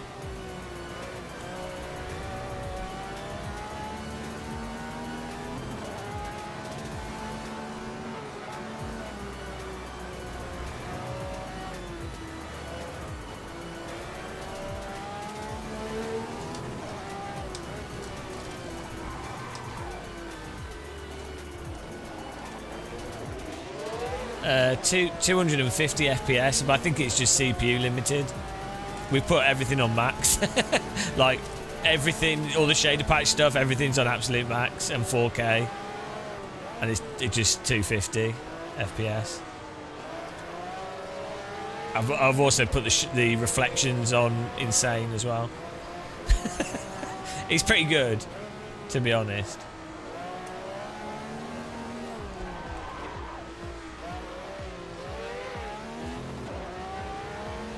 Yeah, I mean, we did that with LMU as well. It's like I put it on. I don't know. I think I put it on the highest shadow map res before it says not to use it, like 1080 or something. I don't know.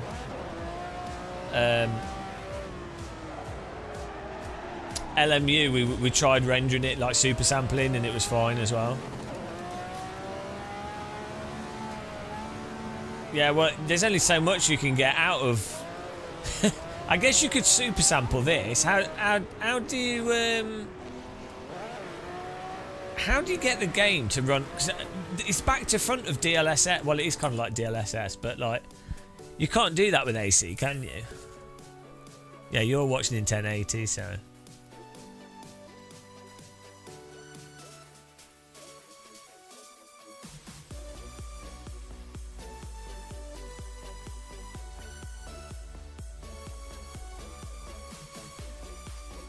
Yeah, but I don't want to run the monitor. I don't want to run the monitor at high resolution, just the game. Yeah, no.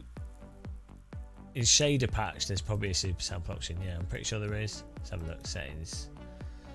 Video.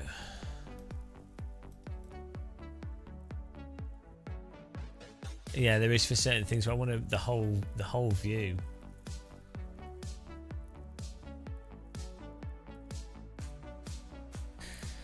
Yeah, the NVIDIA control panel has it in the global settings, but it then messes everything up.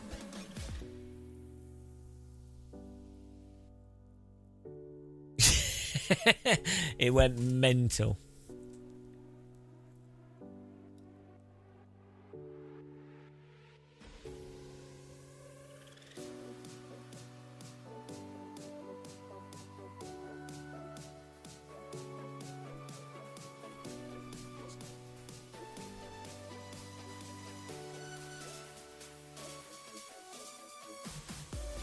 Yeah, we're running. We'll put shadow resolution to 40 by 40. Why not? Let's put smoke on full as well. And smoking mirrors. Have reflections. Everything on. Yeah, just turn it all up. Why not?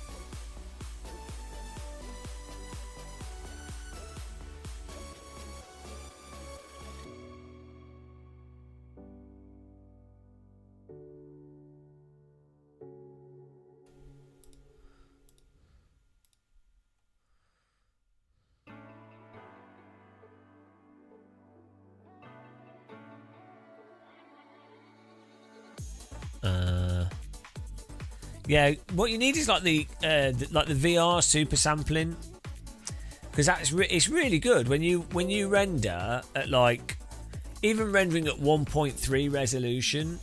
It's really quite good for AA, but if you can render it like 1.8, so almost double resolution, there's certain intervals where you get really good, you get way better. Like it costs a lot of performance, but the image clarity is insane.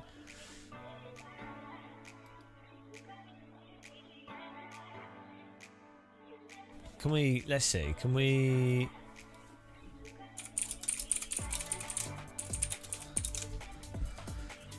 I haven't tried the Quest 3. Well, I have it 120, but not with this. Right, here we go. To super sampling Santa Corsa, pixels per display. Oh, that's VR. Content manager. Oh, here we go. If you have AMD graphics card, you can use virtual super resolution.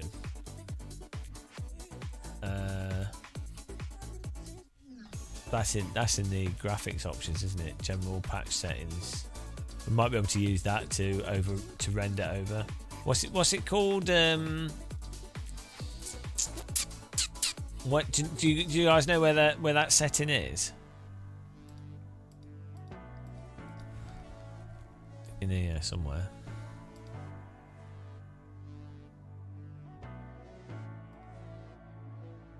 Oh, here we go. Render scale. That's for the UI. Here we go.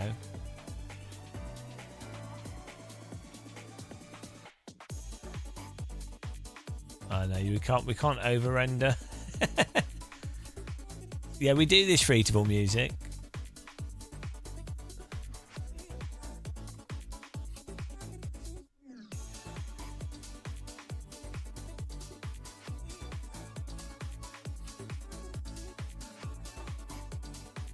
So you want to do?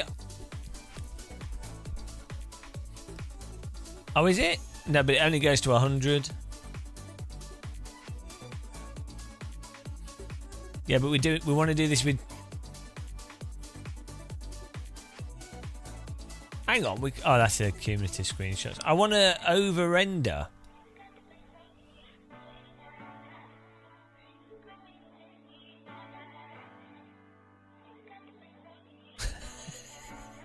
I want to super sample. Type of value manually in the box. Oh, okay. Good idea. Oh, does that work, do you think? Here we go. Surely that's not going to work. Yeah, the LOD of cars, though, that they're normally all right. And then there's the LOD thing is normally like... they're normally fine by default. And then when you change the LOD settings with shader patch, there's some mods and stuff that have a bug, which with the LOD gets all messed up.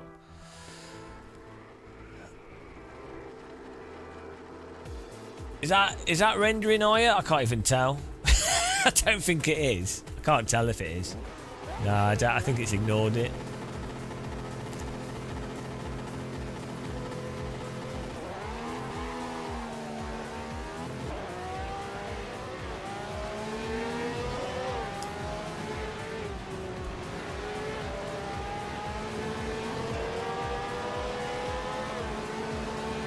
Well, hang on, we can put it to like 500 and see if it slows down.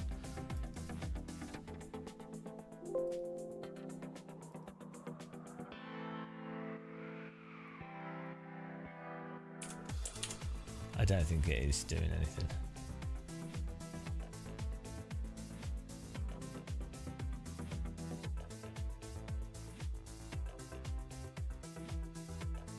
Yeah, no, DSR messes up the game. It messes up my window.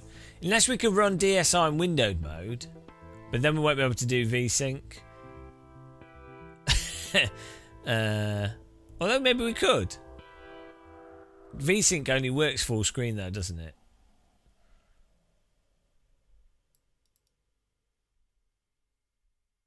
If we do it windowed, so we do have it here, but it's going to mess up the screen. Let's make it windowed. There we go. It's not going to scale to the window. That's the problem with this.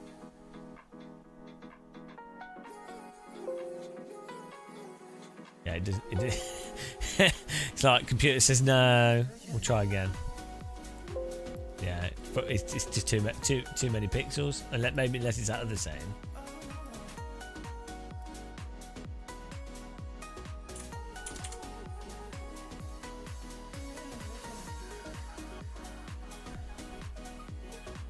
Ah, yeah. Now it's just on the window across two monitors. It's not scaled it.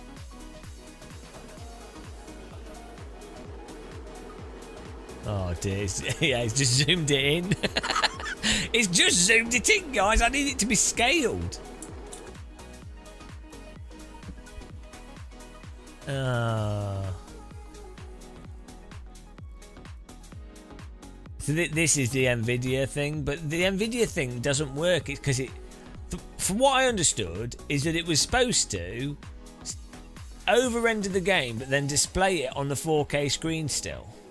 But it's not doing that. It's just allowing the screen to run at a higher resolution.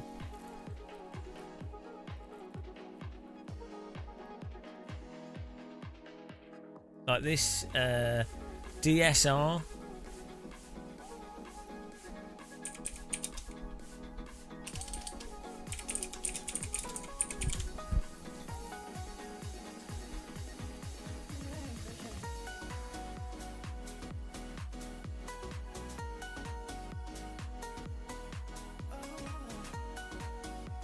Yeah, it just doesn't work properly.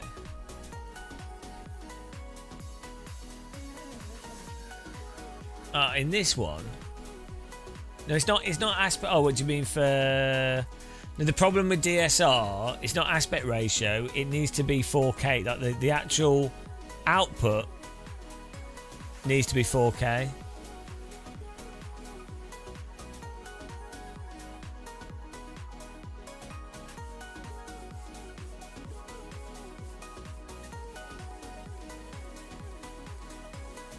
Oh no.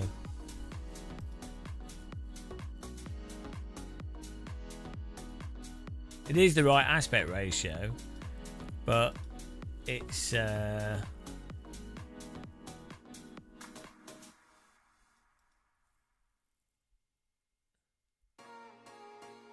the change resolution setting. Yeah, no, it already is the correct aspect ratio. Unless you're talking about the window.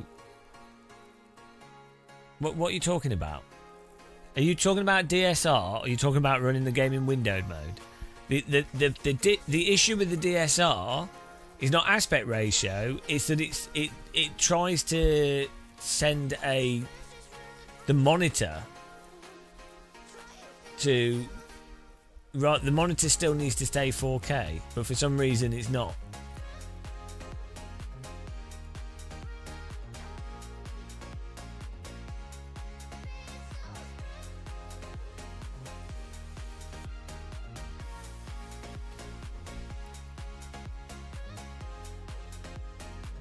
See, it ends up using. So this should work. Hang on. What's this? 4K. Hang on. It should still go out to 4K. Do I need to select this? 4K X2.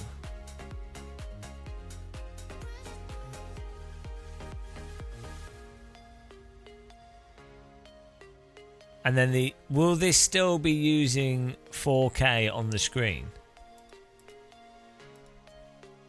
Oh, yeah, no, it's not, because then it's not the frame rates.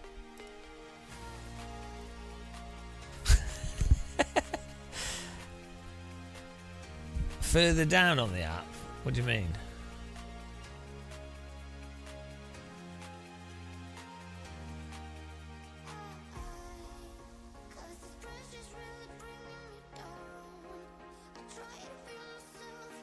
I don't know what you're saying.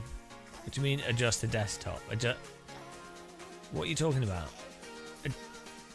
This?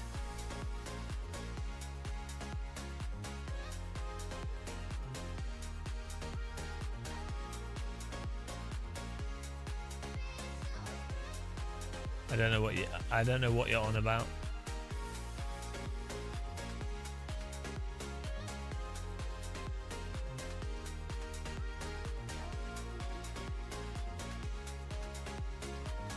You need to be more clear with what you're saying.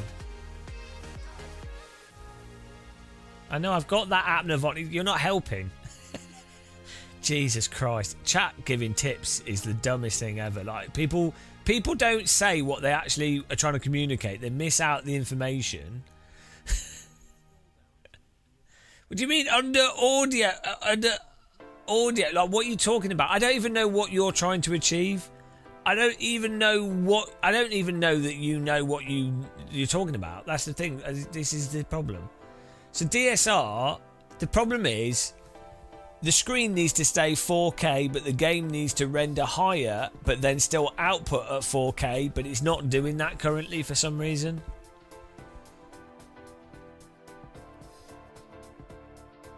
Yeah, and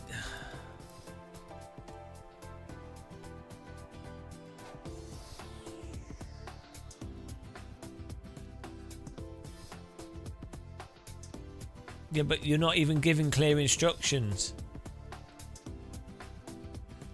You're not saying how to set that up on the app. so like I don't, and also you're not even saying, yeah, we're trying to do super sampling. You're not even saying which app. It's like the most stupidest instructions. What you have to do, 'cause I can tell some of you have never worked in IT. You have to say, for this specific thing, so we know what you're actually talking about, to get the game to run at a higher resolution and super sample on a 2D screen, so that the monitor's still running at 4K 120, but the game is rendering higher, you need to go to this specific setting on this specific app, and this needs to be done here. You need to say each thing. You can't just say that, this, go here. Like, it doesn't work. Like, because I don't know what you're talking about. I can't just guess at what you mean. Like, it's like someone going, "Oh, I want to change my resolution and monitor." And someone goes, "Go to the app and choose a higher resolution."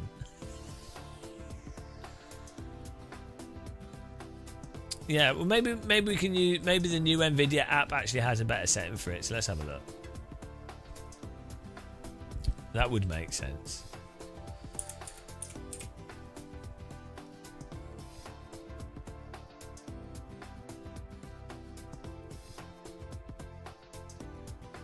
Yeah, you're using 1080p, so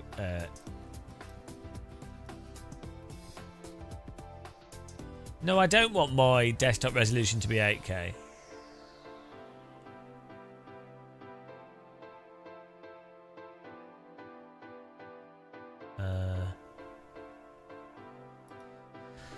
Yeah, don't worry about it, guys. Oh dear.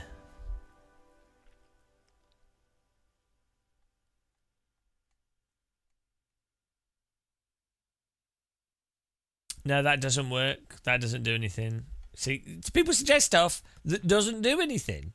We've tried that. That doesn't do anything. It might work in VR.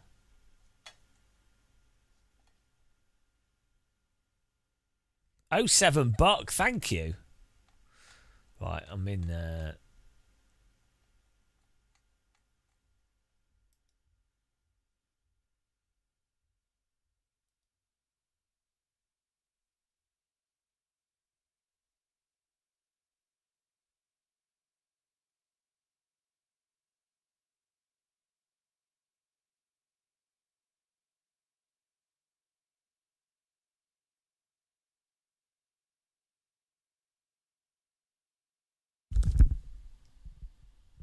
What on earth? Someone's banging on something.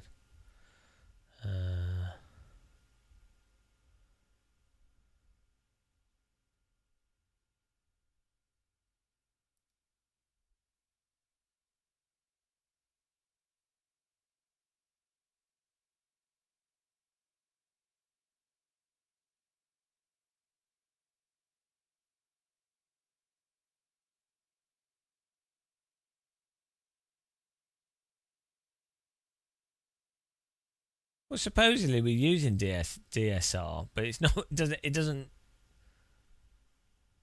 Hmm.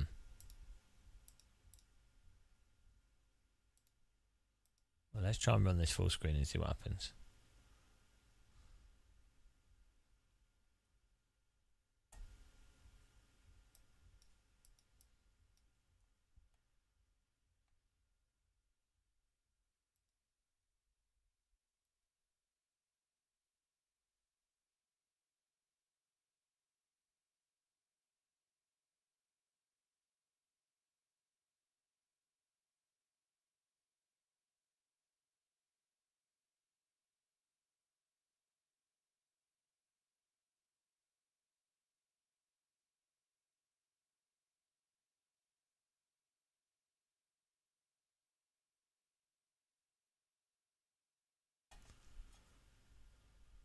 No, it's just messed up the screens.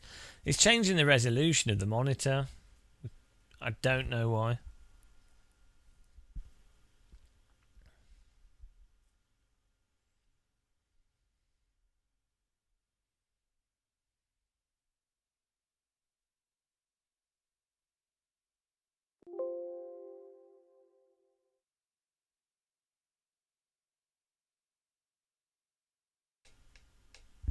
Causes the computer to pause every time if we do it. Maybe it's just a bit bugged.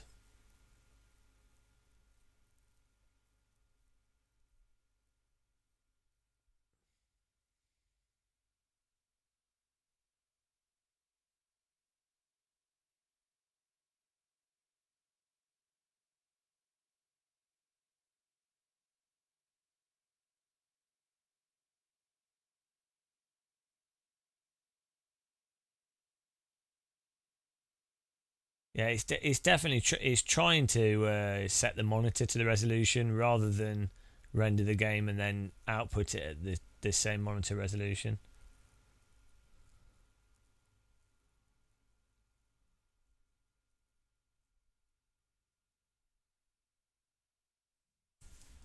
Which is really weird. It then causes the computer to go into meltdown because we've got a capture card. We just have to wait for it to catch back up.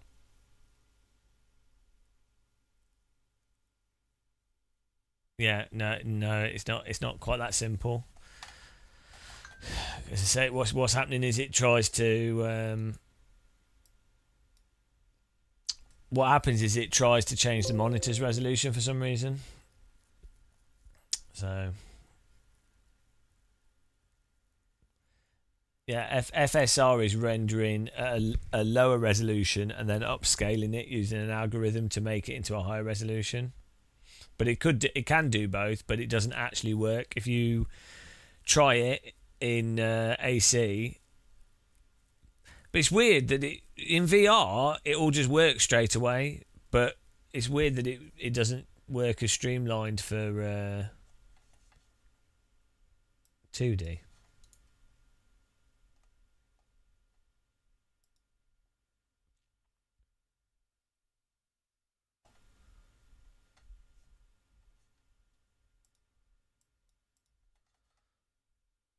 I have to reboot this.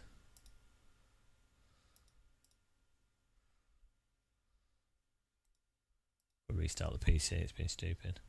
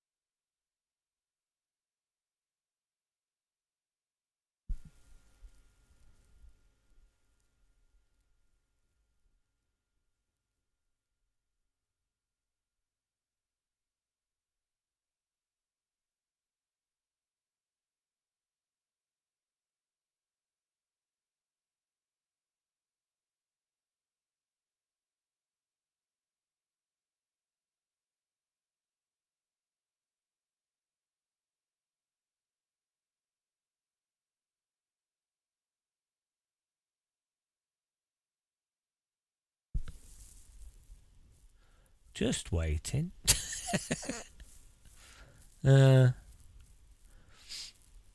Thinking stream. We're just waiting for it to load. For some reason, it takes a while.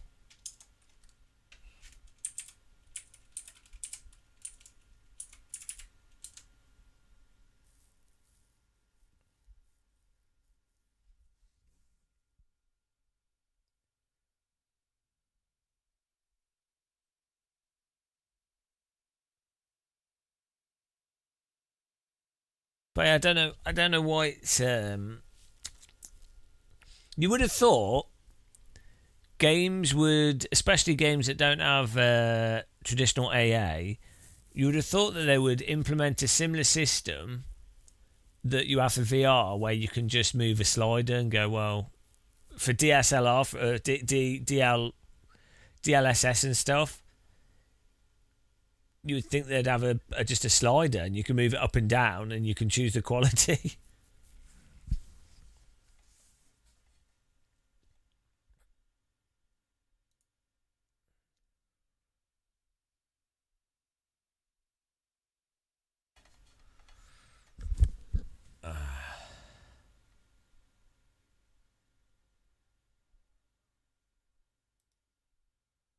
Maybe the game was rendering at the higher resolution, but you don't need to select it in the game.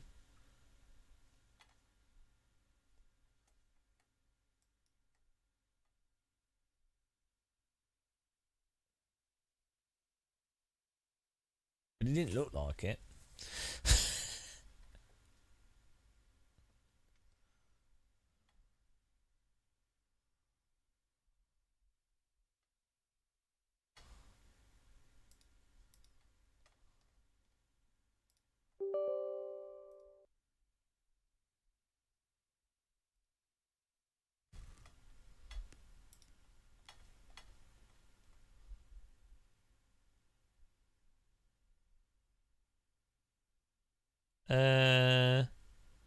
No, VR headsets can still be different resolutions if they want to be. Like, there's no, and a VR headset is just an LCD screen, so there's no real.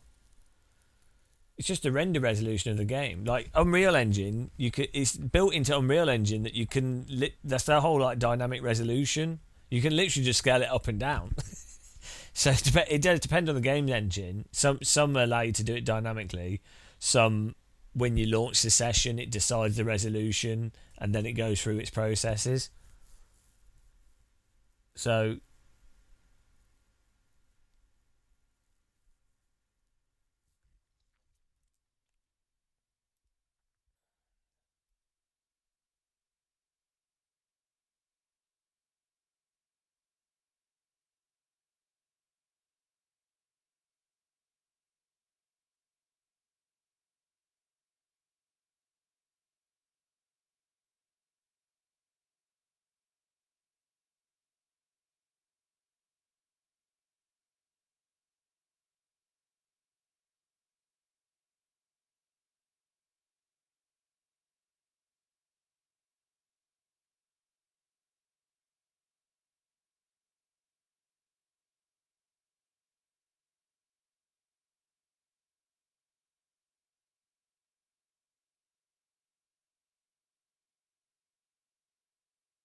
yeah, but it's comparatively exactly the same. If you've set your monitor to 4K in Windows, and that's what it is, a game can render whatever internally, and then with Windows 10 and up, or Windows 7 and upwards, I think the way that it works is that it doesn't matter. Like previously in older versions of Windows, the way that you did full screen would be basically totally different. But now in Windows 10, Windows 7 and onwards, full screen and windowed and basically the same sort of thing, in a sense. And so it's like a target render. I think it's not.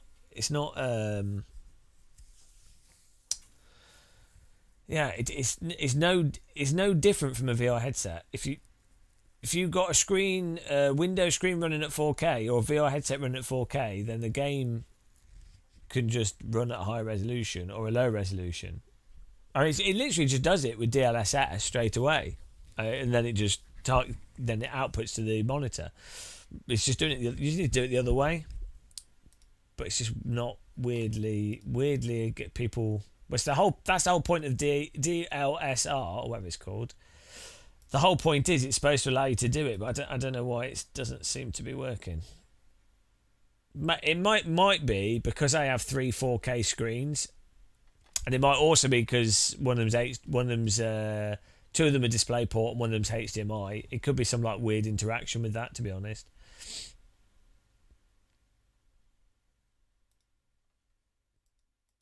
You just probably want to unplug everything and trial and error it. The joy of computers. Troubleshooting of everything. The shooter's been troubled.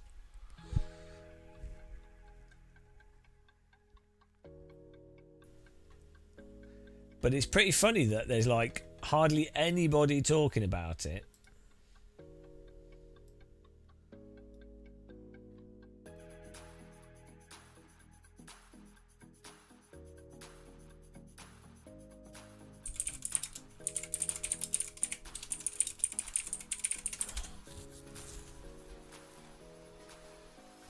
See if I can find more videos on it.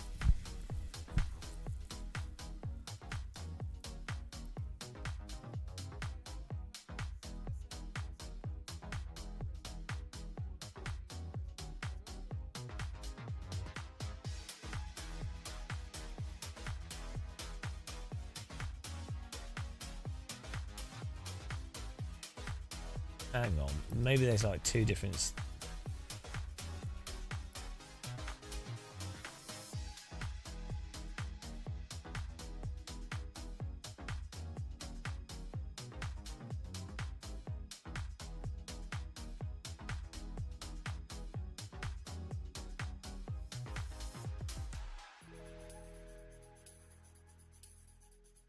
But John, if that was the case,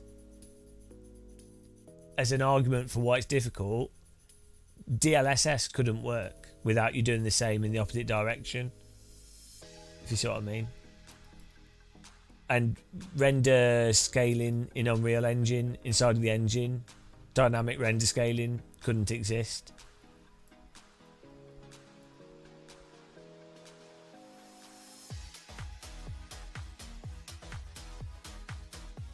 Yeah, a tourist. Do you not think that we've already done that? I wonder if that's the first thing we did. Oh my god! Why? What is it with tech suggestions? Suggestions that people make when you're live streaming and you're troubleshooting something.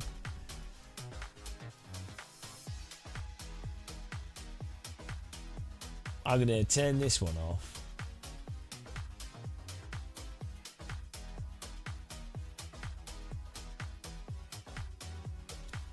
Hang on, what does DL mean? Oh, it's not. It's using hang on.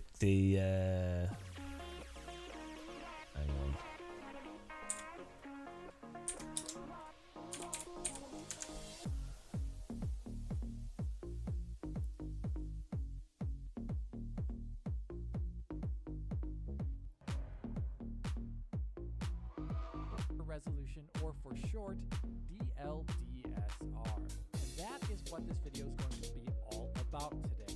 According to NVIDIA, this new downsampling technique, which leverages deep learning in some capacity, is an improvement over its previous driver downsampling, DSR.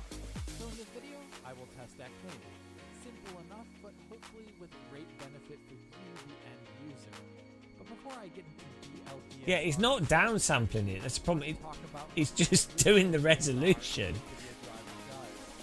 original DSR was released in 2014 and is a form of downsampling. Downsampling is the idea of rendering a game at a higher resolution and outputting it at a lower resolution. The reason why you would want to do this as a user is for a situation like I present here. You have a GPU like the RTX 2060 and an 1080p screen. The game you're playing is running super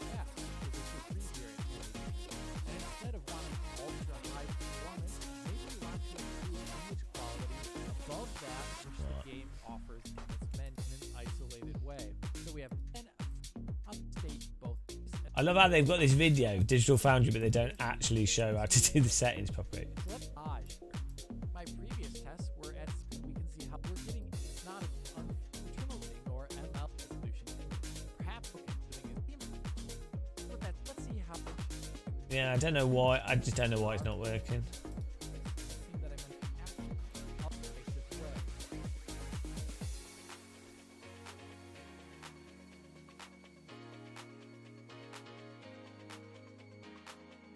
In this video, watch the camera. Select below that, to enable that, you will see the option for DSR smoothness. I wouldn't touch this. This is painful by the straight up. Now, if you because I just enabled it on the control panel, you can see it's Right, hang on. Here we go. Try the NVIDIA app settings.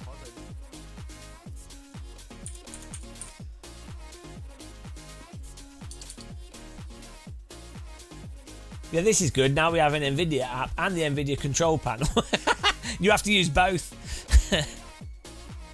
Because the NVIDIA app doesn't do everything that the NVIDIA control panel does at the moment.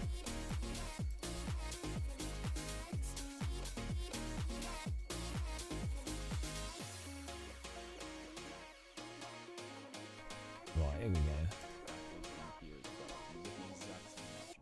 Because I just enabled it in my control panel, you can see it's picked that up and it already knows that it's enabled in here. But you can use either one of these applications to do it. Now, before we jump into a game, worked, go to System, click Display, come down to where it says Display Resolution, and click it. And now you can see, despite the screen I'm on at the moment being natively 1440p, which is what's recommended, you can see the two DLSR factors are now both listed as resolution options that I can set to monitor. You don't want to change it in Windows, but that is a way that you know that DLSR is actually enabled and working fine. Alright, here we are inside Pump 2077, and we have around 63 FPS. Yeah, the problem is when I select it in the game, it doesn't work. That's the issue. So for some reason, that's the part that's not working properly.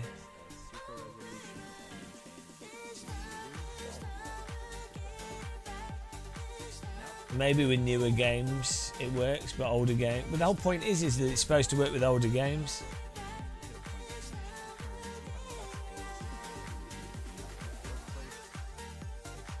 But it won't output it to the monitor at the monitor's resolution. It ends up changing the monitor's resolution.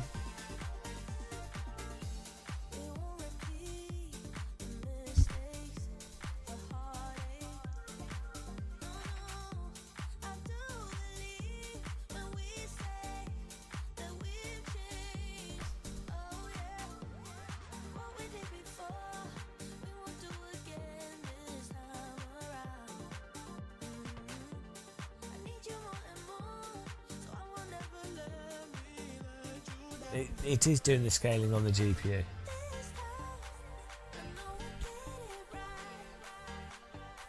Thomas Cook is Thomas Cook. Are you like? Is he there or is he delayed by like an hour?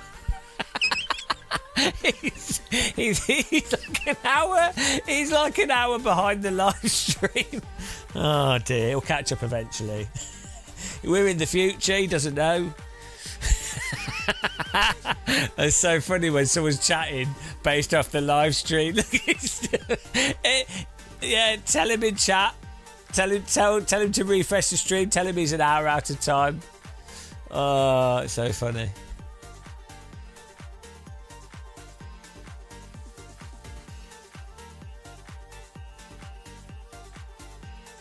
No. Is he live? Here we go. Right.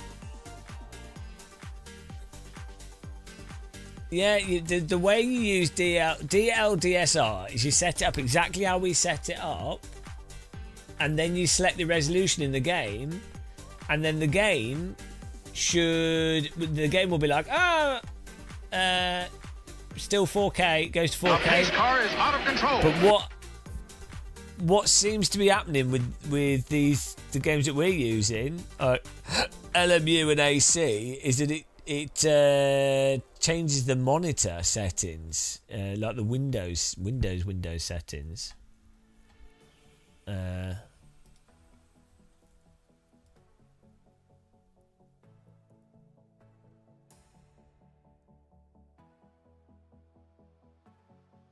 I don't know why. It could be that the resolution of that is too high when you're running 3 screens. I think that could be causing the problem, because I've had that issue before when we were running triple screens off our other graphics card at 4K whatever. It was too high of a resolution, like triple 4K was too high of a resolution at 120 for each monitor. Yeah, well, we haven't got it to work in any game. So I'm going to put it on the lower one. We could try the legacy version. Let's just do this. It's going to take ages to refresh.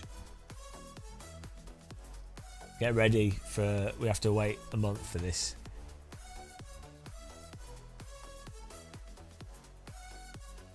They do support 8K and 16K is possible, but there's a maximum resolution. There's a maximum resolution that's specified, but they can actually do more than that.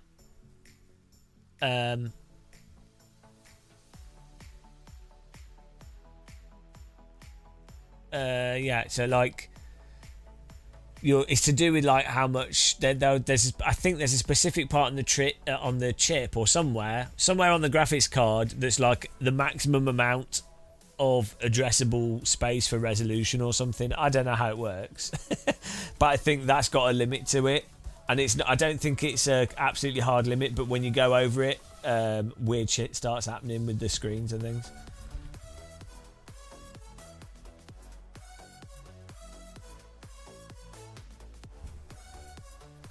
Alright, we just gotta wait as it keeps doing this.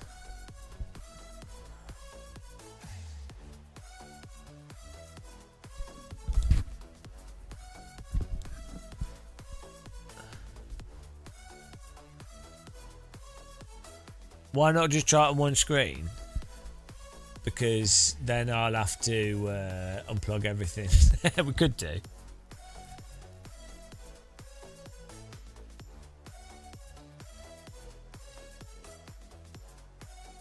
Oh, it's still going. It seems to be struggling because it seems to like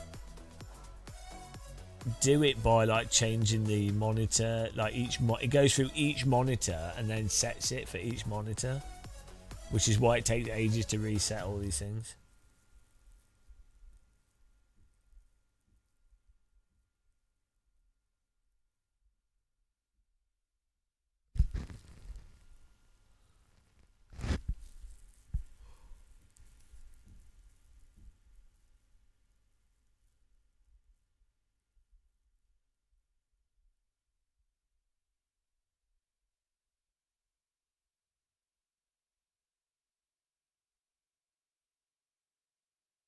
Oh, so what it's doing is okay. So then it's yeah. I guess if it then flips the monitor, the desktop resolution, that's a virtual temporary desktop resolution, but then that causes it to do all the flickering across everything, and then you can't go to other screens. So yeah.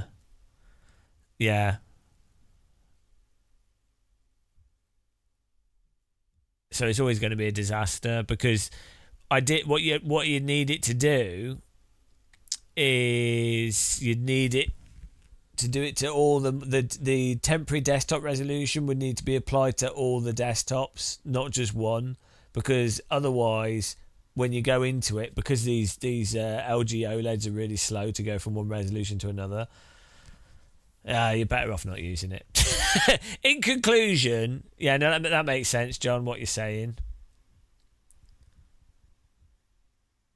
Yeah, but because the way it'll just do it for one, it'll create a virtual desktop resolution for the one monitor, and then it'll go to that, which will then cause all the monitors to turn off and be confused because it's like we have to update that one, and then it goes to the game, and then if you alt tab out, it then has to do that whole process again, which is terrible.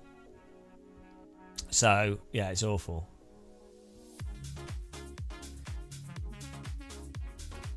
Yeah, we could force that desktop,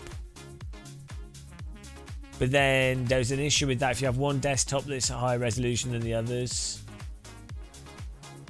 But I get what you're saying. This is so dumb. So, but you're not supposed to use it like that. You're not supposed to have Windows set to that higher resolution. We could try it. But then what that's going to cause is all the apps. Some Windows apps don't do app scaling properly, and so if you move a Windows app from one window to another window, and that app doesn't do app scaling properly, Moser Pit House, for example, it then balks the app and causes issues when it goes from Windows to Windows. You can't win. If I set this to this resolution. I know. Then the TV went off and we had to reboot. Why did I click that? The problem is, then we have the temporary desktop resolution. It won't work with the capture card because if you select it, then it actually selects that resolution rather than it being just a virtual resolution. Oh, good. If your power supply is 1 kilowatt, does it actually draw 1 kilowatt? No, only if you're using it. So the point is, you normally want a 200 watt overhead on whatever you're using with the power supply, maybe more, unless it's a very good quality power supply. But like in general, 150, 200 watt overhead. And then the point is, when you're using a graphics card. So let's say the 5090, well, the maximum draw will be like, what is it, 400 watts or something, 500 watts. And obviously it might go up and down quickly. So it might go, right, it wants 400, but there might be some spikes and stuff there. So the reason to have a 1000 watt power supply for 400 watt draw is it normally means that the power supply is actually higher quality.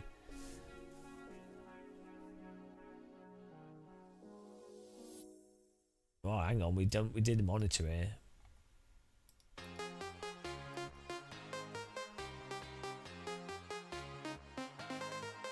Right, here we go. Now this monitor's running at like 8K.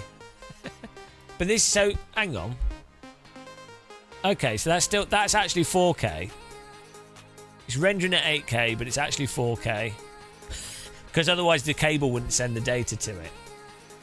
Well, let's see.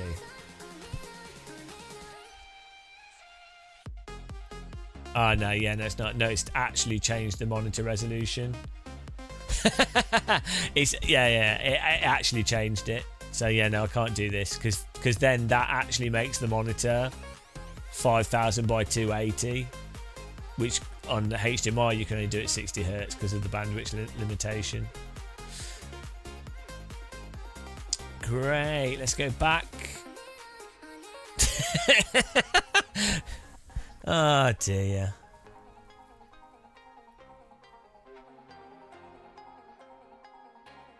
But it shouldn't it shouldn't need to use the desktop, a virtual desktop resolution. So I see why they've done it. A game developer has built a game, and in the game's original code, there'll be a line of code that goes, look for what desktop resolution there is, and list that in the video game as a target resolution, or that's part of the programming of that game. And so the desktop resolution has to be there when they boot the game up for the game to go, oh, these are the selectable resolutions. Okay, you select it, and then NVIDIA injects their thing in between it and goes, yeah, no, it's not actually going to use that resolution. It's actually going to 4K, and that's where the NVIDIA app hijacks it. Oh, I've just hit my keyboard on the wrong thing.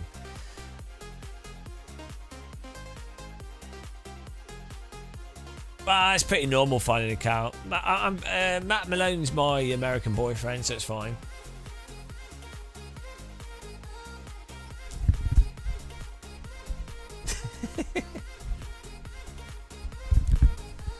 Yeah. Oh dear. Now I accidentally leant on my keyboard as it was going through the options, and now it's undone what I just did. But newer game engines, so basically newer game engines that have DLSS, DLAA is basically DLDR, but it's built into the driver, but the game has been programmed with that in mind. So that's DL. There you go. So DSR is a hack way to do DLAA.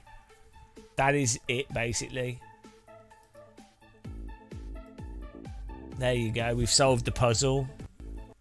So you'd have thought that someone making a YouTube video, the first thing that they would say is they would go, DLDR works by creating this, doing this, and it allows older games that were designed before DLAA existed to be able to have you render the game at a higher resolution and display it at a lower resolution. However, guys, it's worth being aware that it has some problems, specifically that you'll notice that the monitor resolution will change and blah blah blah with different screens.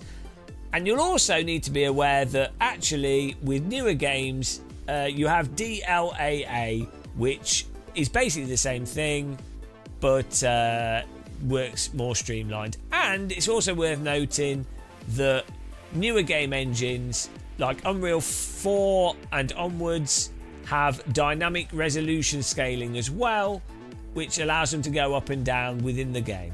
So why would that not be? Yeah, Christopher, we tried that. It didn't work. It's FSR that Shader Patch has.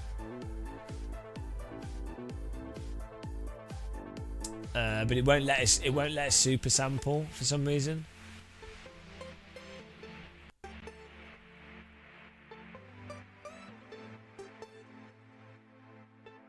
Although we can try, yeah, I know you're right. Actually, there's a new DLAA thing. There's the FSR thing, and then they just add. I think you're right. I think they've added a separate one. Let's have a look. Oh, now I've just changed the refresh rate and everything's pausing. And the other problem I have is that I have to use 2 DisplayPort to HDMI cables. Which also makes the switching slower because it's switching the cable as much as it is switching the port. Fantastic. Because in all their wisdom, LG were like, we built gaming monitors, shall we put a display port on them? No, let's just have HDMI. Why? Don't ask me. I don't work for Logitech. Is it Logitech? Not Logitech. LG.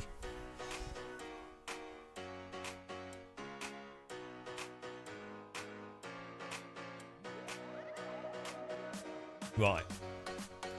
We're back to scratch on that.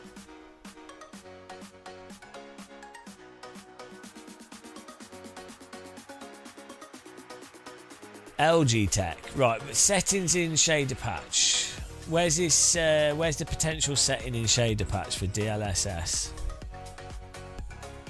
We have FSR. This render scale, this doesn't work. This option affects render.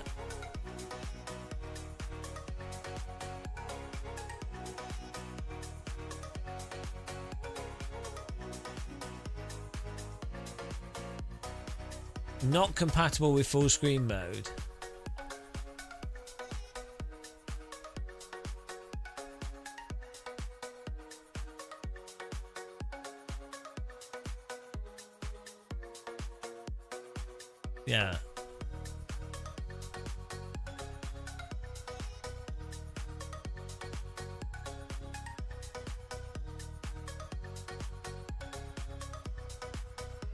Post-processing. Oh, here we go.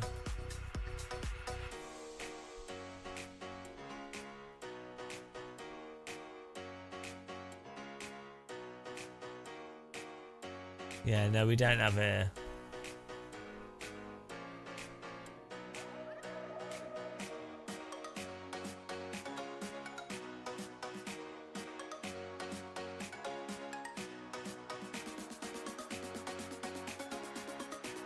Yeah, it doesn't exist. That is not an option in shader pack. But it's a shame. Right, well that's that. We've gone through that. That's good. Well, at least we've addressed that. Now we know more of stuff we didn't need to know. I really need to just reinstall AC, to be honest.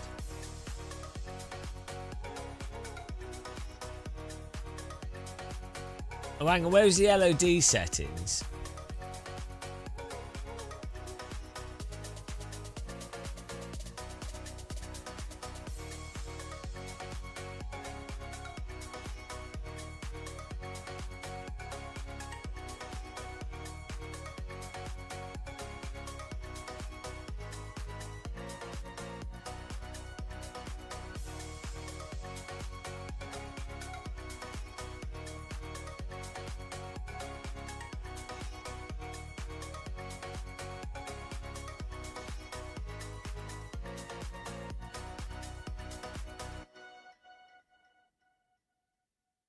Well, it's because I told you I have good eyesight.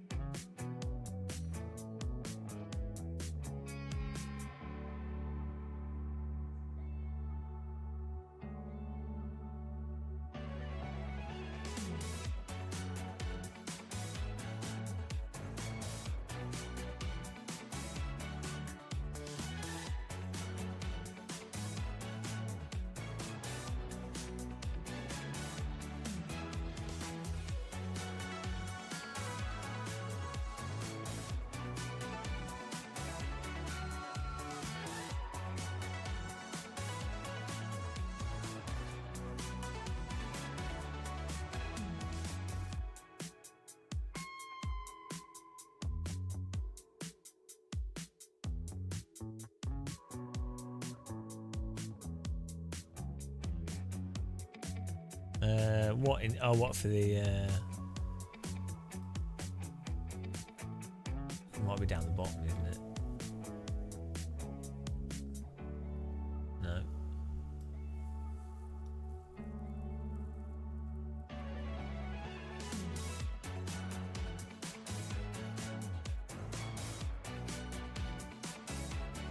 I think it's their cars setting or something.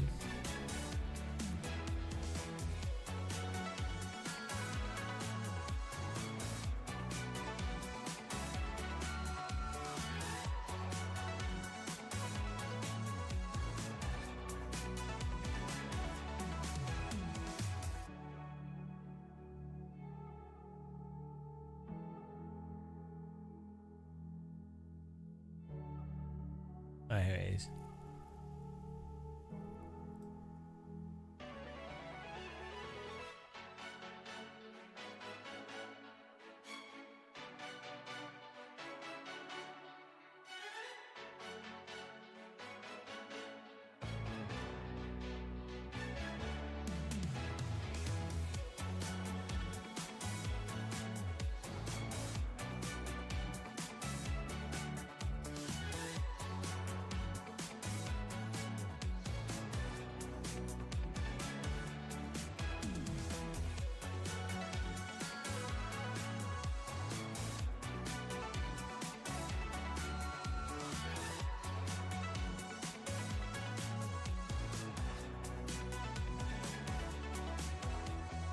We have our servers up. If you want to join our server, I might just test this offline though.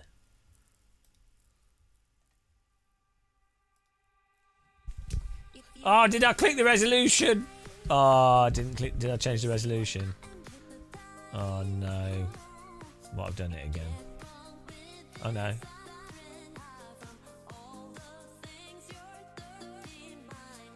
We're still going to get the stutter because it's a totally separate issue, but oh well.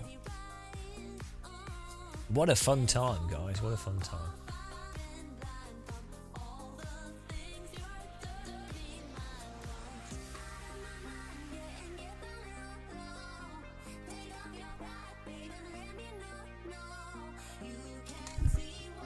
Calm down.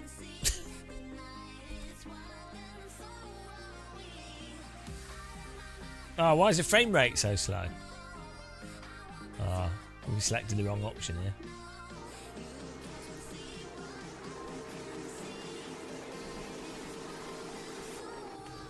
Oh no.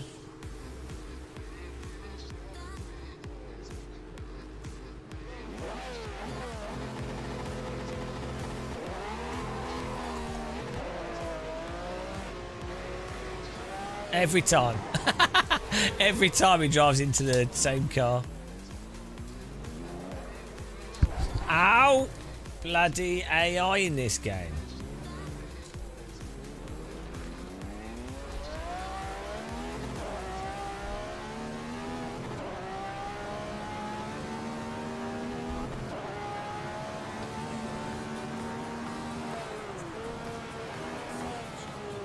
Yeah, I don't know.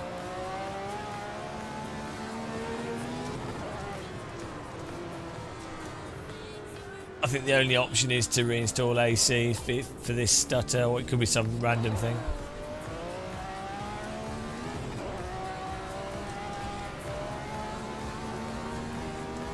Yeah, we could try it with no AI, but The pace car is out of control. it's not, then it's not really putting the load on it. So it'll probably be perfect with that in the AI.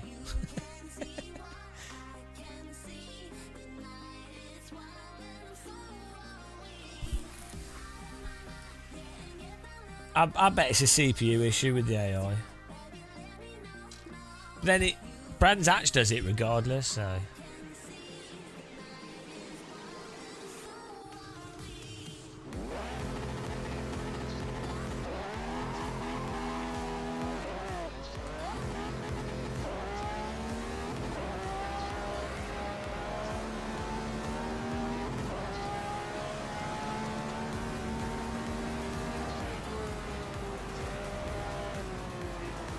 Ow! Ow! Ow! Ow! Ow! Ow! That is well sharp. Ow!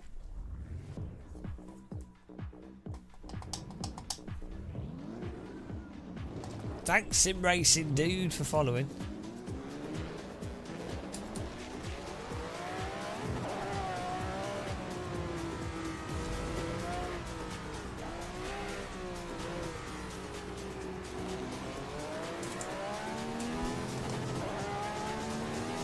Yeah, look, it's a lot smoother without the AI. So maybe it's just the AI being weird. The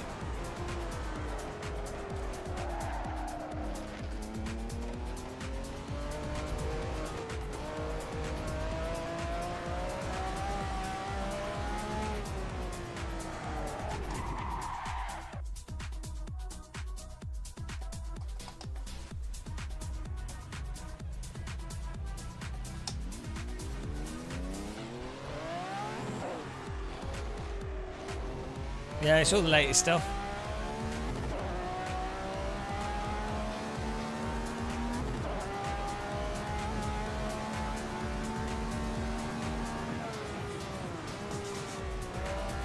We'll have to do a server and see, but I don't think it's the calculating the AI that causes it. What I think it is, weirdly, is I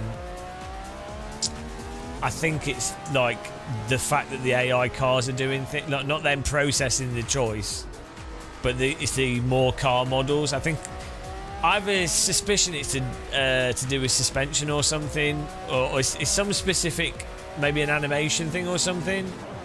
Because I say it happens in multiplayer with some cars on some tracks, but not all cars on all tracks. Oh, I've forgotten how to drive, guys.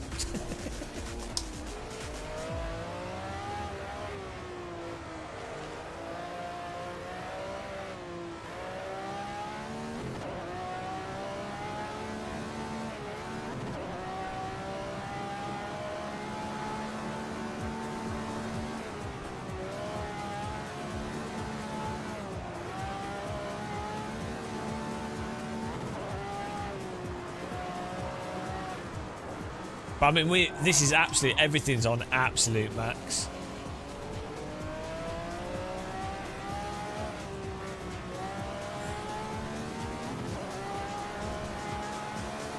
I want even more resolution. I want to just take the piss. I want it to be running at 8K. We can do it in VR though. This would be the ultimate VR test. We need now we need a gaming monitor that can do 300 FPS. Let's join an online server and see what performance we get.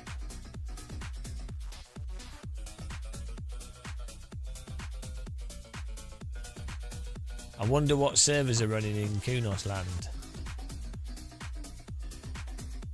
They're all bloody cruise servers. There we go. Lotus Exos. What on earth is this?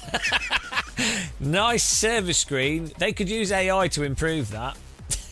This will disappear, guys. 90s website design layout style will disappear. Ah, dear. Practice 30 minutes. Of course. There's probably no one even driving. Welcome.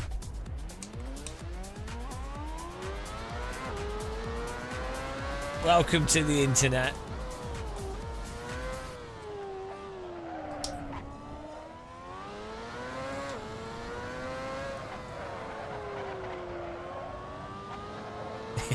Welcome back to Kunos land.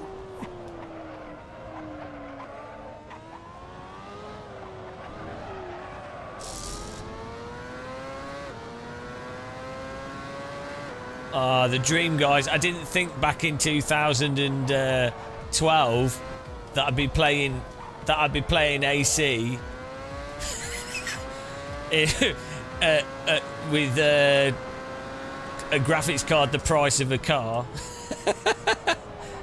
in 4K resolution with 300 FPS overhead.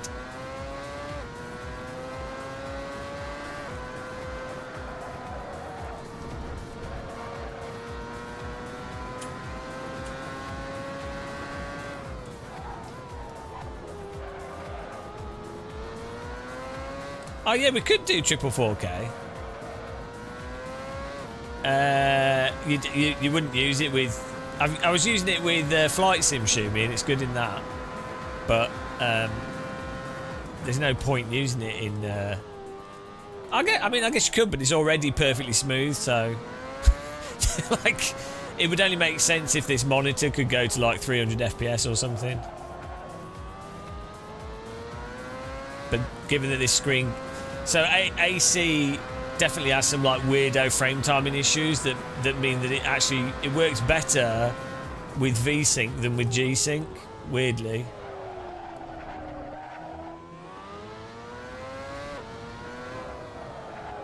It just behaves better.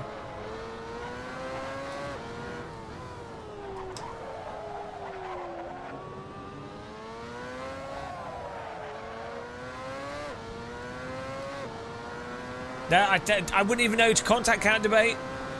As I was saying, it's not LG. These companies use like rando marketing companies.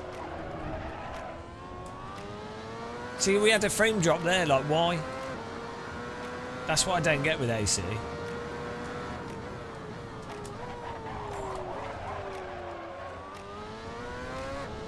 Weird.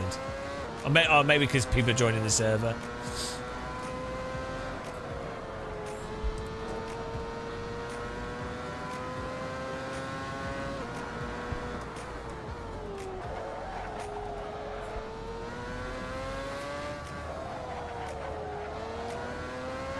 front right was... Did you see that?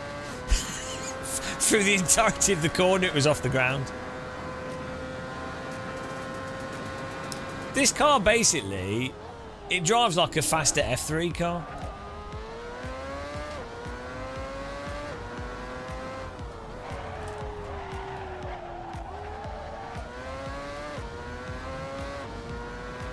Yeah, it locked up, but then I came off the brake, but the tyre was off the ground.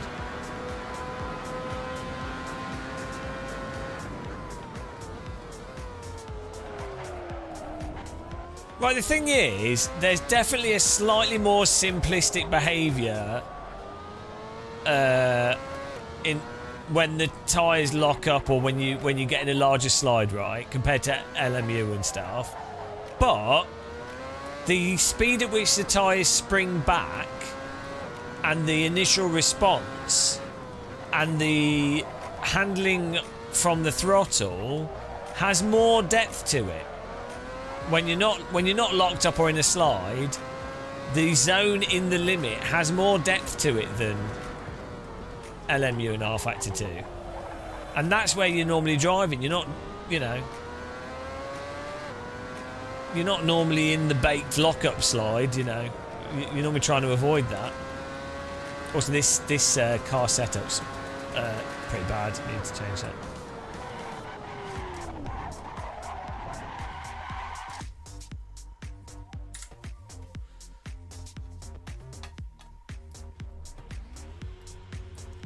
Should have a setup here.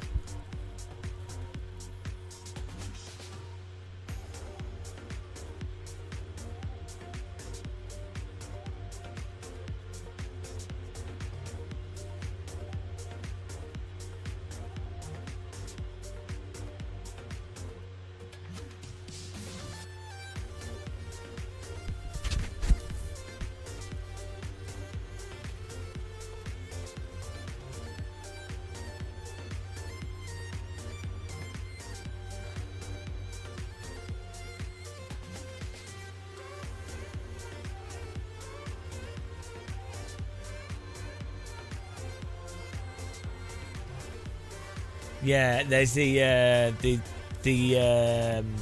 what's it called? Like when the stance or whatever. What's that called when you lift the back of the car up? You can rake. Yeah, you can exploit rake really massively in Sims. It's like a really, yeah, it's really weird. Race Room had that as well. I think they fixed it in Race Room. But it was a big problem in R Factor 1 as well, I think. But I think it's because it's that simulation of ground effect or something.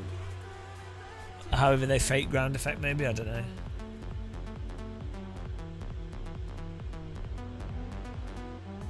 Nismo, you think most people think praise R Factor 2 because it feels good under the limit, yeah. And it's very easy to drive and it's very forgiving. And to be fair, the sort of tyre wear stuff and what have you is nice, and then the force feedback's really over the top, so it's really noticeable. Whereas I hazard a guess that probably less than half the people playing AC1 have their force feedback set up. So I reckon less than half the people playing AC, know how to hold slip, like drift in a faster car, to be balancing in that little bit of slip, like in any sim, it's not just AC. They don't know how to hold at the limit, basically. So if you can't do that, well, then you don't know anything. And then B, I think they don't have the force feedback set up so that they can feel the car going from grip to slip to back to grip. Like they have too much damper or whatever, and so they overdrive and they understeer. They go, oh, AC's understeering. It's like, well, it's no more understeering than any other simulator. It doesn't make any sense. But yeah, if you drive too fast into a corner in any sim, you will understeer. If you move the brake bias back and you get on the brake, car's not understeering. So I do. One thing I really like in LMU that you don't get in AC is you can with like the LMP2 car and GT3, you can have grip and you can like nudge the car over the limit on all 4 tires. Still within the limit, but like you've pushed the car into that sort of slip slide to then be able to take the corner tighter. Like you've got the initial grip of it loaded up, and then you've slipped it over. Whereas in AC, if you do that, it tends to want to slide and come back. It doesn't want to spring back.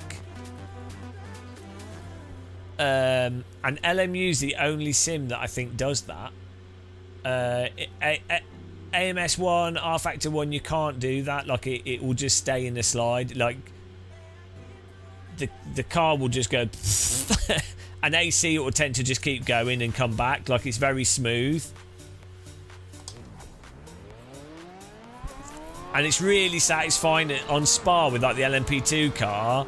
You purposefully turn the wheels too much to then induce that 4-wheel slide that's still somewhat within the limit, allowing you to then get it just right. It's like you're doing it's like kind of like a drift, but you're not really drifting. You're purposefully pushing the whole car, or the rear and the front, over the limit through doing it with the steering. You're not doing it on the brake pedal. You're inducing it from the steering. And that's a really nice handling mechanic. You can do it with real cars, obviously, as well. So I don't know why that works well in LMU, but then the basic returning of grip can be a bit sluggish in other scenarios. Maybe it's to do with the tyres heating up or something, I don't know. Maybe when you're going quick and you do it, the tyres are actually cool enough that they re-grip, whereas if you're braking and turning aggressively, the tyres are already starting to warm up, so then they're starting to slop more.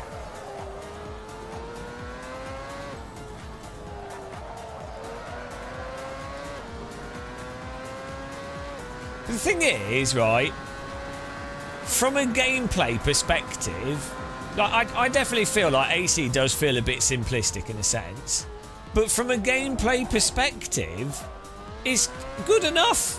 Like R Factor 1 as well, it's good enough. You just need the netcode and the online. Bloody hell, I'm done.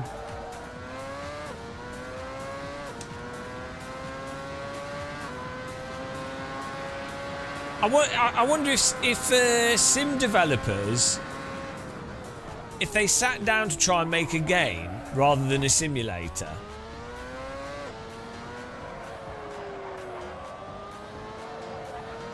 I wonder if it'd be better for everyone.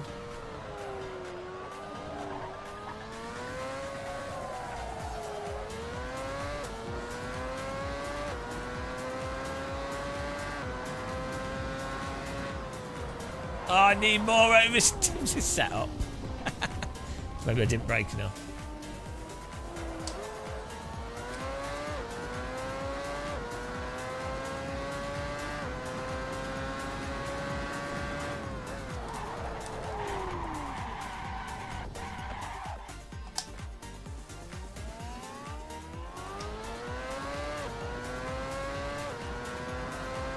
Hello, Neo Lund.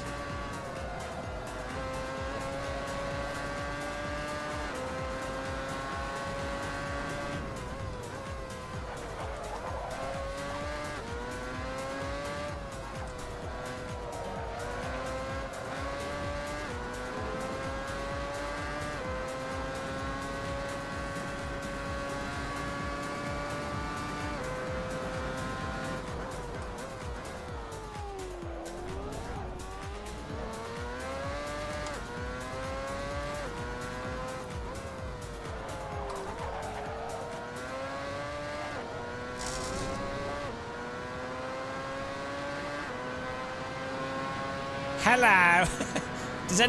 Can someone pop to Lidl's for me?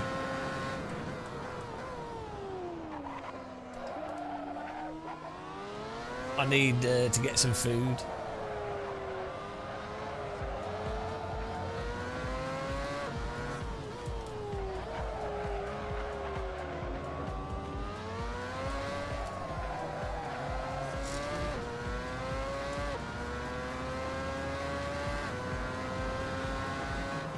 Oh, guys, I mean, I can't believe we got a 5090.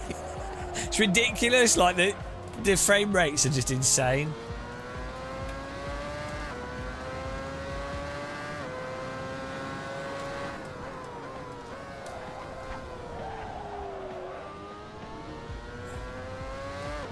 Oh yeah, he just came through the window. I've not seen him for a while. He's probably dead. It was a pretty old cat. He had like weird snotty eyes. I saw it a few times after. I'd like give it a little say hello to it. I'm pretty friendly to cats around me. I do like cats.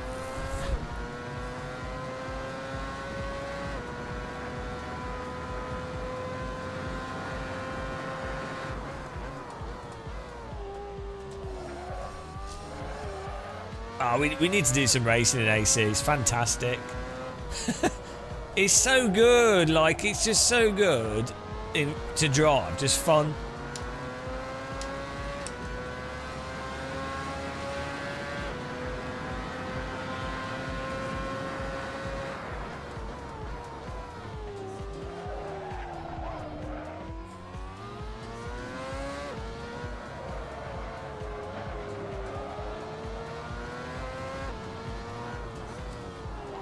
Like, it's ridiculous. Like, I really enjoy LMU, but why are we just driving GT3 and LMP2 cars?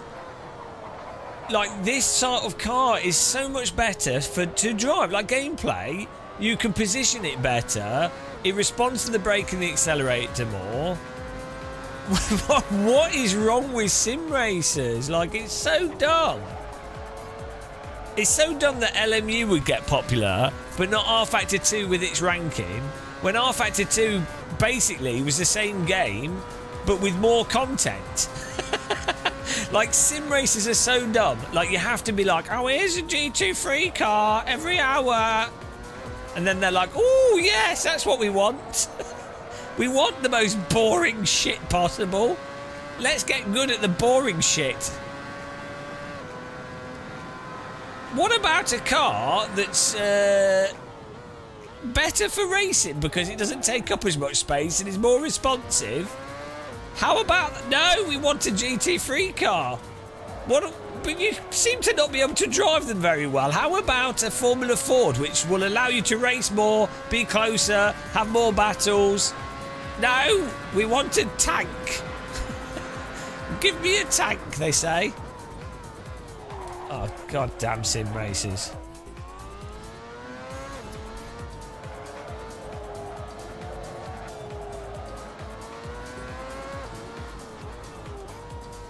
Well, there's licensing stuff as to why they can't maybe do different games.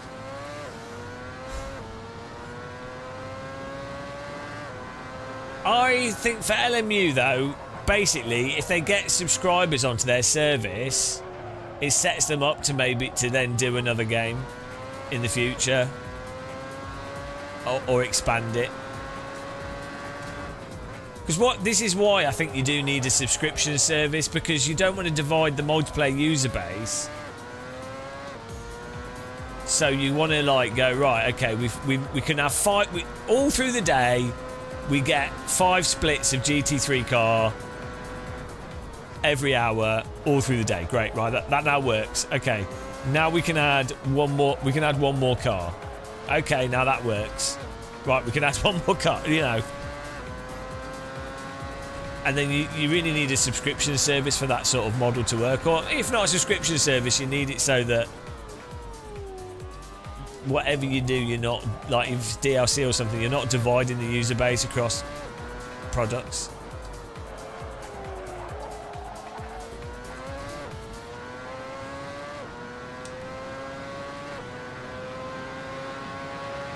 I don't think they do need mods. I think mods is what you don't want. I don't think... the thing is, I don't think a individual developer can compete with AC or BeamNG when it comes to mods and the type of people that are interested in mods. And most people with mods are just looking for a gimmicky thing to play. so they don't actually care about the absolute quality of the online and stuff.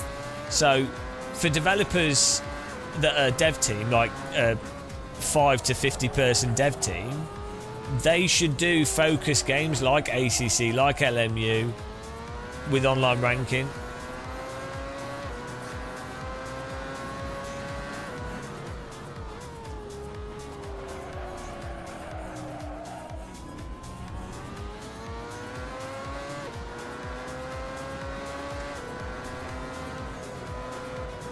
Oh yeah, we need to get Rensport set up. I keep forgetting. Okay, we'll finally be able to run it at a good frame rate. I think it'd be interesting to graphically compare all the sims on max settings. Like Rensport actually looks amazing when you crank it up. Spa on Rensport looks really, really good, but you need a fast computer to run it. It's the unfortunate thing. Yeah, I know we've got our own little event on it. That's we're gonna get on that. It'll be good.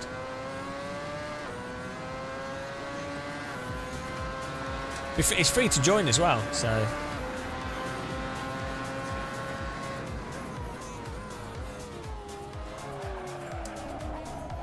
So download Rensport and get the tracks that are running on the Creator Series, Game of Muscle Creator Series, so that you can join when we join.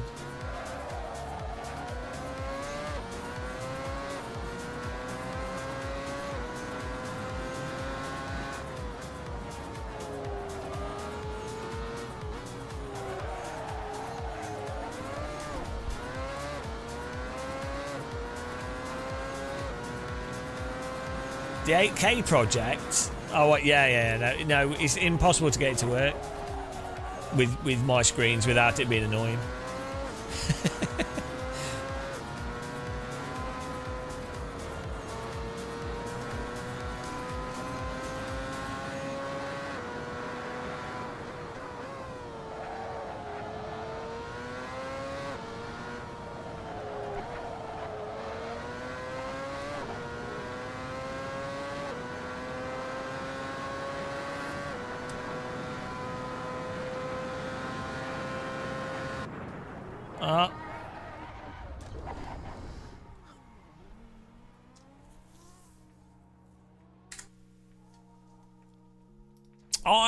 What's a shame with Rensport is they need like a Formula Ford or something. I think I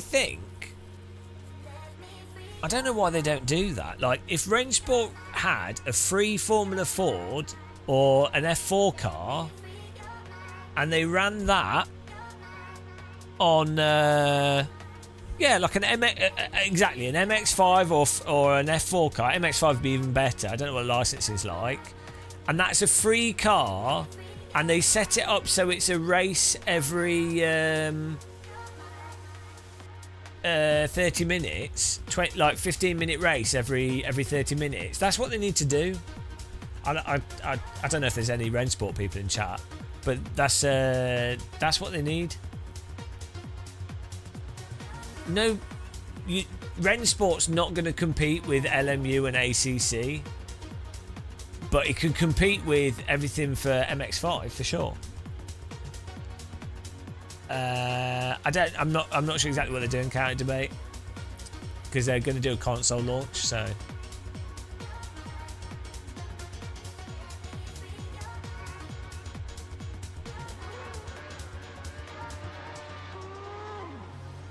yeah, but M2's shit. And M2, no one cares about M2s. They're crap. Absolute rubbish.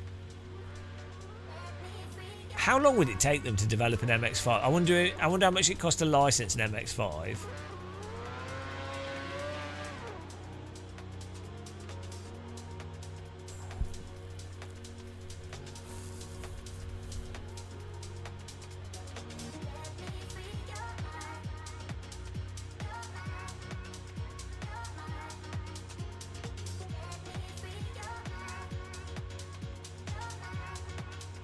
Yeah, the thing is you need meme cars, so like GT3, MX5, a Formula 1 car, but no, I mean Formula 1's terrible, but it still would draw people in.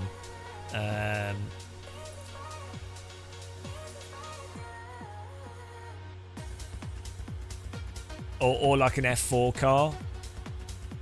Yeah. If you look through online through history, the sort of MX-5 type car, it doesn't even have to be an MX-5, but like basically an MX-5.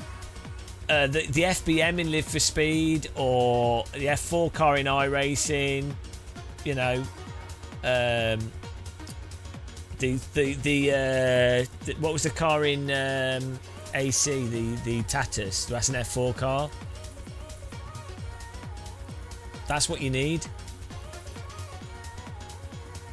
Doesn't even have to be that good. And then that's one of those is free to play. The F3 car was really popular in Race Room for a while until they messed it up. So if they could add GT3, LMP2 and stuff, is already, people just play LMU. They'll be like, oh, I can't be bothered to play another sim. But you put the MX-5 in there, people will be like, oh, shall I play iRacing that's terrible? Or shall I want to do racing? I don't really care about the physics. MX-5 in Rennsport would kill it. Like, I'm going to, I'll talk to them. I'll tell them exactly what to do, and I'll ask for a 5% commission.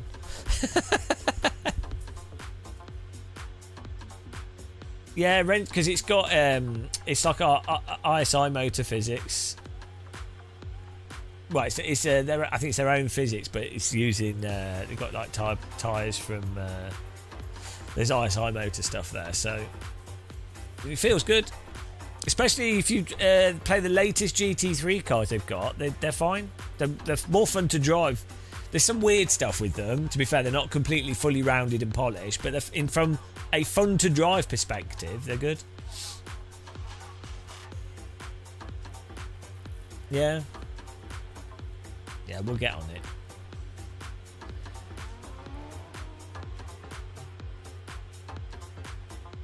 Maybe I should do a video called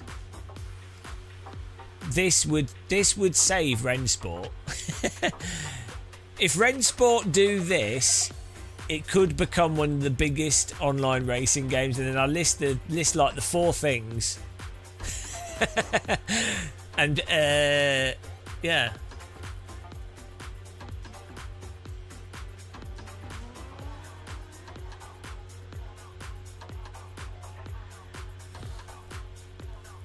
But the Rennsport developers are really receptive to feedback. They're really down-to-earth people.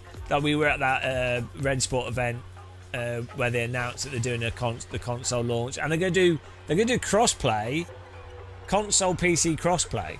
So, I've got a 5090. Listen to me.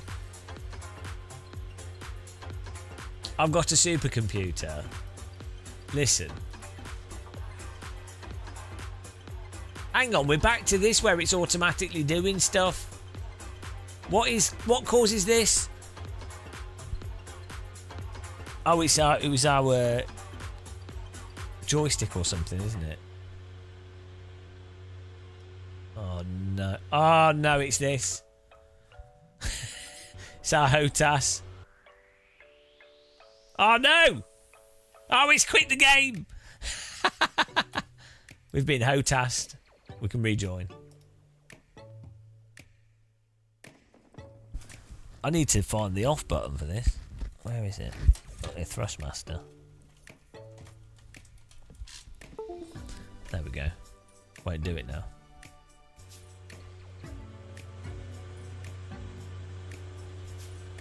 Oh, it's just gone back to practice. Are they dumb? Right, we'll find another server that's not terrible.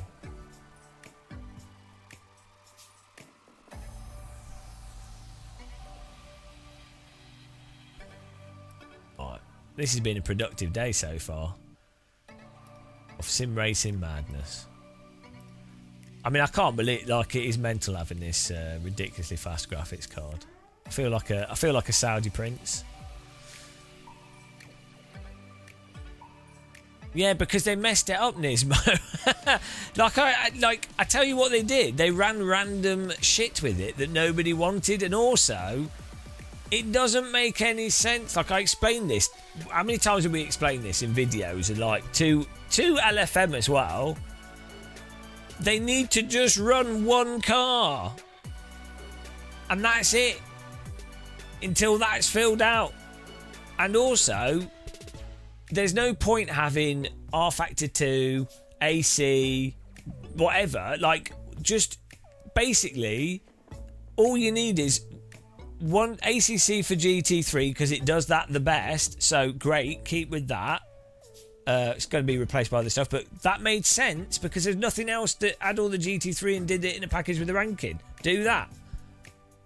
If you're then talking about road car racing, LFM should just have run AC, just AC1, and they should just have, it should have been just the MX5 or just the F4 car, and races every 30 minutes. Like, it's so dumb. Like, I don't get how they don't understand. You need just, it's like LMU got it eventually. It's like a 20-minute race every 30 minutes and put everyone in the same race and keep it simple.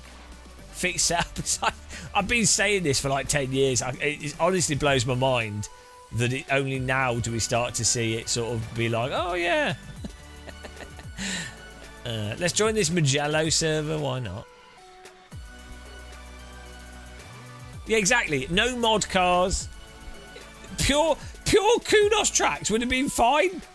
No mod cars, nothing needed. It's just ranked racing with the Tatus car would have been fine. MX5 and Tatus. They should have done that every hour. It'd be like on the hour Tatus, on the half hour MX5. There you go. That's it. That's all that runs. And then at 6 p.m, so all through the day it's that, and at 6 p.m. and 8 p.m. you do a longer race, and at weekends you have a longer race. Maybe at the weekends you have a special car. That's it. Done. It's like, I don't understand the overcomplicating. It's like when you go to McDonald's, you normally, most people basically get a quarter pounder and chips or a Big Mac, right? Pretty much most people will just get the same shit, a Diet Coke and a quarter. Like when I worked there, 90% of the people would be Big Mac or quarter pounder, maybe a hamburger, and almost all of them would be Diet Coke and a medium fries. Would you like to make that supersize for an extra 50p? It's only 50p to make it supersize. And you'll get a large drink and an extra large fries. Bargain. Yeah, nobody ordered fillet of fish meal.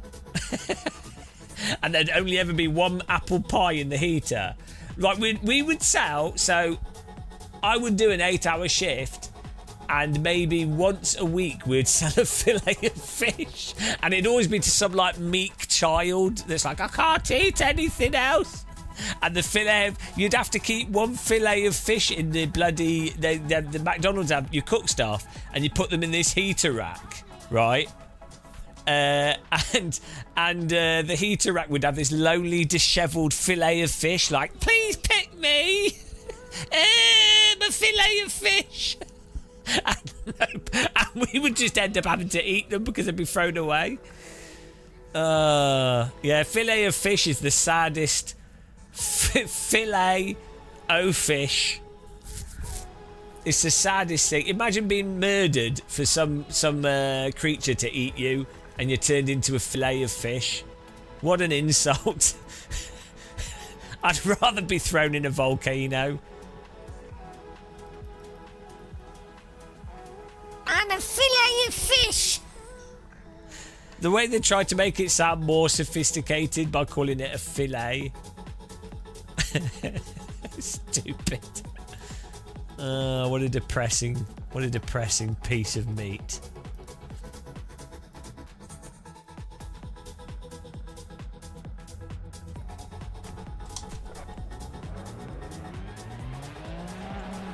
Oh, what graphics card should I upgrade to? Oh, wait a minute, I can't because I've got the fastest one. This is what it's like for rich people. They're like, oh, what car do I buy? I just bought the fastest one. I'm living the high life. No consideration, just got the best. That's it. That's it. Topped out. We've made it. We've made it, guys. Become the ultimate consumer. I've become a filthy influencer.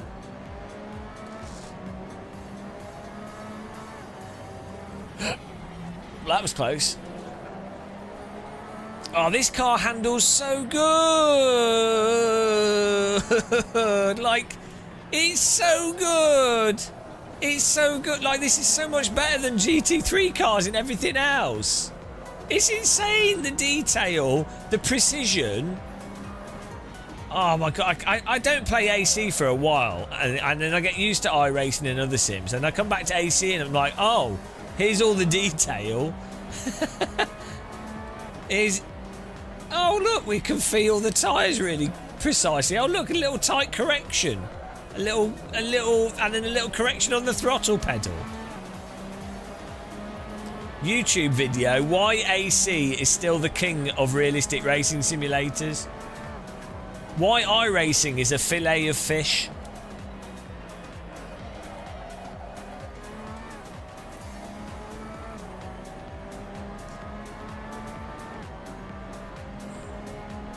I know, imagine. Little corrections.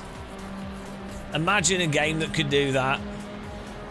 Little adjustments because you're constantly testing the limits and you're not just doing a defined singular trajectory through a corner. Slight feeling out the grip, and it's almost when you watch onboards of real cars that's what the drivers are doing, is they're feeling out the grip, and that's weird, isn't it? That can't be right. Oh no, my shadow's flashing on and off. We need to increase shadow quality. Why is the grass not... Oh, this track doesn't have the grass. I'm a real racing driver. We might have broke the shadows by having everything on too high. I put everything on max, Thomas. Everything. I've put stuff beyond maximum. It's so far. It's like I put LOD on 300%. Everything's on the highest possible quality setting. Grass is on ultra. We even tried rendering the game at 8K, but it wouldn't. I couldn't get it to work. Well, I could, but it was terrible to switch over the modes.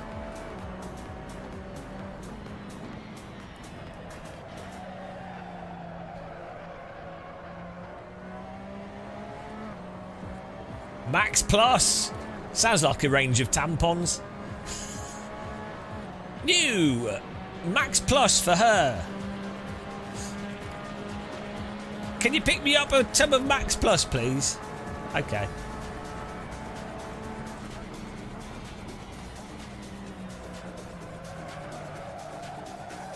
We can't upgrade, Ben. We can't.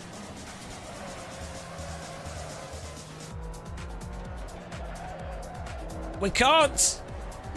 We're at the limit of upgrades. Oh, look how smooth the live stream is. Oh my god, it's unbelievable. This is it. Well, I mean, we could buy a faster CPU, but there's no point. I'd need to put my aircon blowing at my computer. That's an idea.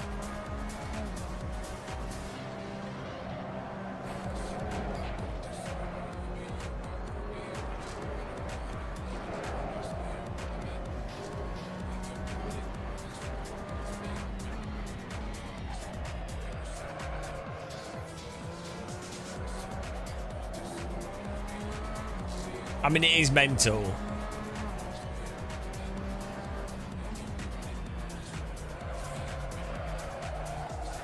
The only game that we can't max out, that doesn't have like absolute perfect performance is Flight Sim. We need to reinstall I need to put the what's the Nvidia frame gen called? We need to put that onto it. Excuse me, Ben. This is a quadruple A title. Yeah, we're using the frame, not DLSS. We're using the hacked frame gen that was for the 30 series graphics card. So I guess we could probably put the whatever the current frame gen is. I don't know how you undo what we did.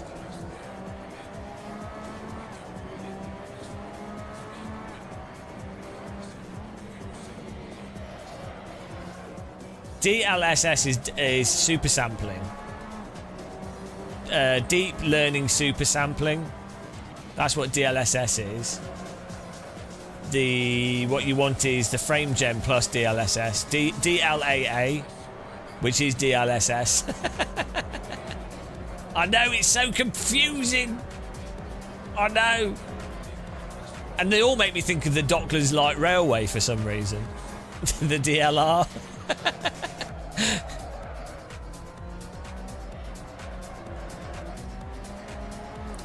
Doug, once you've got once you get above X amount, well, for flight sims it's really good, but once you get above like 100 FPS, it's really good. If you've got high frame rate monitors, yeah, like it's more the point of the frame gen stuff is more that if you have a gaming monitor that can do like 120 plus FPS, you have good interval. You're already generating a lot of frames, but you can take advantage of the monitor's update even more, so it'll perceivably look smoother, and the artifacting will be negligible and the delay negligible because you're already generating 120 real frames. So what's weird what is stupid, Nvidia sold it on the idea, they presented it as if it was like, oh, a 5080 is the performance of a 4090, or, you know, for cheaper. And it's like, well, no, that's actually not really where frame gen actually shines. It doesn't, it actually works worse in low frame rates. Yeah, the soap opera effect is actually all right with a game as long as you are generating the frames. So the reason the soap opera effect looks terrible on TV content is because it's filmed at 60 hertz at best and probably lower, and the smoothing is inconsistent. And also, you're used to watching dramas and films at 24 or 60 FPS, but you're used to watching them in a certain format, whereas a video game, you're used to playing them at a higher frame rate. Why is it still doing this? It can't be my joystick, can it? Oh, it is. Oh, it's this it's the joystick's doing it now. Bloody hell. We need to unplug all the Moser stuff when we do this.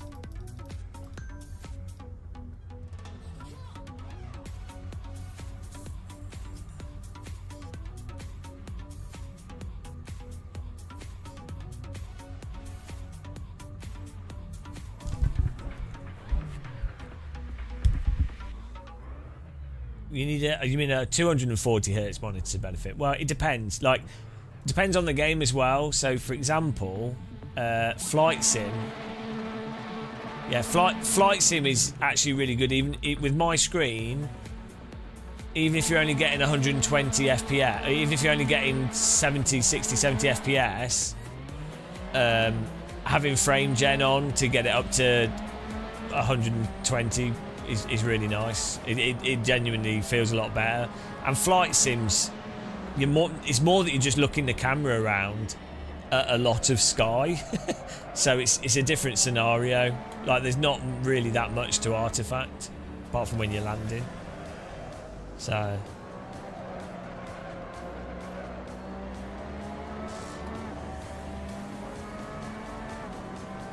change category. Well, we're doing a bunch of different games, so.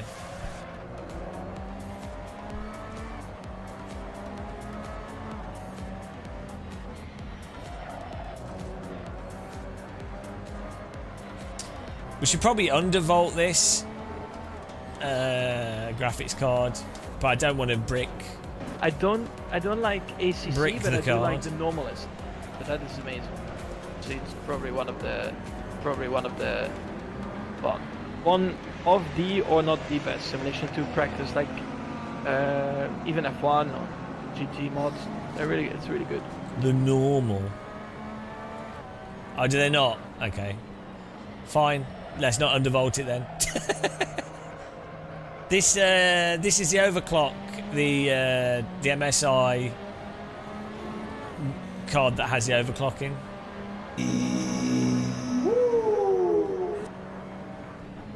I need to look into it though.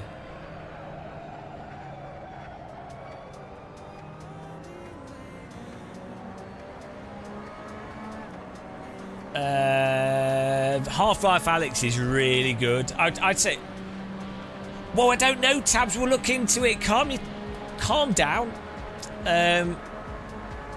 The Half-Life Alyx is, to me, it's a game that you have to play. It's like it's a transformative game, like Half-Life 1, like Zelda, like GoldenEye, like watching films like The Matrix, Terminator 2. You know, I wouldn't say it's the best game ever made, but I'd say it's a game that you need to play, like Mario 64, like Tetris, Pong, Tennis for Two.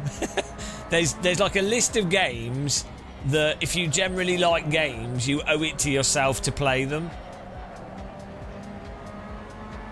You know, but you're missing out by not playing them. It's a well, look. Do you know what, guys? I've not seen any of the Aliens films.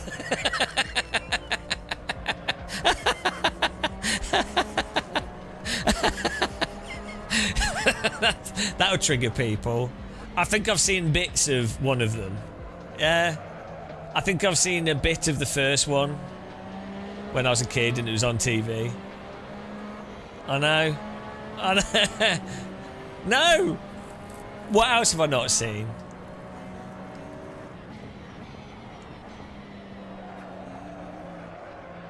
I've always saved it to be like, oh, I look forward to watching that. Unsubbing, unsubbing again. Unsub to resub to unsub, triple unsub multi-combo. Get out of my television. Maybe we could have an Alien watch along and we can go through all the Alien films. I obviously won't be able to show it on the screen, but we could be like, we can. You'll be able to see. I put a time bar on the screen, so you can imagine it's a load bar.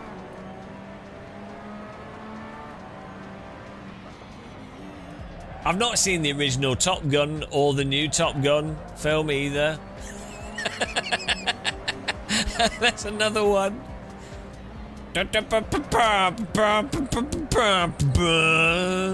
Highway to the danger zone.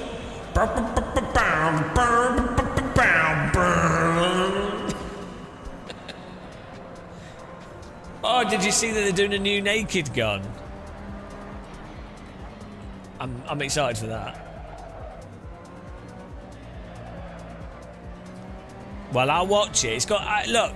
We'll watch these films: Top Gun, Alien. There's a whole bunch of films. I watched Lawrence of Arabia recently. That was good. I enjoyed that. That's nicely filmed. I tend to only watch films when I'm sick, and then so I'll only watch films that are like cheerful.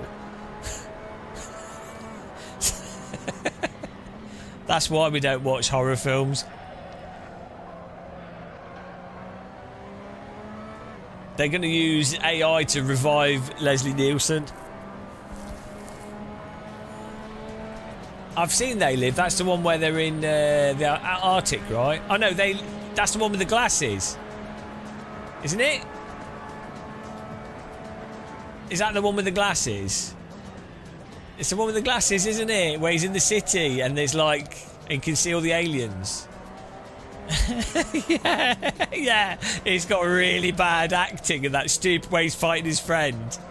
Yeah, that's such a good film. You know, They Live was randomly on Channel 5 in like, it was like 2001 or something. I was just at home, nothing better to do, and I put the TV on, and They Live was on, and I just started watching it, and I was like, oh, this is like amazing. I was like accidentally watched one of the most ridiculous good films ever. Yeah. Such a good film. That should be a game. I don't know why it isn't.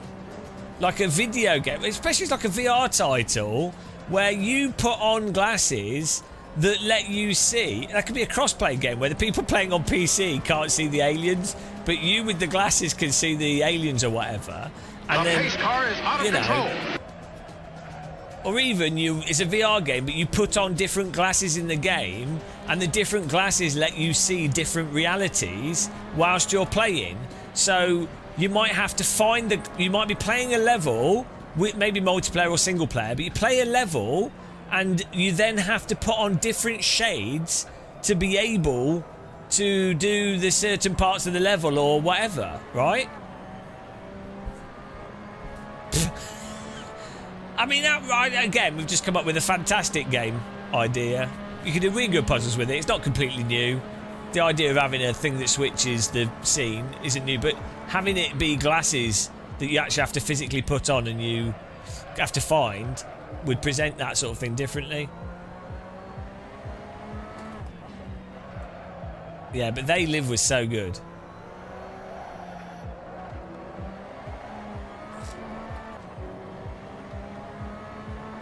Yeah, that scene in Terminator 2 where his mum gets the guy where she's holding onto the milk jug and the Terminator like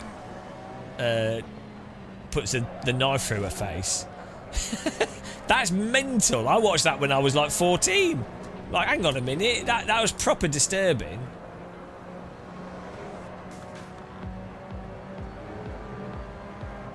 It's amazing that they haven't made a good Terminator film since Terminator 2. They're all terrible.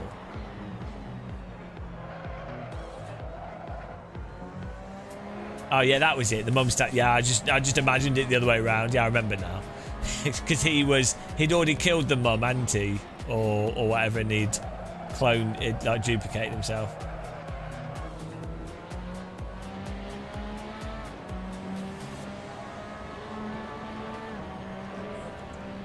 Guys, the frame timing is insane with it. Like, it's bonkers. Like, we're not getting a single drop frame.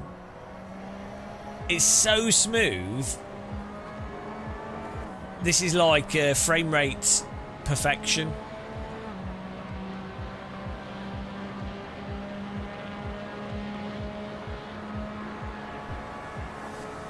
Not really, Shumi, no. No, it's the same as, like, you thought you were good to get the 4090. You got that, you timed that just right. It's like 2,800, I think, for the 5090. It's mental. Like, how much was 4090 or whatever? Is that was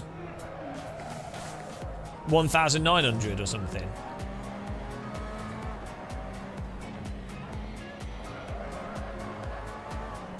I would only buy it if it's for work. Like, I don't think you should spend more than £1,500 on a graphics card unless it's for work, to be honest. Yeah, it's nowhere near worth twice the price of a 4090, is it? Like, the 4090, people that got a 4090 for like 1,500 or something, Yeah. See, that's spot on. I mean, it's still a shitload of money, but that's like,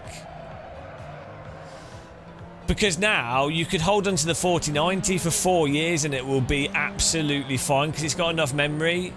It will be absolutely fine. It will blitz everything for 5 years easily.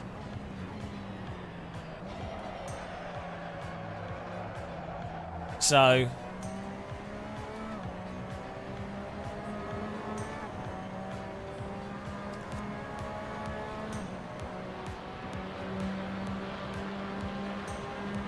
yeah, I wish I'd got a 4090. It just, the problem was I'd bought a 3080 Ti before because I had to for the project we were doing, and then I was like, well, I don't want to get it. Is it enough of an upgrade? Blah blah blah. I mean, I didn't really want to get this, to be honest, but I figure the prices are going to go mental, what with the economy collapsing and World War III starting. So we might as well enjoy some frames for the last 6 months before we destroy everything. Yeah, that's it. The trade, that's what I was thinking, and then obviously the tax year's just ending, so. And then it's a work, for me it's a business cost, so it's not, that makes it, it's a completely different equation. I 100% would not buy even a 5080. As I said this before, I wouldn't buy a 5080 or a 5090 for myself. I would probably, I'd just stick with a 3080 Ti. That's it. I'd make that last for the next 2 years.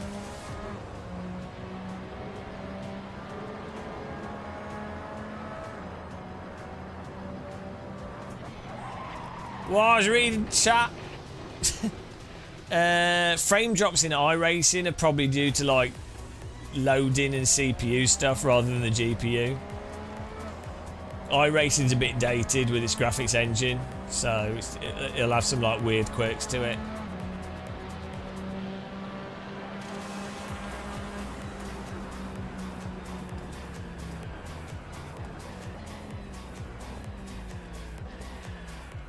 Beautiful. Right, that was just a random server race. Yeah, it's a shame we don't have like. Why doesn't Content Manager put ranked racing in Content Manager with the basic content?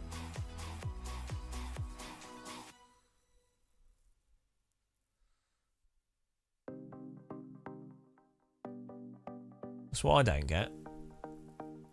You thought that's the most obvious thing for them to do? No, they've got World Sim series and stuff. Like these things.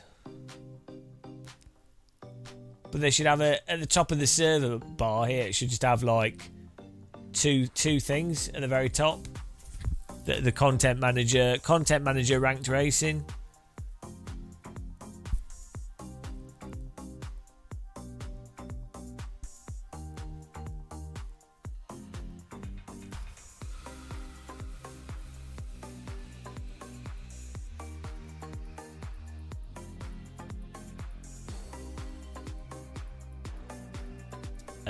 Yeah, probably Jim. Well, it's because yeah, it's the whole point is you destroy the market.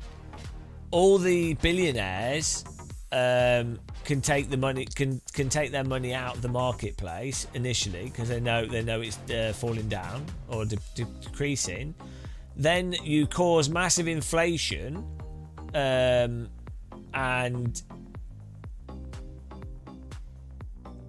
then you'll find that all the what will happen is the poor people and middle class people will default on mortgages and things, and then all the billionaires using their liquidity can buy those assets for cheap because people have defaulted on them. And it's just a way to transfer wealth again from the majority of people and the middle class and working class people. But it's a way of legally doing it because you can go, well, it's just the markets. you know, disaster capitalism.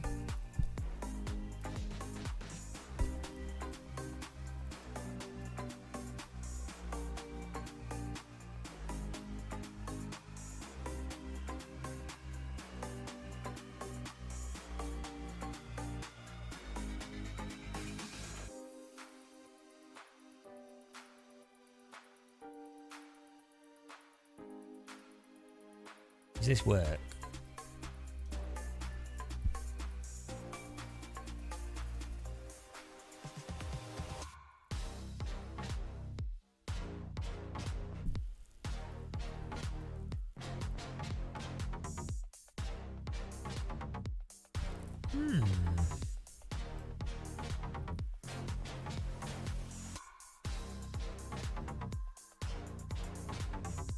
Oh dear.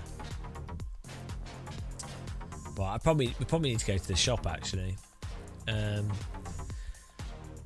Mind you, we'll try this cruise server, see how fast it runs. But I think we got everything working, to be honest. We haven't had any system crashes, and the performance seems to be right.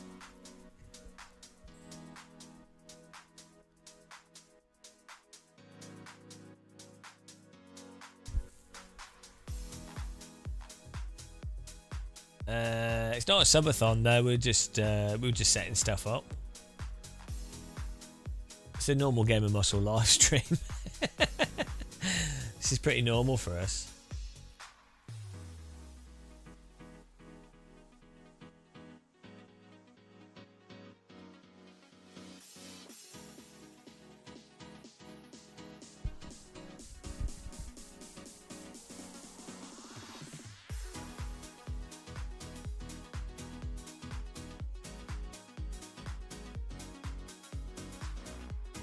Yeah, Jim and Donna would be nice. What is going on here? Oh, install all.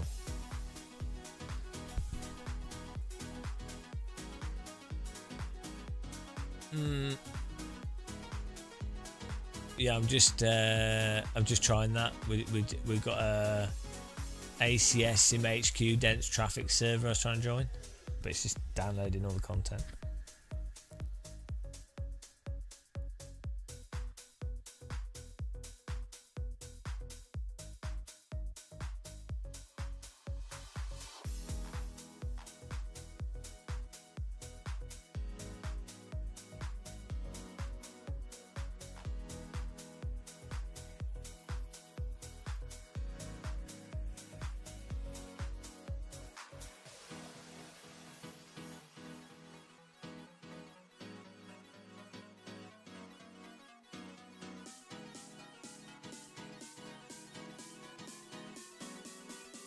The pace car is out of control. Happy Bearer, thank you for following. Welcome.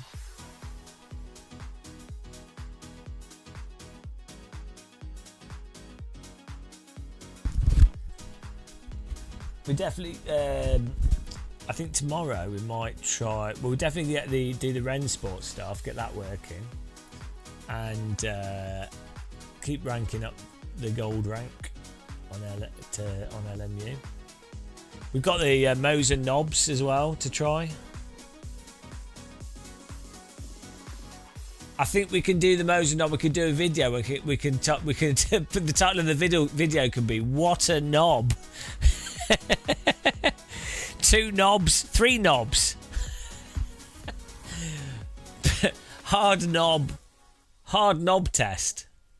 I don't know. We can think of a really good title. And that's the only reason we're doing the video. I think "What a Knob" is a good thumbnail title.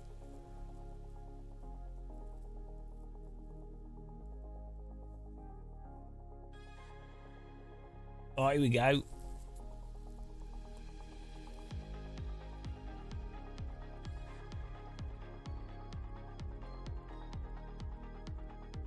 Oh, I think it's crashing.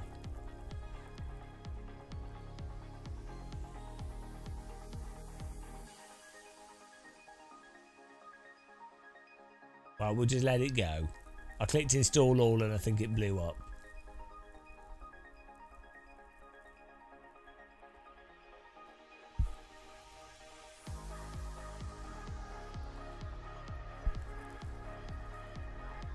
Oh, there we go.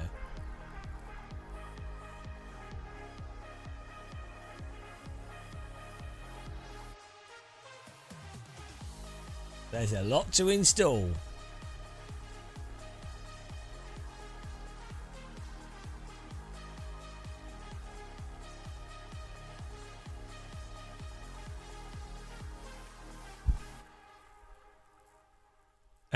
Has Neil's got a new shifter? Wait, they don't have a new shifter, do they? It's sequential. I'm not really that interested in sequential shifters, to be honest. I don't tend to use them. I'm more interested in there being H pattern.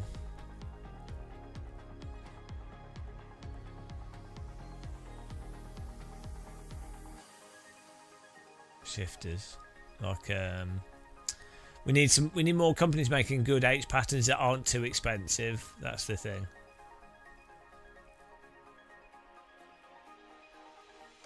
But it's really hard to make a good H pattern shifter that doesn't break. There might be, I don't know. But it's really hard because the action of a H pattern is quite like a violent action. And then it needs to move into position, it needs to track the position. It's the kind of thing that wears out pretty quickly and has issues with buttons and things. And then if you want to make it particularly like gearboxy feeling, the stuff that you use to give it that gearbox feeling again tends to be the type of thing that wears out and has problems. And then the solution to that is to like really massively over-engineer it in a sense, but then that ends up costing a fortune and being big. So it's very difficult to make it not stupidly expensive, small, but also strong enough and good feeling to justify it over a cheaper one. Yeah, so that's the thing. The SHH shifter does the job. It's very flimsy, but it does the general. It's very light, but it does the. It lets you gear shift.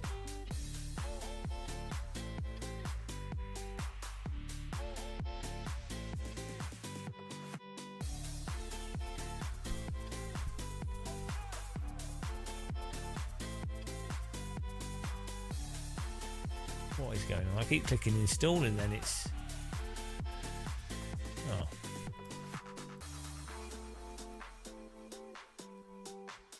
Let's see if this server works. I just clicked on it. Do you think it'll work?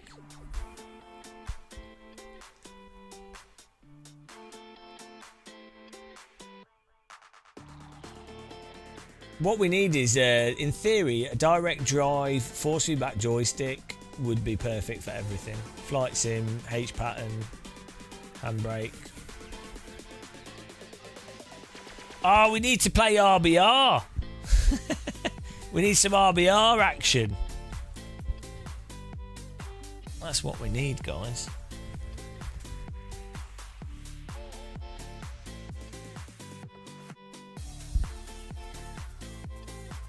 Warning! This track is misconfigured. Reverb is missing. Oh well. So we'll survive.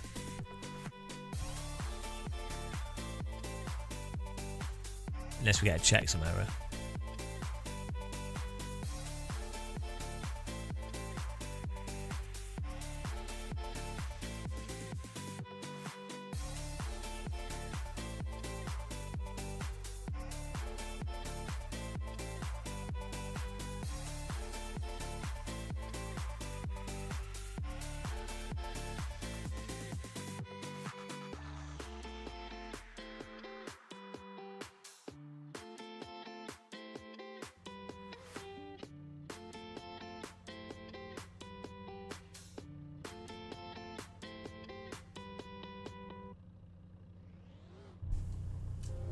Oh, here we go. What does this say? Oh, okay.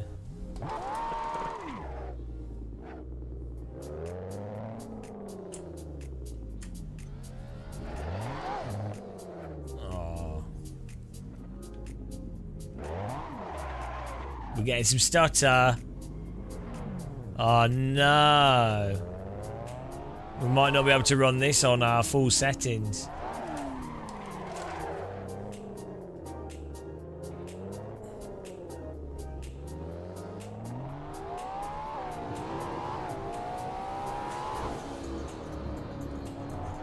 Oh no, it's alright now.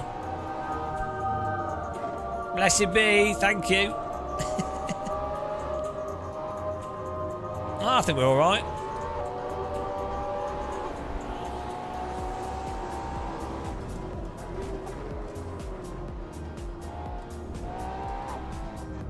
Yeah, this is running 120 FPS, max settings, max LOD.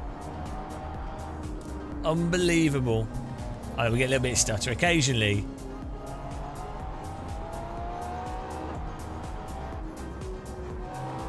But that might be doing. It might do that regardless of graphics. Man, this is so smooth. It's ridiculous.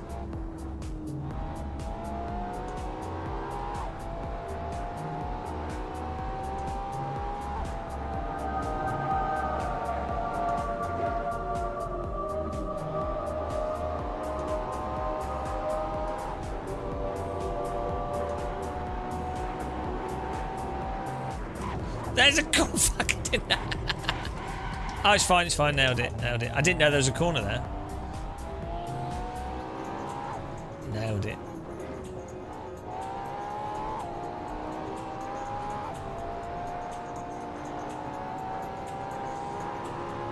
I think I'll be a well good ambulance driver.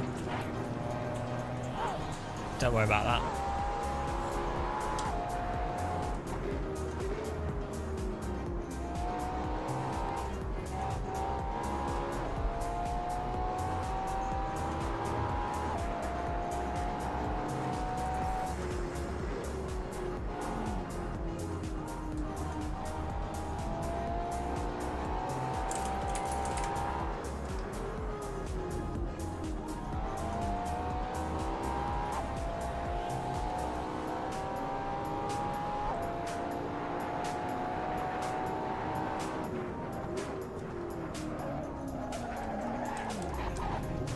Oh.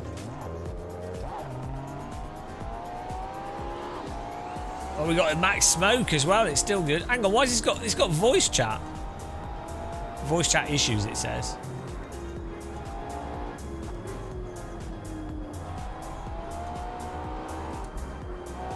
Oh yeah, I added even more car lights as well. We got like four car lights.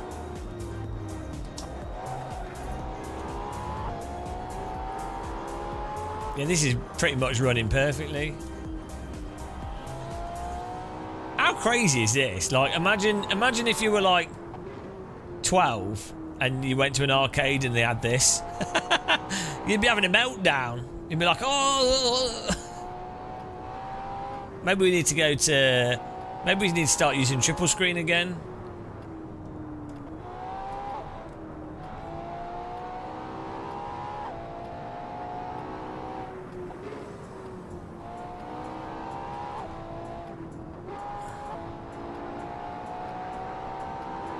Or like VR actually is probably better.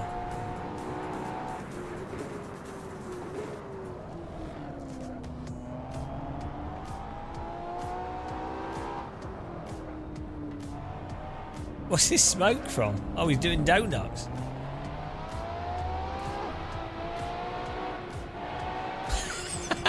Hang on, what's going on? We've got a guy. We've got a guy just.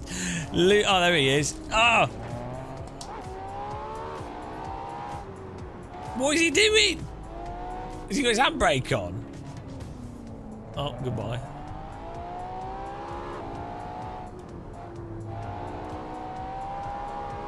This is like Red Eye Warrior Simulator.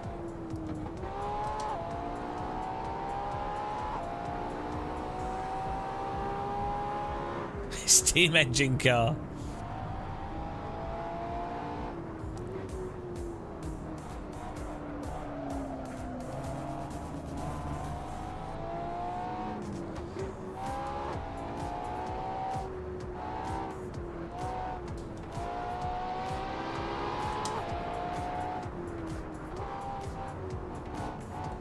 Woo! Can't believe we fit through that. That was a risk.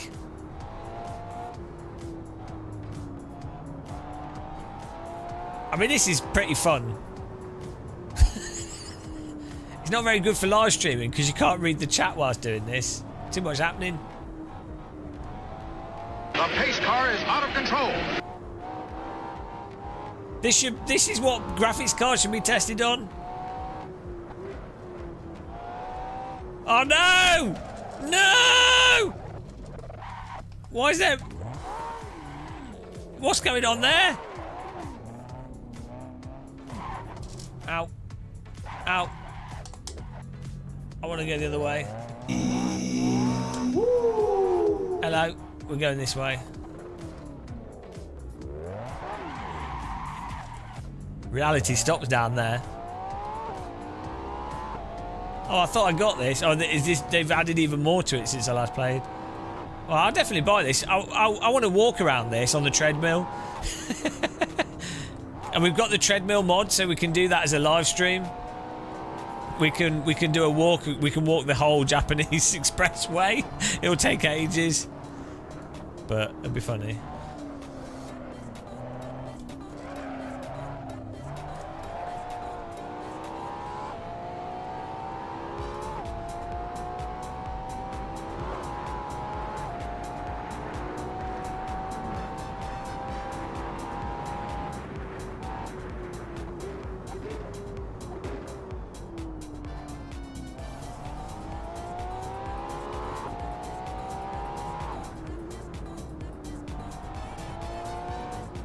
Ow. It is merely a scratch. Alright, Tabs, pick me up some food, please. No, I might. Oh, we can't stop. Can't stop till we get it on. I'm going to put my gamma setting different on the monitor here.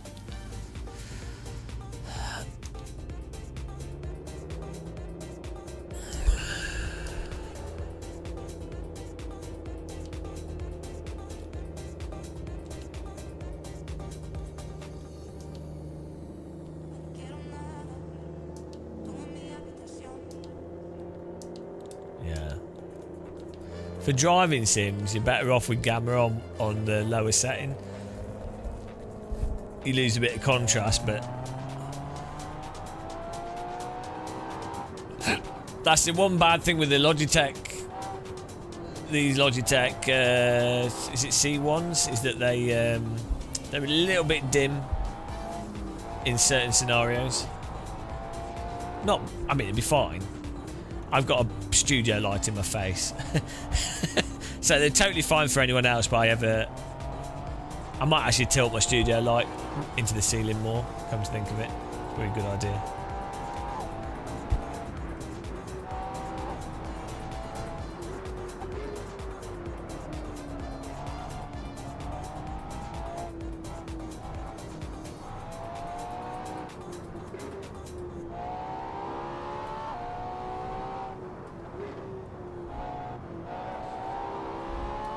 Dim, nice but dim.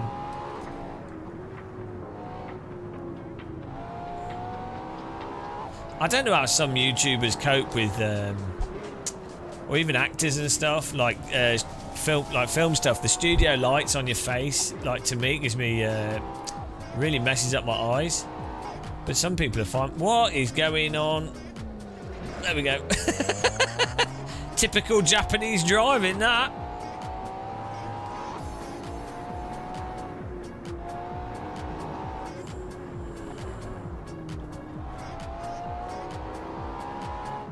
Oh look, there's the tower. It's cool. I mean, this is so smooth. This reminds me of like video games back in the day. Like, it's so smooth. Like, do you remember like more simple video games played on a TV? There was something. They had a smooth quality to them, or like arcade stuff. Maybe I'm misremembering it, but I seem to remember like some of the arcade games being ridiculously smooth. Because I guess they were just V-synced at 60 FPS, but then on a CRT.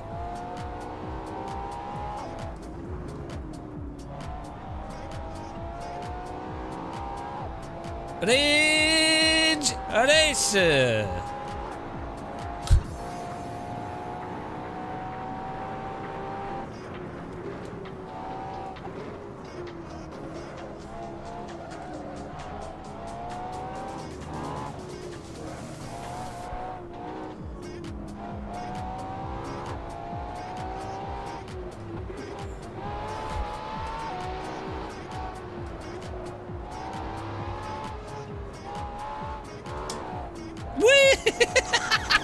Oh no, my game's crashed! Oh no! Whoa, what happened? We were doing so well and then the game went mental. Was that my computer or was that the server? Bloody hell, I think the server had a meltdown there. We were driving too good.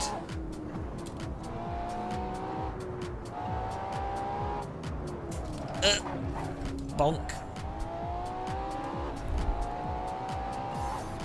Yeah, I played GTA San Andreas with the Harrier jump jet non-stop.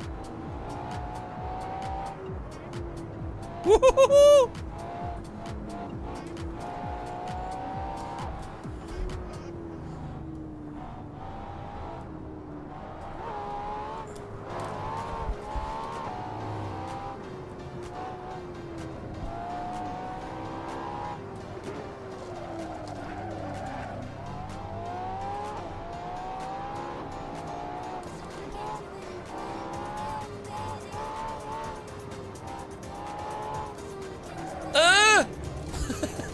I would have died at least 4 times here. Maybe we should play this with electrodes attached to us, and every time you crash you get electrocuted to make it even more realistic.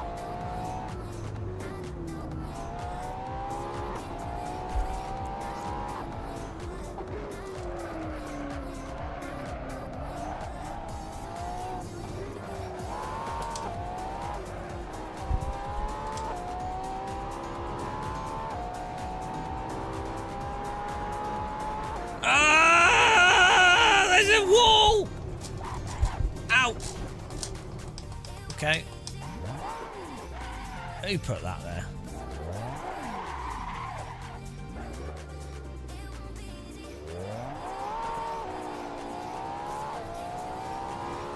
It's on one of those random Chinese roads where it just stops.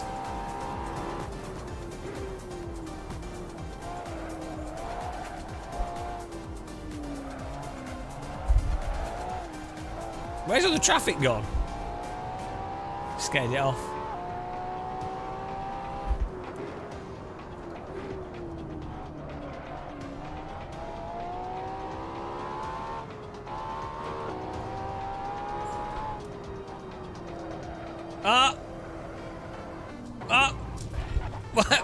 What's going? Oh, it's the weather changing. Vote to change weather, light rain. Oh, here we go. Here's the test. Rain's coming now. Okay, we're getting some stutter.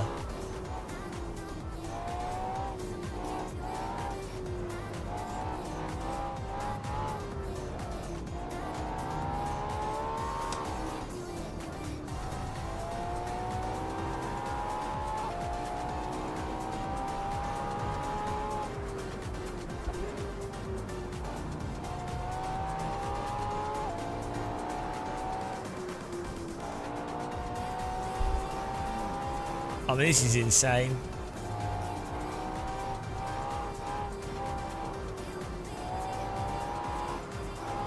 I think I'd be a good getaway driver. This is how I drive after 10 hours of live streaming. Lotus. Okay, maybe I take that back.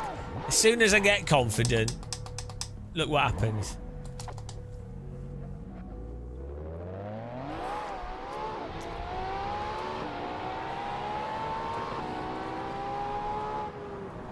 I don't know why no one's made a proper getaway driver game. I know there is the getaway, but like with a sim like AC physics, and you have to pick someone up, and then the police chase. You have to drop them off, and you have to lose the police. That just as a game. That's it. That's the game. Through cities, it could be like sort of sim KD.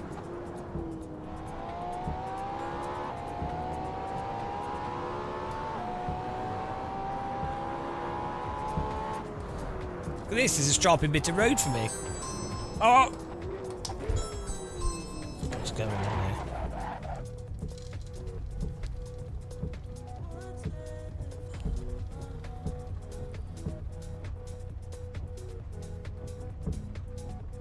Well, that don't make any sense.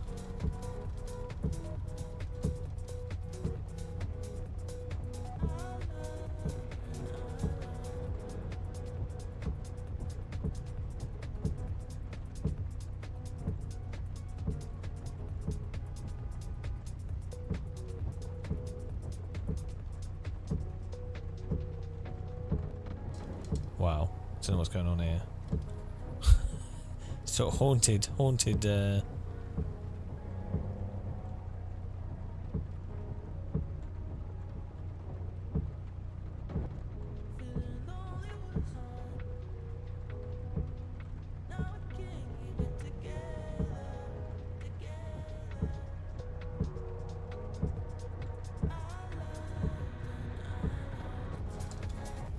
Well, I don't know what's happening here.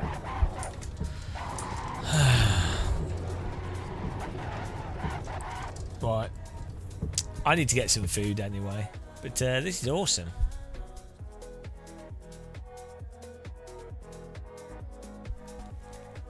Yeah, it seems to work really well.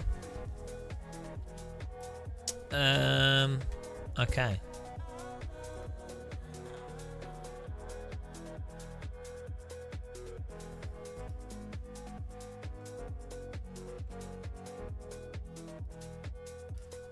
Right. Yeah, we've got everything working pretty much, I think. Everything's great.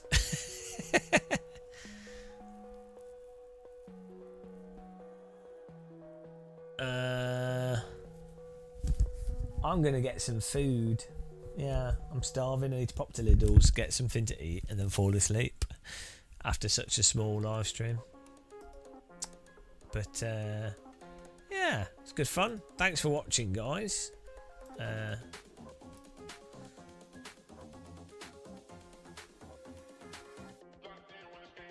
Here we go. We can raid the guy that raided us. That's good. So yeah, thanks for watching and taking part, and we've got stuff set up, and thanks for the memberships and everything. Really appreciate it. We'll be back for some more. We'll have some more emojis soon. We'll have, it's all happening. We'll improve the layout even more. Good times to be had by everyone.